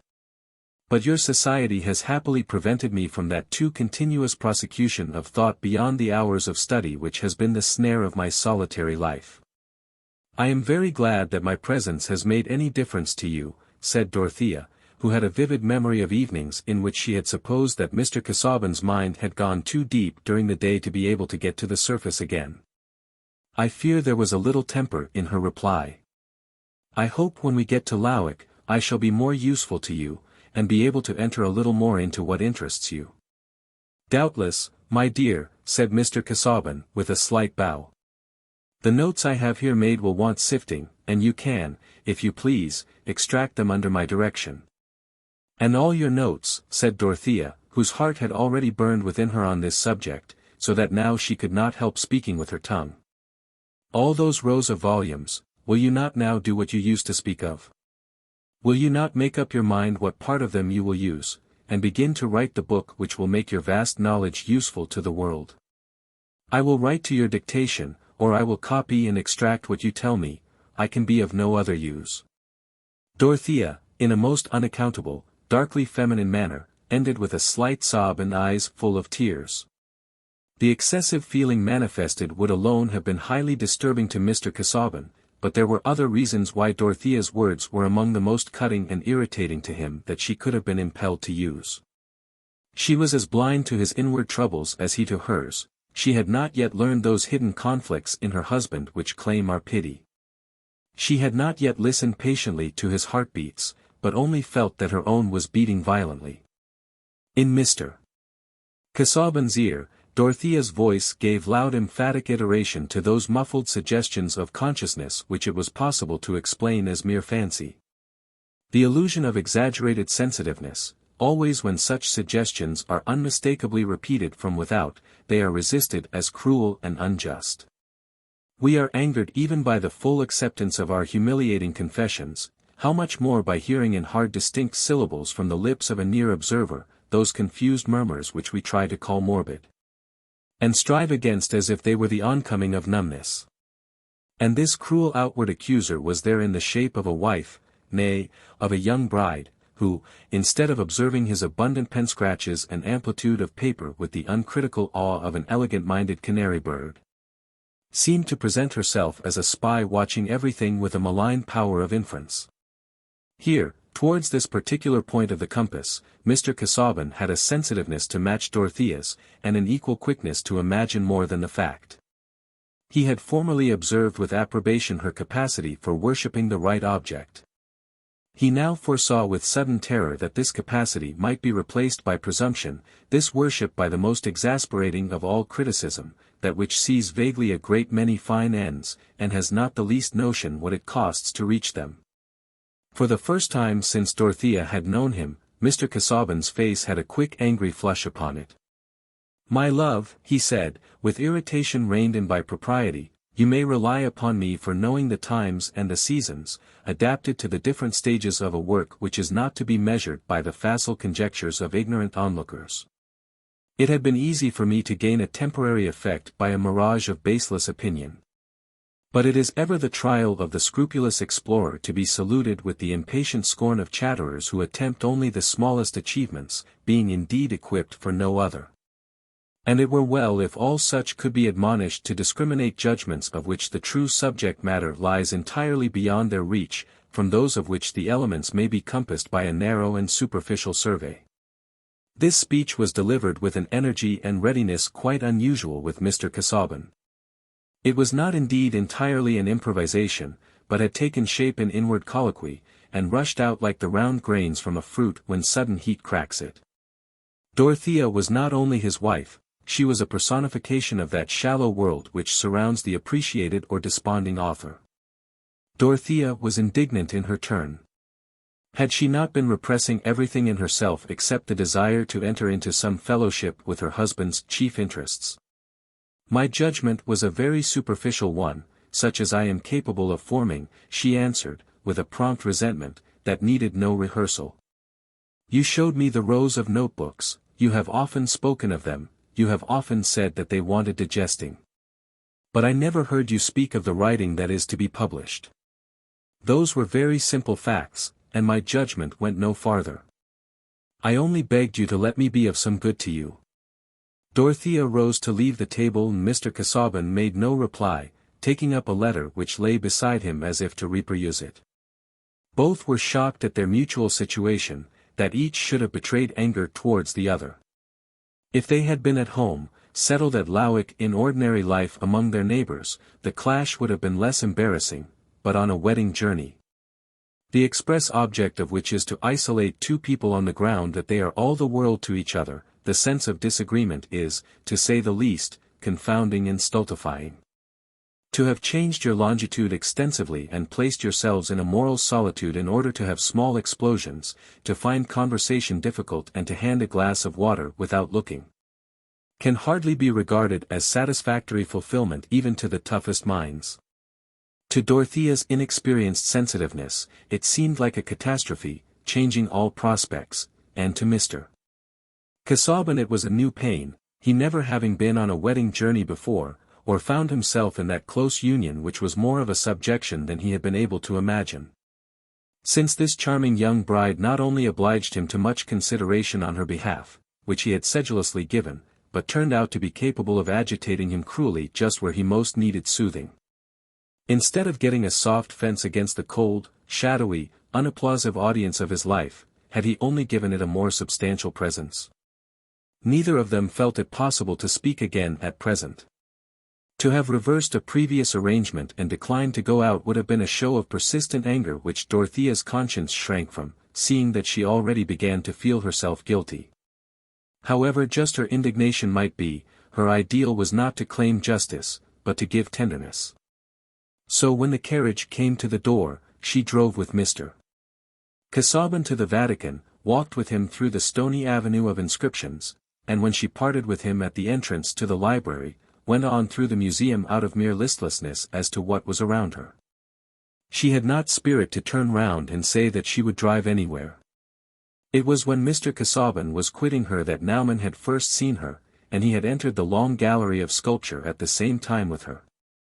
But here Naumann had to await Ladislaw with whom he was to settle a bet of champagne about an enigmatical medieval-looking figure there. After they had examined the figure, and had walked on finishing their dispute, they had parted, Ladislaw lingering behind while Naumann had gone into the hall of statues where he again saw Dorothea. And saw her in that brooding abstraction which made her pose remarkable.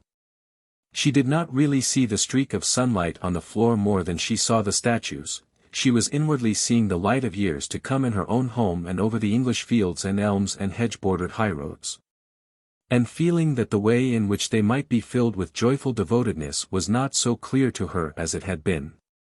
But in Dorothea's mind there was a current into which all thought and feeling were apt sooner or later to flow, the reaching forward of the whole consciousness towards the fullest truth, the least partial good.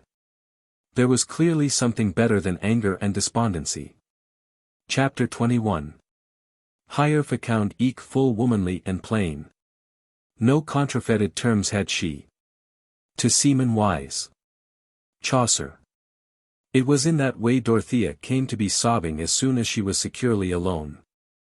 But she was presently roused by a knock at the door, which made her hastily dry her eyes before saying, "Come in." Tantripp had brought a card, and said that there was a gentleman waiting in the lobby. The courier had told him that only Mrs. Casaubon was at home, but he said he was a relation of Mr. Casaubon's. Would she see him? Yes, said Dorothea, without pause, show him into the salon. Her chief impressions about young Ladislaw were that when she had seen him at Lowick she had been made aware of Mr. Casaubon's generosity towards him, and also that she had been interested in his own hesitation about his career. She was alive to anything that gave her an opportunity for active sympathy, and at this moment it seemed as if the visit had come to shake her out of her self-absorbed discontent, to remind her of her husband's goodness, and make her feel that she had now the right to be his helpmate in all kind deeds. She waited a minute or two, but when she passed into the next room there were just signs enough that she had been crying to make her open face look more youthful and appealing than usual. She met Ladislaw with that exquisite smile of goodwill which is unmixed with vanity, and held out her hand to him. He was the elder by several years, but at that moment he looked much the younger, for his transparent complexion flushed suddenly, and he spoke with a shyness extremely unlike the ready indifference of his manner with his male companion. While Dorothea became all the calmer with a wondering desire to put him at ease. "I was not aware that you and Mr. Casaubon were in Rome, until this morning, when I saw you in the Vatican Museum," he said. "I knew you at once, but, I mean, that I concluded Mr. Casaubon's address would be found at the poste restante, and I was anxious to pay my respects to him and you as early as possible. Pray sit down. He is not here now, but he will be glad to hear of you, I am sure," said Dorothea, seating herself unthinkingly between the fire and the light of the tall window, and pointing to a chair opposite, with the quietude of a benignant matron. The signs of girlish sorrow in her face were only the more striking. "Mr. Casaubon is much engaged, but you will leave your address, will you not, and he will write to you." "You are very good," said Ladislaw, beginning to lose his diffidence in the interest with which he was observing the signs of weeping which had altered her face. "My address is on my card. But if you will allow me I will call again tomorrow at an hour when Mr. Casaubon is likely to be at home. He goes to read in the library of the Vatican every day, and you can hardly see him except by an appointment. Especially now. We are about to leave Rome, and he is very busy. He is usually away almost from breakfast till dinner. But I am sure he will wish you to dine with us." Will Ladislaw was struck mute for a few moments. He had never been fond of Mr. Casaubon, and if it had not been for the sense of obligation, would have laughed at him as a bad of erudition. But the idea of this dried-up pedant, this elaborator of small explanations about as important as the surplus stock of false antiquities kept in a vendor's back chamber, having first got this adorable young creature to marry him, and then passing his honeymoon away from her, groping after his mouldy futilities, Will was given to hyperbole. This sudden picture stirred him with a sort of comic disgust. He was divided between the impulse to laugh aloud and the equally unseasonable impulse to burst into scornful invective. For an instant he felt that the struggle was causing a queer contortion of his mobile features, but with a good effort he resolved it into nothing more offensive than a merry smile. Dorothea wondered. But the smile was irresistible, and shone back from her face too. Will Ladislaw's smile was delightful, unless you were angry with him beforehand. It was a gush of inward light illuminating the transparent skin as well as the eyes, and playing about every curve and line as if some Ariel were touching them with a new charm, and banishing forever the traces of moodiness. The reflection of that smile could not but have a little merriment in it too, even under dark eyelashes still moist, as Dorothea said inquiringly, "Something amuses you?" "Yes," said Will, quick in finding resources. "I am thinking of the sort of figure I cut the first time I saw you, when you annihilated my poor sketch with your criticism." My criticism, said Dorothea, wondering still more. Surely not. I always feel particularly ignorant about painting. I suspected you of knowing so much, that you knew how to say just what was most cutting. You said, I dare say you don't remember it as I do, that the relation of my sketch to nature was quite hidden from you. At least, you implied that. Will could laugh now as well as smile. That was really my ignorance, said Dorothea, admiring Will's good humor. I must have said so only because I never could see any beauty in the pictures which my uncle told me all judges thought very fine. And I have gone about with just the same ignorance in Rome. There are comparatively few paintings that I can really enjoy. At first when I enter a room where the walls are covered with frescoes, or with rare pictures, I feel a kind of awe, like a child present at great ceremonies where there are grand robes and processions. I feel myself in the presence of some higher life than my own. But when I begin to examine the pictures one by one the life goes out of them, or else is something violent and strange to me. It must be my own dullness. I am seeing so much all at once, and not understanding half of it. That always makes one feel stupid. It is painful to be told that anything is very fine and not be able to feel that it is fine, something like being blind, while people talk of the sky. Oh, there is a great deal in the feeling for art which must be acquired, said Will. It was impossible now to doubt the directness of Dorothea's confession.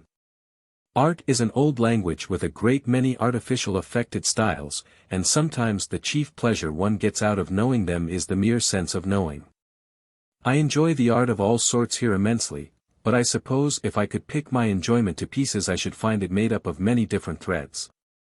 There is something in daubing a little oneself, and having an idea of the process. You mean perhaps to be a painter, said Dorothea, with a new direction of interest. You mean to make painting your profession? Mr. Casaubon will like to hear that you have chosen a profession. No, oh no, said Will, with some coldness. I have quite made up my mind against it. It is too one-sided a life. I have been seeing a great deal of the German artists here. I travelled from Frankfurt with one of them. Some are fine, even brilliant fellows, but I should not like to get into their way of looking at the world entirely from the studio point of view. That I can understand, said Dorothea, cordially. And in Rome it seems as if there were so many things which are more wanted in the world than pictures. But if you have a genius for painting, would it not be right to take that as a guide? Perhaps you might do better things than these, or different, so that there might not be so many pictures almost all alike in the same place. There was no mistaking this simplicity, and Will was won by it into frankness. A man must have a very rare genius to make changes of that sort. I am afraid mine would not carry me even to the pitch of doing well what has been done already, at least not so well as to make it worth while. And I should never succeed in anything by dint of drudgery. If things don't come easily to me I never get them. I have heard Mr. Casaubon say that he regrets your want of patience, said Dorothea, gently. She was rather shocked at this mode of taking all life as a holiday. Yes, I know Mr. Casaubon's opinion. He and I differ. The slight streak of contempt in this hasty reply offended Dorothea. She was all the more susceptible about Mr. Casaubon because of her morning's trouble. Certainly you differ, she said, rather proudly. I did not think of comparing you. Such power of persevering devoted labor as Mr. Casaubon's is not common. Will saw that she was offended, but this only gave an additional impulse to the new irritation of his latent dislike towards Mr. Casaubon. It was too intolerable that Dorothea should be worshipping this husband. Such weakness in a woman is pleasant to no man but the husband in question. Mortals are easily tempted to pinch the life out of their neighbor's buzzing glory, and think that such killing is no murder. No, indeed, he answered, promptly. And therefore it is a pity that it should be thrown away, as so much English scholarship is, for want of knowing what is being done by the rest of the world. If Mr. Casaubon read German he would save himself a great deal of trouble. I do not understand you, said Dorothea, startled and anxious. I merely mean, said Will, in an off-hand way, that the Germans have taken the lead in historical inquiries, and they laugh at results which are got by groping about in woods with a pocket compass while they have made good roads. When I was with Mr. Casaubon I saw that he deafened himself in that direction. It was almost against his will that he read a Latin treatise written by a German. I was very sorry. Will only thought of giving a good pinch that would annihilate that vaunted laboriousness, and was unable to imagine the mode in which Dorothea would be wounded. Young Mr. Ladislaw was not at all deep himself in German writers. But very little achievement is required in order to pity another man's shortcomings. Poor Dorothea felt a pang at the thought that the labor of her husband's life might be void, which left her no energy to spare for the question whether this young relative who was so much obliged to him ought not to have repressed his observation. She did not even speak, but sat looking at her hands, absorbed in the piteousness of that thought. Will, however, having given that annihilating pinch, was rather ashamed, imagining from Dorothea's silence that he had offended her still more. And having also a conscience about plucking the tail feathers from a benefactor. I regretted it especially, he resumed, taking the usual course from detraction to insincere eulogy, because of my gratitude and respect towards my cousin. It would not signify so much in a man whose talents and character were less distinguished. Dorothea raised her eyes, brighter than usual with excited feeling, and said in her saddest recitative, "How I wish I had learned German when I was at Lausanne. There were plenty of German teachers. But now I can be of no use." There was a new light, but still a mysterious light, for Will in Dorothea's last words. The question how she had come to accept Mr. Casaubon, which he had dismissed when he first saw her by saying that she must be disagreeable in spite of appearances, was not now to be answered on any such short and easy method. Whatever else she might be, she was not disagreeable. She was not coldly clever and indirectly satirical, but adorably simple and full of feeling. She was an angel beguiled. It would be a unique delight to wait and watch for the melodious fragments in which her heart and soul came forth so directly and ingenuously. The Aeolian harp again came into his mind. She must have made some original romance for herself in this marriage. And if Mr. Casaubon had been a dragon who had carried her off to his lair with his talons simply and without legal forms, it would have been an unavoidable feat of heroism to release her and fall at her feet. But he was something more unmanageable than a dragon, he was a benefactor with collective society at his back, and he was at that moment entering the room in all the unimpeachable correctness of his demeanor. While Dorothea was looking animated with a newly roused alarm and regret, and Will was looking animated with his admiring speculation about her feelings. Mr. Casaubon felt a surprise which was quite unmixed with pleasure, but he did not swerve from his usual politeness of greeting, when Will rose and explained his presence. Mr. Casaubon was less happy than usual, and this perhaps made him look all the dimmer and more faded, else, the effect might easily have been produced by the contrast of his young cousin's appearance. The first impression on seeing Will was one of sunny brightness, which added to the uncertainty of his changing expression. Surely, his very features changed their form, his jaw looked sometimes large and sometimes small. And the little ripple in his nose was a preparation for metamorphosis. When he turned his head quickly his hair seemed to shake out light, and some persons thought they saw decided genius in this coruscation. Mr. Casaubon, on the contrary, stood rayless. As Dorothea's eyes were turned anxiously on her husband she was perhaps not insensible to the contrast. But it was only mingled with other causes in making her more conscious of that new alarm on his behalf which was the first stirring of a pitying tenderness fed by the realities of his lot and not by her own dreams. Yet it was a source of greater freedom to her that Will was there, his young equality was agreeable, and also perhaps his openness to conviction. She felt an immense need of someone to speak to, and she had never before seen anyone who seemed so quick and pliable, so likely to understand everything. Mr. Casaubon gravely hoped that Will was passing his time profitably as well as pleasantly in Rome, had thought his intention was to remain in South Germany, but begged him to come and dine tomorrow. When he could converse more at large, at present he was somewhat weary. Ladislaw understood, and accepting the invitation immediately took his leave. Dorothea's eyes followed her husband anxiously, while he sank down wearily at the end of a sofa, and resting his elbow supported his head and looked on the floor. A little flushed, and with bright eyes, she seated herself beside him, and said, "Forgive me for speaking so hastily to you this morning. I was wrong. I fear I hurt you and made the day more burdensome." "I am glad that you feel that, my dear," said Mr. Casaubon. He spoke quietly and bowed his head a little, but there was still an uneasy feeling in his eyes as he looked at her. "But you do forgive me," said Dorothea, with a quick sob. In her need for some manifestation of feeling she was ready to exaggerate her own fault. Would not love see returning penitence afar off, and fall on its neck and kiss it? "My dear Dorothea, who with repentance is not satisfied, is not of heaven nor earth, you do not think me worthy to be banished by that severe sentence," said Mr. Casaubon, exerting himself to make a strong statement, and also to smile faintly. Dorothea was silent, but a tear which had come up with the sob would insist on falling. "You are excited, my dear. And I also am feeling some unpleasant consequences of too much mental disturbance," said Mr. Casaubon. In fact, he had it in his thought to tell her that she ought not to have received young Ladislaw in his absence, but he abstained. Partly from the sense that it would be ungracious to bring a new complaint in the moment of her penitent acknowledgment, partly because he wanted to avoid further agitation of himself by speech. And partly because he was too proud to betray that jealousy of disposition which was not so exhausted on his scholarly compeers that there was none to spare in other directions. There is a sort of jealousy which needs very little fire, it is hardly a passion, but a blight bred in the cloudy, damp despondency of uneasy egoism.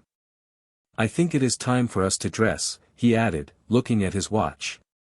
They both rose, and there was never any further allusion between them to what had passed on this day. But Dorothea remembered it to the last with the vividness with which we all remember epochs in our experience when some dear expectation dies, or some new motive is born. Today she had begun to see that she had been under a wild illusion in expecting a response to her feeling from Mr. Casaubon, and she had felt the waking of a presentiment that there might be a sad consciousness in his life which made as great a need on his side as on her own. We are all of us born in moral stupidity, taking the world as an udder to feed our supreme selves. Dorothea had early begun to emerge from that stupidity, but yet it had been easier to her to imagine how she would devote herself to Mr. Casaubon, and become wise and strong in his strength and wisdom, than to conceive with that distinctness which is no longer reflection but feeling, an idea wrought back to the directness of sense. Like the solidity of objects, that he had an equivalent centre of self, whence the lights and shadows must always fall with a certain difference. Chapter 22. Nous causons long temps, elle était simple et bonne. Ne sachant pas le mal, elle faisait le bien. Des richesses du cœur elle me fit le monde. Edie tout and it couldn't come le cœur ainsi don. Sans oser y penser j'ai lui donné le mien. Elle importe ma vie et n'en jamais rien. Alfred de Musset. Will Ladislaw was delightfully agreeable at dinner the next day, and gave no opportunity for Mr. Casaubon to show disapprobation. On the contrary, it seemed to Dorothea that Will had a happier way of drawing her husband into conversation and of deferentially listening to him than she had ever observed in any one before. To be sure, the listeners about Tipton were not highly gifted. Will talked a good deal himself, but what he said was thrown in with such rapidity, and with such an unimportant air of saying something by the way, that it seemed a gay little chime after the great bell. If Will was not always perfect, this was certainly one of his good days. He described touches of incident among the poor people in Rome, only to be seen by one who could move about freely. He found himself in agreement with Mr. Casaubon as to the unsound opinions of Middleton concerning the relations of Judaism and Catholicism. And passed easily to a half-enthusiastic half-playful picture of the enjoyment he got out of the very miscellaneousness of Rome, which made the mind flexible with constant comparison. And saved you from seeing the world's ages as a set of box-like partitions without vital connection. Mr. Casaubon's studies, Will observed, had always been of too broad a kind for that, and he had perhaps never felt any such sudden effect.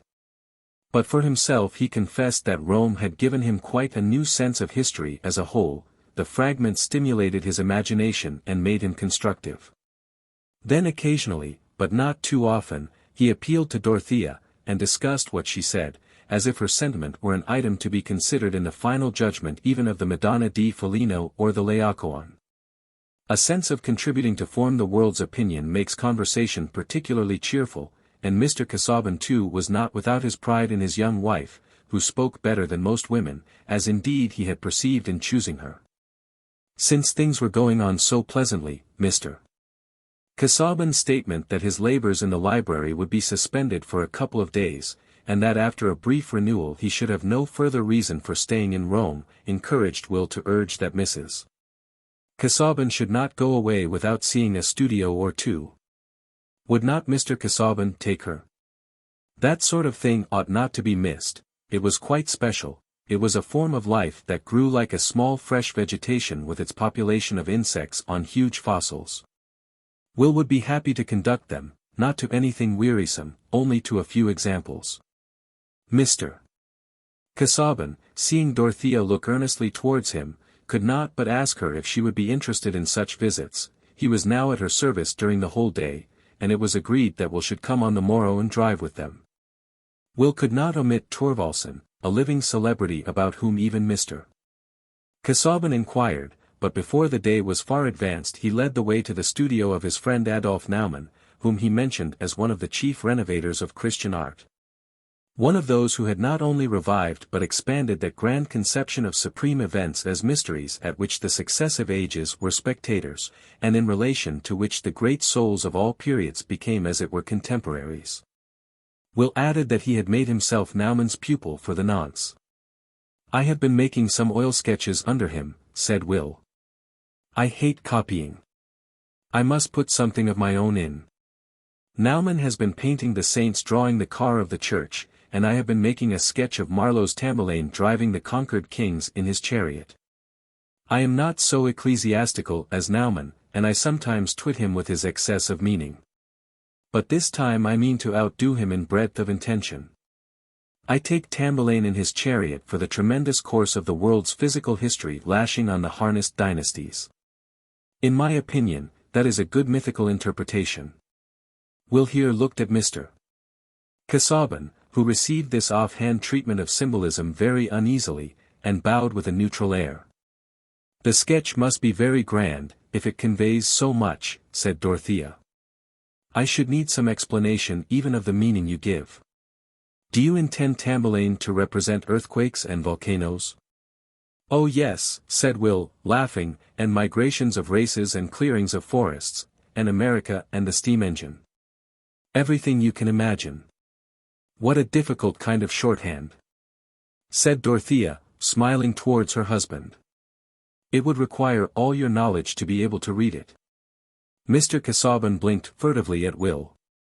He had a suspicion that he was being laughed at. But it was not possible to include Dorothea in the suspicion. They found Naumann painting industriously, but no model was present. His pictures were advantageously arranged, and his own plain vivacious person set off by a dove-colored blouse and a maroon velvet cap, so that everything was as fortunate as if he had expected the beautiful young English lady exactly at that time. The painter in his confident English gave little dissertations on his finished and unfinished subjects, seeming to observe Mr. Casaubon as much as he did Dorothea. Will burst in here and there with ardent words of praise, marking out particular merits in his friend's work. And Dorothea felt that she was getting quite new notions as to the significance of Madonnas seated under inexplicable canopied thrones with the simple country as a background, and of saints with architectural models in their hands. Or knives accidentally wedged in their skulls. Some things which had seemed monstrous to her were gathering intelligibility and even a natural meaning, but all this was apparently a branch of knowledge in which Mr. Casaubon had not interested himself. "I think I would rather feel that painting is beautiful than have to read it as an enigma, but I should learn to understand these pictures sooner than yours with the very wide meaning," said Dorothea, speaking to Will. "Don't speak of my painting before Naumann," said Will. "He will tell you, it is all pfuscherei, which is his most opprobrious word." "Is that true?" said Dorothea, turning her sincere eyes on Naumann, who made a slight grimace and said. Oh, he does not mean it seriously with painting. His walk must be belles lettres. That is why I'd. Naumann's pronunciation of the vowel seemed to stretch the word satirically. Will did not half like it, but managed to laugh, and Mr. Casaubon, while he felt some disgust at the artist's German accent, began to entertain a little respect for his judicious severity. The respect was not diminished when Naumann, after drawing Will aside for a moment and looking, first at a large canvas, then at Mr. Casaubon, came forward again and said. My friend Ladislaw thinks you will pardon me, sir, if I say that a sketch of your head would be invaluable to me for the St. Thomas Aquinas in my picture there. It is too much to ask. But I so seldom see just what I want, the idealistic in the real. You astonish me greatly, sir, said Mr. Casaubon, his looks improved with a glow of delight. But if my poor physiognomy, which I have been accustomed to regard as of the commonest order, can be of any use to you in furnishing some traits for the angelical doctor, I shall feel honored. That is to say, if the operation will not be a lengthy one, and if Mrs. Casaubon will not object to the delay. As for Dorothea, nothing could have pleased her more, unless it had been a miraculous voice pronouncing Mr. Casaubon the wisest and worthiest among the sons of men. In that case her tottering faith would have become firm again. Naumann's apparatus was at hand in wonderful completeness, and the sketch went on at once as well as the conversation. Dorothea sat down and subsided into calm silence, feeling happier than she had done for a long while before. Every one about her seemed good, and she said to herself that Rome, if she had only been less ignorant, would have been full of beauty, its sadness would have been winged with hope. No nature could be less suspicious than hers. When she was a child she believed in the gratitude of wasps and the honorable susceptibility of sparrows, and was proportionately indignant when their baseness was made manifest.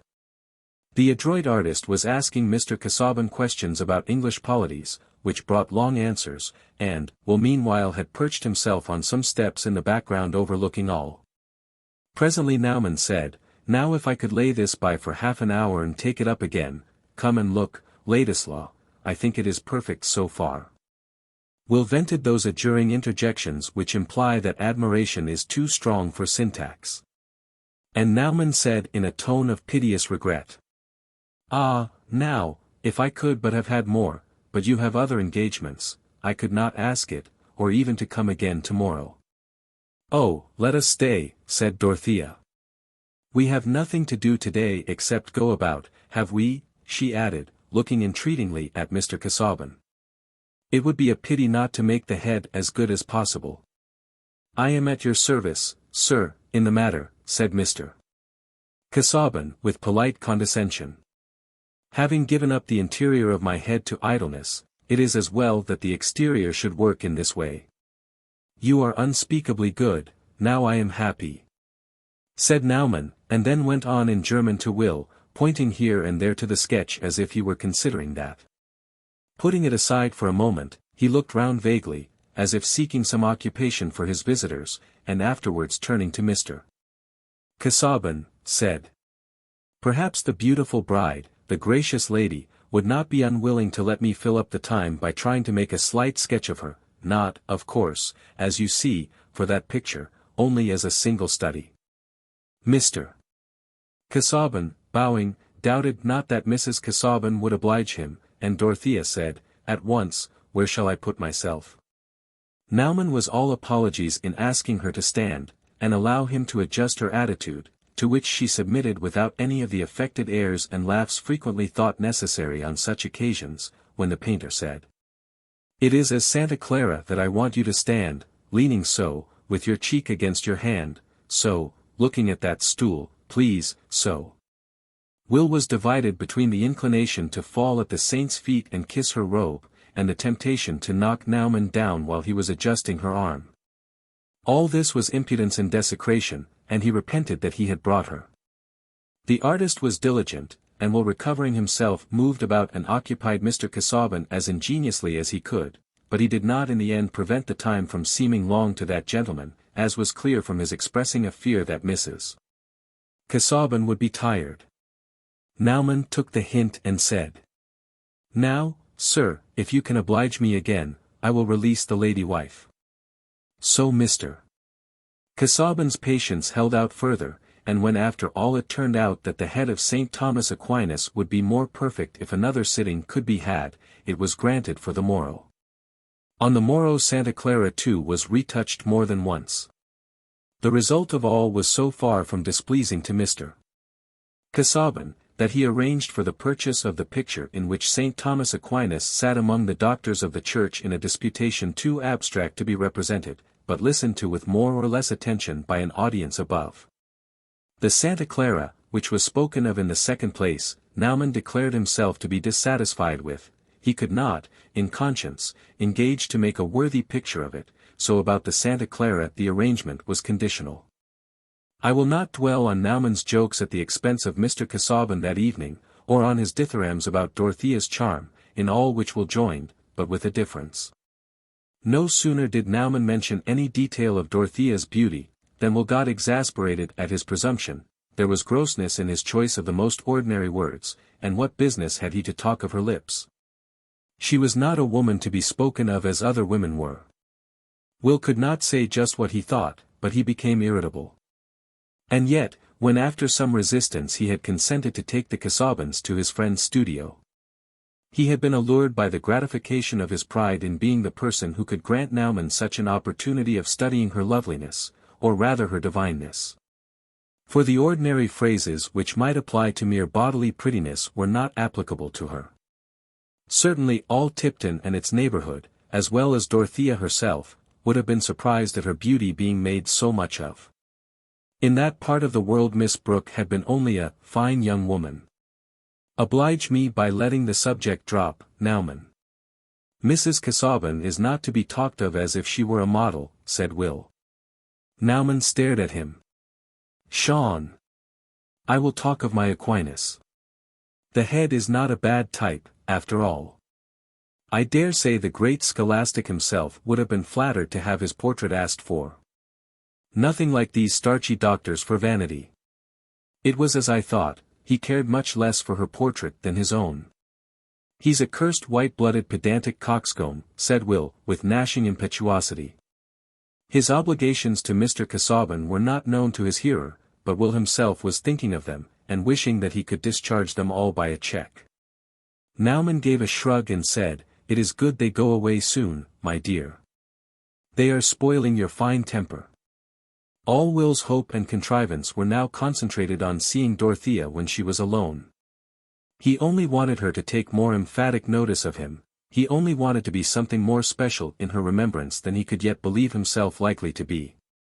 He was rather impatient under that open ardent goodwill, which he saw was her usual state of feeling. The remote worship of a woman thrown out of their reach plays a great part in men's lives, but in most cases the worshipper longs for some queenly recognition. Some approving sign by which his soul's sovereign may cheer him without descending from her high place. That was precisely what Will wanted. But there were plenty of contradictions in his imaginative demands. It was beautiful to see how Dorothea's eyes turned with wifely anxiety and beseeching to Mr. Casaubon. She would have lost some of her halo if she had been without that duteous preoccupation, and yet at the next moment the husband's sandy absorption of such nectar was too intolerable. And Will's longing to say damaging things about him was perhaps not the less tormenting because he felt the strongest reasons for restraining it. Will had not been invited to dine the next day. Hence he persuaded himself that he was bound to call, and that the only eligible time was the middle of the day, when Mr. Casaubon would not be at home. Dorothea, who had not been made aware that her former reception of Will had displeased her husband, had no hesitation about seeing him, especially as he might be come to pay a farewell visit. When he entered she was looking at some cameos which she had been buying for Celia. She greeted Will as if his visit were quite a matter of course, and said at once, having a cameo bracelet in her hand. I am so glad you are come. Perhaps you understand all about cameos, and can tell me if these are really good. I wished to have you with us in choosing them, but Mr. Casaubon objected, he thought there was not time. He will finish his work tomorrow, and we shall go away in 3 days. I have been uneasy about these cameos. Pray sit down and look at them. I am not particularly knowing, but there can be no great mistake about these little Homeric bits, they are exquisitely neat. And the color is fine, it will just suit you. Oh, they are for my sister, who has quite a different complexion. You saw her with me at Lowick, she is light-haired and very pretty, at least I think so. We were never so long away from each other in our lives before. She is a great pet and never was naughty in her life. I found out before I came away that she wanted me to buy her some cameos, and I should be sorry for them not to be good, after their kind. Dorothea added the last words with a smile. You seem not to care about cameos, said Will, seating himself at some distance from her, and observing her while she closed the cases. No, frankly, I don't think them a great object in life, said Dorothea. I fear you are a heretic about art generally. How is that? I should have expected you to be very sensitive to the beautiful everywhere.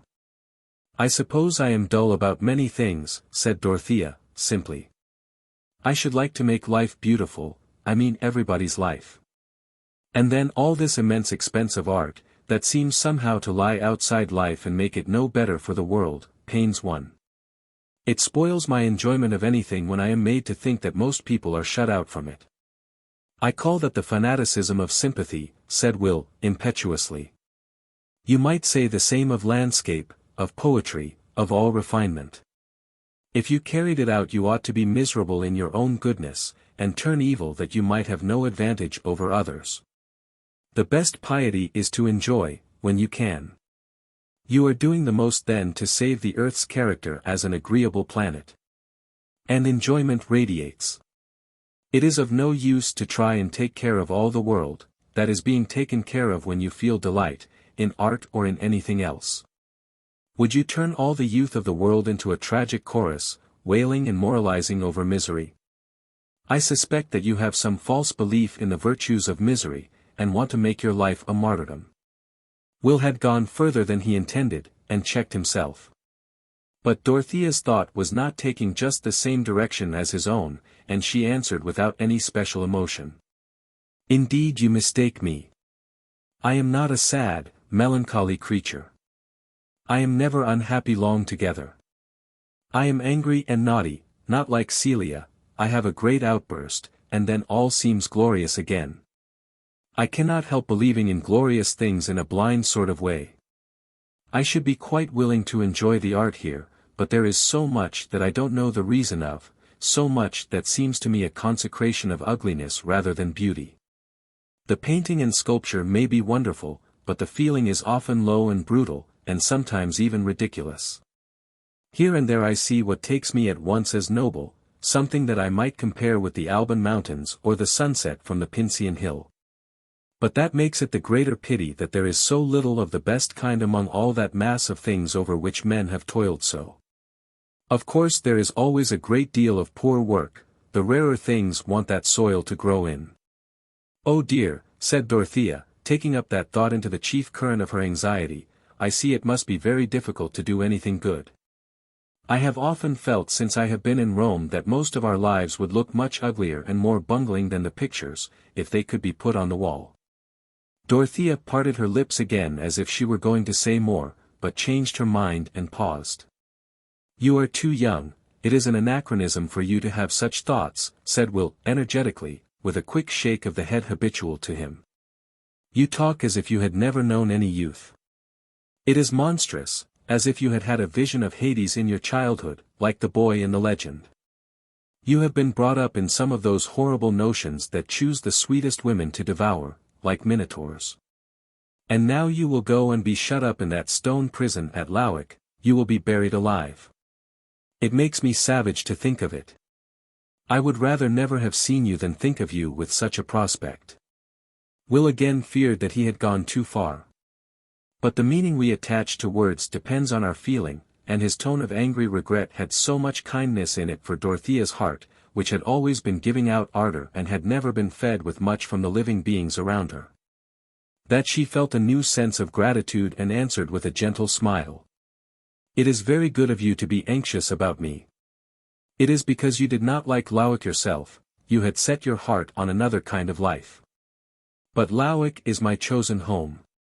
The last sentence was spoken with an almost solemn cadence, and Will did not know what to say, since it would not be useful for him to embrace her slippers, and tell her that he would die for her. It was clear that she required nothing of the sort. And they were both silent for a moment or two, when Dorothea began again with an air of saying at last what had been in her mind beforehand. I wanted to ask you again about something you said the other day. Perhaps it was half of it your lively way of speaking. I notice that you like to put things strongly. I myself often exaggerate when I speak hastily. What was it? Said Will, observing that she spoke with a timidity quite new in her. I have a hyperbolical tongue, it catches fire as it goes. I dare say I shall have to retract. I mean what you said about the necessity of knowing German, I mean, for the subjects that Mr. Casaubon is engaged in. I have been thinking about it. And it seems to me that with Mr. Casaubon's learning he must have before him the same materials as German scholars, has he not? Dorothea's timidity was due to an indistinct consciousness that she was in the strange situation of consulting a third person about the adequacy of Mr. Casaubon's learning. Not exactly the same materials, said Will, thinking that he would be duly reserved. He is not an Orientalist, you know. He does not profess to have more than second-hand knowledge there. But there are very valuable books about antiquities which were written a long while ago by scholars who knew nothing about these modern things, and they are still used. Why should Mr. Casaubon's not be valuable, like theirs? Said Dorothea, with more remonstrant energy. She was impelled to have the argument aloud, which she had been having in her own mind. That depends on the line of study taken, said Will, also getting a tone of rejoinder. The subject Mr. Casaubon has chosen is as changing as chemistry. New discoveries are constantly making new points of view. Who wants a system on the basis of the four elements, or a book to refute Paracelsus? Do you not see that it is no use now to be crawling a little way after men of the last century, men like Bryant, and correcting their mistakes, living in a lumber room and furbishing up broken-legged theories about Chus and Mizraim? How can you bear to speak so lightly, said Dorothea, with a look between sorrow and anger. If it were as you say, what could be sadder than so much ardent labor all in vain? I wonder it does not affect you more painfully, if you really think that a man like Mr. Casaubon, of so much goodness, power, and learning, should in any way fail in what has been the labor of his best years. She was beginning to be shocked that she had got to such a point of supposition, and indignant with Will for having led her to it. You question me about the matter of fact, not of feeling, said Will. But if you wish to punish me for the fact, I submit. I am not in a position to express my feeling toward Mr. Casaubon. It would be at best a pensioner's eulogy. Pray excuse me, said Dorothea, coloring deeply. I am aware, as you say, that I am in fault in having introduced the subject. Indeed, I am wrong altogether.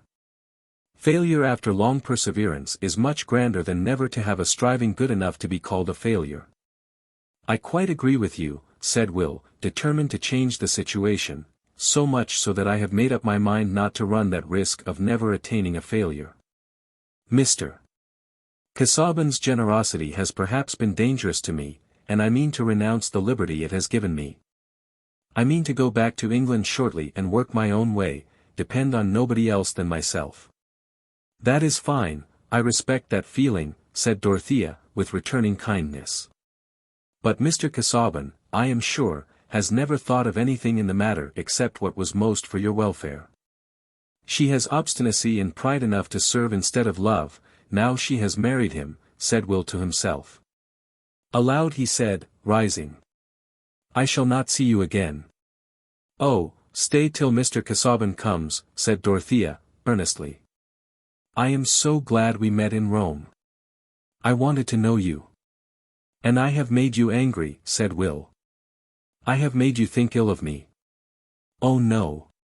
My sister tells me I am always angry with people who do not say just what I like. But I hope I am not given to think ill of them. In the end I am usually obliged to think ill of myself for being so impatient. Still, you don't like me, I have made myself an unpleasant thought to you.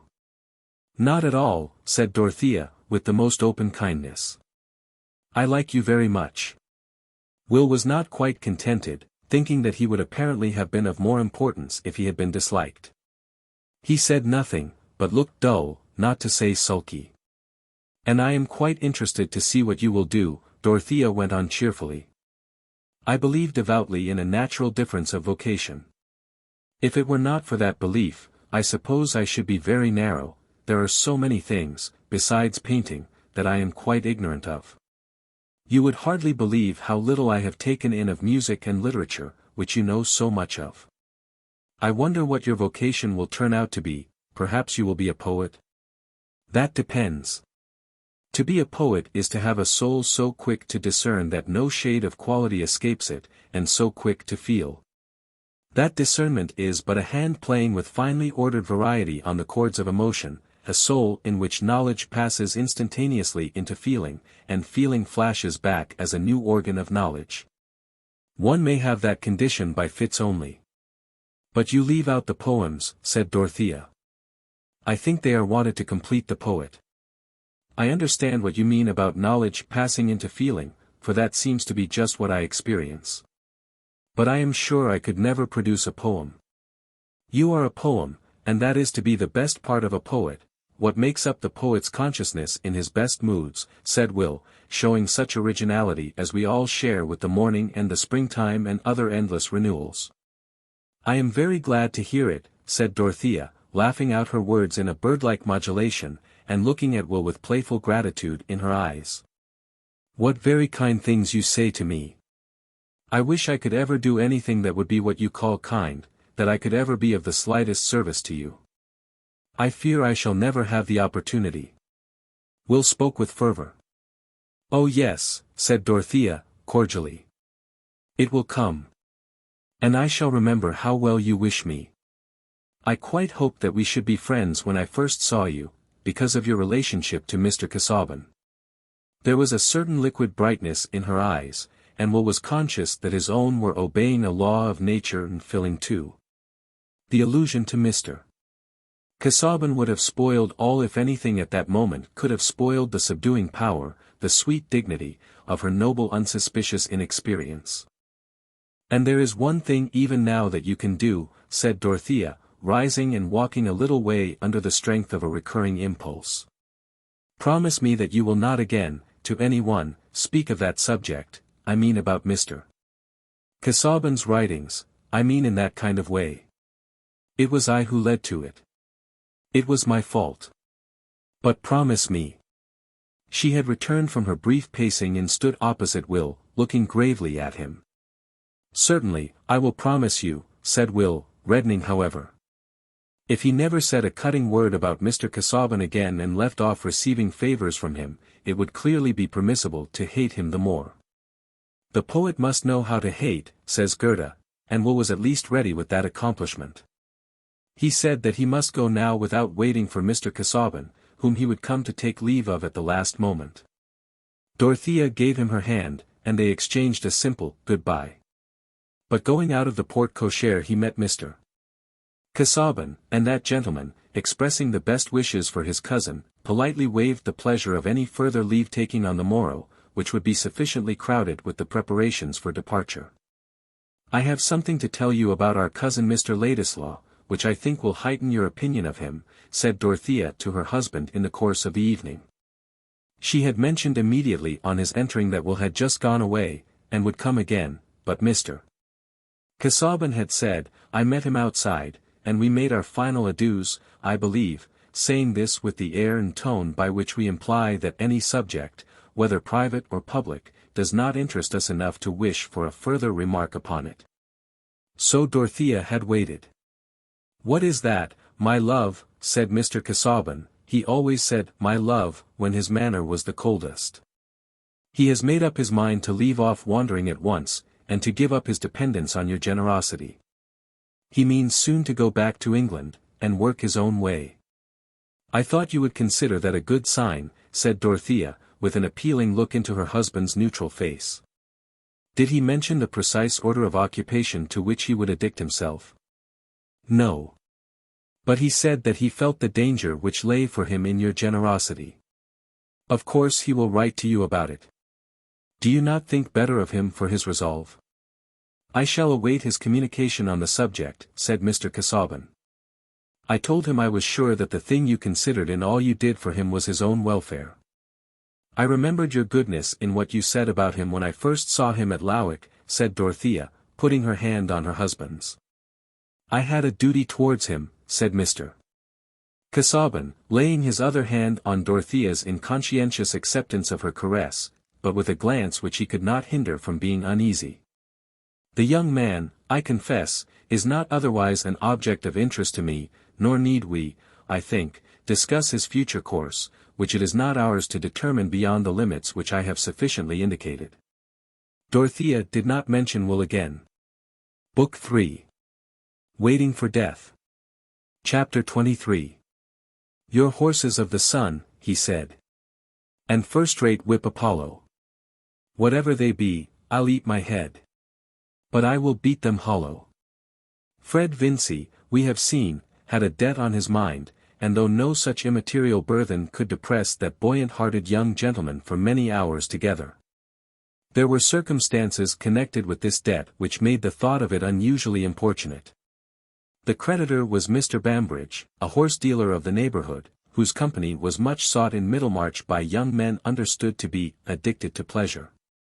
During the vacations Fred had naturally required more amusements than he had ready money for, and Mr. Bambridge had been accommodating enough not only to trust him for the hire of horses and the accidental expense of ruining a fine hunter, but also to make a small advance by which he might be able to meet some losses at billiards. The total debt was £160. Bambridge was in no alarm about his money, being sure that young Vincy had backers, but he had required something to show for it, and Fred had at first given a bill with his own signature. 3 months later he had renewed this bill with the signature of Caleb Garth. On both occasions Fred had felt confident that he should meet the bill himself, having ample funds at disposal in his own hopefulness.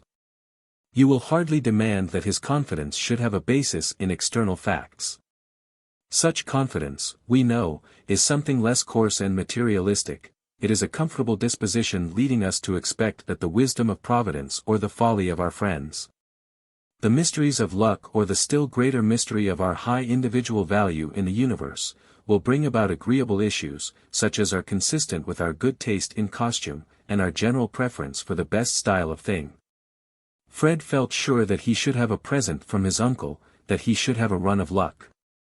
That by dint of swapping, he should gradually metamorphose a horse worth £40 into a horse that would fetch 100 at any moment, judgment being always equivalent to an unspecified sum in hard cash. And in any case, even supposing negations which only a morbid distrust could imagine, Fred had always, at that time, his father's pocket as a last resource, so that his assets of hopefulness had a sort of gorgeous superfluity about them. Of what might be the capacity of his father's pocket, Fred had only a vague notion. Was not trade elastic? And would not the deficiencies of one year be made up for by the surplus of another? The Vincys lived in an easy profuse way, not with any new ostentation, but according to the family habits and traditions, so that the children had no standard of economy. And the elder ones retained some of their infantine notion that their father might pay for anything if he would. Mr. Vincy himself had expensive Middlemarch habits, spent money on coursing, on his cellar, and on dinner-giving, while Mamma had those running accounts with tradespeople, which give a cheerful sense of getting everything one wants without any question of payment. But it was in the nature of fathers, Fred knew, to bully one about expenses. There was always a little storm over his extravagance if he had to disclose a debt, and Fred disliked bad weather within doors. He was too filial to be disrespectful to his father, and he bore the thunder with the certainty that it was transient, but in the meantime it was disagreeable to see his mother cry, and also to be obliged to look sulky instead of having fun. For Fred was so good-tempered that if he looked glum under scolding, it was chiefly for propriety's sake. The easier course plainly, was to renew the bill with a friend's signature. Why not? With the superfluous securities of hope at his command, there was no reason why he should not have increased other people's liabilities to any extent, but for the fact that men whose names were good for anything were usually pessimists, indisposed to believe that the universal order of things would necessarily be agreeable to an agreeable young gentleman. With a favor to ask, we review our list of friends, do justice to their more amiable qualities, forgive their little offenses, and concerning each in turn, try to arrive at the conclusion that he will be eager to oblige us. Our own eagerness to be obliged being as communicable as other warmth. Still there is always a certain number who are dismissed as but moderately eager until the others have refused, and it happened that Fred checked off all his friends but one, on the ground that applying to them would be disagreeable. Being implicitly convinced that he at least, whatever might be maintained about mankind generally, had a right to be free from anything disagreeable. That he should ever fall into a thoroughly unpleasant position, where trousers shrunk with washing, eat cold mutton, have to walk for want of a horse, or to duck under, in any sort of way, was an absurdity irreconcilable with those cheerful intuitions implanted in him by nature. And Fred winced under the idea of being looked down upon as wanting funds for small debts. Thus it came to pass that the friend whom he chose to apply to was at once the poorest and the kindest, namely, Caleb Garth. The Garths were very fond of Fred, as he was of them, for when he and Rosamond were little ones, and the Garths were better off, the slight connection between the two families through Mr. Featherstone's double marriage, the first to Mr.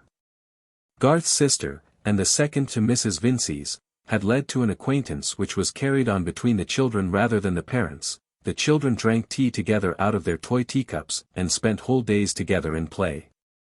Mary was a little hoyden, and Fred at 6 years old thought her the nicest girl in the world, making her his wife with a brass ring which he had cut from an umbrella.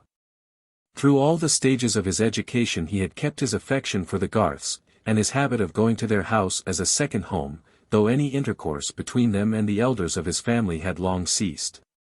Even when Caleb Garth was prosperous, the Vinceys were on condescending terms with him and his wife, for there were nice distinctions of rank in Middlemarch. And though old manufacturers could not any more than dukes be connected with none but equals, they were conscious of an inherent social superiority which was defined with great nicety in practice, though hardly expressible theoretically. Since then Mr. Garth had failed in the building business, which he had unfortunately added to his other avocations of surveyor, valuer, and agent, had conducted that business for a time entirely for the benefit of his assignees, and had been living narrowly, exerting himself to the utmost that he might after all pay 20 shillings in the pound. He had now achieved this, and from all who did not think it a bad precedent, his honourable exertions had won him due esteem. But in no part of the world is genteel visiting founded on esteem, in the absence of suitable furniture and complete dinner service. Mrs. Vincey had never been at her ease with Mrs. Garth, and frequently spoke of her as a woman who had had to work for her bread, meaning that Mrs. Garth had been a teacher before her marriage. In which case an intimacy with Lindley Murray Mangnall's questions was something like a draper's discrimination of calico trademarks, or a courier's acquaintance with foreign countries. No woman who was better off needed that sort of thing. And since Mary had been keeping Mr. Featherstone's house, Mrs. Vincey's want of liking for the Garths had been converted into something more positive, by alarm lest Fred should engage himself to this plain girl, whose parents lived in such a small way. Fred, being aware of this, never spoke at home of his visits to Mrs. Garth, which had of late become more frequent, the increasing ardor of his affection for Mary inclining him the more towards those who belonged to her. Mr. Garth had a small office in the town, and to this Fred went with his request. He obtained it without much difficulty, for a large amount of painful experience had not sufficed to make Caleb Garth cautious about his own affairs, or distrustful of his fellow men when they had not proved themselves untrustworthy. And he had the highest opinion of Fred, was sure the lad would turn out well, an open affectionate fellow, with a good bottom to his character, you might trust him for anything. Such was Caleb's psychological argument. He was one of those rare men who are rigid to themselves and indulgent to others. He had a certain shame about his neighbor's errors, and never spoke of them willingly. Hence he was not likely to divert his mind from the best mode of hardening timber and other ingenious devices in order to preconceive those errors. If he had to blame any one, it was necessary for him to move all the papers within his reach, or describe various diagrams with his stick, or make calculations with the odd money in his pocket, before he could begin. And he would rather do other men's work than find fault with their doing. I fear he was a bad disciplinarian. When Fred stated the circumstances of his debt, his wish to meet it without troubling his father, and the certainty that the money would be forthcoming so as to cause no one any inconvenience, Caleb pushed his spectacles upward, listened, looked into his favorite's clear young eyes, and believed him, not distinguishing confidence about the future from veracity about the past. But he felt that it was an occasion for a friendly hint as to conduct, and that before giving his signature he must give a rather strong admonition. Accordingly, he took the paper and lowered his spectacles, measured the space at his command, reached his pen and examined it, dipped it in the ink and examined it again, then pushed the paper a little way from him, lifted up his spectacles again. Showed a deepened depression in the outer angle of his bushy eyebrows, which gave his face a peculiar mildness. Pardon these details for once, you would have learned to love them if you had known Caleb Garth, and said in a comfortable tone, "It was a misfortune, that breaking the horse's knees. And then, these exchanges, they don't answer when you have cute jockeys to deal with. You'll be wiser another time, my boy." Whereupon Caleb drew down his spectacles, and proceeded to write his signature with the care which he always gave to that performance, for whatever he did in the way of business he did well. He contemplated the large well-proportioned letters and final flourish, with his head a trifle on one side for an instant, then handed it to Fred, said "Good-bye," and returned forthwith to his absorption in a plan for Sir James Chetham's new farm buildings. Either because his interest in this work thrust the incident of the signature from his memory, or for some reason of which Caleb was more conscious, Mrs. Garth remained ignorant of the affair. Since it occurred, a change had come over Fred Skye, which altered his view of the distance, and was the reason why his uncle Featherstone's present of money was of importance enough to make his colour come and go. First with a too definite expectation, and afterwards with a proportionate disappointment. His failure in passing his examination, had made his accumulation of college debts the more unpardonable by his father, and there had been an unprecedented storm at home. Mr. Vincey had sworn that if he had anything more of that sort to put up with, Fred should turn out and get his living how he could. And he had never yet quite recovered his good-humoured tone to his son, who had especially enraged him by saying at this stage of things that he did not want to be a clergyman, and would rather not go on with that. Fred was conscious that he would have been yet more severely dealt with if his family as well as himself had not secretly regarded him as Mr. Featherstone's heir. That old gentleman's pride in him, and apparent fondness for him, serving in the stead of more exemplary conduct, just as when a youthful nobleman steals jewellery we call the act kleptomania, speak of it with a philosophical smile. And never think of his being sent to the house of correction as if he were a ragged boy who had stolen turnips. In fact, tacit expectations of what would be done for him by Uncle Featherstone determined the angle at which most people viewed Fred Vincey in Middlemarch. And in his own consciousness, what Uncle Featherstone would do for him in an emergency, or what he would do simply as an incorporated luck, formed always an immeasurable depth of aerial perspective. But that present of bank notes, once made, was measurable, and being applied to the amount of the debt, showed a deficit which had still to be filled up either by Fred's judgment or by luck in some other shape. For that little episode of the alleged borrowing, in which he had made his father the agent in getting the Bulstrode certificate, was a new reason against going to his father for money towards meeting his actual debt. Fred was keen enough to foresee that anger would confuse distinctions, and that his denial of having borrowed expressly on the strength of his uncle's will would be taken as a falsehood. He had gone to his father and told him one vexatious affair, and he had left another untold. In such cases the complete revelation always produces the impression of a previous duplicity. Now Fred piqued himself on keeping clear of lies, and even fibs. He often shrugged his shoulders and made a significant grimace at what he called Rosamond's fibs. It is only brothers who can associate such ideas with a lovely girl. And rather than incur the accusation of falsehood he would even incur some trouble and self-restraint. It was under strong inward pressure of this kind that Fred had taken the wise step of depositing the £80 with his mother. It was a pity that he had not at once given them to Mr. Garth. But he meant to make the sum complete with another 60, and with a view to this, he had kept £20 in his own pocket as a sort of seed corn, which, planted by judgment, and watered by luck, might yield more than threefold, a very poor rate of multiplication when the field is a young gentleman's infinite soul, with all the numerals at command. Fred was not a gambler, he had not that specific disease in which the suspension of the whole nervous energy on a chance or risk becomes as necessary as the dram to the drunkard. He had only the tendency to that diffusive form of gambling which has no alcoholic intensity, but is carried on with the healthiest chyle-fed blood, keeping up a joyous imaginative activity which fashions events according to desire. And having no fears about its own weather, only sees the advantage there must be to others in going aboard with it. Hopefulness has a pleasure in making a throw of any kind, because the prospect of success is certain, and only a more generous pleasure in offering as many as possible a share in the stake. Fred liked play, especially billiards, as he liked hunting or riding a steeplechase, and he only liked it the better because he wanted money and hoped to win. But the £20 worth of seed corn had been planted in vain in the seductive green plot, all of it at least which had not been dispersed by the roadside, and Fred found himself close upon the term of payment with no money at command beyond the £80 which he had deposited with his mother.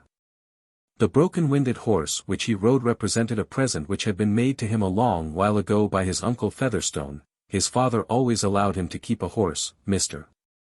Vincey's own habits making him regard this as a reasonable demand even for a son who was rather exasperating. This horse, then, was Fred's property, and in his anxiety to meet the imminent bill he determined to sacrifice a possession without which life would certainly be worth little. He made the resolution with a sense of heroism forced on him by the dread of breaking his word to Mr. Garth, by his love for Mary and awe of her opinion. He would start for Hounslow Horse Fair which was to be held the next morning, and simply sell his horse, bringing back the money by coach. Well, the horse would hardly fetch more than £30, and there was no knowing what might happen. It would be folly to balk himself of luck beforehand. It was 100 to 1 that some good chance would fall in his way. The longer he thought of it, the less possible it seemed that he should not have a good chance, and the less reasonable that he should not equip himself with the powder and shot for bringing it down. He would ride to Hounslow with Bambridge and with Horrocks, the vet, and without asking them anything expressly, he should virtually get the benefit of their opinion. Before he set out, Fred got the £80 from his mother. Most of those who saw Fred riding out of Middlemarch in company with Bambridge and Horrocks, on his way of course to Hounslow Horse Fair, thought that young Vincey was pleasure-seeking as usual. And but for an unwonted consciousness of grave matters on hand, he himself would have had a sense of dissipation, and of doing what might be expected of a gay young fellow. Considering that Fred was not at all coarse, that he rather looked down on the manners and speech of young men who had not been to the university, and that he had written stanzas as pastoral and unvoluptuous as his flute-playing. His attraction towards Bambridge and Horrocks was an interesting fact which even the love of horseflesh would not wholly account for without that mysterious influence of naming which determinates so much of mortal choice. Under any other name than pleasure, the society of Messrs. Bambridge and Horrocks must certainly have been regarded as monotonous. And to arrive with them at Hounslow on a drizzling afternoon, to get down at the Red Lion in a street shaded with coal dust, and dine in a room furnished with a dirt-enameled map of the county, a bad portrait of an anonymous horse in a stable. His Majesty George IV with legs and cravat, and various leaden spittoons, might have seemed a hard business, but for the sustaining power of nomenclature which determined that the pursuit of these things was gay. In Mr. Horrocks there was certainly an apparent unfathomableness which offered play to the imagination. Costume, at a glance, gave him a thrilling association with horses, enough to specify the hat brim which took the slightest upward angle just to escape the suspicion of bending downwards. And nature had given him a face which by dint of Mongolian eyes, and a nose, mouth, and chin seeming to follow his hat brim in a moderate inclination upwards, gave the effect of a subdued unchangeable skeptical smile. Of all expressions the most tyrannous over a susceptible mind, and, when accompanied by adequate silence, likely to create the reputation of an invincible understanding, an infinite fund of humour, too dry to flow. And probably in a state of immovable crust, and a critical judgment which, if you could ever be fortunate enough to know it, would be the thing and no other. It is a physiognomy seen in all vocations, but perhaps it has never been more powerful over the youth of England than in a judge of horses. Mr. Horrock, at a question from Fred about his horse's fetlock, turned sideways in his saddle, and watched the horse's action for the space of 3 minutes, then turned forward, twitched his own bridle, and remained silent with a profile neither more nor less skeptical than it had been. The part thus played in dialogue by Mr. Horrock was terribly effective. A mixture of passions was excited in Fred, a mad desire to thrash Horrock's opinion into utterance, restrained by anxiety to retain the advantage of his friendship. There was always the chance that Horrock might say something quite invaluable at the right moment. Mr. Bambridge had more open manners, and appeared to give forth his ideas without economy. He was loud, robust, and was sometimes spoken of as being given to indulgence, chiefly in swearing, drinking, and beating his wife. Some people who had lost by him called him a vicious man. But he regarded horse dealing as the finest of the arts, and might have argued plausibly that it had nothing to do with morality. He was undeniably a prosperous man, bore his drinking better than others bore their moderation, and, on the whole, flourished like the green bay tree. But his range of conversation was limited, and like the fine old tune, drops of brandy, gave you after a while a sense of returning upon itself in a way that might make weak heads dizzy. But a slight infusion of Mr. Bambridge was felt to give tone and character to several circles in Middlemarch, and he was a distinguished figure in the bar and billiard room at the Green Dragon. He knew some anecdotes about the heroes of the turf, and various clever tricks of marquises and viscounts which seemed to prove that blood asserted its preeminence even among blacklegs. But the minute retentiveness of his memory was chiefly shown about the horses he had himself bought and sold. The number of miles they would trot you in no time without turning a hair being, after the lapse of years, still a subject of passionate asseveration, in which he would assist the imagination of his hearers by solemnly swearing that they never saw anything like it. In short, Mr. Bambridge was a man of pleasure and a gay companion. Fred was subtle, and did not tell his friends that he was going to Hounslow bent on selling his horse. He wished to get indirectly at their genuine opinion of its value. Not being aware that a genuine opinion was the last thing likely to be extracted from such eminent critics. It was not Mr. Bambridge's weakness to be a gratuitous flatterer. He had never before been so much struck with the fact that this unfortunate bay was a roarer to a degree which required the roundest word for perdition to give you any idea of it. You made a bad hand at swapping when you went to anybody but me, Vincey. Why, you never threw your leg across a finer horse than that chestnut, and you gave him for this brute. If you set him cantering, he goes on like 20 sawyers. I never heard but one worse roarer in my life, and that was a roan. It belonged to Pegwell, the corn factor. He used to drive him in his gig 7 years ago, and he wanted me to take him, but I said, "Thank you, Peg, I don't deal in wind instruments." That was what I said. It went the round of the country, that joke did. But, what the hell? The horse was a penny trumpet to that roarer of yours. Why, you said just now his was worse than mine, said Fred, more irritable than usual. I said a lie, then, said Mr. Bambridge, emphatically. There wasn't a penny to choose between M. Fred spurred his horse, and they trotted on a little way. When they slackened again, Mr. Bambridge said, "Not but what the roan was a better trotter than yours." "I'm quite satisfied with his paces, I know," said Fred, who required all the consciousness of being in gay company to support him. "I say his trot is an uncommonly clean one, Horrock." Mr. Horrock looked before him with as complete a neutrality as if he had been a portrait by a great master. Fred gave up the fallacious hope of getting a genuine opinion. But on reflection he saw that Bambridge's depreciation and Horrocks' silence were both virtually encouraging, and indicated that they thought better of the horse than they chose to say. That very evening, indeed, before the fair had set in, Fred thought he saw a favorable opening for disposing advantageously of his horse, but an opening which made him congratulate himself on his foresight in bringing with him his £80. A young farmer, acquainted with Mr. Bambridge, came into the Red Lion, and entered into conversation about parting with a hunter, which he introduced at once as Diamond, implying that it was a public character. For himself he only wanted a useful hack, which would draw upon occasion, being about to marry and to give up hunting. The hunter was in a friend's stable at some little distance. There was still time for gentlemen to see it before dark. The friend's stable had to be reached through a back street where you might as easily have been poisoned without expense of drugs as in any grim street of that unsanitary period. Fred was not fortified against disgust by brandy, as his companions were. But the hope of having at last seen the horse that would enable him to make money was exhilarating enough to lead him over the same ground again the first thing in the morning.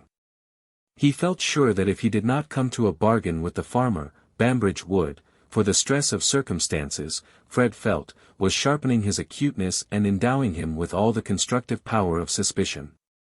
Bambridge had run down Diamond in a way that he never would have done, the horse being a friend's, if he had not thought of buying it. Every one who looked at the animal, even Horrocks, was evidently impressed with its merit. To get all the advantage of being with men of this sort, you must know how to draw your inferences, and not be a spoon who takes things literally. The color of the horse was a dappled grey, and Fred happened to know that Lord Medlicote's man was on the lookout for just such a horse. After all his running down, Bambridge let it out in the course of the evening, when the farmer was absent, that he had seen worse horses go for £80. Of course he contradicted himself 20 times over, but when you know what is likely to be true you can test a man's admissions. And Fred could not but reckon his own judgment of a horse as worth something.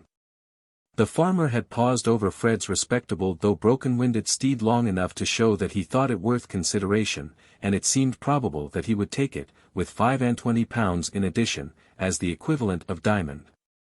In that case Fred, when he had parted with his new horse for at least £80, would be £55 in pocket by the transaction, and would have £135 towards meeting the bill.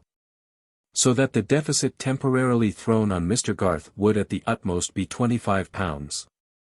By the time he was hurrying on his clothes in the morning, he saw so clearly the importance of not losing this rare chance, that if Bambridge and Horrocks had both dissuaded him, he would not have been deluded into a direct interpretation of their purpose. He would have been aware that those deep hands held something else than a young fellow's interest. With regard to horses, distrust was your only clue. But skepticism, as we know, can never be thoroughly applied, else life would come to a standstill. Something we must believe in and do, and whatever that something may be called, it is virtually our own judgment. Even when it seems like the most slavish reliance on another. Fred believed in the excellence of his bargain, and even before the fair had well set in, had got possession of the dappled grey, at the price of his old horse and £30 in addition, only £5 more than he had expected to give. But he felt a little worried and wearied, perhaps with mental debate, and without waiting for the further gaieties of the horse fair, he set out alone on his 14 miles journey, meaning to take it very quietly and keep his horse fresh. Chapter 24. The offender's sorrow brings but small relief. To him who wears the strong offence's cross. Shakespeare, Sonnets. I am sorry to say that only the third day after the propitious events at Hounslow Fred Vincey had fallen into worse spirits than he had known in his life before. Not that he had been disappointed as to the possible market for his horse, but that before the bargain could be concluded with Lord Medlicote's man, this Diamond, in which hope to the amount of £80 had been invested, had without the slightest warning exhibited in the stable a most vicious energy in kicking, had just missed killing the groom, and had ended in laming himself severely by catching his leg in a rope that overhung the stable board. There was no more redress for this than for the discovery of bad temper after marriage, which of course old companions were aware of before the ceremony. For some reason or other, Fred had none of his usual elasticity under this stroke of ill fortune. He was simply aware that he had only £50, that there was no chance of his getting any more at present, and that the bill for 160 would be presented in 5 days. Even if he had applied to his father on the plea that Mr. Garth should be saved from loss, Fred felt smartingly that his father would angrily refuse to rescue Mr. Garth from the consequence of what he would call encouraging extravagance and deceit. He was so utterly downcast that he could frame no other project than to go straight to Mr. Garth and tell him the sad truth, carrying with him the £50, and getting that sum at least safely out of his own hands. His father, being at the warehouse, did not yet know of the accident. When he did, he would storm about the vicious brute being brought into his stable. And before meeting that lesser annoyance, Fred wanted to get away with all his courage to face the greater. He took his father's nag, for he had made up his mind that when he had told Mr. Garth, he would ride to Stone Court and confess all to Mary. In fact, it is probable that but for Mary's existence and Fred's love for her, his conscience would have been much less active, both in previously urging the debt on his thought and impelling him not to spare himself after his usual fashion by deferring an unpleasant task, but to act as directly and simply as he could. Even much stronger mortals than Fred Vincy hold half their rectitude in the mind of the being they love best. "The theatre of all my actions is fallen," said an antique personage when his chief friend was dead. And they are fortunate who get a theatre where the audience demands their best. Certainly it would have made a considerable difference to Fred at that time if Mary Garth had had no decided notions as to what was admirable in character. Mr. Garth was not at the office, and Fred rode on to his house, which was a little way outside the town, a homely place with an orchard in front of it, a rambling, old-fashioned, half-timbered building, which before the town had spread had been a farmhouse, but was now surrounded with the private gardens of the townsmen. We get the fonder of our houses if they have a physiognomy of their own, as our friends have. The Garth family, which was rather a large one, for Mary had 4 brothers and 1 sister, were very fond of their old house, from which all the best furniture had long been sold.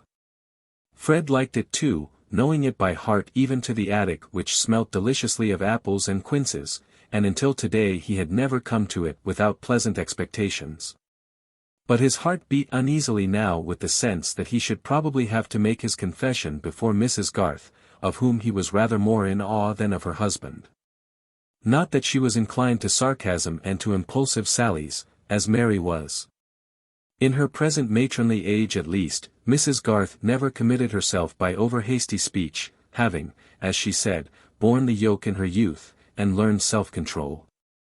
She had that rare sense which discerns what is unalterable, and submits to it without murmuring.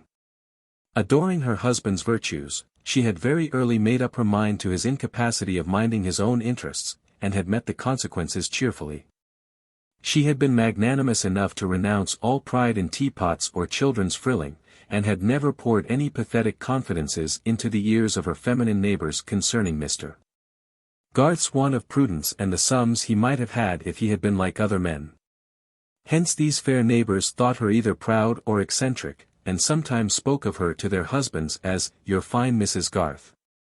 She was not without her criticism of them in return, being more accurately instructed than most matrons in Middlemarch, and, "where is the blameless woman?" apt to be a little severe towards her own sex, which in her opinion was framed to be entirely subordinate. On the other hand, she was disproportionately indulgent towards the failings of men, and was often heard to say that these were natural. Also, it must be admitted that Mrs. Garth was a trifle too emphatic in her resistance to what she held to be follies. The passage from governess into housewife had wrought itself a little too strongly into her consciousness. And she rarely forgot that while her grammar and accent were above the town standard, she wore a plain cap, cooked the family dinner, and darned all the stockings. She had sometimes taken pupils in a peripatetic fashion, making them follow her about in the kitchen with their book or slate. She thought it good for them to see that she could make an excellent lather while she corrected their blunders, without looking. That a woman with her sleeves tucked up above her elbows might know all about the subjunctive mood or the torrid zone, that, in short, she might possess education and other good things ending in tie-in, and worthy to be pronounced emphatically. without being a useless dull. When she made remarks to this edifying effect, she had a firm little frown on her brow, which yet did not hinder her face from looking benevolent, and her words which came forth like a procession were uttered in a fervid agreeable contralto. Certainly, the exemplary Mrs. Garth had her droll aspects, but her character sustained her oddities, as a very fine wine sustains a flavour of skin. Towards Fred Vincy she had a motherly feeling, and had always been disposed to excuse his errors, though she would probably not have excused Mary for engaging herself to him. Her daughter being included in that more rigorous judgment which she applied to her own sex. But this very fact of her exceptional indulgence towards him made it the harder to Fred that he must now inevitably sink in her opinion. And the circumstances of his visit turned out to be still more unpleasant than he had expected. For Caleb Garth had gone out early to look at some repairs not far off. Mrs. Garth at certain hours was always in the kitchen, and this morning she was carrying on several occupations at once there, making her pies at the well-scoured deal table on one side of that airy room. Observing Sally's movements at the oven and dough tub through an open door, and giving lessons to her youngest boy and girl, who were standing opposite to her at the table with their books and slates before them. A tub and a clothes horse at the other end of the kitchen indicated an intermittent wash of small things also going on. Mrs.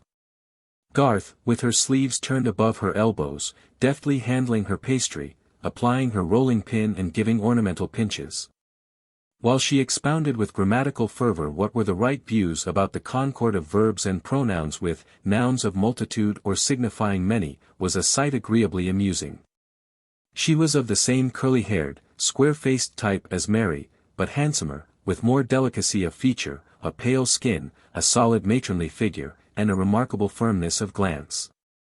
In her snowy frilled cap she reminded one of that delightful Frenchwoman whom we have all seen marketing, basket on arm. Looking at the mother, you might hope that the daughter would become like her, which is a prospective advantage equal to a dowry, the mother too often standing behind the daughter like a malignant prophecy, such as I am, she will shortly be. Now let us go through that once more, said Mrs. Garth, pinching an apple puff which seemed to distract Ben, an energetic young male with a heavy brow, from due attention to the lesson. Not without regard to the import of the word as conveying unity or plurality of idea, tell me again what that means, Ben. Mrs.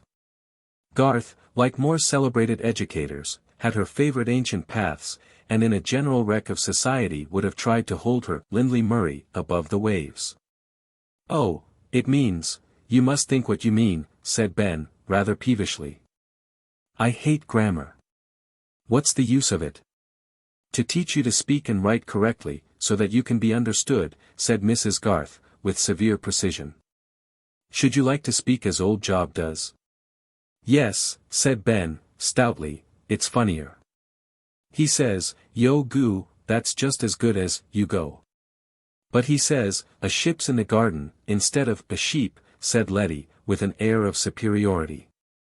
You might think he meant a ship off the sea.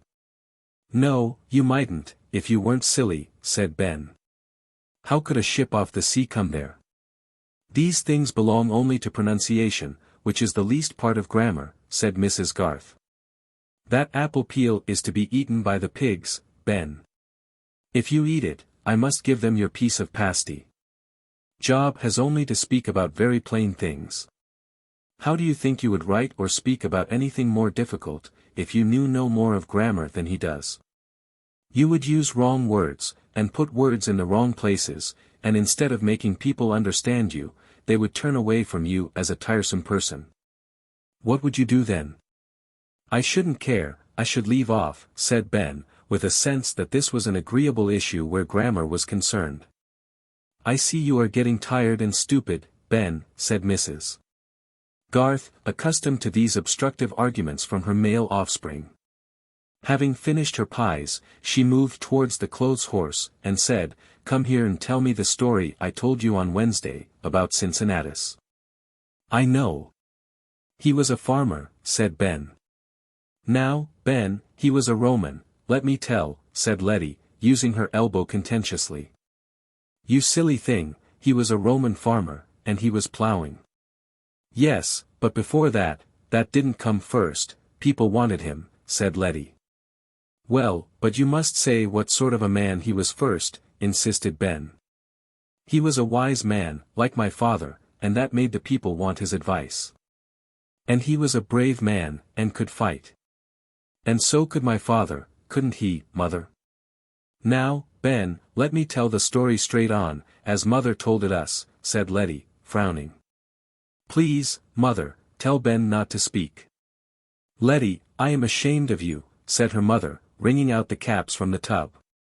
"When your brother began, you ought to have waited to see if he could not tell the story. How rude you look, pushing and frowning, as if you wanted to conquer with your elbows. Cincinnatus, I am sure, would have been sorry to see his daughter behave so." Mrs. Garth delivered this awful sentence with much majesty of enunciation, and Letty felt that between repressed volubility and general disesteem, that of the Romans inclusive, life was already a painful affair. "Now, Ben."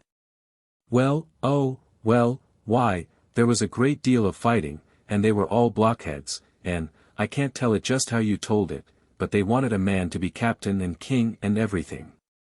"Dictator, now," said Letty, with injured looks. And not without a wish to make her mother repent. "Very well, dictator," said Ben, contemptuously. "But that isn't a good word, he didn't tell them to write on slates." "Come, come, Ben, you are not so ignorant as that," said Mrs. Garth, carefully serious. "Hark, there is a knock at the door. Run, Letty, and open it." The knock was Fred's, and when Letty said that her father was not in yet, but that her mother was in the kitchen, Fred had no alternative. He could not depart from his usual practice of going to see Mrs. Garth in the kitchen if she happened to be at work there. He put his arm round Letty's neck silently, and led her into the kitchen without his usual jokes and caresses. Mrs. Garth was surprised to see Fred at this hour, but surprise was not a feeling that she was given to express, and she only said, quietly continuing her work. "You, Fred, so early in the day? You look quite pale. Has anything happened?" "I want to speak to Mr. Garth," said Fred, not yet ready to say more, "and to you also," he added, after a little pause, for he had no doubt that Mrs. Garth knew everything about the bill, and he must in the end speak of it before her, if not to her solely. "Caleb will be in again in a few minutes," said Mrs. Garth, who imagined some trouble between Fred and his father. "He is sure not to be long, because he has some work at his desk that must be done this morning. Do you mind staying with me, while I finish my matters here? But we needn't go on about Cincinnatus, need we?" said Ben, who had taken Fred's whip out of his hand, and was trying its efficiency on the cat. "No, go out now. But put that whip down. How very mean of you to whip poor old Tortoise. Pray take the whip from him, Fred." "Come, old boy, give it me," said Fred, putting out his hand. "Will you let me ride on your horse today?" said Ben, rendering up the whip, with an air of not being obliged to do it. "Not today, another time. I am not riding my own horse. Shall you see Mary today?" "Yes, I think so," said Fred, with an unpleasant twinge. "Tell her to come home soon, and play at forfeits, and make fun." "Enough, enough, Ben." "Run away," said Mrs. Garth, seeing that Fred was teased. "Are Letty and Ben your only pupils now, Mrs. Garth?" said Fred, when the children were gone and it was needful to say something that would pass the time. He was not yet sure whether he should wait for Mr. Garth, or use any good opportunity in conversation to confess to Mrs. Garth herself, give her the money and ride away. "One, only one. Fanny Hackbutt comes at 11:30. "I am not getting a great income now," said Mrs. Garth, smiling. "I am at a low ebb with pupils. But I have saved my little purse for Alfred's premium, I have £92. He can go to Mr. Hanmer's now, he is just at the right age." This did not lead well towards the news that Mr. Garth was on the brink of losing £92 and more. Fred was silent. Young gentlemen who go to college are rather more costly than that, Mrs. Garth innocently continued, pulling out the edging on a cap border. And Caleb thinks that Alfred will turn out a distinguished engineer. He wants to give the boy a good chance. There he is. I hear him coming in. We will go to him in the parlor, shall we? When they entered the parlor, Caleb had thrown down his hat and was seated at his desk. What? Fred, my boy, he said, in a tone of mild surprise, holding his pen still undipped, you are here betimes. But missing the usual expression of cheerful greeting in Fred's face, he immediately added, is there anything up at home, anything the matter? Yes, Mr. Garth, I am come to tell something that I am afraid will give you a bad opinion of me. I am come to tell you and Mrs. Garth that I can't keep my word. I can't find the money to meet the bill after all. I have been unfortunate, I have only got these £50 towards the 160. While Fred was speaking, he had taken out the notes and laid them on the desk before Mr. Garth. He had burst forth at once with the plain fact, feeling boyishly miserable and without verbal resources. Mrs. Garth was mutely astonished, and looked at her husband for an explanation. Caleb blushed, and after a little pause said, Oh, I didn't tell you, Susan, I put my name to a bill for Fred, it was for £160. He made sure he could meet it himself. There was an evident change in Mrs. Garth's face, but it was like a change below the surface of water which remains smooth. She fixed her eyes on Fred, saying, I suppose you have asked your father for the rest of the money and he has refused you. No, said Fred, biting his lip, and speaking with more difficulty, but I know it will be of no use to ask him. And unless it were of use, I should not like to mention Mr. Garth's name in the matter. It has come at an unfortunate time, said Caleb, in his hesitating way, looking down at the notes and nervously fingering the paper, Christmas upon us, I'm rather hard up just now. You see, I have to cut out everything like a tailor with short measure. What can we do, Susan? I shall want every farthing we have in the bank. It's £110, the deuce take it. I must give you the £92 that I have put by for Alfred's premium, said Mrs. Garth, gravely and decisively, though a nice ear might have discerned a slight tremor in some of the words. And I have no doubt that Mary has £20 saved from her salary by this time. She will advance it. Mrs. Garth had not again looked at Fred, and was not in the least calculating what words she should use to cut him the most effectively. Like the eccentric woman she was at present absorbed in considering what was to be done, and did not fancy that the end could be better achieved by bitter remarks or explosions. But she had made Fred feel for the first time something like the tooth of remorse. Curiously enough, his pain in the affair beforehand had consisted almost entirely in the sense that he must seem dishonorable and sink in the opinion of the Garths. He had not occupied himself with the inconvenience and possible injury that his breach might occasion them. For this exercise of the imagination on other people's needs is not common with hopeful young gentlemen. Indeed, we are most of us brought up in the notion that the highest motive for not doing a wrong is something irrespective of the beings who would suffer the wrong. But at this moment he suddenly saw himself as a pitiful rascal who was robbing two women of their savings. I shall certainly pay it all, Mrs. Garth, ultimately, he stammered out. Yes, ultimately, said Mrs. Garth, who having a special dislike to fine words on ugly occasions, could not now repress an epigram. But boys cannot well be apprenticed ultimately, they should be apprenticed at 15. She had never been so little inclined to make excuses for Fred. I was the most in the wrong, Susan, said Caleb. Fred made sure of finding the money. But I'd no business to be fingering bills. I suppose you have looked all round and tried all honest means, he added, fixing his merciful grey eyes on Fred. Caleb was too delicate to specify Mr. Featherstone. Yes, I have tried everything, I really have. I should have had £130 ready but for a misfortune with a horse which I was about to sell. My uncle had given me £80, and I paid away 30 with my old horse in order to get another which I was going to sell for 80 or more. I meant to go without a horse, but now it has turned out vicious and lamb at itself. I wish I and the horses too had been at the devil, before I had brought this on you. There's no one else I care so much for, you and Mrs. Garth have always been so kind to me. However, it's no use saying that. You will always think me a rascal now. Fred turned round and hurried out of the room, conscious that he was getting rather womanish, and feeling confusedly that his being sorry was not of much use to the Garths. They could see him mount, and quickly pass through the gate. I am disappointed in Fred Vincy, said Mrs. Garth. I would not have believed beforehand that he would have drawn you into his debts. I knew he was extravagant, but I did not think that he would be so mean as to hang his risks on his oldest friend, who could the least afford to lose.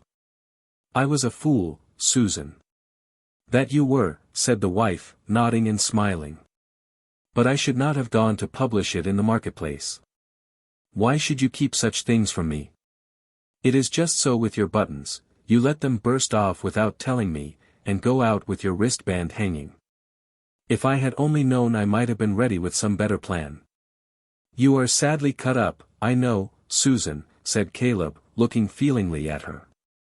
I can't abide your losing the money you've scraped together for Alfred. It is very well that I had scraped it together, and it is you who will have to suffer, for you must teach the boy yourself.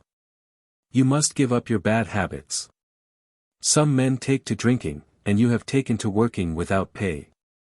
You must indulge yourself a little less in that.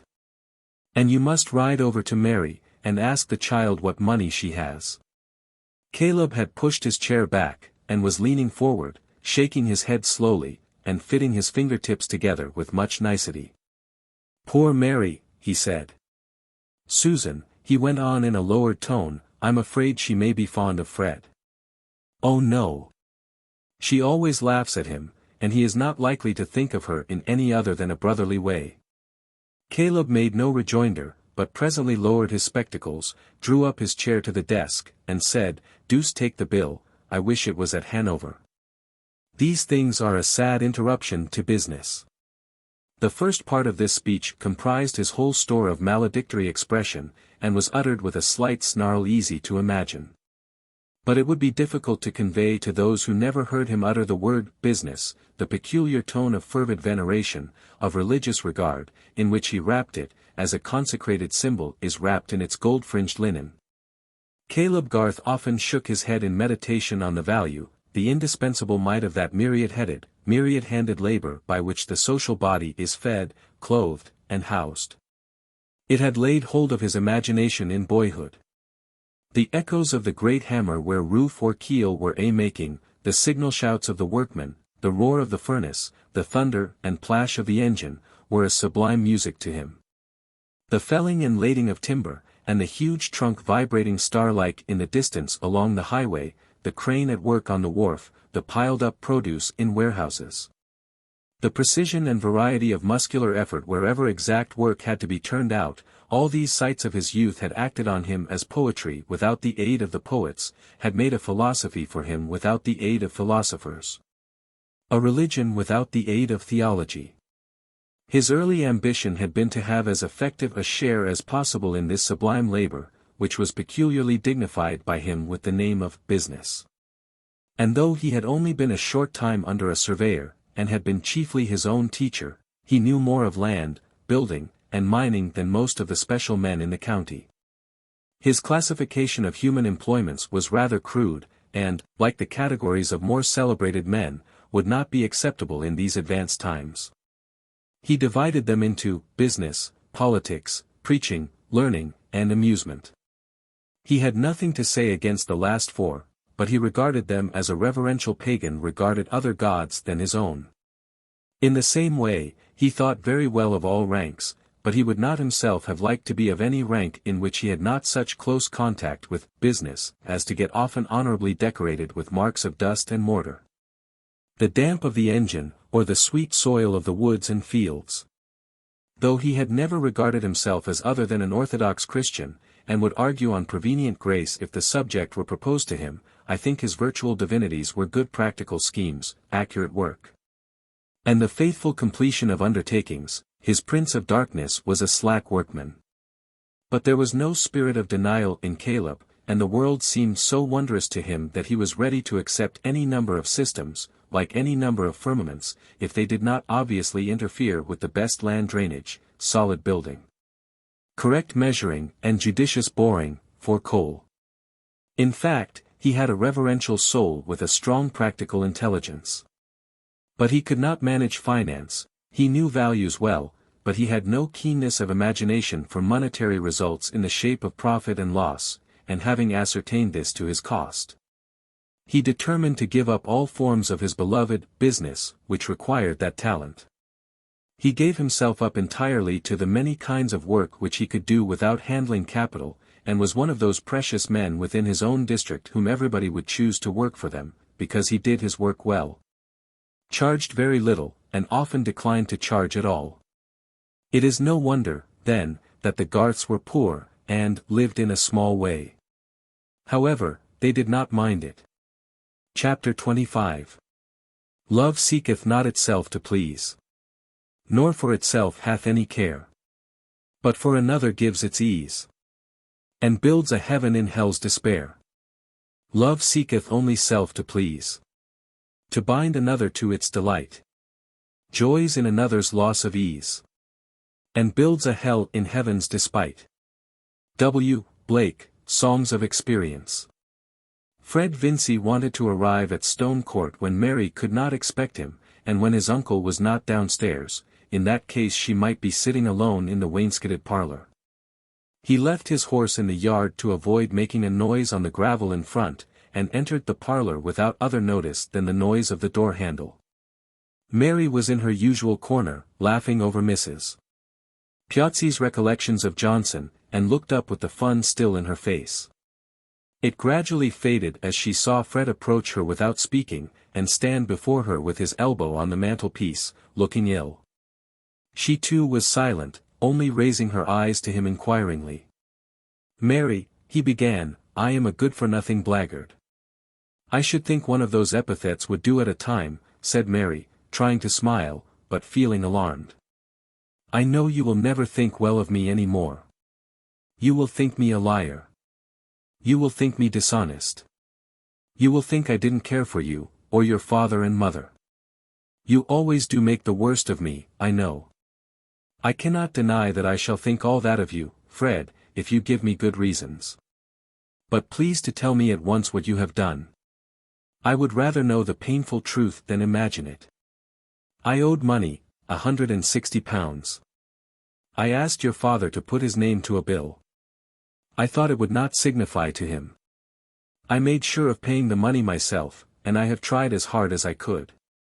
And now, I have been so unlucky, a horse has turned out badly, I can only pay £50. And I can't ask my father for the money, he would not give me a farthing. And my uncle gave me 100 a little while ago. So what can I do? And now your father has no ready money to spare, and your mother will have to pay away her £92 that she has saved, and she says your savings must go too. You see what a... Oh, poor mother, poor father," said Mary, her eyes filling with tears, and a little sob rising which she tried to repress. She looked straight before her and took no notice of Fred, all the consequences at home becoming present to her. He too remained silent for some moments, feeling more miserable than ever. "I wouldn't have hurt you for the world, Mary," he said at last. "You can never forgive me." "What does it matter whether I forgive you?" said Mary, passionately. "Would that make it any better for my mother to lose the money she has been earning by lessons for 4 years, that she might send Alfred to Mr. Hanmer's? Should you think all that pleasant enough if I forgave you? Say what you like, Mary. I deserve it all." "I don't want to say anything," said Mary, more quietly, "and my anger is of no use." She dried her eyes, threw aside her book, rose and fetched her sewing.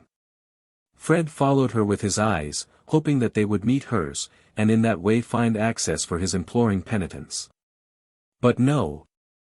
Mary could easily avoid looking upward.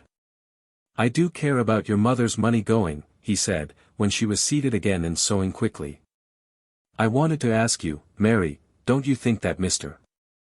Featherstone, if you were to tell him, I mean, about apprenticing Alfred, would advance the money? My family is not fond of begging, Fred. We would rather work for our money. Besides, you say that Mr. Featherstone has lately given you £100. He rarely makes presents, he has never made presents to us. I am sure my father will not ask him for anything, and even if I chose to beg of him, it would be of no use. I am so miserable, Mary, if you knew how miserable I am, you would be sorry for me. There are other things to be more sorry for than that.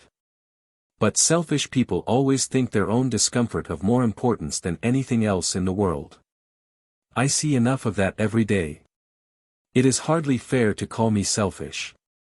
If you knew what things other young men do, you would think me a good way off the worst. I know that people who spend a great deal of money on themselves without knowing how they shall pay, must be selfish. They are always thinking of what they can get for themselves, and not of what other people may lose. Any man may be unfortunate, Mary, and find himself unable to pay when he meant it. There is not a better man in the world than your father, and yet he got into trouble. How dare you make any comparison between my father and you, Fred? Said Mary, in a deep tone of indignation. He never got into trouble by thinking of his own idle pleasures, but because he was always thinking of the work he was doing for other people. And he has fared hard, and worked hard to make good everybody's loss. And you think that I shall never try to make good anything, Mary. It is not generous to believe the worst of a man. When you have got any power over him, I think you might try and use it to make him better, but that is what you never do. However, I'm going, Fred ended, languidly. I shall never speak to you about anything again. I'm very sorry for all the trouble I've caused, that's all. Mary had dropped her work out of her hand and looked up. There is often something maternal even in a girlish love, and Mary's hard experience had wrought her nature to an impressibility very different from that hard slight thing which we call girlishness. At Fred's last words she felt an instantaneous pang, something like what a mother feels at the imagined sobs or cries of her naughty truant child, which may lose itself and get harm. And when, looking up, her eyes met his dull despairing glance, her pity for him surmounted her anger and all her other anxieties. "Oh, Fred, how ill you look. Sit down a moment. Don't go yet. Let me tell Uncle that you are here. He has been wondering that he has not seen you for a whole week." Mary spoke hurriedly, saying the words that came first without knowing very well what they were, but saying them in a half-soothing half-beseeching tone, and rising as if to go away to Mr. Featherstone. Of course Fred felt as if the clouds had parted and a gleam had come, he moved and stood in her way. "Say one word, Mary, and I will do anything. Say you will not think the worst of me, will not give me up altogether." "As if it were any pleasure to me to think ill of you," said Mary, in a mournful tone. "As if it were not very painful to me to see you an idle frivolous creature. How can you bear to be so contemptible, when others are working and striving, and there are so many things to be done, how can you bear to be fit for nothing in the world that is useful? And with so much good in your disposition, Fred, you might be worth a great deal. I will try to be anything you like, Mary, if you will say that you love me. I should be ashamed to say that I loved a man who must always be hanging on others, and reckoning on what they would do for him. What will you be when you are 40?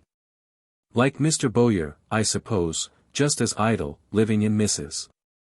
Beck's front parlor, fat and shabby, hoping somebody will invite you to dinner, spending your morning in learning a comic song, oh no. Learning a tune on the flute." Mary's lips had begun to curl with a smile as soon as she had asked that question about Fred's future. Young souls are mobile, and before she ended, her face had its full illumination of fun. To him it was like the cessation of an ache that Mary could laugh at him, and with a passive sort of smile he tried to reach her hand, but she slipped away quickly towards the door and said, "I shall tell Uncle. You must see him for a moment or two." Fred secretly felt that his future was guaranteed against the fulfillment of Mary's sarcastic prophecies, apart from that anything, which he was ready to do if she would define it. He never dared in Mary's presence to approach the subject of his expectations from Mr. Featherstone, and she always ignored them, as if everything depended on himself. But if ever he actually came into the property, she must recognize the change in his position. All this passed through his mind somewhat languidly, before he went up to see his uncle. He stayed but a little while, excusing himself on the ground that he had a cold, and Mary did not reappear before he left the house. But as he rode home, he began to be more conscious of being ill, than of being melancholy. When Caleb Garth arrived at Stone Court soon after dusk, Mary was not surprised, although he seldom had leisure for paying her a visit, and was not at all fond of having to talk with Mr. Featherstone. The old man, on the other hand, felt himself ill at ease with a brother-in-law whom he could not annoy, who did not mind about being considered poor, had nothing to ask of him, and understood all kinds of farming and mining business better than he did. But Mary had felt sure that her parents would want to see her, and if her father had not come, she would have obtained leave to go home for an hour or two the next day. After discussing prices during tea with Mr. Featherstone, Caleb rose to bid him good-bye, and said, "I want to speak to you, Mary." She took a candle into another large parlor, where there was no fire, and setting down the feeble light on the dark mahogany table, turned round to her father, and putting her arms round his neck kissed him with childish kisses which he delighted in, the expression of his large brows softening as the expression of a great beautiful dog softens when it is caressed. Mary was his favorite child, and whatever Susan might say, and right as she was on all other subjects, Caleb thought it natural that Fred or any one else should think Mary more lovable than other girls. "I've got something to tell you, my dear," said Caleb in his hesitating way. "No very good news, but then it might be worse." "About money, father?" "I think I know what it is." "How can that be?" "You see, I've been a bit of a fool again, and put my name to a bill, and now it comes to paying, and your mother has got to part with her savings, that's the worst of it, and even they won't quite make things even. We wanted £110, your mother has 92, and I have none to spare in the bank, and she thinks that you have some savings."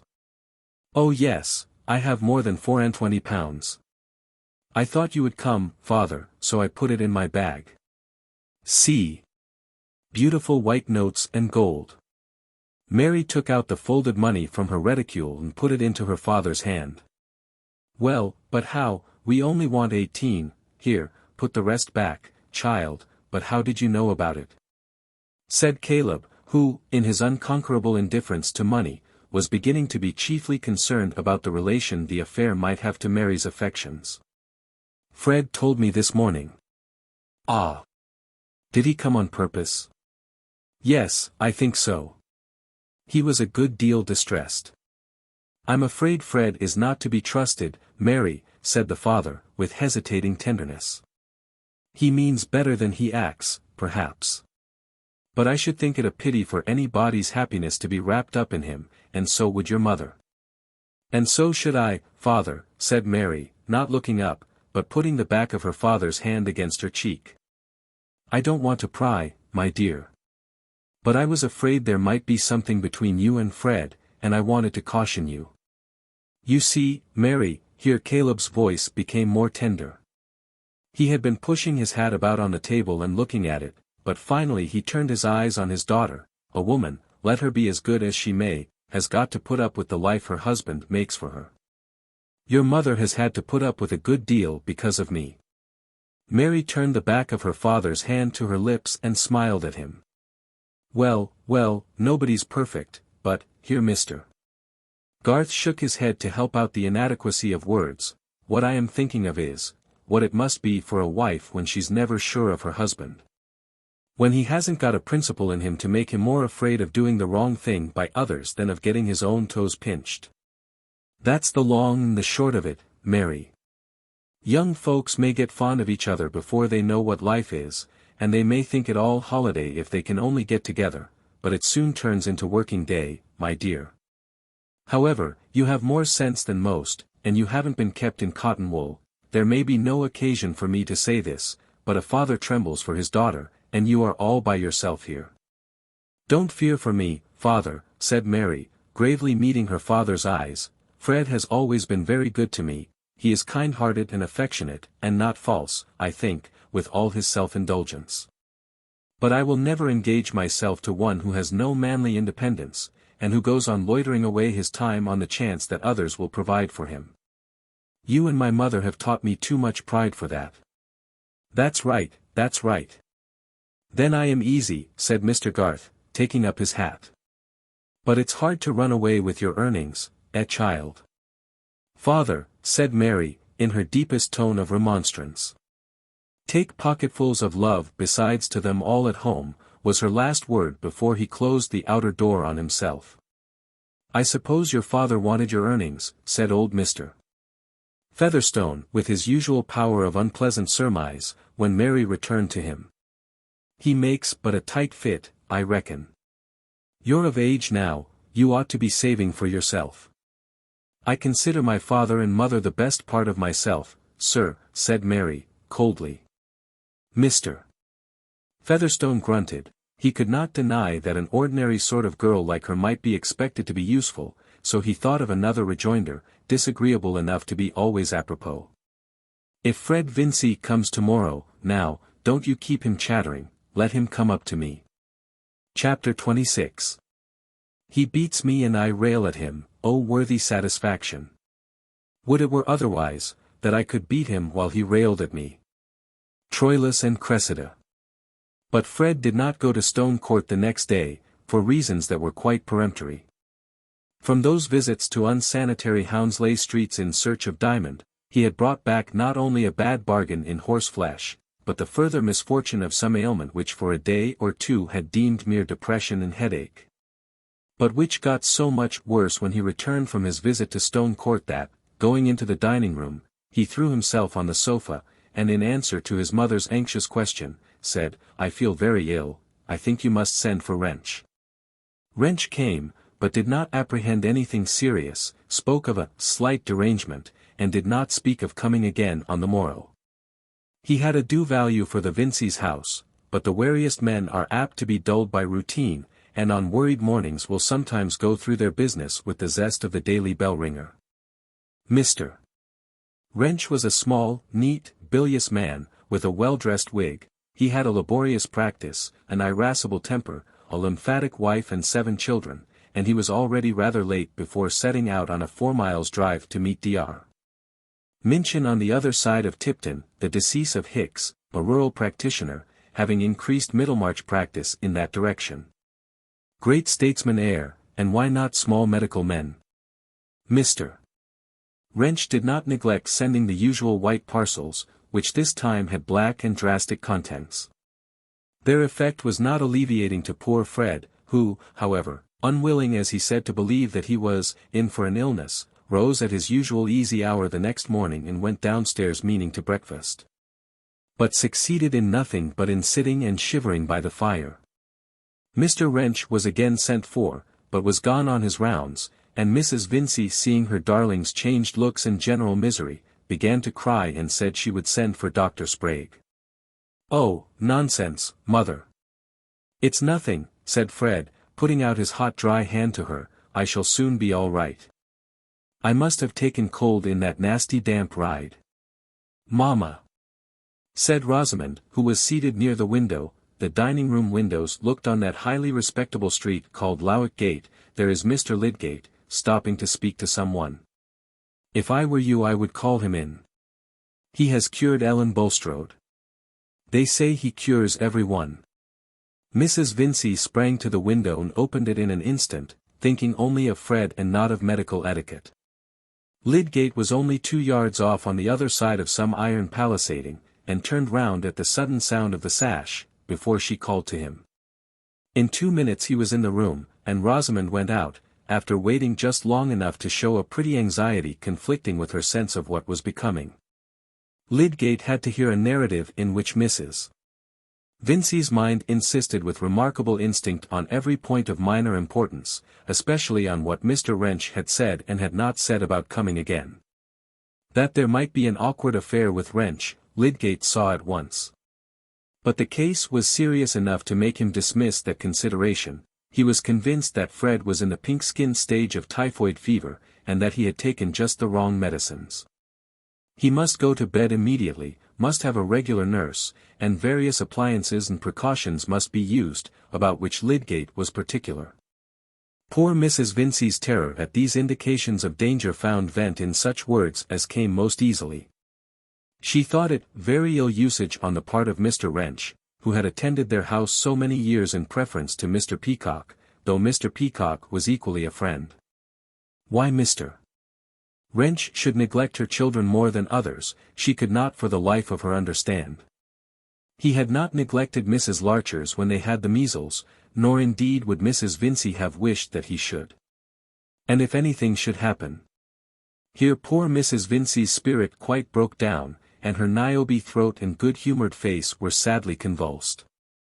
This was in the hall out of Fred's hearing, but Rosamond had opened the drawing-room door, and now came forward anxiously. Lydgate apologized for Mr. Wrench, said that the symptoms yesterday might have been disguising, and that this form of fever was very equivocal in its beginnings. He would go immediately to the druggist's and have a prescription made up in order to lose no time.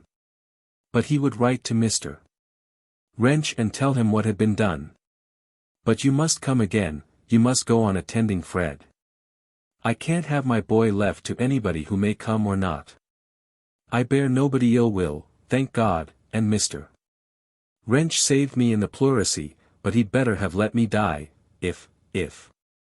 I will meet Mr. Wrench here, then, shall I, said Lydgate, really believing that Wrench was not well prepared to deal wisely with a case of this kind. Pray make that arrangement, Mr. Lydgate, said Rosamond, coming to her mother's aid, and supporting her arm to lead her away. When Mr. Vincey came home he was very angry with Wrench, and did not care if he never came into his house again. Lydgate should go on now, whether Wrench liked it or not. It was no joke to have fever in the house. Everybody must be sent to now, not to come to dinner on Thursday.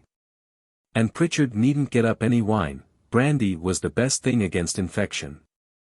I shall drink brandy, added Mr. Vincey, emphatically, as much as to say, this was not an occasion for firing with blank cartridges. He's an uncommonly unfortunate lad, is Fred. He'd need have some luck by and by to make up for all this, else I don't know who'd have an eldest son. Don't say so, Vincey, said the mother, with a quivering lip, if you don't want him to be taken from me. It will worret you to death, Lucy, that I can see, said Mr. Vincey, more mildly. However, Wrench shall know what I think of the matter. What Mr. Vincey thought confusedly was, that the fever might somehow have been hindered if Wrench had shown the proper solicitude about the mayor's, family. I'm the last man to give in to the cry about new doctors, or new parsons either, whether they're Bulstrode's men or not. But Wrench shall know what I think, take it as he will. Wrench did not take it at all well. Lydgate was as polite as he could be in his off-hand way, but politeness in a man who has placed you at a disadvantage is only an additional exasperation, especially if he happens to have been an object of dislike beforehand. Country practitioners used to be an irritable species, susceptible on the point of honor, and Mr. Wrench was one of the most irritable among them. He did not refuse to meet Lydgate in the evening, but his temper was somewhat tried on the occasion. He had to hear Mrs. Vincey say, "Oh, Mr. Wrench, what have I ever done that you should use me so, to go away, and never to come again? And my boy might have been stretched a corpse." Mr. Vincey, who had been keeping up a sharp fire on the enemy infection, and was a good deal heated in consequence, started up when he heard Wrench come in, and went into the hall to let him know what he thought. "I'll tell you what, Wrench, this is beyond a joke," said the mayor, who of late had had to rebuke offenders with an official air, and now broadened himself by putting his thumbs in his armholes. "To let fever get unawares into a house like this. There are some things that ought to be actionable, and are not so, that's my opinion."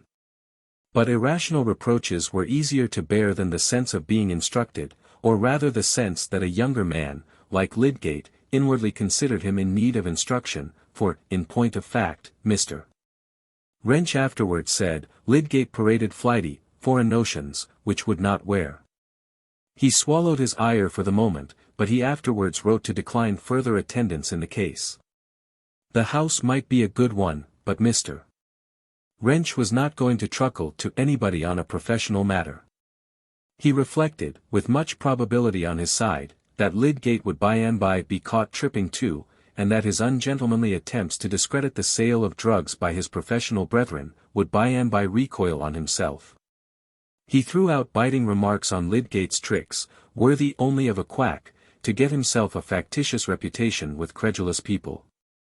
That cant about cures was never got up by sound practitioners. This was a point on which Lydgate smarted as much as Wrench could desire. To be puffed by ignorance was not only humiliating, but perilous, and not more enviable than the reputation of the weather prophet. He was impatient of the foolish expectations amidst which all work must be carried on, and likely enough to damage himself as much as Mr. Wrench could wish, by an unprofessional openness. However, Lydgate was installed as medical attendant on the Vinceys, and the event was a subject of general conversation in Middlemarch.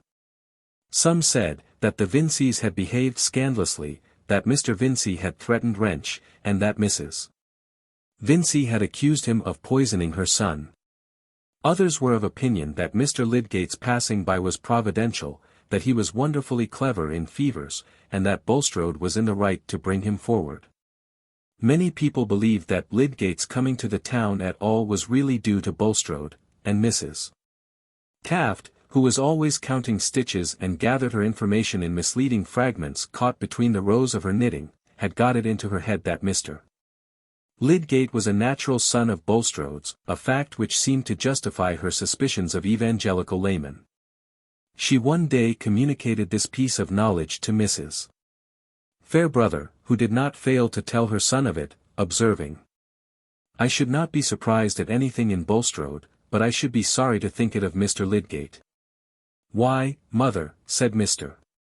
Fairbrother, after an explosive laugh, "you know very well that Lydgate is of a good family in the north. He never heard of Bulstrode before he came here. That is satisfactory so far as Mr. Lydgate is concerned, Camden," said the old lady, with an air of precision. "But as to Bulstrode, the report may be true of some other son." Chapter 27. Let the high muse chant love's Olympian. We are but mortals, and must sing of man. An eminent philosopher among my friends, who can dignify even your ugly furniture by lifting it into the serene light of science, has shown me this pregnant little fact. Your pier glass or extensive surface of polished steel made to be rubbed by a housemaid, will be minutely and multitudinously scratched in all directions, but place now against it a lighted candle as a center of illumination, and lo! The scratches will seem to arrange themselves in a fine series of concentric circles round that little sun. It is demonstrable that the scratches are going everywhere impartially, and it is only your candle which produces the flattering illusion of a concentric arrangement, its light falling with an exclusive optical selection. These things are a parable. The scratches are events, and the candle is the egoism of any person now absent, of Miss Vincey, for example. Rosamond had a providence of her own who had kindly made her more charming than other girls, and who seemed to have arranged Fred's illness and Mr. Wrench's mistake in order to bring her and Lydgate within effective proximity. It would have been to contravene these arrangements if Rosamond had consented to go away to Stone Court or elsewhere, as her parents wished her to do, especially since Mr. Lydgate thought the precaution needless. Therefore, while Miss Morgan and the children were sent away to a farmhouse the morning after Fred's illness had declared itself, Rosamond refused to leave Papa and Mamma. Poor Mamma indeed was an object to touch any creature born of woman, and Mr. Vincey, who doted on his wife, was more alarmed on her account than on Fred's. But for his insistence she would have taken no rest, her brightness was all bedimmed. Unconscious of her costume which had always been so fresh and gay, she was like a sick bird with languid eye and plumage ruffled, her senses dulled to the sights and sounds that used most to interest her. Fred's delirium, in which he seemed to be wandering out of her reach, tore her heart. After her first outburst against Mr. Wrench she went about very quietly, her one low cry was to Lydgate. She would follow him out of the room and put her hand on his arm moaning out, "Save my boy." Once she pleaded, "He has always been good to me, Mr. Lydgate, he never had a hard word for his mother, as if poor Fred's suffering were an accusation against him. All the deepest fibers of the mother's memory were stirred, and the young man whose voice took a gentler tone when he spoke to her, was one with the babe whom she had loved, with a love new to her, before he was born. "I have good hope, Mrs. Vincy," Lydgate would say. "Come down with me and let us talk about the food." In that way he led her to the parlour where Rosamond was, and made a change for her, surprising her into taking some tea or broth which had been prepared for her. There was a constant understanding between him and Rosamond on these matters. He almost always saw her before going to the sick-room, and she appealed to him as to what she could do for mamma. Her presence of mind and adroitness in carrying out his hints were admirable, and it is not wonderful that the idea of seeing Rosamond began to mingle itself with his interest in the case. Especially when the critical stage was passed, and he began to feel confident of Fred's recovery. In the more doubtful time, he had advised calling in Dr. Sprague, who, if he could, would rather have remained neutral on Wrench's account. But after 2 consultations, the conduct of the case was left to Lydgate, and there was every reason to make him assiduous. Morning and evening he was at Mr. Vincy's, and gradually the visits became cheerful as Fred became simply feeble, and lay not only in need of the utmost petting but conscious of it, so that Mrs. Vincy felt as if, after all, the illness had made a festival for her tenderness. Both father and mother held it an added reason for good spirits, when old Mr. Featherstone sent messages by Lydgate, saying that Fred must make haste and get well, as he, Peter Featherstone, could not do without him, and missed his visit sadly. The old man himself was getting bedridden. Mrs. Vincy told these messages to Fred when he could listen, and he turned towards her his delicate, pinched face, from which all the thick blonde hair had been cut away, and in which the eyes seemed to have got larger. Yearning for some word about Mary, wondering what she felt about his illness. No word passed his lips, but to hear with eyes belongs to love's rare wit, and the mother in the fullness of her heart not only divined Fred's longing, but felt ready for any sacrifice in order to satisfy him. "If I can only see my boy strong again," she said, in her loving folly, "and who knows, perhaps master of Stone Court. And he can marry anybody he likes then." "Not if they won't have me, mother," said Fred. The illness had made him childish, and tears came as he spoke. "Oh, take a bit of jelly, my dear," said Mrs. Vincy, secretly incredulous of any such refusal. She never left Fred's side when her husband was not in the house, and thus Rosamond was in the unusual position of being much alone. Lydgate, naturally, never thought of staying long with her, yet it seemed that the brief impersonal conversations they had together were creating that peculiar intimacy which consists in shyness. They were obliged to look at each other in speaking, and somehow the looking could not be carried through as the matter of course which it really was. Lydgate began to feel this sort of consciousness unpleasant and one day looked down, or anywhere, like an ill-worked puppet. But this turned out badly. The next day, Rosamond looked down, and the consequence was that when their eyes met again, both were more conscious than before. There was no help for this in science, and as Lydgate did not want to flirt, there seemed to be no help for it in folly. It was therefore a relief when neighbours no longer considered the house in quarantine, and when the chances of seeing Rosamond alone were very much reduced. But that intimacy of mutual embarrassment, in which each feels that the other is feeling something, having once existed, its effect is not to be done away with. Talk about the weather and other well-bred topics is apt to seem a hollow device, and behavior can hardly become easy unless it frankly recognizes a mutual fascination, which of course need not mean anything deep or serious. This was the way in which Rosamond and Lydgate slid gracefully into ease, and made their intercourse lively again.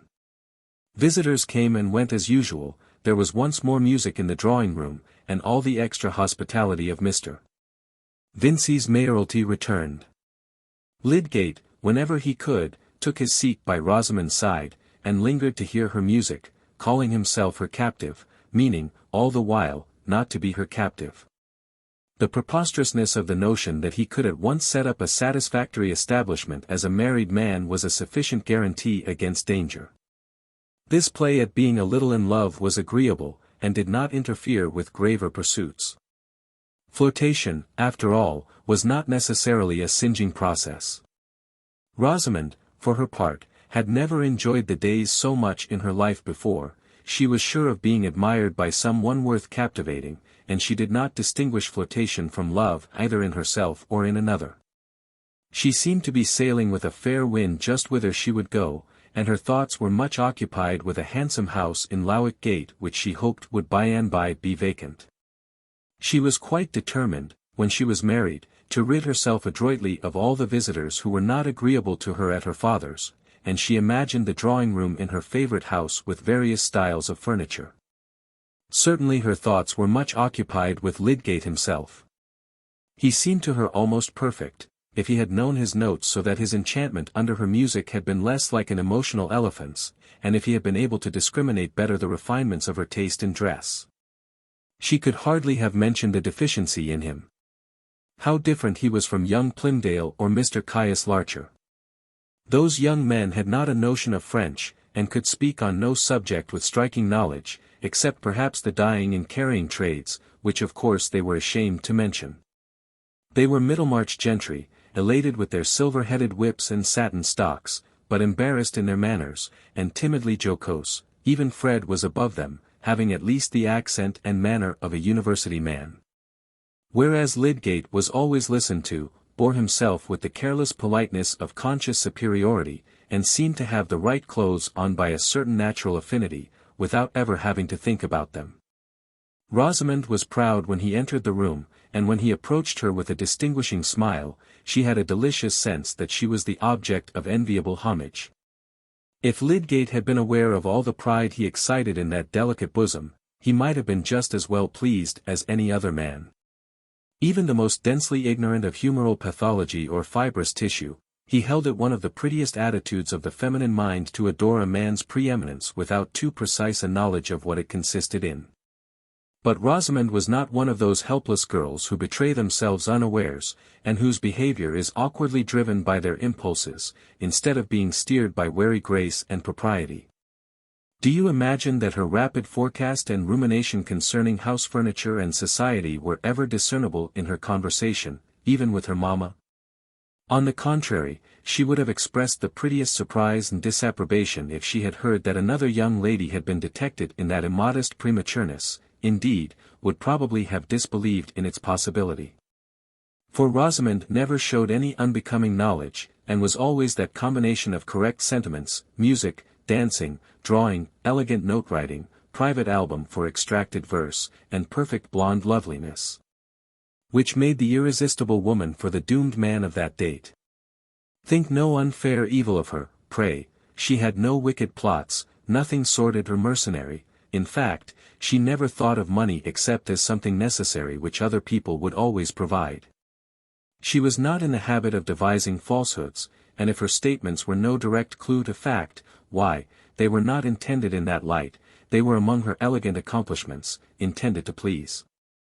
Nature had inspired many arts in finishing Mrs. Lemon's favourite pupil, who by general consent, Fred's excepted, was a rare compound of beauty, cleverness, and amiability.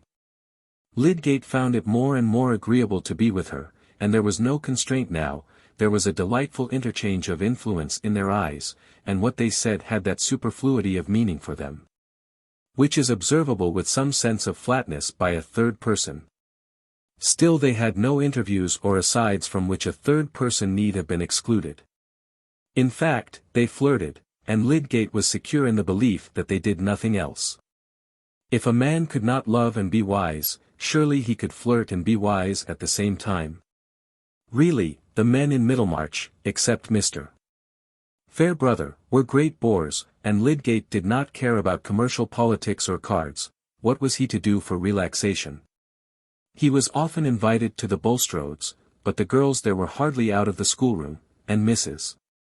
Bulstrode's naive way of conciliating piety and worldliness, the nothingness of this life and the desirability of cut glass, the consciousness at once of filthy rags and the best damask, was not a sufficient relief from the weight of her husband's invariable seriousness. The Vincey's house, with all its faults, was the pleasanter by contrast. Besides, it nourished Rosamond, sweet to look at as a half-opened blush rose, and adorned with accomplishments for the refined amusement of man. But he made some enemies, other than medical, by his success with Miss Vincey. One evening he came into the drawing-room rather late, when several other visitors were there. The card table had drawn off the elders, and Mr. Ned Plymdale, one of the good matches in Middlemarch, though not one of its leading minds, was in tête-à-tête with Rosamond. He had brought the last, Keepsake, the gorgeous watered silk publication which marked modern progress at that time.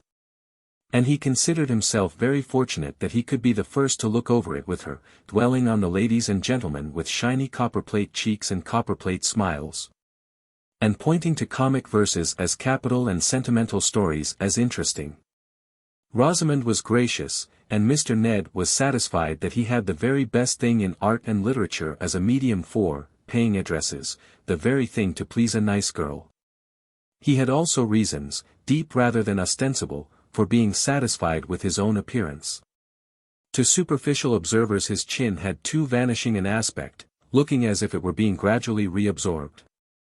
And it did indeed cause him some difficulty about the fit of his satin stocks, for which chins were at that time useful. "I think the Honourable Mrs. S. is something like you," said Mr. Ned. He kept the book open at the bewitching portrait, and looked at it rather languishingly. "Her back is very large.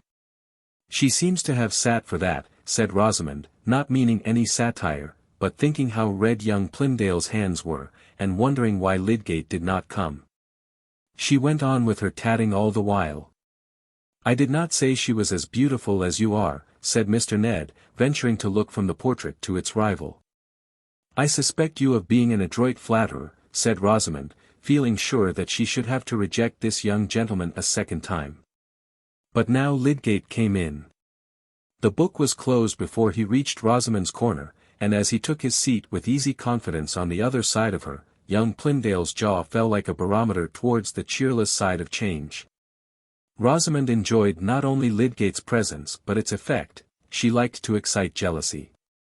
"What a late comer you are," she said, as they shook hands. "Mamma had given you up a little while ago. How do you find Fred?" "As usual. Going on well, but slowly. I want him to go away, to Stone Court, for example. But your mamma seems to have some objection." "Poor fellow," said Rosamond, prettily. "You will see Fred so changed," she added, turning to the other suitor.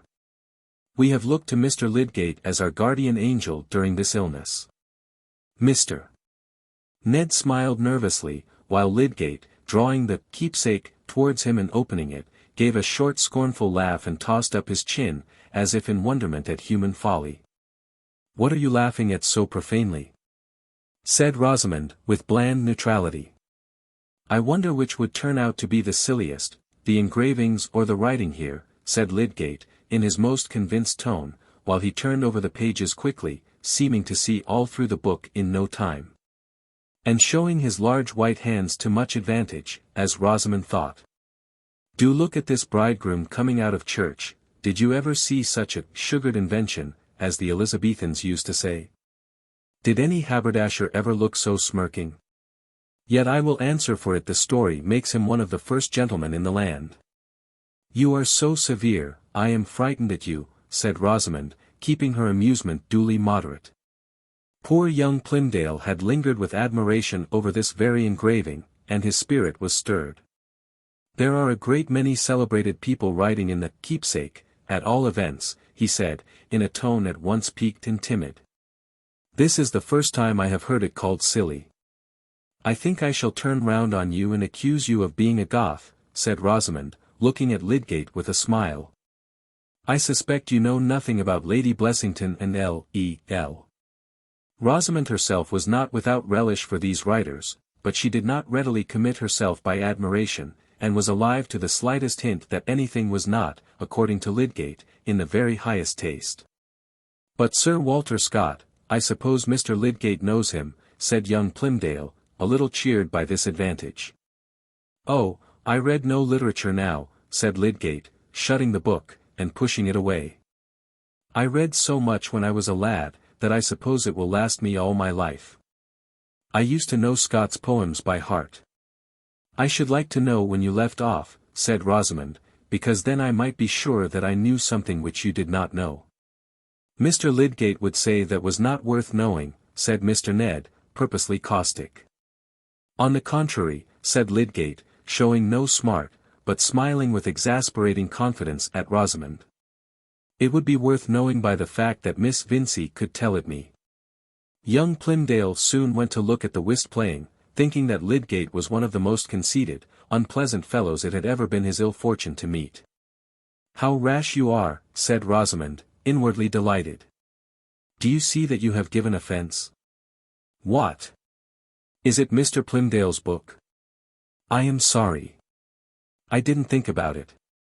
I shall begin to admit what you said of yourself when you first came here, that you are a bear, and want teaching by the birds. Well, there is a bird who can teach me what she will. Don't I listen to her willingly? To Rosamond it seemed as if she and Lydgate were as good as engaged. That they were some time to be engaged had long been an idea in her mind. And ideas, we know, tend to a more solid kind of existence, the necessary materials being at hand. It is true, Lydgate had the counter-idea of remaining unengaged. But this was a mere negative, a shadow cast by other resolves which themselves were capable of shrinking. Circumstance was almost sure to be on the side of Rosamond's idea, which had a shaping activity and looked through watchful blue eyes, whereas Lydgate's lay blind and unconcerned as a jellyfish which gets melted without knowing it. That evening when he went home, he looked at his files to see how a process of maceration was going on, with undisturbed interest, and he wrote out his daily notes with as much precision as usual. The reveries from which it was difficult for him to detach himself were ideal constructions of something else than Rosamond's virtues, and the primitive tissue was still his fair unknown. Moreover, he was beginning to feel some zest for the growing though half-suppressed feud between him and the other medical men, which was likely to become more manifest. Now that Bulstrode's method of managing the new hospital was about to be declared. And there were various inspiriting signs that his non-acceptance by some of Peacock's patients might be counterbalanced by the impression he had produced in other quarters. Only a few days later, when he had happened to overtake Rosamond on the Lowick road and had got down from his horse to walk by her side until he had quite protected her from a passing drove. He had been stopped by a servant on horseback with a message calling him into a house of some importance where Peacock had never attended. And it was the second instance of this kind. The servant was Sir James Chetham's, and the house was Lowick Manor. Chapter 28. First Gent. All times are good to seek your wedded home, bringing a mutual delight. 2d Gent. Why, true. The calendar hath not an evil day. For souls made one by love, and even death were sweetness, if it came like rolling waves. While they two clasped each other, and foresaw no life apart. Mr. and Mrs. Casaubon, returning from their wedding journey, arrived at Lowick Manor in the middle of January. A light snow was falling as they descended at the door, and in the morning, when Dorothea passed from her dressing-room into the blue-green boudoir that we know of, she saw the long avenue of limes lifting their trunks from a white earth, and spreading white branches against the dun and motionless sky. The distant flat shrank in uniform whiteness and low-hanging uniformity of cloud. The very furniture in the room seemed to have shrunk since she saw it before. The stag in the tapestry looked more like a ghost in his ghostly blue-green world. The volumes of polite literature in the bookcase looked more like immovable imitations of books. The bright fire of dry oak boughs burning on the log seemed an incongruous renewal of life and glow, like the figure of Dorothea herself as she entered carrying the red leather cases containing the cameos for Celia. She was glowing from her morning toilet as only healthful youth can glow. There was gem-like brightness on her coiled hair and in her hazel eyes, there was warm red life in her lips. Her throat had a breathing whiteness above the differing white of the fur which itself seemed to wind about her neck and cling down her blue-grey pelisse with a tenderness gathered from her own. A sentient commingled innocence which kept its loveliness against the crystalline purity of the outdoor snow. As she laid the cameo cases on the table in the bow window, she unconsciously kept her hands on them, immediately absorbed in looking out on the still, white enclosure which made her visible world. Mr. Casaubon, who had risen early complaining of palpitation, was in the library giving audience to his curate Mr. Tucker. By and by Celia would come in her quality of bridesmaid as well as sister, and through the next weeks there would be wedding visits received and given.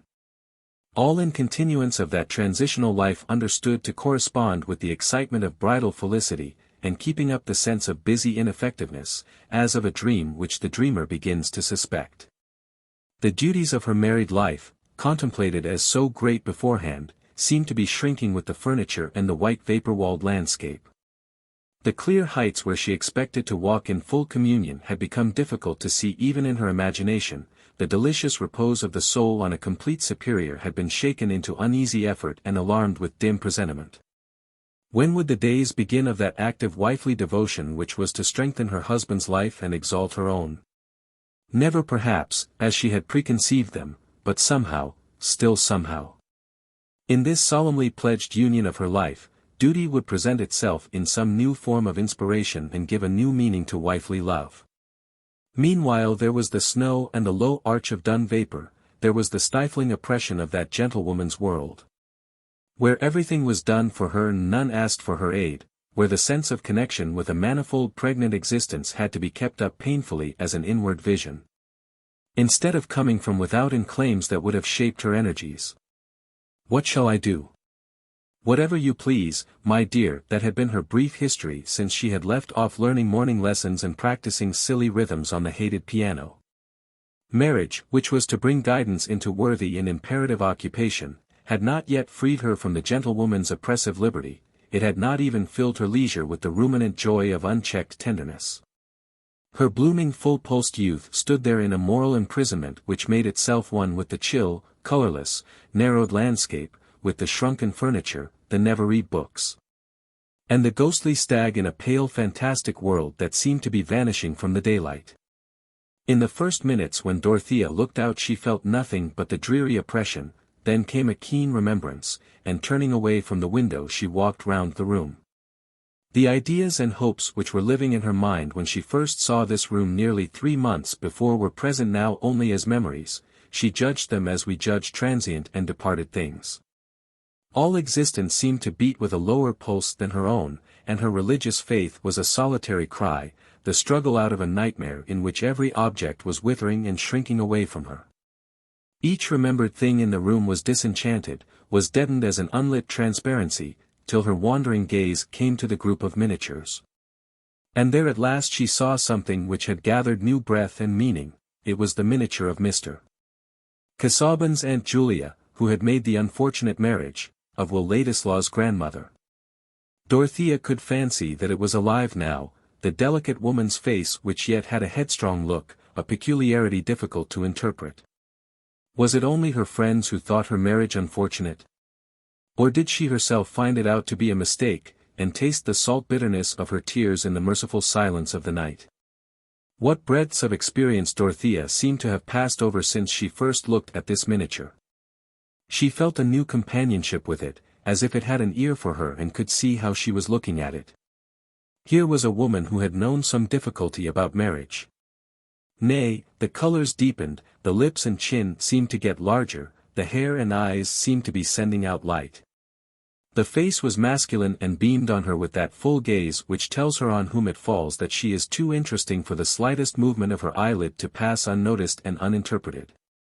The vivid presentation came like a pleasant glow to Dorothea. She felt herself smiling, and turning from the miniature sat down and looked up as if she were again talking to a figure in front of her. But the smile disappeared as she went on meditating, and at last she said aloud, "Oh, it was cruel to speak so. How sad, how dreadful." She rose quickly and went out of the room, hurrying along the corridor, with the irresistible impulse to go and see her husband and inquire if she could do anything for him. Perhaps Mr. Tucker was gone and Mr. Casaubon was alone in the library. She felt as if all her morning's gloom would vanish if she could see her husband glad because of her presence. But when she reached the head of the dark oak there was Celia coming up, and below there was Mr. Brooke, exchanging welcomes and congratulations with Mr. Casaubon. Dodo, said Celia, in her quiet staccato, then kissed her sister, whose arms encircled her, and said no more. I think they both cried a little in a furtive manner, while Dorothea ran downstairs to greet her uncle. I need not ask how you are, my dear, said Mr. Brooke, after kissing her forehead. Rome has agreed with you, I see, happiness, frescoes, the antique, that sort of thing. Well, it's very pleasant to have you back again, and you understand all about art now, eh? But Casaubon is a little pale, I tell him, a little pale, you know. Studying hard in his holidays is carrying it rather too far. I overdid it at one time. Mr. Brooke still held Dorothea's hand, but had turned his face to Mr. Casaubon. About topography, ruins, temples, I thought I had a clue, but I saw it would carry me too far, and nothing might come of it.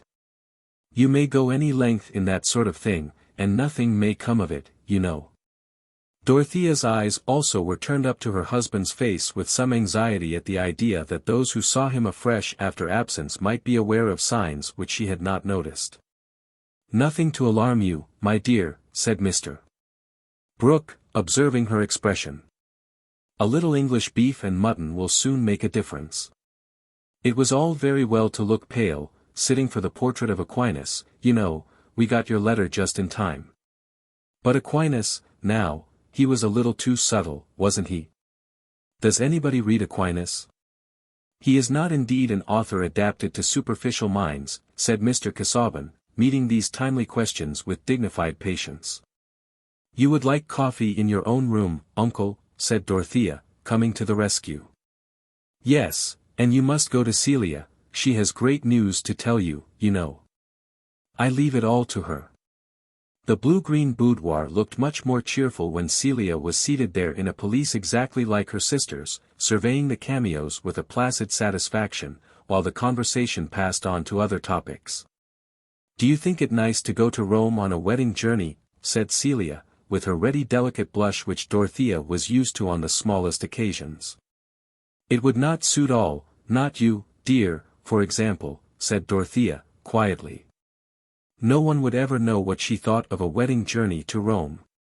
Mrs. Cadwallader says it is nonsense, people going a long journey when they are married. She says they get tired to death of each other, and can't quarrel comfortably, as they would at home. And Lady Chettam says she went to Bath.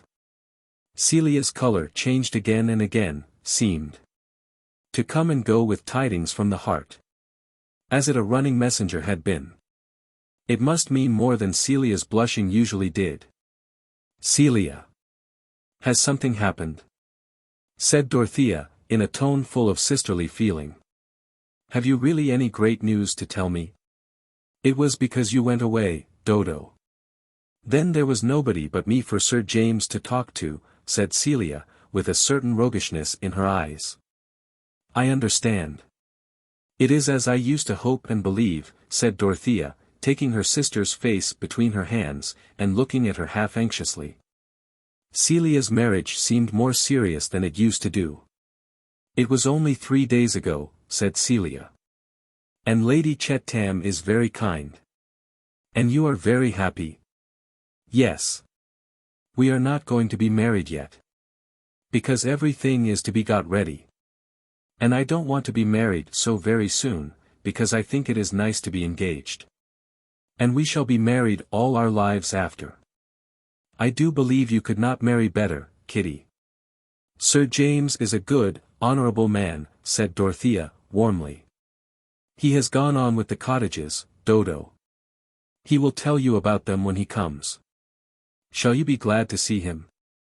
Of course I shall. How can you ask me? Only I was afraid you would be getting so learned, said Celia, regarding Mr. Casaubon's learning as a kind of damp which might in due time saturate a neighboring body. Chapter 29. I found that no genius in another could please me. My unfortunate paradoxes had entirely dried up that source of comfort. Goldsmith. One morning, some weeks after her arrival at Lowick, Dorothea, but why always Dorothea? Was her point of view the only possible one with regard to this marriage?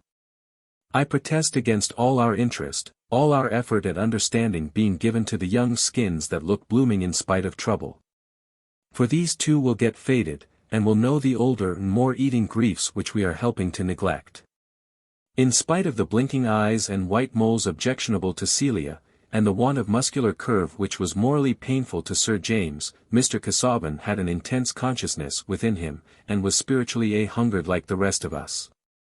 He had done nothing exceptional in marrying, nothing but what society sanctions, and considers an occasion for wreaths and bouquets. It had occurred to him that he must not any longer defer his intention of matrimony, and he had reflected that in taking a wife, a man of good position should expect and carefully choose a blooming young lady, the younger the better. Because more educable and submissive, of a rank equal to his own, of religious principles, virtuous disposition, and good understanding. On such a young lady he would make handsome settlements, and he would neglect no arrangement for her happiness, in return. He should receive family pleasures and leave behind him that copy of himself which seemed so urgently required of a man, to the sonneteers of the 16th century. Times had altered since then, and no sonneteer had insisted on Mr. Casaubon's leaving a copy of himself. Moreover, he had not yet succeeded in issuing copies of his mythological key.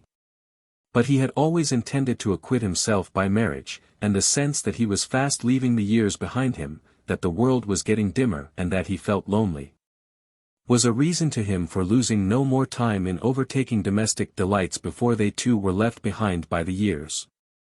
And when he had seen Dorothea he believed that he had found even more than he demanded. She might really be such a helpmate to him as would enable him to dispense with a hired secretary, an aid which Mr.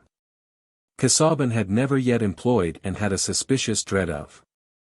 Mr. Casaubon was nervously conscious that he was expected to manifest a powerful mind.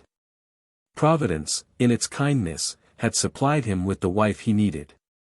A wife, a modest young lady, with the purely appreciative, unambitious abilities of her sex, is sure to think her husband's mind powerful.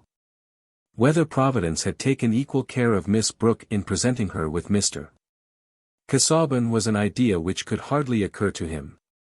Society never made the preposterous demand that a man should think as much about his own qualifications for making a charming girl happy as he thinks of hers for making himself happy. As if a man could choose not only his wife but his wife's husband. Or as if he were bound to provide charms for his posterity in his own person. When Dorothea accepted him with effusion, that was only natural, and Mr.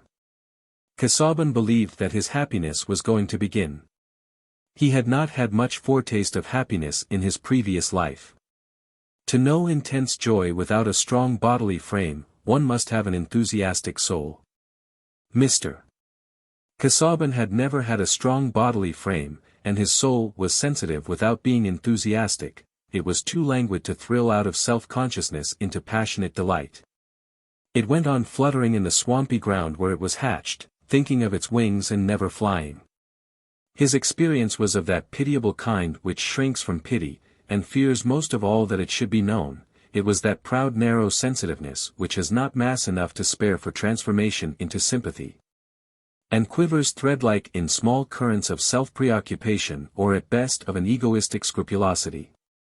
And Mr. Casaubon had many scruples. He was capable of a severe self-restraint, he was resolute in being a man of honor according to the code, he would be unimpeachable by any recognized opinion. In conduct these ends had been attained. But the difficulty of making his key to all mythologies unimpeachable weighed like lead upon his mind. And the pamphlets, or perurga, as he called them, by which he tested his public and deposited small monumental records of his march, were far from having been seen in all their significance. He suspected the archdeacon of not having read them. He was in painful doubt as to what was really thought of them by the leading minds of Brasenose, and bitterly convinced that his old acquaintance Carp had been the writer of that depreciatory recension which was kept locked in a small drawer of Mr. Casaubon's desk, and also in a dark closet of his verbal memory. These were heavy impressions to struggle against, and brought that melancholy embitterment which is the consequence of all excessive claim. Even his religious faith wavered with his wavering trust in his own authorship. And the consolations of the Christian hope in immortality seemed to lean on the immortality of the still unwritten key to all mythologies. For my part one am very sorry for him. It is an uneasy lot at best, to be what we call highly taught and yet not to enjoy, to be present at this great spectacle of life and never to be liberated from a small hungry shivering self, never to be fully possessed by the glory we behold. Never to have our consciousness rapturously transformed into the vividness of a thought, the ardor of a passion, the energy of an action, but always to be scholarly and uninspired, ambitious and timid, scrupulous and dim-sighted. Becoming a dean or even a bishop would make little difference, I fear, to Mr. Casaubon's uneasiness. Doubtless some ancient Greek has observed that behind the big mask and the speaking trumpet, there must always be our poor little eyes peeping as usual and our timorous lips more or less under anxious control. To this mental estate mapped out a quarter of a century before, to sensibilities thus fenced in, Mr. Casaubon had thought of annexing happiness with a lovely young bride. But even before marriage, as we have seen, he found himself under a new depression in the consciousness that the new bliss was not blissful to him. Inclination yearned back to its old, easier custom. And the deeper he went in domesticity the more did the sense of acquitting himself and acting with propriety predominate over any other satisfaction. Marriage, like religion and erudition, nay, like authorship itself, was fated to become an outward requirement, and Edward Casaubon was bent on fulfilling unimpeachably all requirements. Even drawing Dorothea into use in his study, according to his own intention before marriage, was an effort which he was always tempted to defer, and but for her pleading insistence it might never have begun. But she had succeeded in making it a matter of course that she should take her place at an early hour in the library and have work either of reading aloud or copying assigned her. The work had been easier to define because Mr. Casaubon had adopted an immediate intention. There was to be a new paragon, a small monograph on some lately traced indications concerning the Egyptian mysteries whereby certain assertions of Warburton's could be corrected. References were extensive even here, but not altogether shoreless, and sentences were actually to be written in the shape wherein they would be scanned by Brasenose and a less formidable posterity. These minor monumental productions were always exciting to Mr. Casaubon. Digestion was made difficult by the interference of citations, or by the rivalry of dialectical phrases ringing against each other in his brain. And from the first there was to be a Latin dedication about which everything was uncertain except that it was not to be addressed to Carp. It was a poisonous regret to Mr. Casaubon that he had once addressed a dedication to Carp in which he had numbered that member of the animal kingdom among the viros nullo evo perituros, a mistake which would infallibly lay the dedicator open to ridicule in the next age. And might even be chuckled over by Pike and Tench in the present.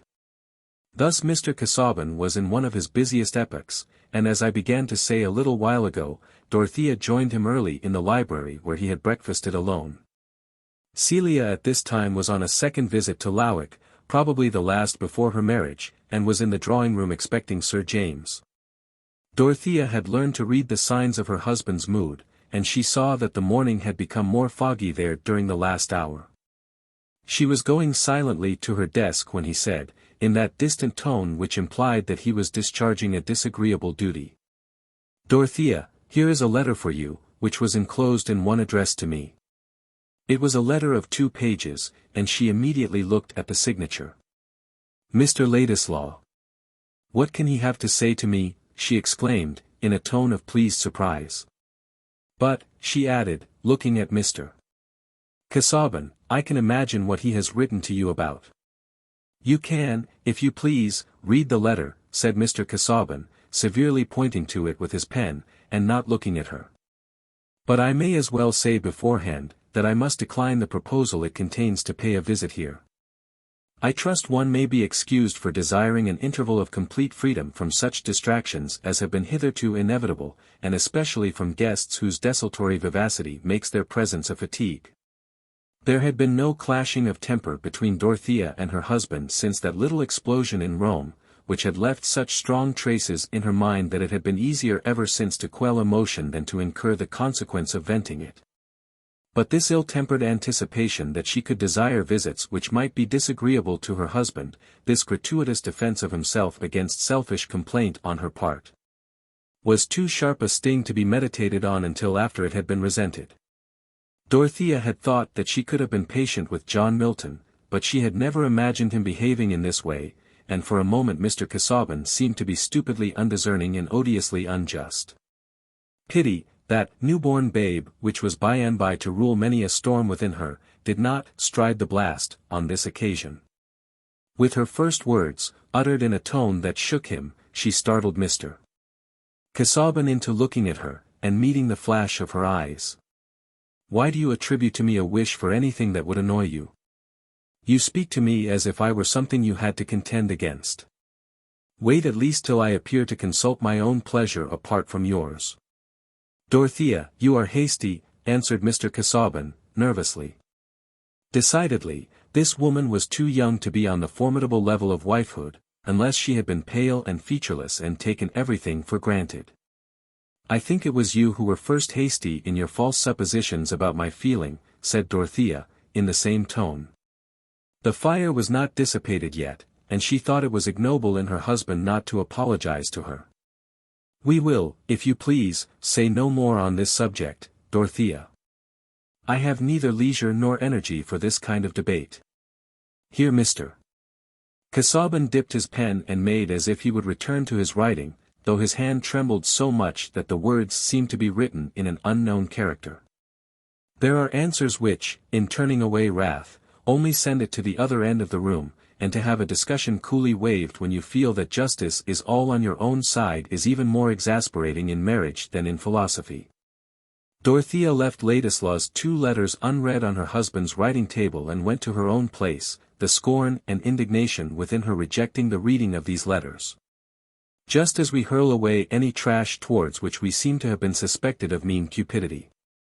She did not in the least divine the subtle sources of her husband's bad temper about these letters, she only knew that they had caused him to offend her. She began to work at once, and her hand did not tremble. On the contrary, in writing out the quotations which had been given to her the day before, she felt that she was forming her letters beautifully, and it seemed to her that she saw the construction of the Latin she was copying, and which she was beginning to understand, more clearly than usual. In her indignation there was a sense of superiority, but it went out for the present in firmness of stroke, and did not compress itself into an inward articulate voice pronouncing the once affable archangel, a poor creature.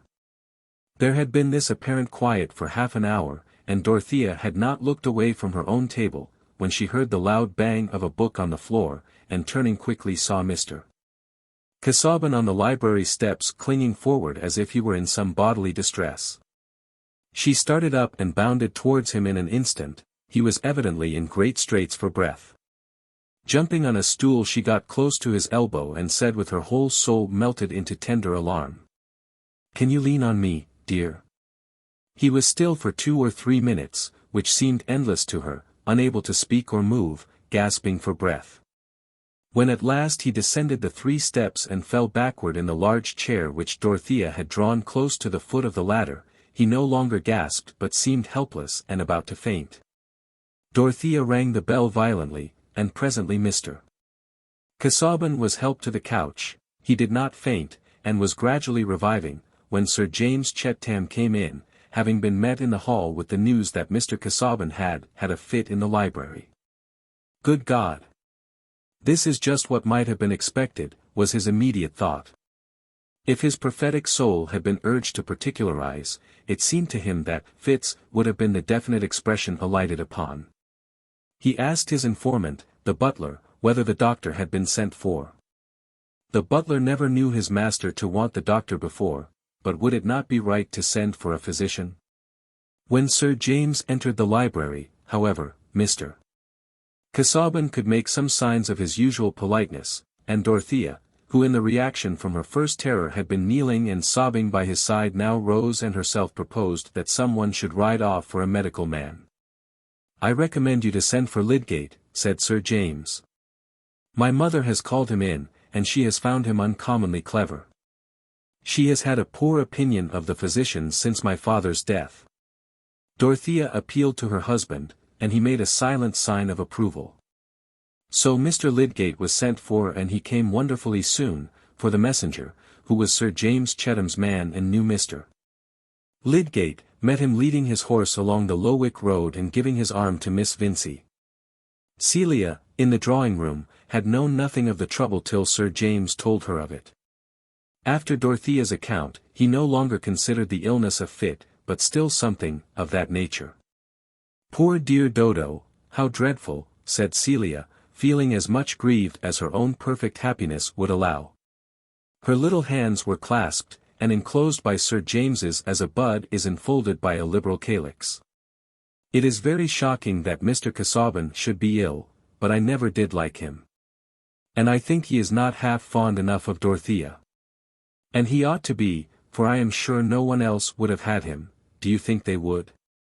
"I always thought it a horrible sacrifice of your sister," said Sir James. "Yes. But poor Dodo never did do what other people do, and I think she never will." "She is a noble creature," said the loyal-hearted Sir James. He had just had a fresh impression of this kind, as he had seen Dorothea stretching her tender arm under her husband's neck and looking at him with unspeakable sorrow. He did not know how much penitence there was in the sorrow. "Yes," said Celia, thinking it was very well for Sir James to say so, but he would not have been comfortable with Dodo. "Shall I go to her? Could I help her, do you think?" "I think it would be well for you just to go and see her before Lydgate comes," said Sir James, magnanimously. "Only don't stay long." While Celia was gone he walked up and down remembering what he had originally felt about Dorothea's engagement, and feeling a revival of his disgust at Mr. Brooke's indifference. If Cadwallader, if every one else had regarded the affair as he, Sir James, had done, the marriage might have been hindered. It was wicked to let a young girl blindly decide her fate in that way, without any effort to save her. Sir James had long ceased to have any regrets on his own account, his heart was satisfied with his engagement to Celia. But he had a chivalrous nature, was not the disinterested service of woman among the ideal glories of old chivalry? His disregarded love had not turned to bitterness, its death had made sweet odors, floating memories that clung with a consecrating effect to Dorothea. He could remain her brotherly friend, interpreting her actions with generous trustfulness. Chapter 30. Que veut de lasser or de propos, lasse dot, Pascal. Mr. Casaubon had no second attack of equal severity with the first, and in a few days began to recover his usual condition. But Lydgate seemed to think the case worth a great deal of attention. He not only used his stethoscope, which had not become a matter of course in practice at that time, but sat quietly by his patient and watched him. To Mr. Casaubon's questions about himself, he replied that the source of the illness was the common error of intellectual men, a too eager and monotonous application. The remedy was, to be satisfied with moderate work, and to seek variety of relaxation. Mr. Brooke, who sat by on one occasion, suggested that Mr. Casaubon should go fishing, as Cadwallader did, and have a turning-room, make toys, table legs, and that kind of thing. "In short, you recommend me to anticipate the arrival of my second childhood," said poor Mr. Casaubon, with some bitterness. "These things," he added, looking at Lydgate, "would be to me such relaxation as toe-picking is to prisoners in a house of correction." "I confess," said Lydgate, smiling, "amusement is rather an unsatisfactory prescription. It is something like telling people to keep up their spirits. Perhaps I had better say, that you must submit to be mildly bored rather than to go on working." "Yes, yes," said Mr. Brooke. "Get Dorothea to play backgammon with you in the evenings. And shuttlecock, now, I don't know a finer game than shuttlecock for the daytime. I remember it all the fashion. To be sure, your eyes might not stand that, Casaubon. But you must unbend, you know. Why, you might take to some light study, conchology, now, I always think that must be a light study. Or get Dorothea to read you light things, Smollett, Roderick Random, Humphrey Clinker. They are a little broad, but she may read anything now she's married, you know. I remember they made me laugh uncommonly. There's a droll bit about a postillion's breeches. We have no such humor now. I have gone through all these things, but they might be rather new to you." "As new as eating thistles," would have been an answer to represent Mr. Casaubon's feelings. But he only bowed resignedly, with due respect to his wife's uncle, and observed that doubtless the works he mentioned had served as a resource to a certain order of minds. "You see," said the able magistrate to Lydgate, when they were outside the door, "Casaubon has been a little narrow, it leaves him rather at a loss when you forbid him his particular work. Which I believe is something very deep indeed, in the line of research, you know. I would never give way to that, I was always versatile. But a clergyman is tied a little tight. If they would make him a bishop, now, he did a very good pamphlet for Peel. He would have more movement then, more show, he might get a little flesh. But I recommend you to talk to Mrs. Casaubon. She is clever enough for anything, is my niece. Tell her, her husband wants liveliness, diversion, put her on amusing tactics." Without Mr. Brooke's advice, Lydgate had determined on speaking to Dorothea. She had not been present while her uncle was throwing out his pleasant suggestions as to the mode in which life at Lowick might be enlivened, but she was usually by her husband's side. And the unaffected signs of intense anxiety in her face and voice about whatever touched his mind or health, made a drama which Lydgate was inclined to watch. He said to himself that he was only doing right in telling her the truth about her husband's probable future, but he certainly thought also that it would be interesting to talk confidentially with her. A medical man likes to make psychological observations, and sometimes in the pursuit of such studies is too easily tempted into momentous prophecy which life and death easily set at naught. Lydgate had often been satirical on this gratuitous prediction, and he meant now to be guarded. He asked for Mrs. Casaubon, but being told that she was out walking, he was going away, when Dorothea and Celia appeared, both glowing from their struggle with the March wind. When Lydgate begged to speak with her alone, Dorothea opened the library door which happened to be the nearest, thinking of nothing at the moment but what he might have to say about Mr. Casaubon. It was the first time she had entered this room since her husband had been taken ill, and the servant had chosen not to open the shutters.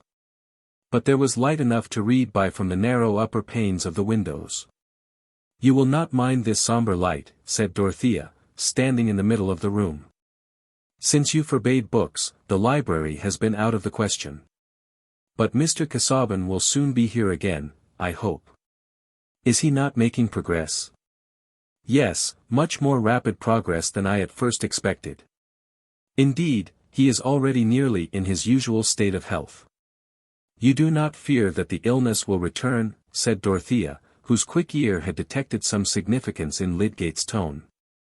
"Such cases are peculiarly difficult to pronounce upon," said Lydgate. "The only point on which I can be confident is that it will be desirable to be very watchful on Mr. Casaubon's account, lest he should in any way strain his nervous power." "I beseech you to speak quite plainly," said Dorothea, in an imploring tone. "I cannot bear to think that there might be something which I did not know, and which, if I had known it, would have made me act differently." The words came out like a cry.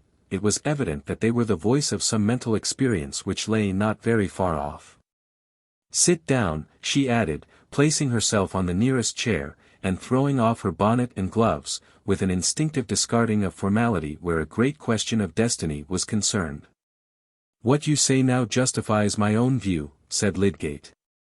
"I think it is one's function as a medical man to hinder regrets of that sort as far as possible. But I beg you to observe that Mr. Casaubon's case is precisely of the kind in which the issue is most difficult to pronounce upon. He may possibly live for 15 years or more, without much worse health than he has had hitherto." Dorothea had turned very pale, and when Lydgate paused she said in a low voice, "You mean if we are very careful?" "Yes, careful against mental agitation of all kinds, and against excessive application." "He would be miserable, if he had to give up his work," said Dorothea, with a quick prevision of that wretchedness. "I am aware of that. The only course is to try by all means, direct and indirect, to moderate and vary his occupations. With a happy concurrence of circumstances, there is, as I said, no immediate danger from that affection of the heart, which I believe to have been the cause of his late attack. On the other hand, it is possible that the disease may develop itself more rapidly. It is one of those cases in which death is sometimes sudden. Nothing should be neglected which might be affected by such an issue. There was silence for a few moments, while Dorothea sat as if she had been turned to marble, though the life within her was so intense that her mind had never before swept in brief time over an equal range of scenes and motives. "Help me, pray," she said, at last, in the same low voice as before. "Tell me what I can do. What do you think of foreign travel? You have been lately in Rome, I think." The memories which made this resource utterly hopeless were a new current that shook Dorothea out of her pallid immobility. "Oh, that would not do, that would be worse than anything," she said with a more childlike despondency, while the tears rolled down. "Nothing will be of any use that he does not enjoy." "I wish that I could have spared you this pain," said Lydgate, deeply touched, yet wondering about her marriage. Women just like Dorothea had not entered into his traditions. "It was right of you to tell me. I thank you for telling me the truth. I wish you to understand that I shall not say anything to enlighten Mr. Casaubon himself. I think it desirable for him to know nothing more than that he must not overwork himself, and must observe certain rules. Anxiety of any kind would be precisely the most unfavorable condition for him." Lydgate rose, and Dorothea mechanically rose at the same time, unclasping her cloak and throwing it off as if it stifled her. He was bowing and quitting her, when an impulse which if she had been alone would have turned into a prayer, made her say with a sob in her voice, "Oh, you are a wise man, are you not? You know all about life and death. Advise me. Think what I can do." He has been laboring all his life and looking forward. He minds about nothing else. And I mind about nothing else. For years after Lydgate remembered the impression produced in him by this involuntary appeal, this cry from soul to soul. Without other consciousness than their moving with kindred natures in the same embroiled medium, the same troublous fitfully illuminated life. But what could he say now except that he should see Mr. Casaubon again tomorrow? When he was gone, Dorothea's tears gushed forth, and relieved her stifling oppression. Then she dried her eyes, reminded that her distress must not be betrayed to her husband, and looked round the room thinking that she must order the servant to attend to it as usual, since Mr. Casaubon might now at any moment wish to enter. On his writing table there were letters which had lain untouched since the morning when he was taken ill, and among them, as Dorothea well remembered, there were young Ladislaw's letters, the one addressed to her still unopened. The associations of these letters had been made the more painful by that sudden attack of illness which she felt that the agitation caused by her anger might have helped to bring on. It would be time enough to read them when they were again thrust upon her. And she had had no inclination to fetch them from the library. But now it occurred to her that they should be put out of her husband's sight. Whatever might have been the sources of his annoyance about them, he must, if possible, not be annoyed again. And she ran her eyes first over the letter addressed to him to assure herself whether or not it would be necessary to write in order to hinder the offensive visit. Will wrote from Rome, and began by saying that his obligations to Mr. Casaubon were too deep for all thanks not to seem impertinent. It was plain that if he were not grateful, he must be the poorest spirited rascal who had ever found a generous friend. To expand in wordy thanks would be like saying, "I am honest." But Will had come to perceive that his defects which Mr. Casaubon had himself often pointed to, needed for their correction that more strenuous position which his relative's generosity had hitherto prevented from being inevitable. He trusted that he should make the best return, if return were possible, by showing the effectiveness of the education for which he was indebted. And by ceasing in future to need any diversion towards himself of funds on which others might have a better claim. He was coming to England, to try his fortune, as many other young men were obliged to do whose only capital was in their brains. His friend Naumann had desired him to take charge of the dispute, the picture painted for Mr. Casaubon, with whose permission, and Mrs. Casaubon's, Will would convey it to Lawick in person. A letter addressed to the poste restante in Paris within the fortnight would hinder him, if necessary, from arriving at an inconvenient moment. He enclosed a letter to Mrs. Casaubon in which he continued a discussion about art, begun with her in Rome. Opening her own letter, Dorothea saw that it was a lively continuation of his remonstrance with her fanatical sympathy and her want of sturdy neutral delight in things as they were, an outpouring of his young vivacity which it was impossible to read. Just now. She had immediately to consider what was to be done about the other letter. There was still time perhaps to prevent Will from coming to Lowick. Dorothea ended by giving the letter to her uncle, who was still in the house, and begging him to let Will know that Mr. Casaubon had been ill, and that his health would not allow the reception of any visitors. No one more ready than Mr. Brooke to write a letter. His only difficulty was to write a short one, and his ideas in this case expanded over the 3 large pages and the inward foldings. He had simply said to Dorothea, "To be sure, I will write, my dear. He's a very clever young fellow, this young Ladislaw, I dare say will be a rising young man. It's a good letter, marks his sense of things, you know. However, I will tell him about Casaubon." But the end of Mr. Brooke's pen was a thinking organ, evolving sentences, especially of a benevolent kind, before the rest of his mind could well overtake them. It expressed regrets and proposed remedies, which, when Mr. Brooke read them, seemed felicitously worded, surprisingly the right thing, and determined a sequel which he had never before thought of.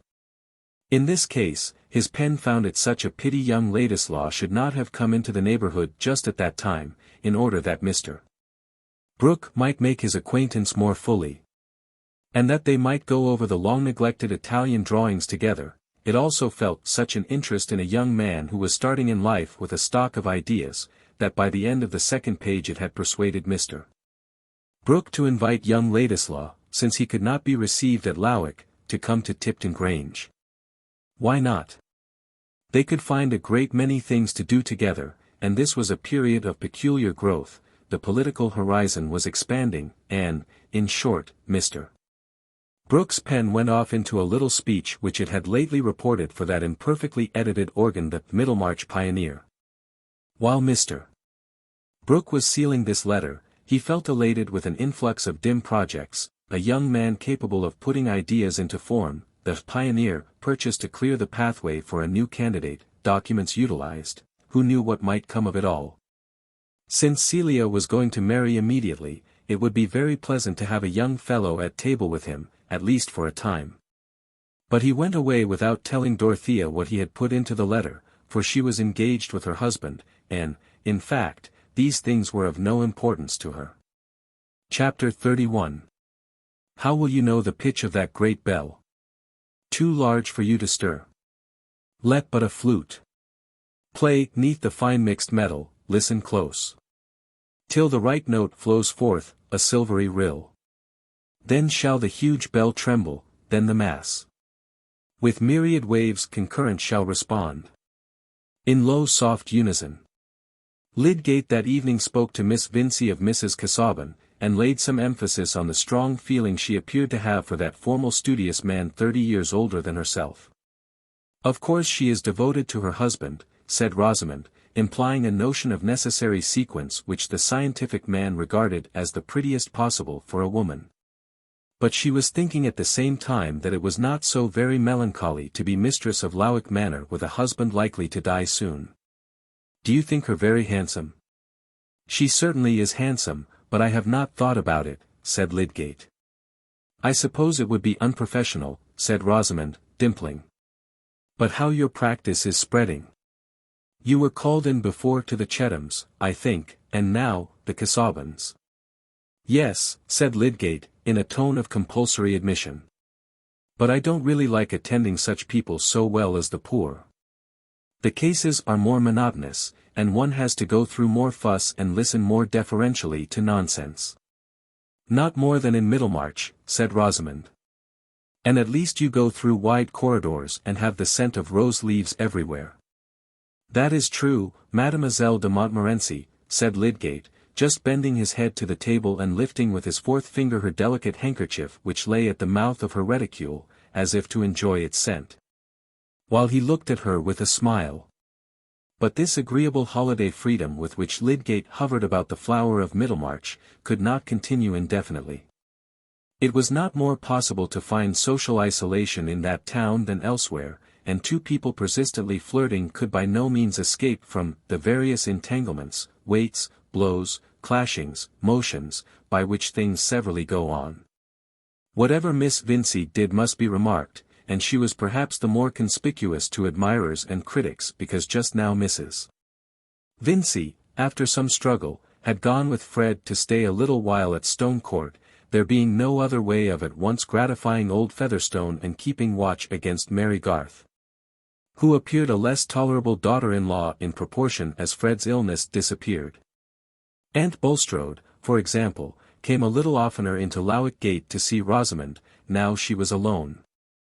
For Mrs. Bulstrode had a true sisterly feeling for her brother, always thinking that he might have married better, but wishing well to the children. Now Mrs. Bulstrode had a long-standing intimacy with Mrs. Plymdale. They had nearly the same preferences in silks, patterns for underclothing, chinaware, and clergymen. They confided their little troubles of health and household management to each other, and various little points of superiority on Mrs.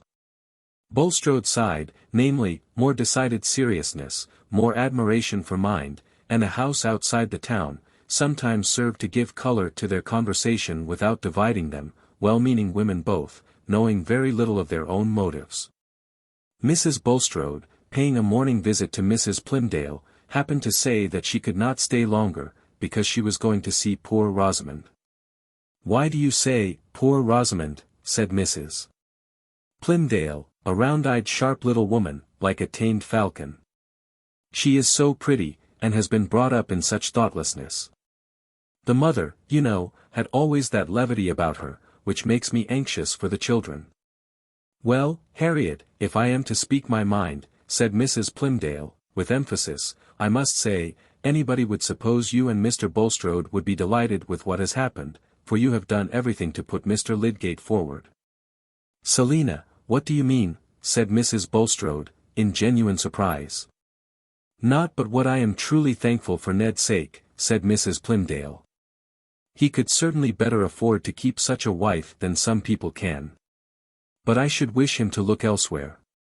Still, a mother has anxieties, and some young men would take to a bad life in consequence. Besides, if I was obliged to speak, I should say I was not fond of strangers coming into a town." "I don't know, Selina," said Mrs. Bulstrode, with a little emphasis in her turn. "Mr. Bulstrode was a stranger here at one time. Abraham and Moses were strangers in the land, and we are told to entertain strangers. And especially," she added, after a slight pause, "when they are unexceptionable. I was not speaking in a religious sense, Harriet. I spoke as a mother. Selina, I am sure you have never heard me say anything against a niece of mine marrying your son." "Oh, it is pride in Miss Vincy, I am sure it is nothing else," said Mrs. Plymdale, who had never before given all her confidence to Harriet on this subject. "No young man in Middlemarch was good enough for her, I have heard her mother say as much. That is not a Christian spirit, I think. But now, from all I hear, she has found a man as proud as herself." "You don't mean that there is anything between Rosamond and Mr. Lydgate," said Mrs. Bulstrode, rather mortified at finding out her own ignorance. "Is it possible you don't know, Harriet?" "Oh, I go about so little, and I am not fond of gossip, I really never hear any. You see so many people that I don't see. Your circle is rather different from ours." "Well, but your own niece and Mr. Bulstrode's great favourite, and yours too, I am sure, Harriet. I thought, at one time, you meant him for Kate, when she is a little older." "I don't believe there can be anything serious at present," said Mrs. Bulstrode. "My brother would certainly have told me." "Well, people have different ways, but I understand that nobody can see Miss Vincy and Mr. Lydgate together without taking them to be engaged. However, it is not my business. Shall I put up the pattern of mittens?" After this Mrs. Bulstrode drove to her niece with a mind newly weighted. She was herself handsomely dressed, but she noticed with a little more regret than usual that Rosamond, who was just come in and met her in walking dress, was almost as expensively equipped. Mrs. Bulstrode was a feminine smaller edition of her brother, and had none of her husband's low-toned pallor. She had a good honest glance and used no circumlocution. You are alone, I see, my dear, she said, as they entered the drawing-room together, looking round gravely. Rosamond felt sure that her aunt had something particular to say, and they sat down near each other. Nevertheless, the quilling inside Rosamond's bonnet was so charming that it was impossible not to desire the same kind of thing for Kate, and Mrs. Bulstrode's eyes, which were rather fine, rolled round that ample quilled circuit, while she spoke. I have just heard something about you that has surprised me very much, Rosamond. What is that, aunt?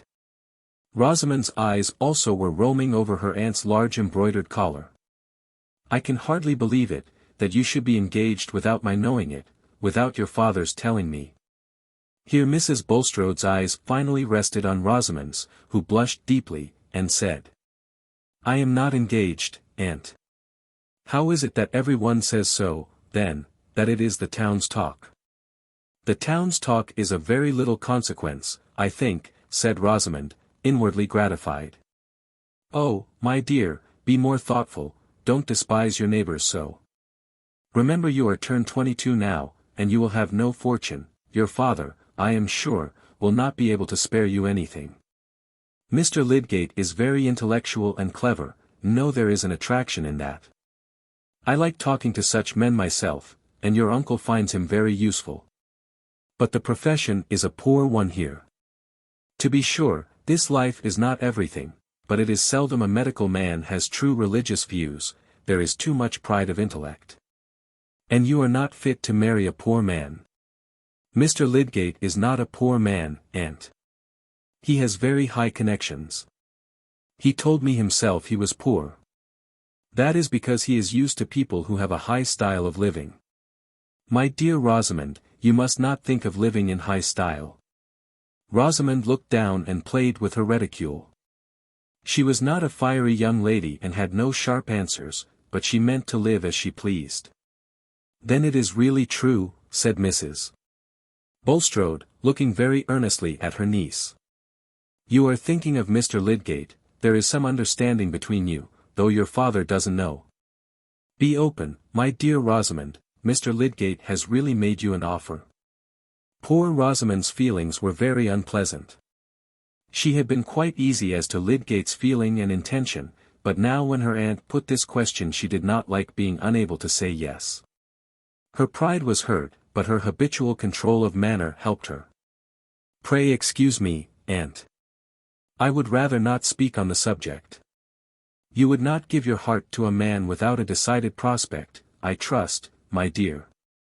And think of the 2 excellent offers I know of that you have refused, and one still within your reach, if you will not throw it away. I knew a very great beauty who married badly at last, by doing so. Mr. Ned Plymdale is a nice young man, some might think good-looking, and an only son, and a large business of that kind is better than a profession. Not that marrying is everything. I would have you seek first the kingdom of God. But a girl should keep her heart within her own power. I should never give it to Mr. Ned Plymdale, if it were. I have already refused him. If I loved, I should love at once and without change, said Rosamond, with a great sense of being a romantic heroine, and playing the part prettily. I see how it is, my dear, said Mrs. Bulstrode, in a melancholy voice, rising to go. You have allowed your affections to be engaged without return. No, indeed, aunt, said Rosamond, with emphasis. Then you are quite confident that Mr. Lydgate has a serious attachment to you? Rosamond's cheeks by this time were persistently burning, and she felt much mortification. She chose to be silent, and her aunt went away all the more convinced. Mr.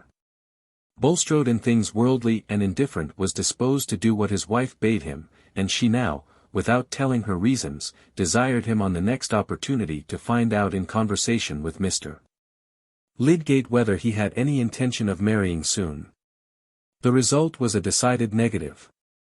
Mr. Bulstrode, on being cross-questioned, showed that Lydgate had spoken as no man would who had any attachment that could issue in matrimony. Mrs. Bulstrode now felt that she had a serious duty before her, and she soon managed to arrange a tête-à-tête with Lydgate, in which she passed from inquiries about Fred Vincey's health. and expressions of her sincere anxiety for her brother's large family, to general remarks on the dangers which lay before young people with regard to their settlement in life.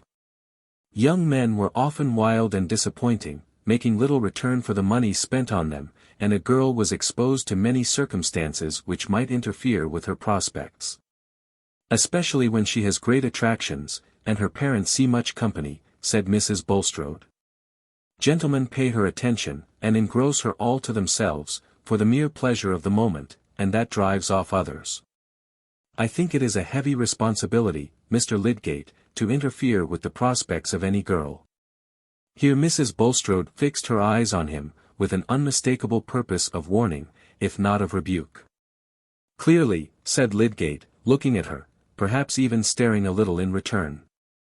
On the other hand, a man must be a great coxcomb to go about with a notion that he must not pay attention to a young lady lest she should fall in love with him, or lest others should think she must.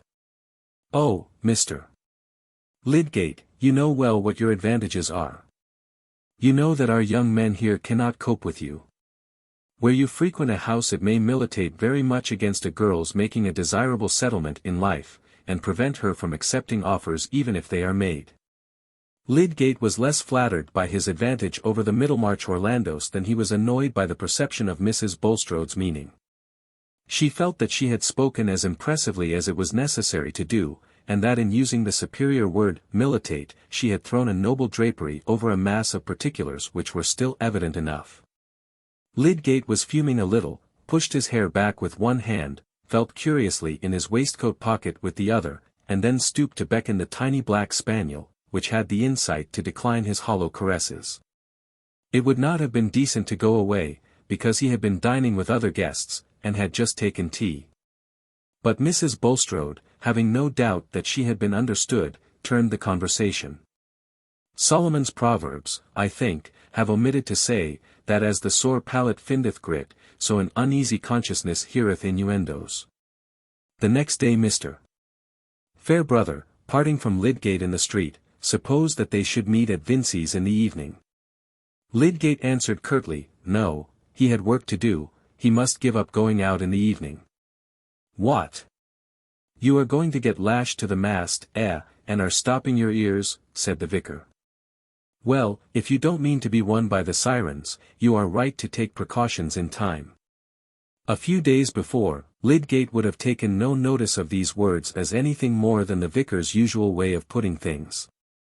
They seemed now to convey an innuendo which confirmed the impression that he had been making a fool of himself and behaving so as to be misunderstood, not, he believed, by Rosamond herself.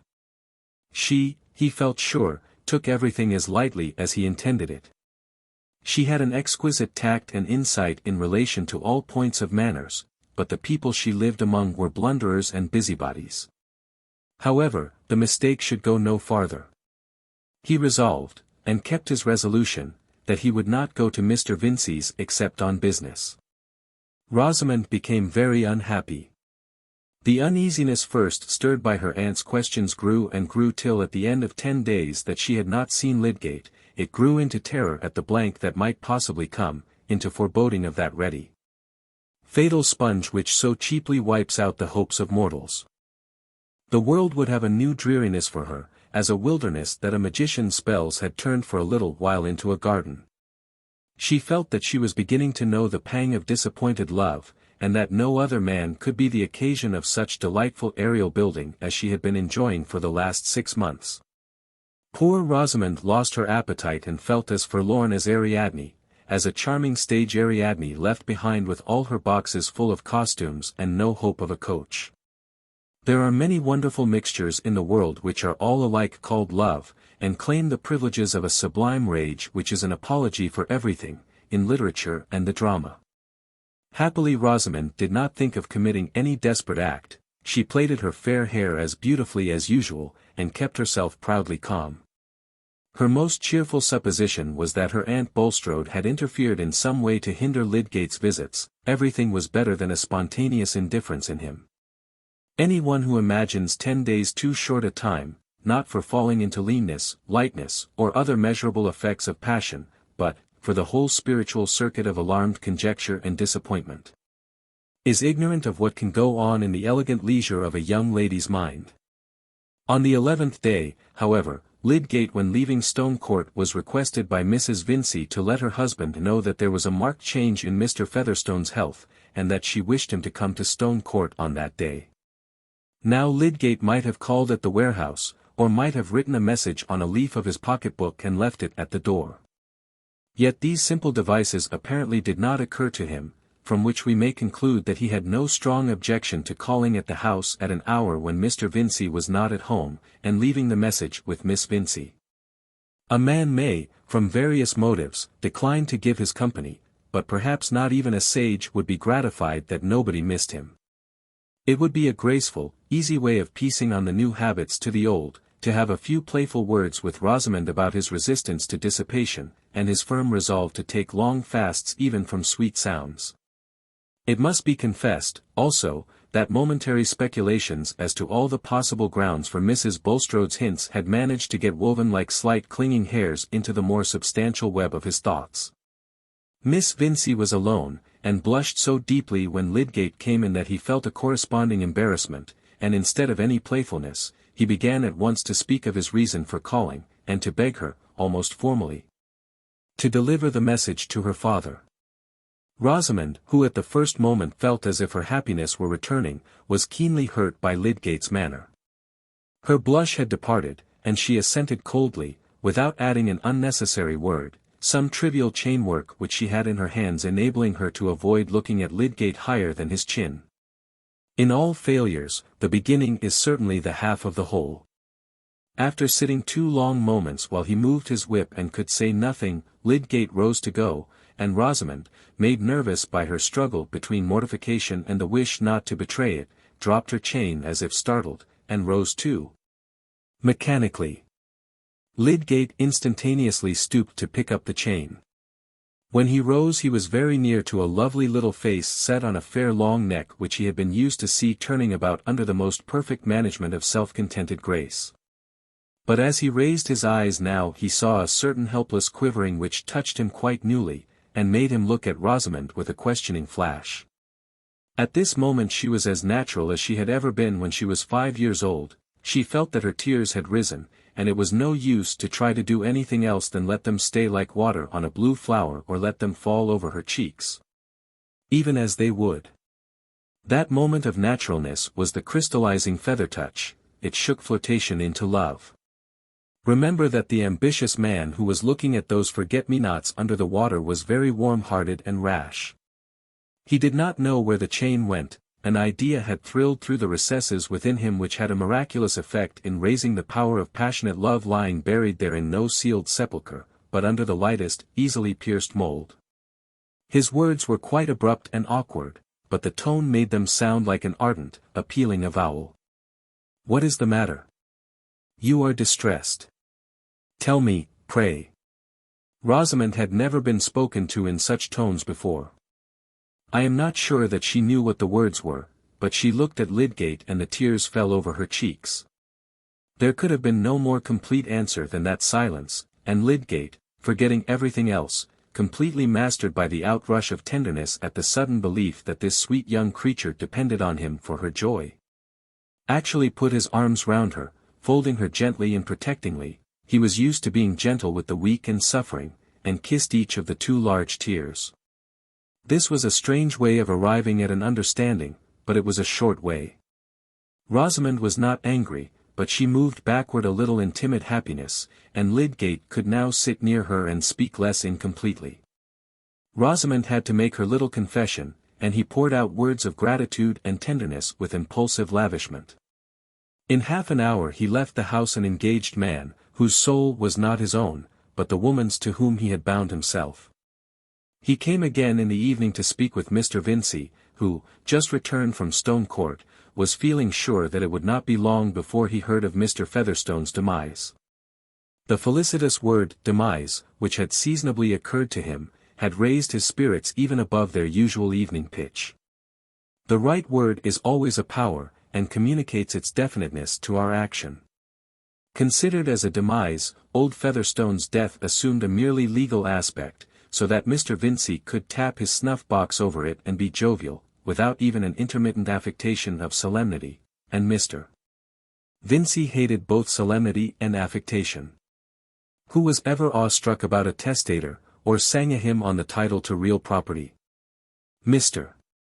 Vincey was inclined to take a jovial view of all things that evening. He even observed to Lydgate that Fred had got the family constitution after all, and would soon be as fine a fellow as ever again.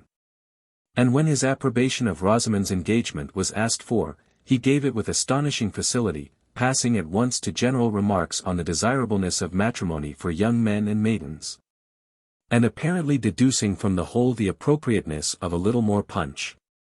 Chapter 32. They'll take suggestion as a cat laps milk. Shakespeare, Tempest. The triumphant confidence of the mayor founded on Mr. Featherstone's insistent demand that Fred and his mother should not leave him, was a feeble emotion compared with all that was agitating the breasts of the old man's blood relations, who naturally manifested more their sense of the family tie and were more visibly numerous now that he had become bedridden. Naturally, for when poor Peter had occupied his armchair in the wainscoted parlour, no assiduous beetles for whom the cook prepares boiling water could have been less welcome on a hearth which they had reasons for preferring than those persons whose Featherstone blood was ill-nourished, not from penuriousness on their part, but from poverty. Brother Solomon and Sister Jane were rich, and the family candour and total abstinence from false politeness with which they were always received seemed to them no argument that their brother in the solemn act of making his will would overlook the superior claims of wealth. Themselves at least he had never been unnatural enough to banish from his house, and it seemed hardly eccentric that he should have kept away Brother Jonah, Sister Martha, and the rest, who had no shadow of such claims. They knew Peter's maxim, that money was a good egg, and should be laid in a warm nest. But Brother Jonah, Sister Martha, and all the needy exiles, held a different point of view. Probabilities are as various as the faces to be seen at will in fretwork or paper hangings, every form is there, from Jupiter to Judy, if you only look with creative inclination. To the poorer and least favored it seemed likely that since Peter had done nothing for them in his life, he would remember them at the last. Jonah argued that men liked to make a surprise of their wills, while Martha said that nobody need be surprised if he left the best part of his money to those who least expected it. Also it was not to be thought but that an own brother, lying there, with dropsy in his legs must come to feel that blood was thicker than water, and if he didn't alter his will, he might have money by him. At any rate some blood relations should be on the premises and on the watch against those who were hardly relations at all. Such things had been known as forged wills and disputed wills, which seemed to have the golden hazy advantage of somehow enabling non-legatees to live out of them. Again, those who were no blood relations might be caught making away with things, and poor Peter, lying there, helpless. Somebody should be on the watch. But in this conclusion they were at one with Solomon and Jane. Also, some nephews, nieces, and cousins, arguing with still greater subtlety as to what might be done by a man able to will away his property and give himself large treats of oddity, felt in a handsome sort of way that there was a family interest to be attended to, and thought of Stone Court as a place which it would be nothing but right for them to visit. Sister Martha, otherwise Mrs. Cranch, living with some wheeziness in the chalky flats, could not undertake the journey. But her son, as being poor Peter's own nephew, could represent her advantageously, and watch lest his uncle Jonah should make an unfair use of the improbable things which seemed likely to happen. In fact there was a general sense running in the Featherstone blood that everybody must watch everybody else, and that it would be well for everybody else to reflect that the Almighty was watching him. Thus Stone Court continually saw one or other blood relation alighting or departing, and Mary Garth had the unpleasant task of carrying their messages to Mr. Featherstone, who would see none of them, and sent her down with the still more unpleasant task of telling them so. As manager of the household she felt bound to ask them in good provincial fashion to stay and eat, but she chose to consult Mrs. Vincey on the point of extra downstairs consumption now that Mr. Featherstone was laid up. "Oh, my dear, you must do things handsomely where there's last illness and a property. God knows, I don't grudge them every ham in the house, only, save the best for the funeral." Have some stuffed veal always, and a fine cheese in cut. You must expect to keep open house in these last illnesses, said liberal Mrs. Vincey, once more of cheerful note and bright plumage. But some of the visitors alighted and did not depart after the handsome treating to veal and ham. Brother Jonah, for example, there are such unpleasant people in most families.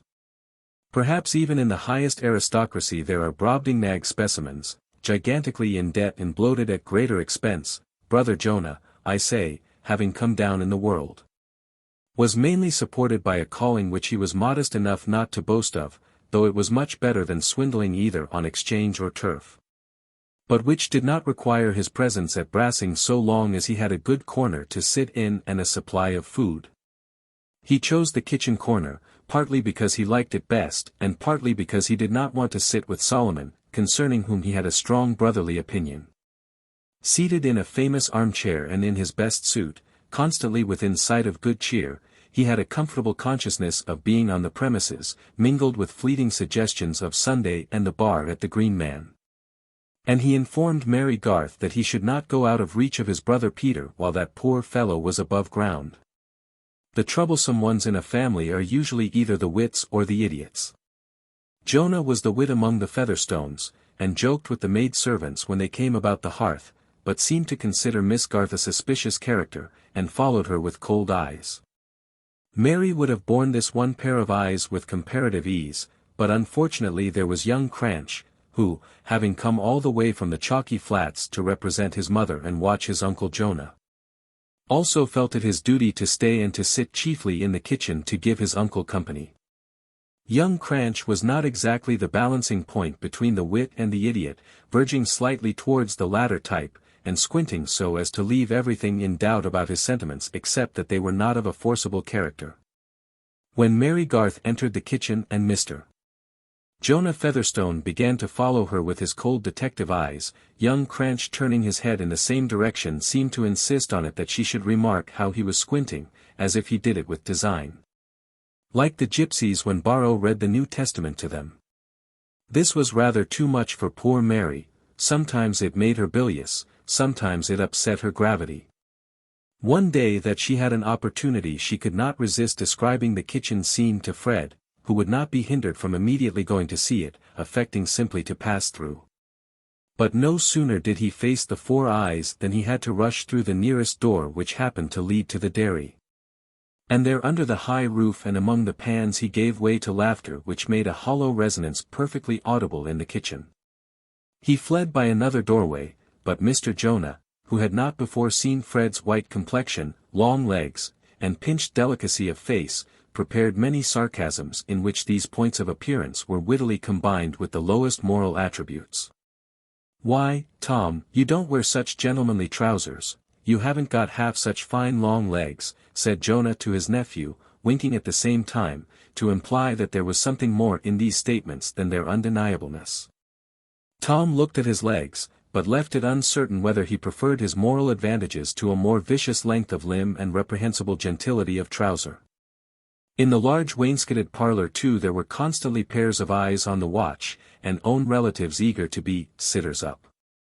Many came, lunched, and departed, but Brother Solomon and the lady who had been Jane Featherstone for 25 years before she was Mrs. Wall found it good to be there every day for hours. Without other calculable occupation than that of observing the cunning Mary Garth, who was so deep that she could be found out in nothing, and giving occasional dry wrinkly indications of crying, as if capable of torrents in a wetter season, at the thought that they were not allowed to go into Mr. Featherstone's room. For the old man's dislike of his own family seemed to get stronger as he got less able to amuse himself by saying biting things to them. Too languid to sting, he had the more venom refluent in his blood. Not fully believing the message sent through Mary Garth, they had presented themselves together within the door of the bedroom, both in black, Mrs. Wall having a white handkerchief partially unfolded in her hand, and both with faces in a sort of half-mourning purple, while Mrs. Vincey with her pink cheeks and pink ribbons flying was actually administering a cordial to their own brother, and the light-complexioned Fred, his short hair curling as might be expected in a gambler's, was lolling at his ease in a large chair. Old Featherstone no sooner caught sight of these funereal figures appearing in spite of his orders than rage came to strengthen him more successfully than the cordial. He was propped up on a bedrest, and always had his gold-headed stick lying by him. He seized it now and swept it backwards and forwards in as large an area as he could, apparently to ban these ugly spectres, crying in a hoarse sort of screech. "Back, back, Mrs. Wall! Back, Solomon! Oh, brother! Peter, Mrs. Wall began, but Solomon put his hand before her repressingly. He was a large-cheeked man, nearly 70, with small furtive eyes, and was not only of much blander temper but thought himself much deeper than his brother Peter. Indeed not likely to be deceived in any of his fellow men, inasmuch as they could not well be more greedy and deceitful than he suspected them of being. Even the invisible powers, he thought, were likely to be soothed by a bland parenthesis here and there, coming from a man of property, who might have been as impious as others. "Brother Peter," he said, in a wheedling yet gravely official tone, "it's nothing but right I should speak to you about the 3 Crofts and the manganese. The Almighty knows what I've got on my mind." "Then He knows more than I want to know," said Peter, laying down his stick with a show of truce which had a threat in it too. For he reversed the stick so as to make the gold handle a club in case of closer fighting, and looked hard at Solomon's bald head. "There's things you might repent of, brother, for want of speaking to me," said Solomon, not advancing, however. "I could sit up with you tonight, and Jane with me, willingly, and you might take your own time to speak, or let me speak." "Yes, I shall take my own time, you needn't offer me yours," said Peter. "But you can't take your own time to die in, brother," began Mrs. Wall, with her usual woolly tone. "And when you lie speechless you may be tired of having strangers about you, and you may think of me and my children," but here her voice broke under the touching thought which she was attributing to her speechless brother. "The mention of ourselves being naturally affecting." "No, I shan't," said old Featherstone, contradictiously. "I shan't think of any of you. I've made my will, I tell you, I've made my will." Here he turned his head towards Mrs. Vincey, and swallowed some more of his cordial. "Some people would be ashamed to fill up a place belonging by rights to others," said Mrs. Wall, turning her narrow eyes in the same direction. "Oh, sister," said Solomon, with ironical softness, "you and me are not fine, and handsome, and clever enough, we must be humble and let smart people push themselves before us." Fred's spirit could not bear this, rising and looking at Mr. Featherstone, he said, "Shall my mother and I leave the room, sir, that you may be alone with your friends?" "Sit down, I tell you," said old Featherstone, snappishly. "Stop where you are. Good-bye, Solomon," he added, trying to wield his stick again, but failing now that he had reversed the handle. "Good-bye, Mrs. Wall. Don't you come again." "I shall be downstairs, brother, whether or no," said Solomon. "I shall do my duty, and it remains to be seen what the Almighty will allow."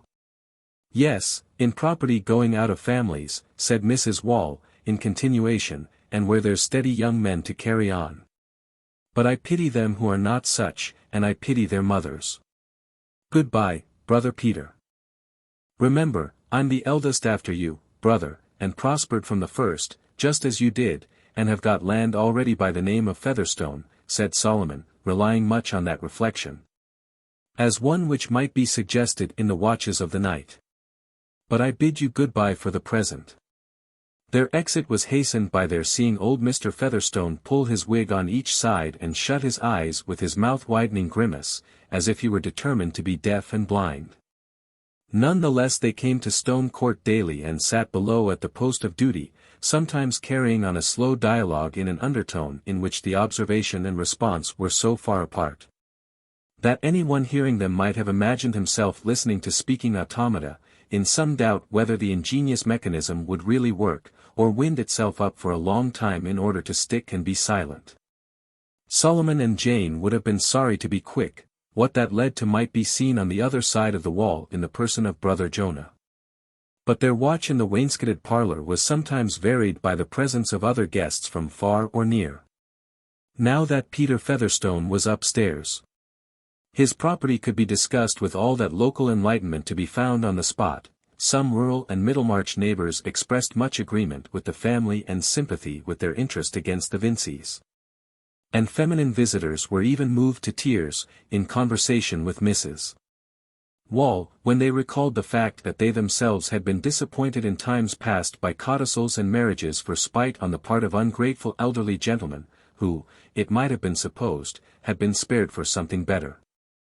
Such conversation paused suddenly, like an organ when the bellows are let drop, if Mary Garth came into the room, and all eyes were turned on her as a possible legatee, or one who might get access to iron chests. But the younger men who were relatives or connections of the family, were disposed to admire her in this problematic light, as a girl who showed much conduct. And who among all the chances that were flying might turn out to be at least a moderate prize. Hence she had her share of compliments and polite attentions. Especially from Mr. Borthrop Trumbull, a distinguished bachelor and auctioneer of those parts, much concerned in the sale of land and cattle, a public character, indeed, whose name was seen on widely distributed placards. And who might reasonably be sorry for those who did not know of him. He was second cousin to Peter Featherstone, and had been treated by him with more amenity than any other relative, being useful in matters of business. And in that program of his funeral which the old man had himself dictated, he had been named as a bearer. There was no odious cupidity in Mr. Borthrop Trumbull, nothing more than a sincere sense of his own merit, which, he was aware, in case of rivalry might tell against competitors. So that if Peter Featherstone, who so far as he, Trumbull, was concerned, had behaved like as good a soul as ever breathed, should have done anything handsome by him, all he could say was, that he had never fished and fawned. But had advised him to the best of his experience, which now extended over 20 years from the time of his apprenticeship at 15, and was likely to yield a knowledge of no surreptitious kind. His admiration was far from being confined to himself, but was accustomed professionally as well as privately to delight in estimating things at a high rate.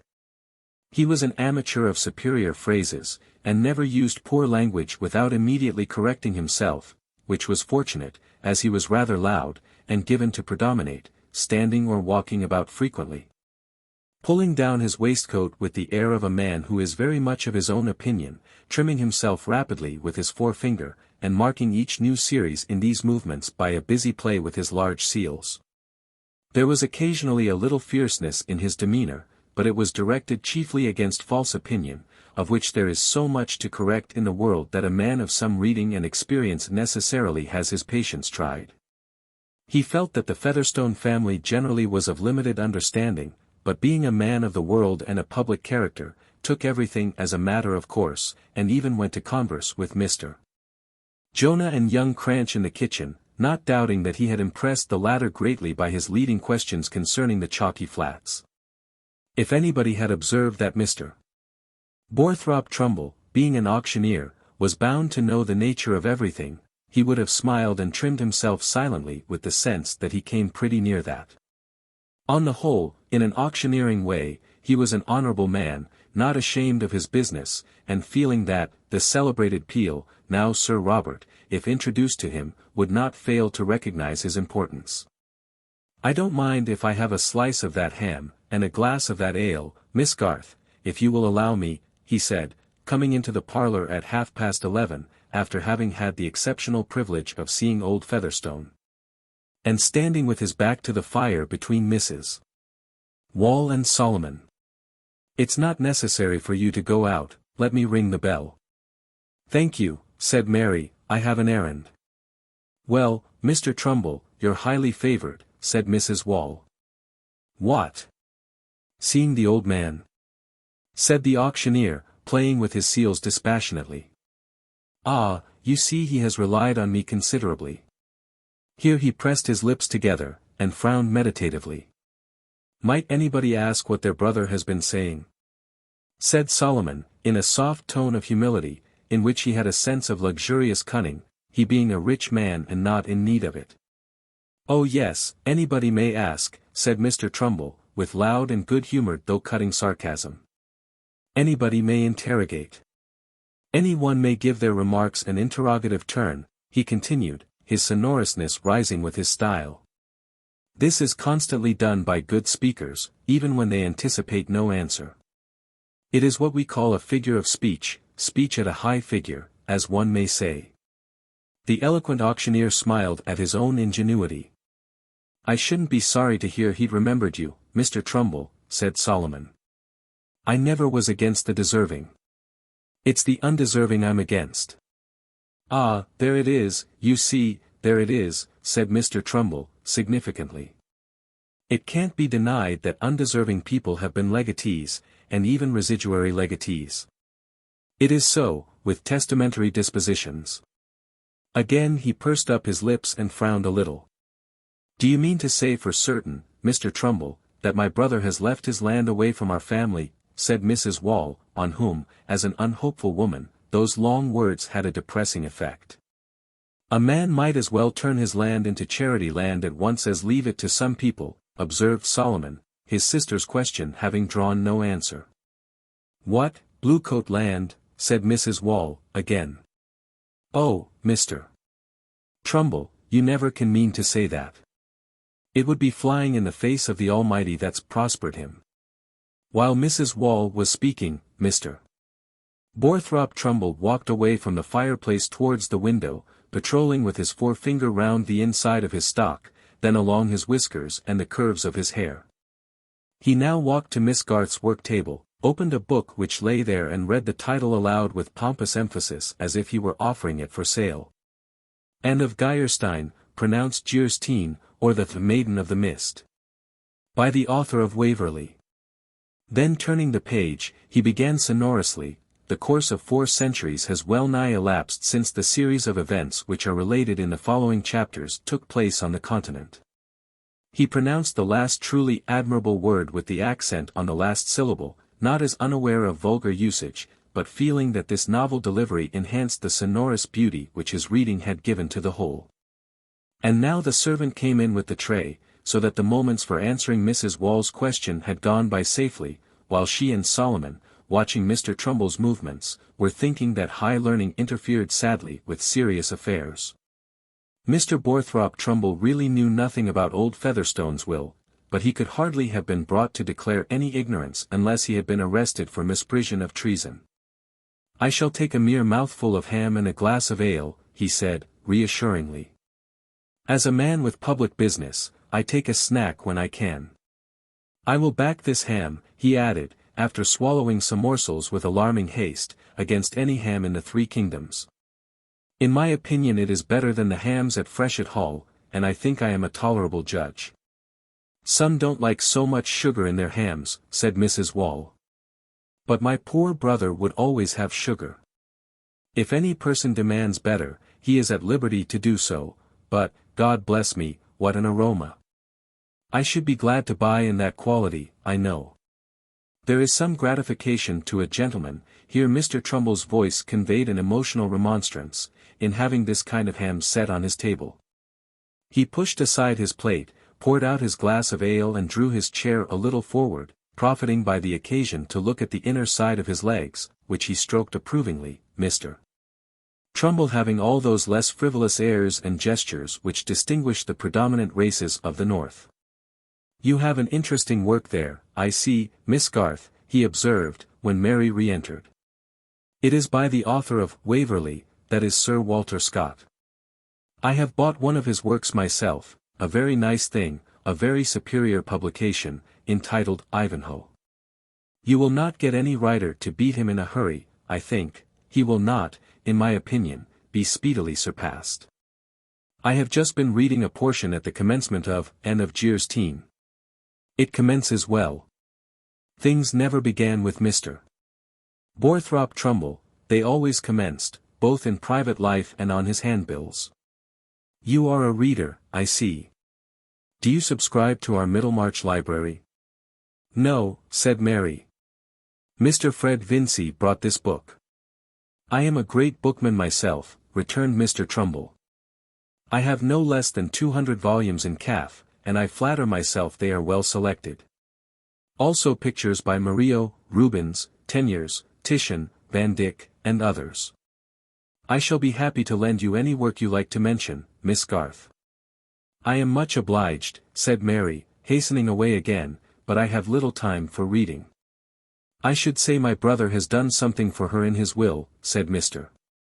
Solomon, in a very low undertone, when she had shut the door behind her, pointing with his head towards the absent Mary. His first wife was a poor match for him, though, said Mrs. Wall. She brought him nothing, and this young woman is only her niece, and very proud. And my brother has always paid her wage. A sensible girl though, in my opinion, said Mr. Trumbull, finishing his ale and starting up with an emphatic adjustment of his waistcoat. I have observed her when she has been mixing medicine in drops. She minds what she is doing, sir. That is a great point in a woman, and a great point for our friend upstairs, poor dear old soul. A man whose life is of any value should think of his wife as a nurse. That is what I should do, if I married.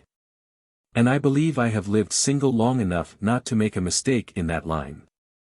Some men must marry to elevate themselves a little, but when I am in need of that, I hope someone will tell me so, I hope some individual will apprise me of the fact. I wish you good morning, Mrs. Wall. Good morning, Mr. Solomon. I trust we shall meet under less melancholy auspices. When Mr. Trumbull had departed with a fine bow, Solomon, leaning forward, observed to his sister, "You may depend, Jane, my brother has left that girl a lumping sum." "Anybody would think so, from the way Mr. Trumbull talks," said Jane. Then, after a pause, "He talks as if my daughters wasn't to be trusted to give drops." "Auctioneers talk wild," said Solomon. "Not but what Trumbull has made money." Chapter 33. Close up his eyes and draw the curtain close. And let us all to meditation. 2 Henry VI. That night after 12 o'clock Mary Garth relieved the watch in Mr. Featherstone's room, and sat there alone through the small hours. She often chose this task, in which she found some pleasure, notwithstanding the old man's testiness whenever he demanded her attentions. There were intervals in which she could sit perfectly still, enjoying the outer stillness and the subdued light. The red fire with its gently audible movement seemed like a solemn existence calmly independent of the petty passions, the imbecile desires, the straining after worthless uncertainties, which were daily moving her contempt. Mary was fond of her own thoughts, and could amuse herself well sitting in twilight with her hands in her lap. For, having early had strong reason to believe that things were not likely to be arranged for her peculiar satisfaction, she wasted no time in astonishment and annoyance at that fact. And she had already come to take life very much as a comedy in which she had a proud, nay, a generous resolution not to act the mean or treacherous part. Mary might have become cynical if she had not had parents whom she honored, and a well of affectionate gratitude within her, which was all the fuller because she had learned to make no unreasonable claims. She sat tonight revolving, as she was wont, the scenes of the day, her lips often curling with amusement at the oddities to which her fancy added fresh drollery. People were so ridiculous with their illusions, carrying their fools' caps unawares. Thinking their own lies opaque while everybody else's were transparent, making themselves exceptions to everything, as if when all the world looked yellow under a lamp they alone were rosy. Yet there were some illusions under Mary's eyes which were not quite comic to her. She was secretly convinced, though she had no other grounds than her close observation of old Featherstone's nature, that in spite of his fondness for having the Vinceys about him, they were as likely to be disappointed as any of the relations whom he kept at a distance. She had a good deal of disdain for Mrs. Vincey's evident alarm lest she and Fred should be alone together, but it did not hinder her from thinking anxiously of the way in which Fred would be affected, if it should turn out that his uncle had left him as poor as ever. She could make a butt of Fred when he was present, but she did not enjoy his follies when he was absent. Yet she liked her thoughts. A vigorous young mind not overbalanced by passion, finds a good in making acquaintance with life, and watches its own powers with interest. Mary had plenty of merriment within. Her thought was not veined by any solemnity or pathos about the old man on the bed. Such sentiments are easier to affect than to feel about an aged creature whose life is not visibly anything but a remnant of vices. She had always seen the most disagreeable side of Mr. Featherstone. He was not proud of her, and she was only useful to him. To be anxious about a soul that is always snapping at you must be left to the saints of the earth. And Mary was not one of them. She had never returned him a harsh word, and had waited on him faithfully. That was her utmost. Old Featherstone himself was not in the least anxious about his soul, and had declined to see Mr. Tucker on the subject. Tonight he had not snapped, and for the first hour or two he lay remarkably still, until at last Mary heard him rattling his bunch of keys against the tin box which he always kept in the bed beside him. About 3 o'clock he said, with remarkable distinctness, "Missy, come here." Mary obeyed, and found that he had already drawn the tin box from under the clothes, though he usually asked to have this done for him, and he had selected the key. He now unlocked the box, and, drawing from it another key, looked straight at her with eyes that seemed to have recovered all their sharpness and said, "How many of them are in the house?" "You mean of your own relations, sir," said Mary, well used to the old man's way of speech. He nodded slightly and she went on. "Mr. Jonah Featherstone and young Cranch are sleeping here." "Oh aye, they stick, do they?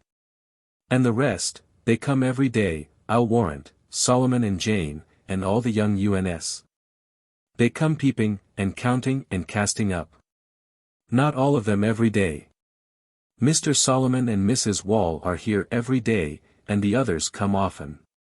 The old man listened with a grimace while she spoke, and then said, relaxing his face, "The more fools they. You hearken, Missy. It's 3 o'clock in the morning, and I've got all my faculties as well as ever I had in my life. I know all my property, and where the money's put out, and everything. And I've made everything ready to change my mind, and do as I like at the last. Do you hear, Missy? I've got my faculties."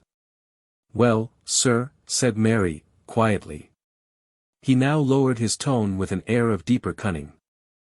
"I've made 2 wills, and I'm going to burn one. Now you do as I tell you. This is the key of my iron chest, in the closet there. You push well at the side of the brass plate at the top, till it goes like a bolt, then you can put the key in the front lock and turn it. See and do that, and take out the topmost paper, last will and testament, big printed." "No, sir," said Mary, in a firm voice, "I cannot do that." "Not do it?" "I tell you, you must," said the old man, his voice beginning to shake under the shock of this resistance. "I cannot touch your iron chest or your will. I must refuse to do anything that might lay me open to suspicion. I tell you, I'm in my right mind. Shan't I do as I like at the last? I made 2 wills on purpose. Take the key, I say." "No, sir, I will not," said Mary, more resolutely still. Her repulsion was getting stronger. "I tell you, there's no time to lose. I cannot help that, sir. I will not let the close of your life soil the beginning of mine. I will not touch your iron chest or your will." She moved to a little distance from the bedside. The old man paused with a blank stare for a little while, holding the one key erect on the ring, then with an agitated jerk he began to work with his bony left hand at emptying the tin box before him. "Missy," he began to say, hurriedly, "look here. Take the money, the notes and gold, look here, take it, you shall have it all, do as I tell you." He made an effort to stretch out the key towards her as far as possible, and Mary again retreated. "I will not touch your key or your money, sir. Pray don't ask me to do it again. If you do, I must go and call your brother." He let his hand fall, and for the first time in her life Mary saw old Peter Featherstone begin to cry childishly. She said, in as gentle a tone as she could command, "Pray put up your money, sir," and then went away to her seat by the fire, hoping this would help to convince him that it was useless to say more. Presently he rallied and said eagerly, "Look here, then. Call the young chap, call Fred Vincy." Mary's heart began to beat more quickly. Various ideas rushed through her mind as to what the burning of a second will might imply. She had to make a difficult decision in a hurry. "I will call him," if you will let me call Mr. Jonah and others with him. Nobody else, I say. The young chap. I shall do as I like. Wait till broad daylight, sir, when everyone is stirring. Or let me call Simmons now, to go and fetch the lawyer. He can be here in less than 2 hours. Lawyer? What do I want with the lawyer? Nobody shall know, I say, nobody shall know. I shall do as I like. Let me call someone else, sir, said Mary, persuasively. She did not like her position, alone with the old man, who seemed to show a strange flaring of nervous energy which enabled him to speak again and again without falling into his usual cough. Yet she desired not to push unnecessarily the contradiction which agitated him. Let me, pray, call someone else. You let me alone, I say. Look here, missy. Take the money. You'll never have the chance again. It's pretty nigh 200, there's more in the box, and nobody knows how much there was.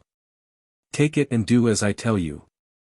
Mary, standing by the fire, saw its red light falling on the old man, propped up on his pillows and bed rest, with his bony hand holding out the key, and the money lying on the quilt before him. She never forgot that vision of a man wanting to do as he liked at the last. But the way in which he had put the offer of the money urged her to speak with harder resolution than ever. It is of no use, sir. I will not do it. Put up your money. I will not touch your money. I will do anything else I can to comfort you, but I will not touch your keys or your money. Anything else, said old Featherstone, with hoarse rage, which, as if in a nightmare, tried to be loud, and yet was only just audible. I want nothing else. You come here, you come here. Mary approached him cautiously, knowing him too well. She saw him dropping his keys and trying to grasp his stick, while he looked at her like an aged hyena, the muscles of his face getting distorted with the effort of his hand. She paused at a safe distance. Let me give you some cordial, she said, quietly, and try to compose yourself. You will perhaps go to sleep. And tomorrow by daylight you can do as you like. He lifted the stick, in spite of her being beyond his reach, and threw it with a hard effort which was but impotence. It fell, slipping over the foot of the bed. Mary let it lie, and retreated to her chair by the fire. By and by she would go to him with the cordial. Fatigue would make him passive. It was getting towards the chillest moment of the morning, the fire had got low, and she could see through the chink between the marine window curtains the light whitened by the blind. Having put some wood on the fire and thrown a shawl over her, she sat down, hoping that Mr. Featherstone might now fall asleep. If she went near him the irritation might be kept up. He had said nothing after throwing the stick, but she had seen him taking his keys again and laying his right hand on the money. He did not put it up, however, and she thought that he was dropping off to sleep. But Mary herself began to be more agitated by the remembrance of what she had gone through, than she had been by the reality, questioning those acts of hers which had come imperatively and excluded all question in the critical moment. Presently the dry wood sent out a flame which illuminated every crevice, and Mary saw that the old man was lying quietly with his head turned a little on one side. She went towards him with inaudible steps, and thought that his face looked strangely motionless, but the next moment the movement of the flame communicating itself to all objects made her uncertain. The violent beating of her heart rendered her perceptions so doubtful that even when she touched him and listened for his breathing, she could not trust her conclusions. She went to the window and gently propped aside the curtain and blind, so that the still light of the sky fell on the bed. The next moment she ran to the bell and rang it energetically. In a very little while there was no longer any doubt that Peter Featherstone was dead, with his right hand clasping the keys, and his left hand lying on the heap of notes and gold. Book 4. Free Love Problems. Chapter 34. First Gent. Such men as this are feathers, chips, and straws. Carry no weight, no force. 2d Gent. But levity is causal too, and makes the sum of weight.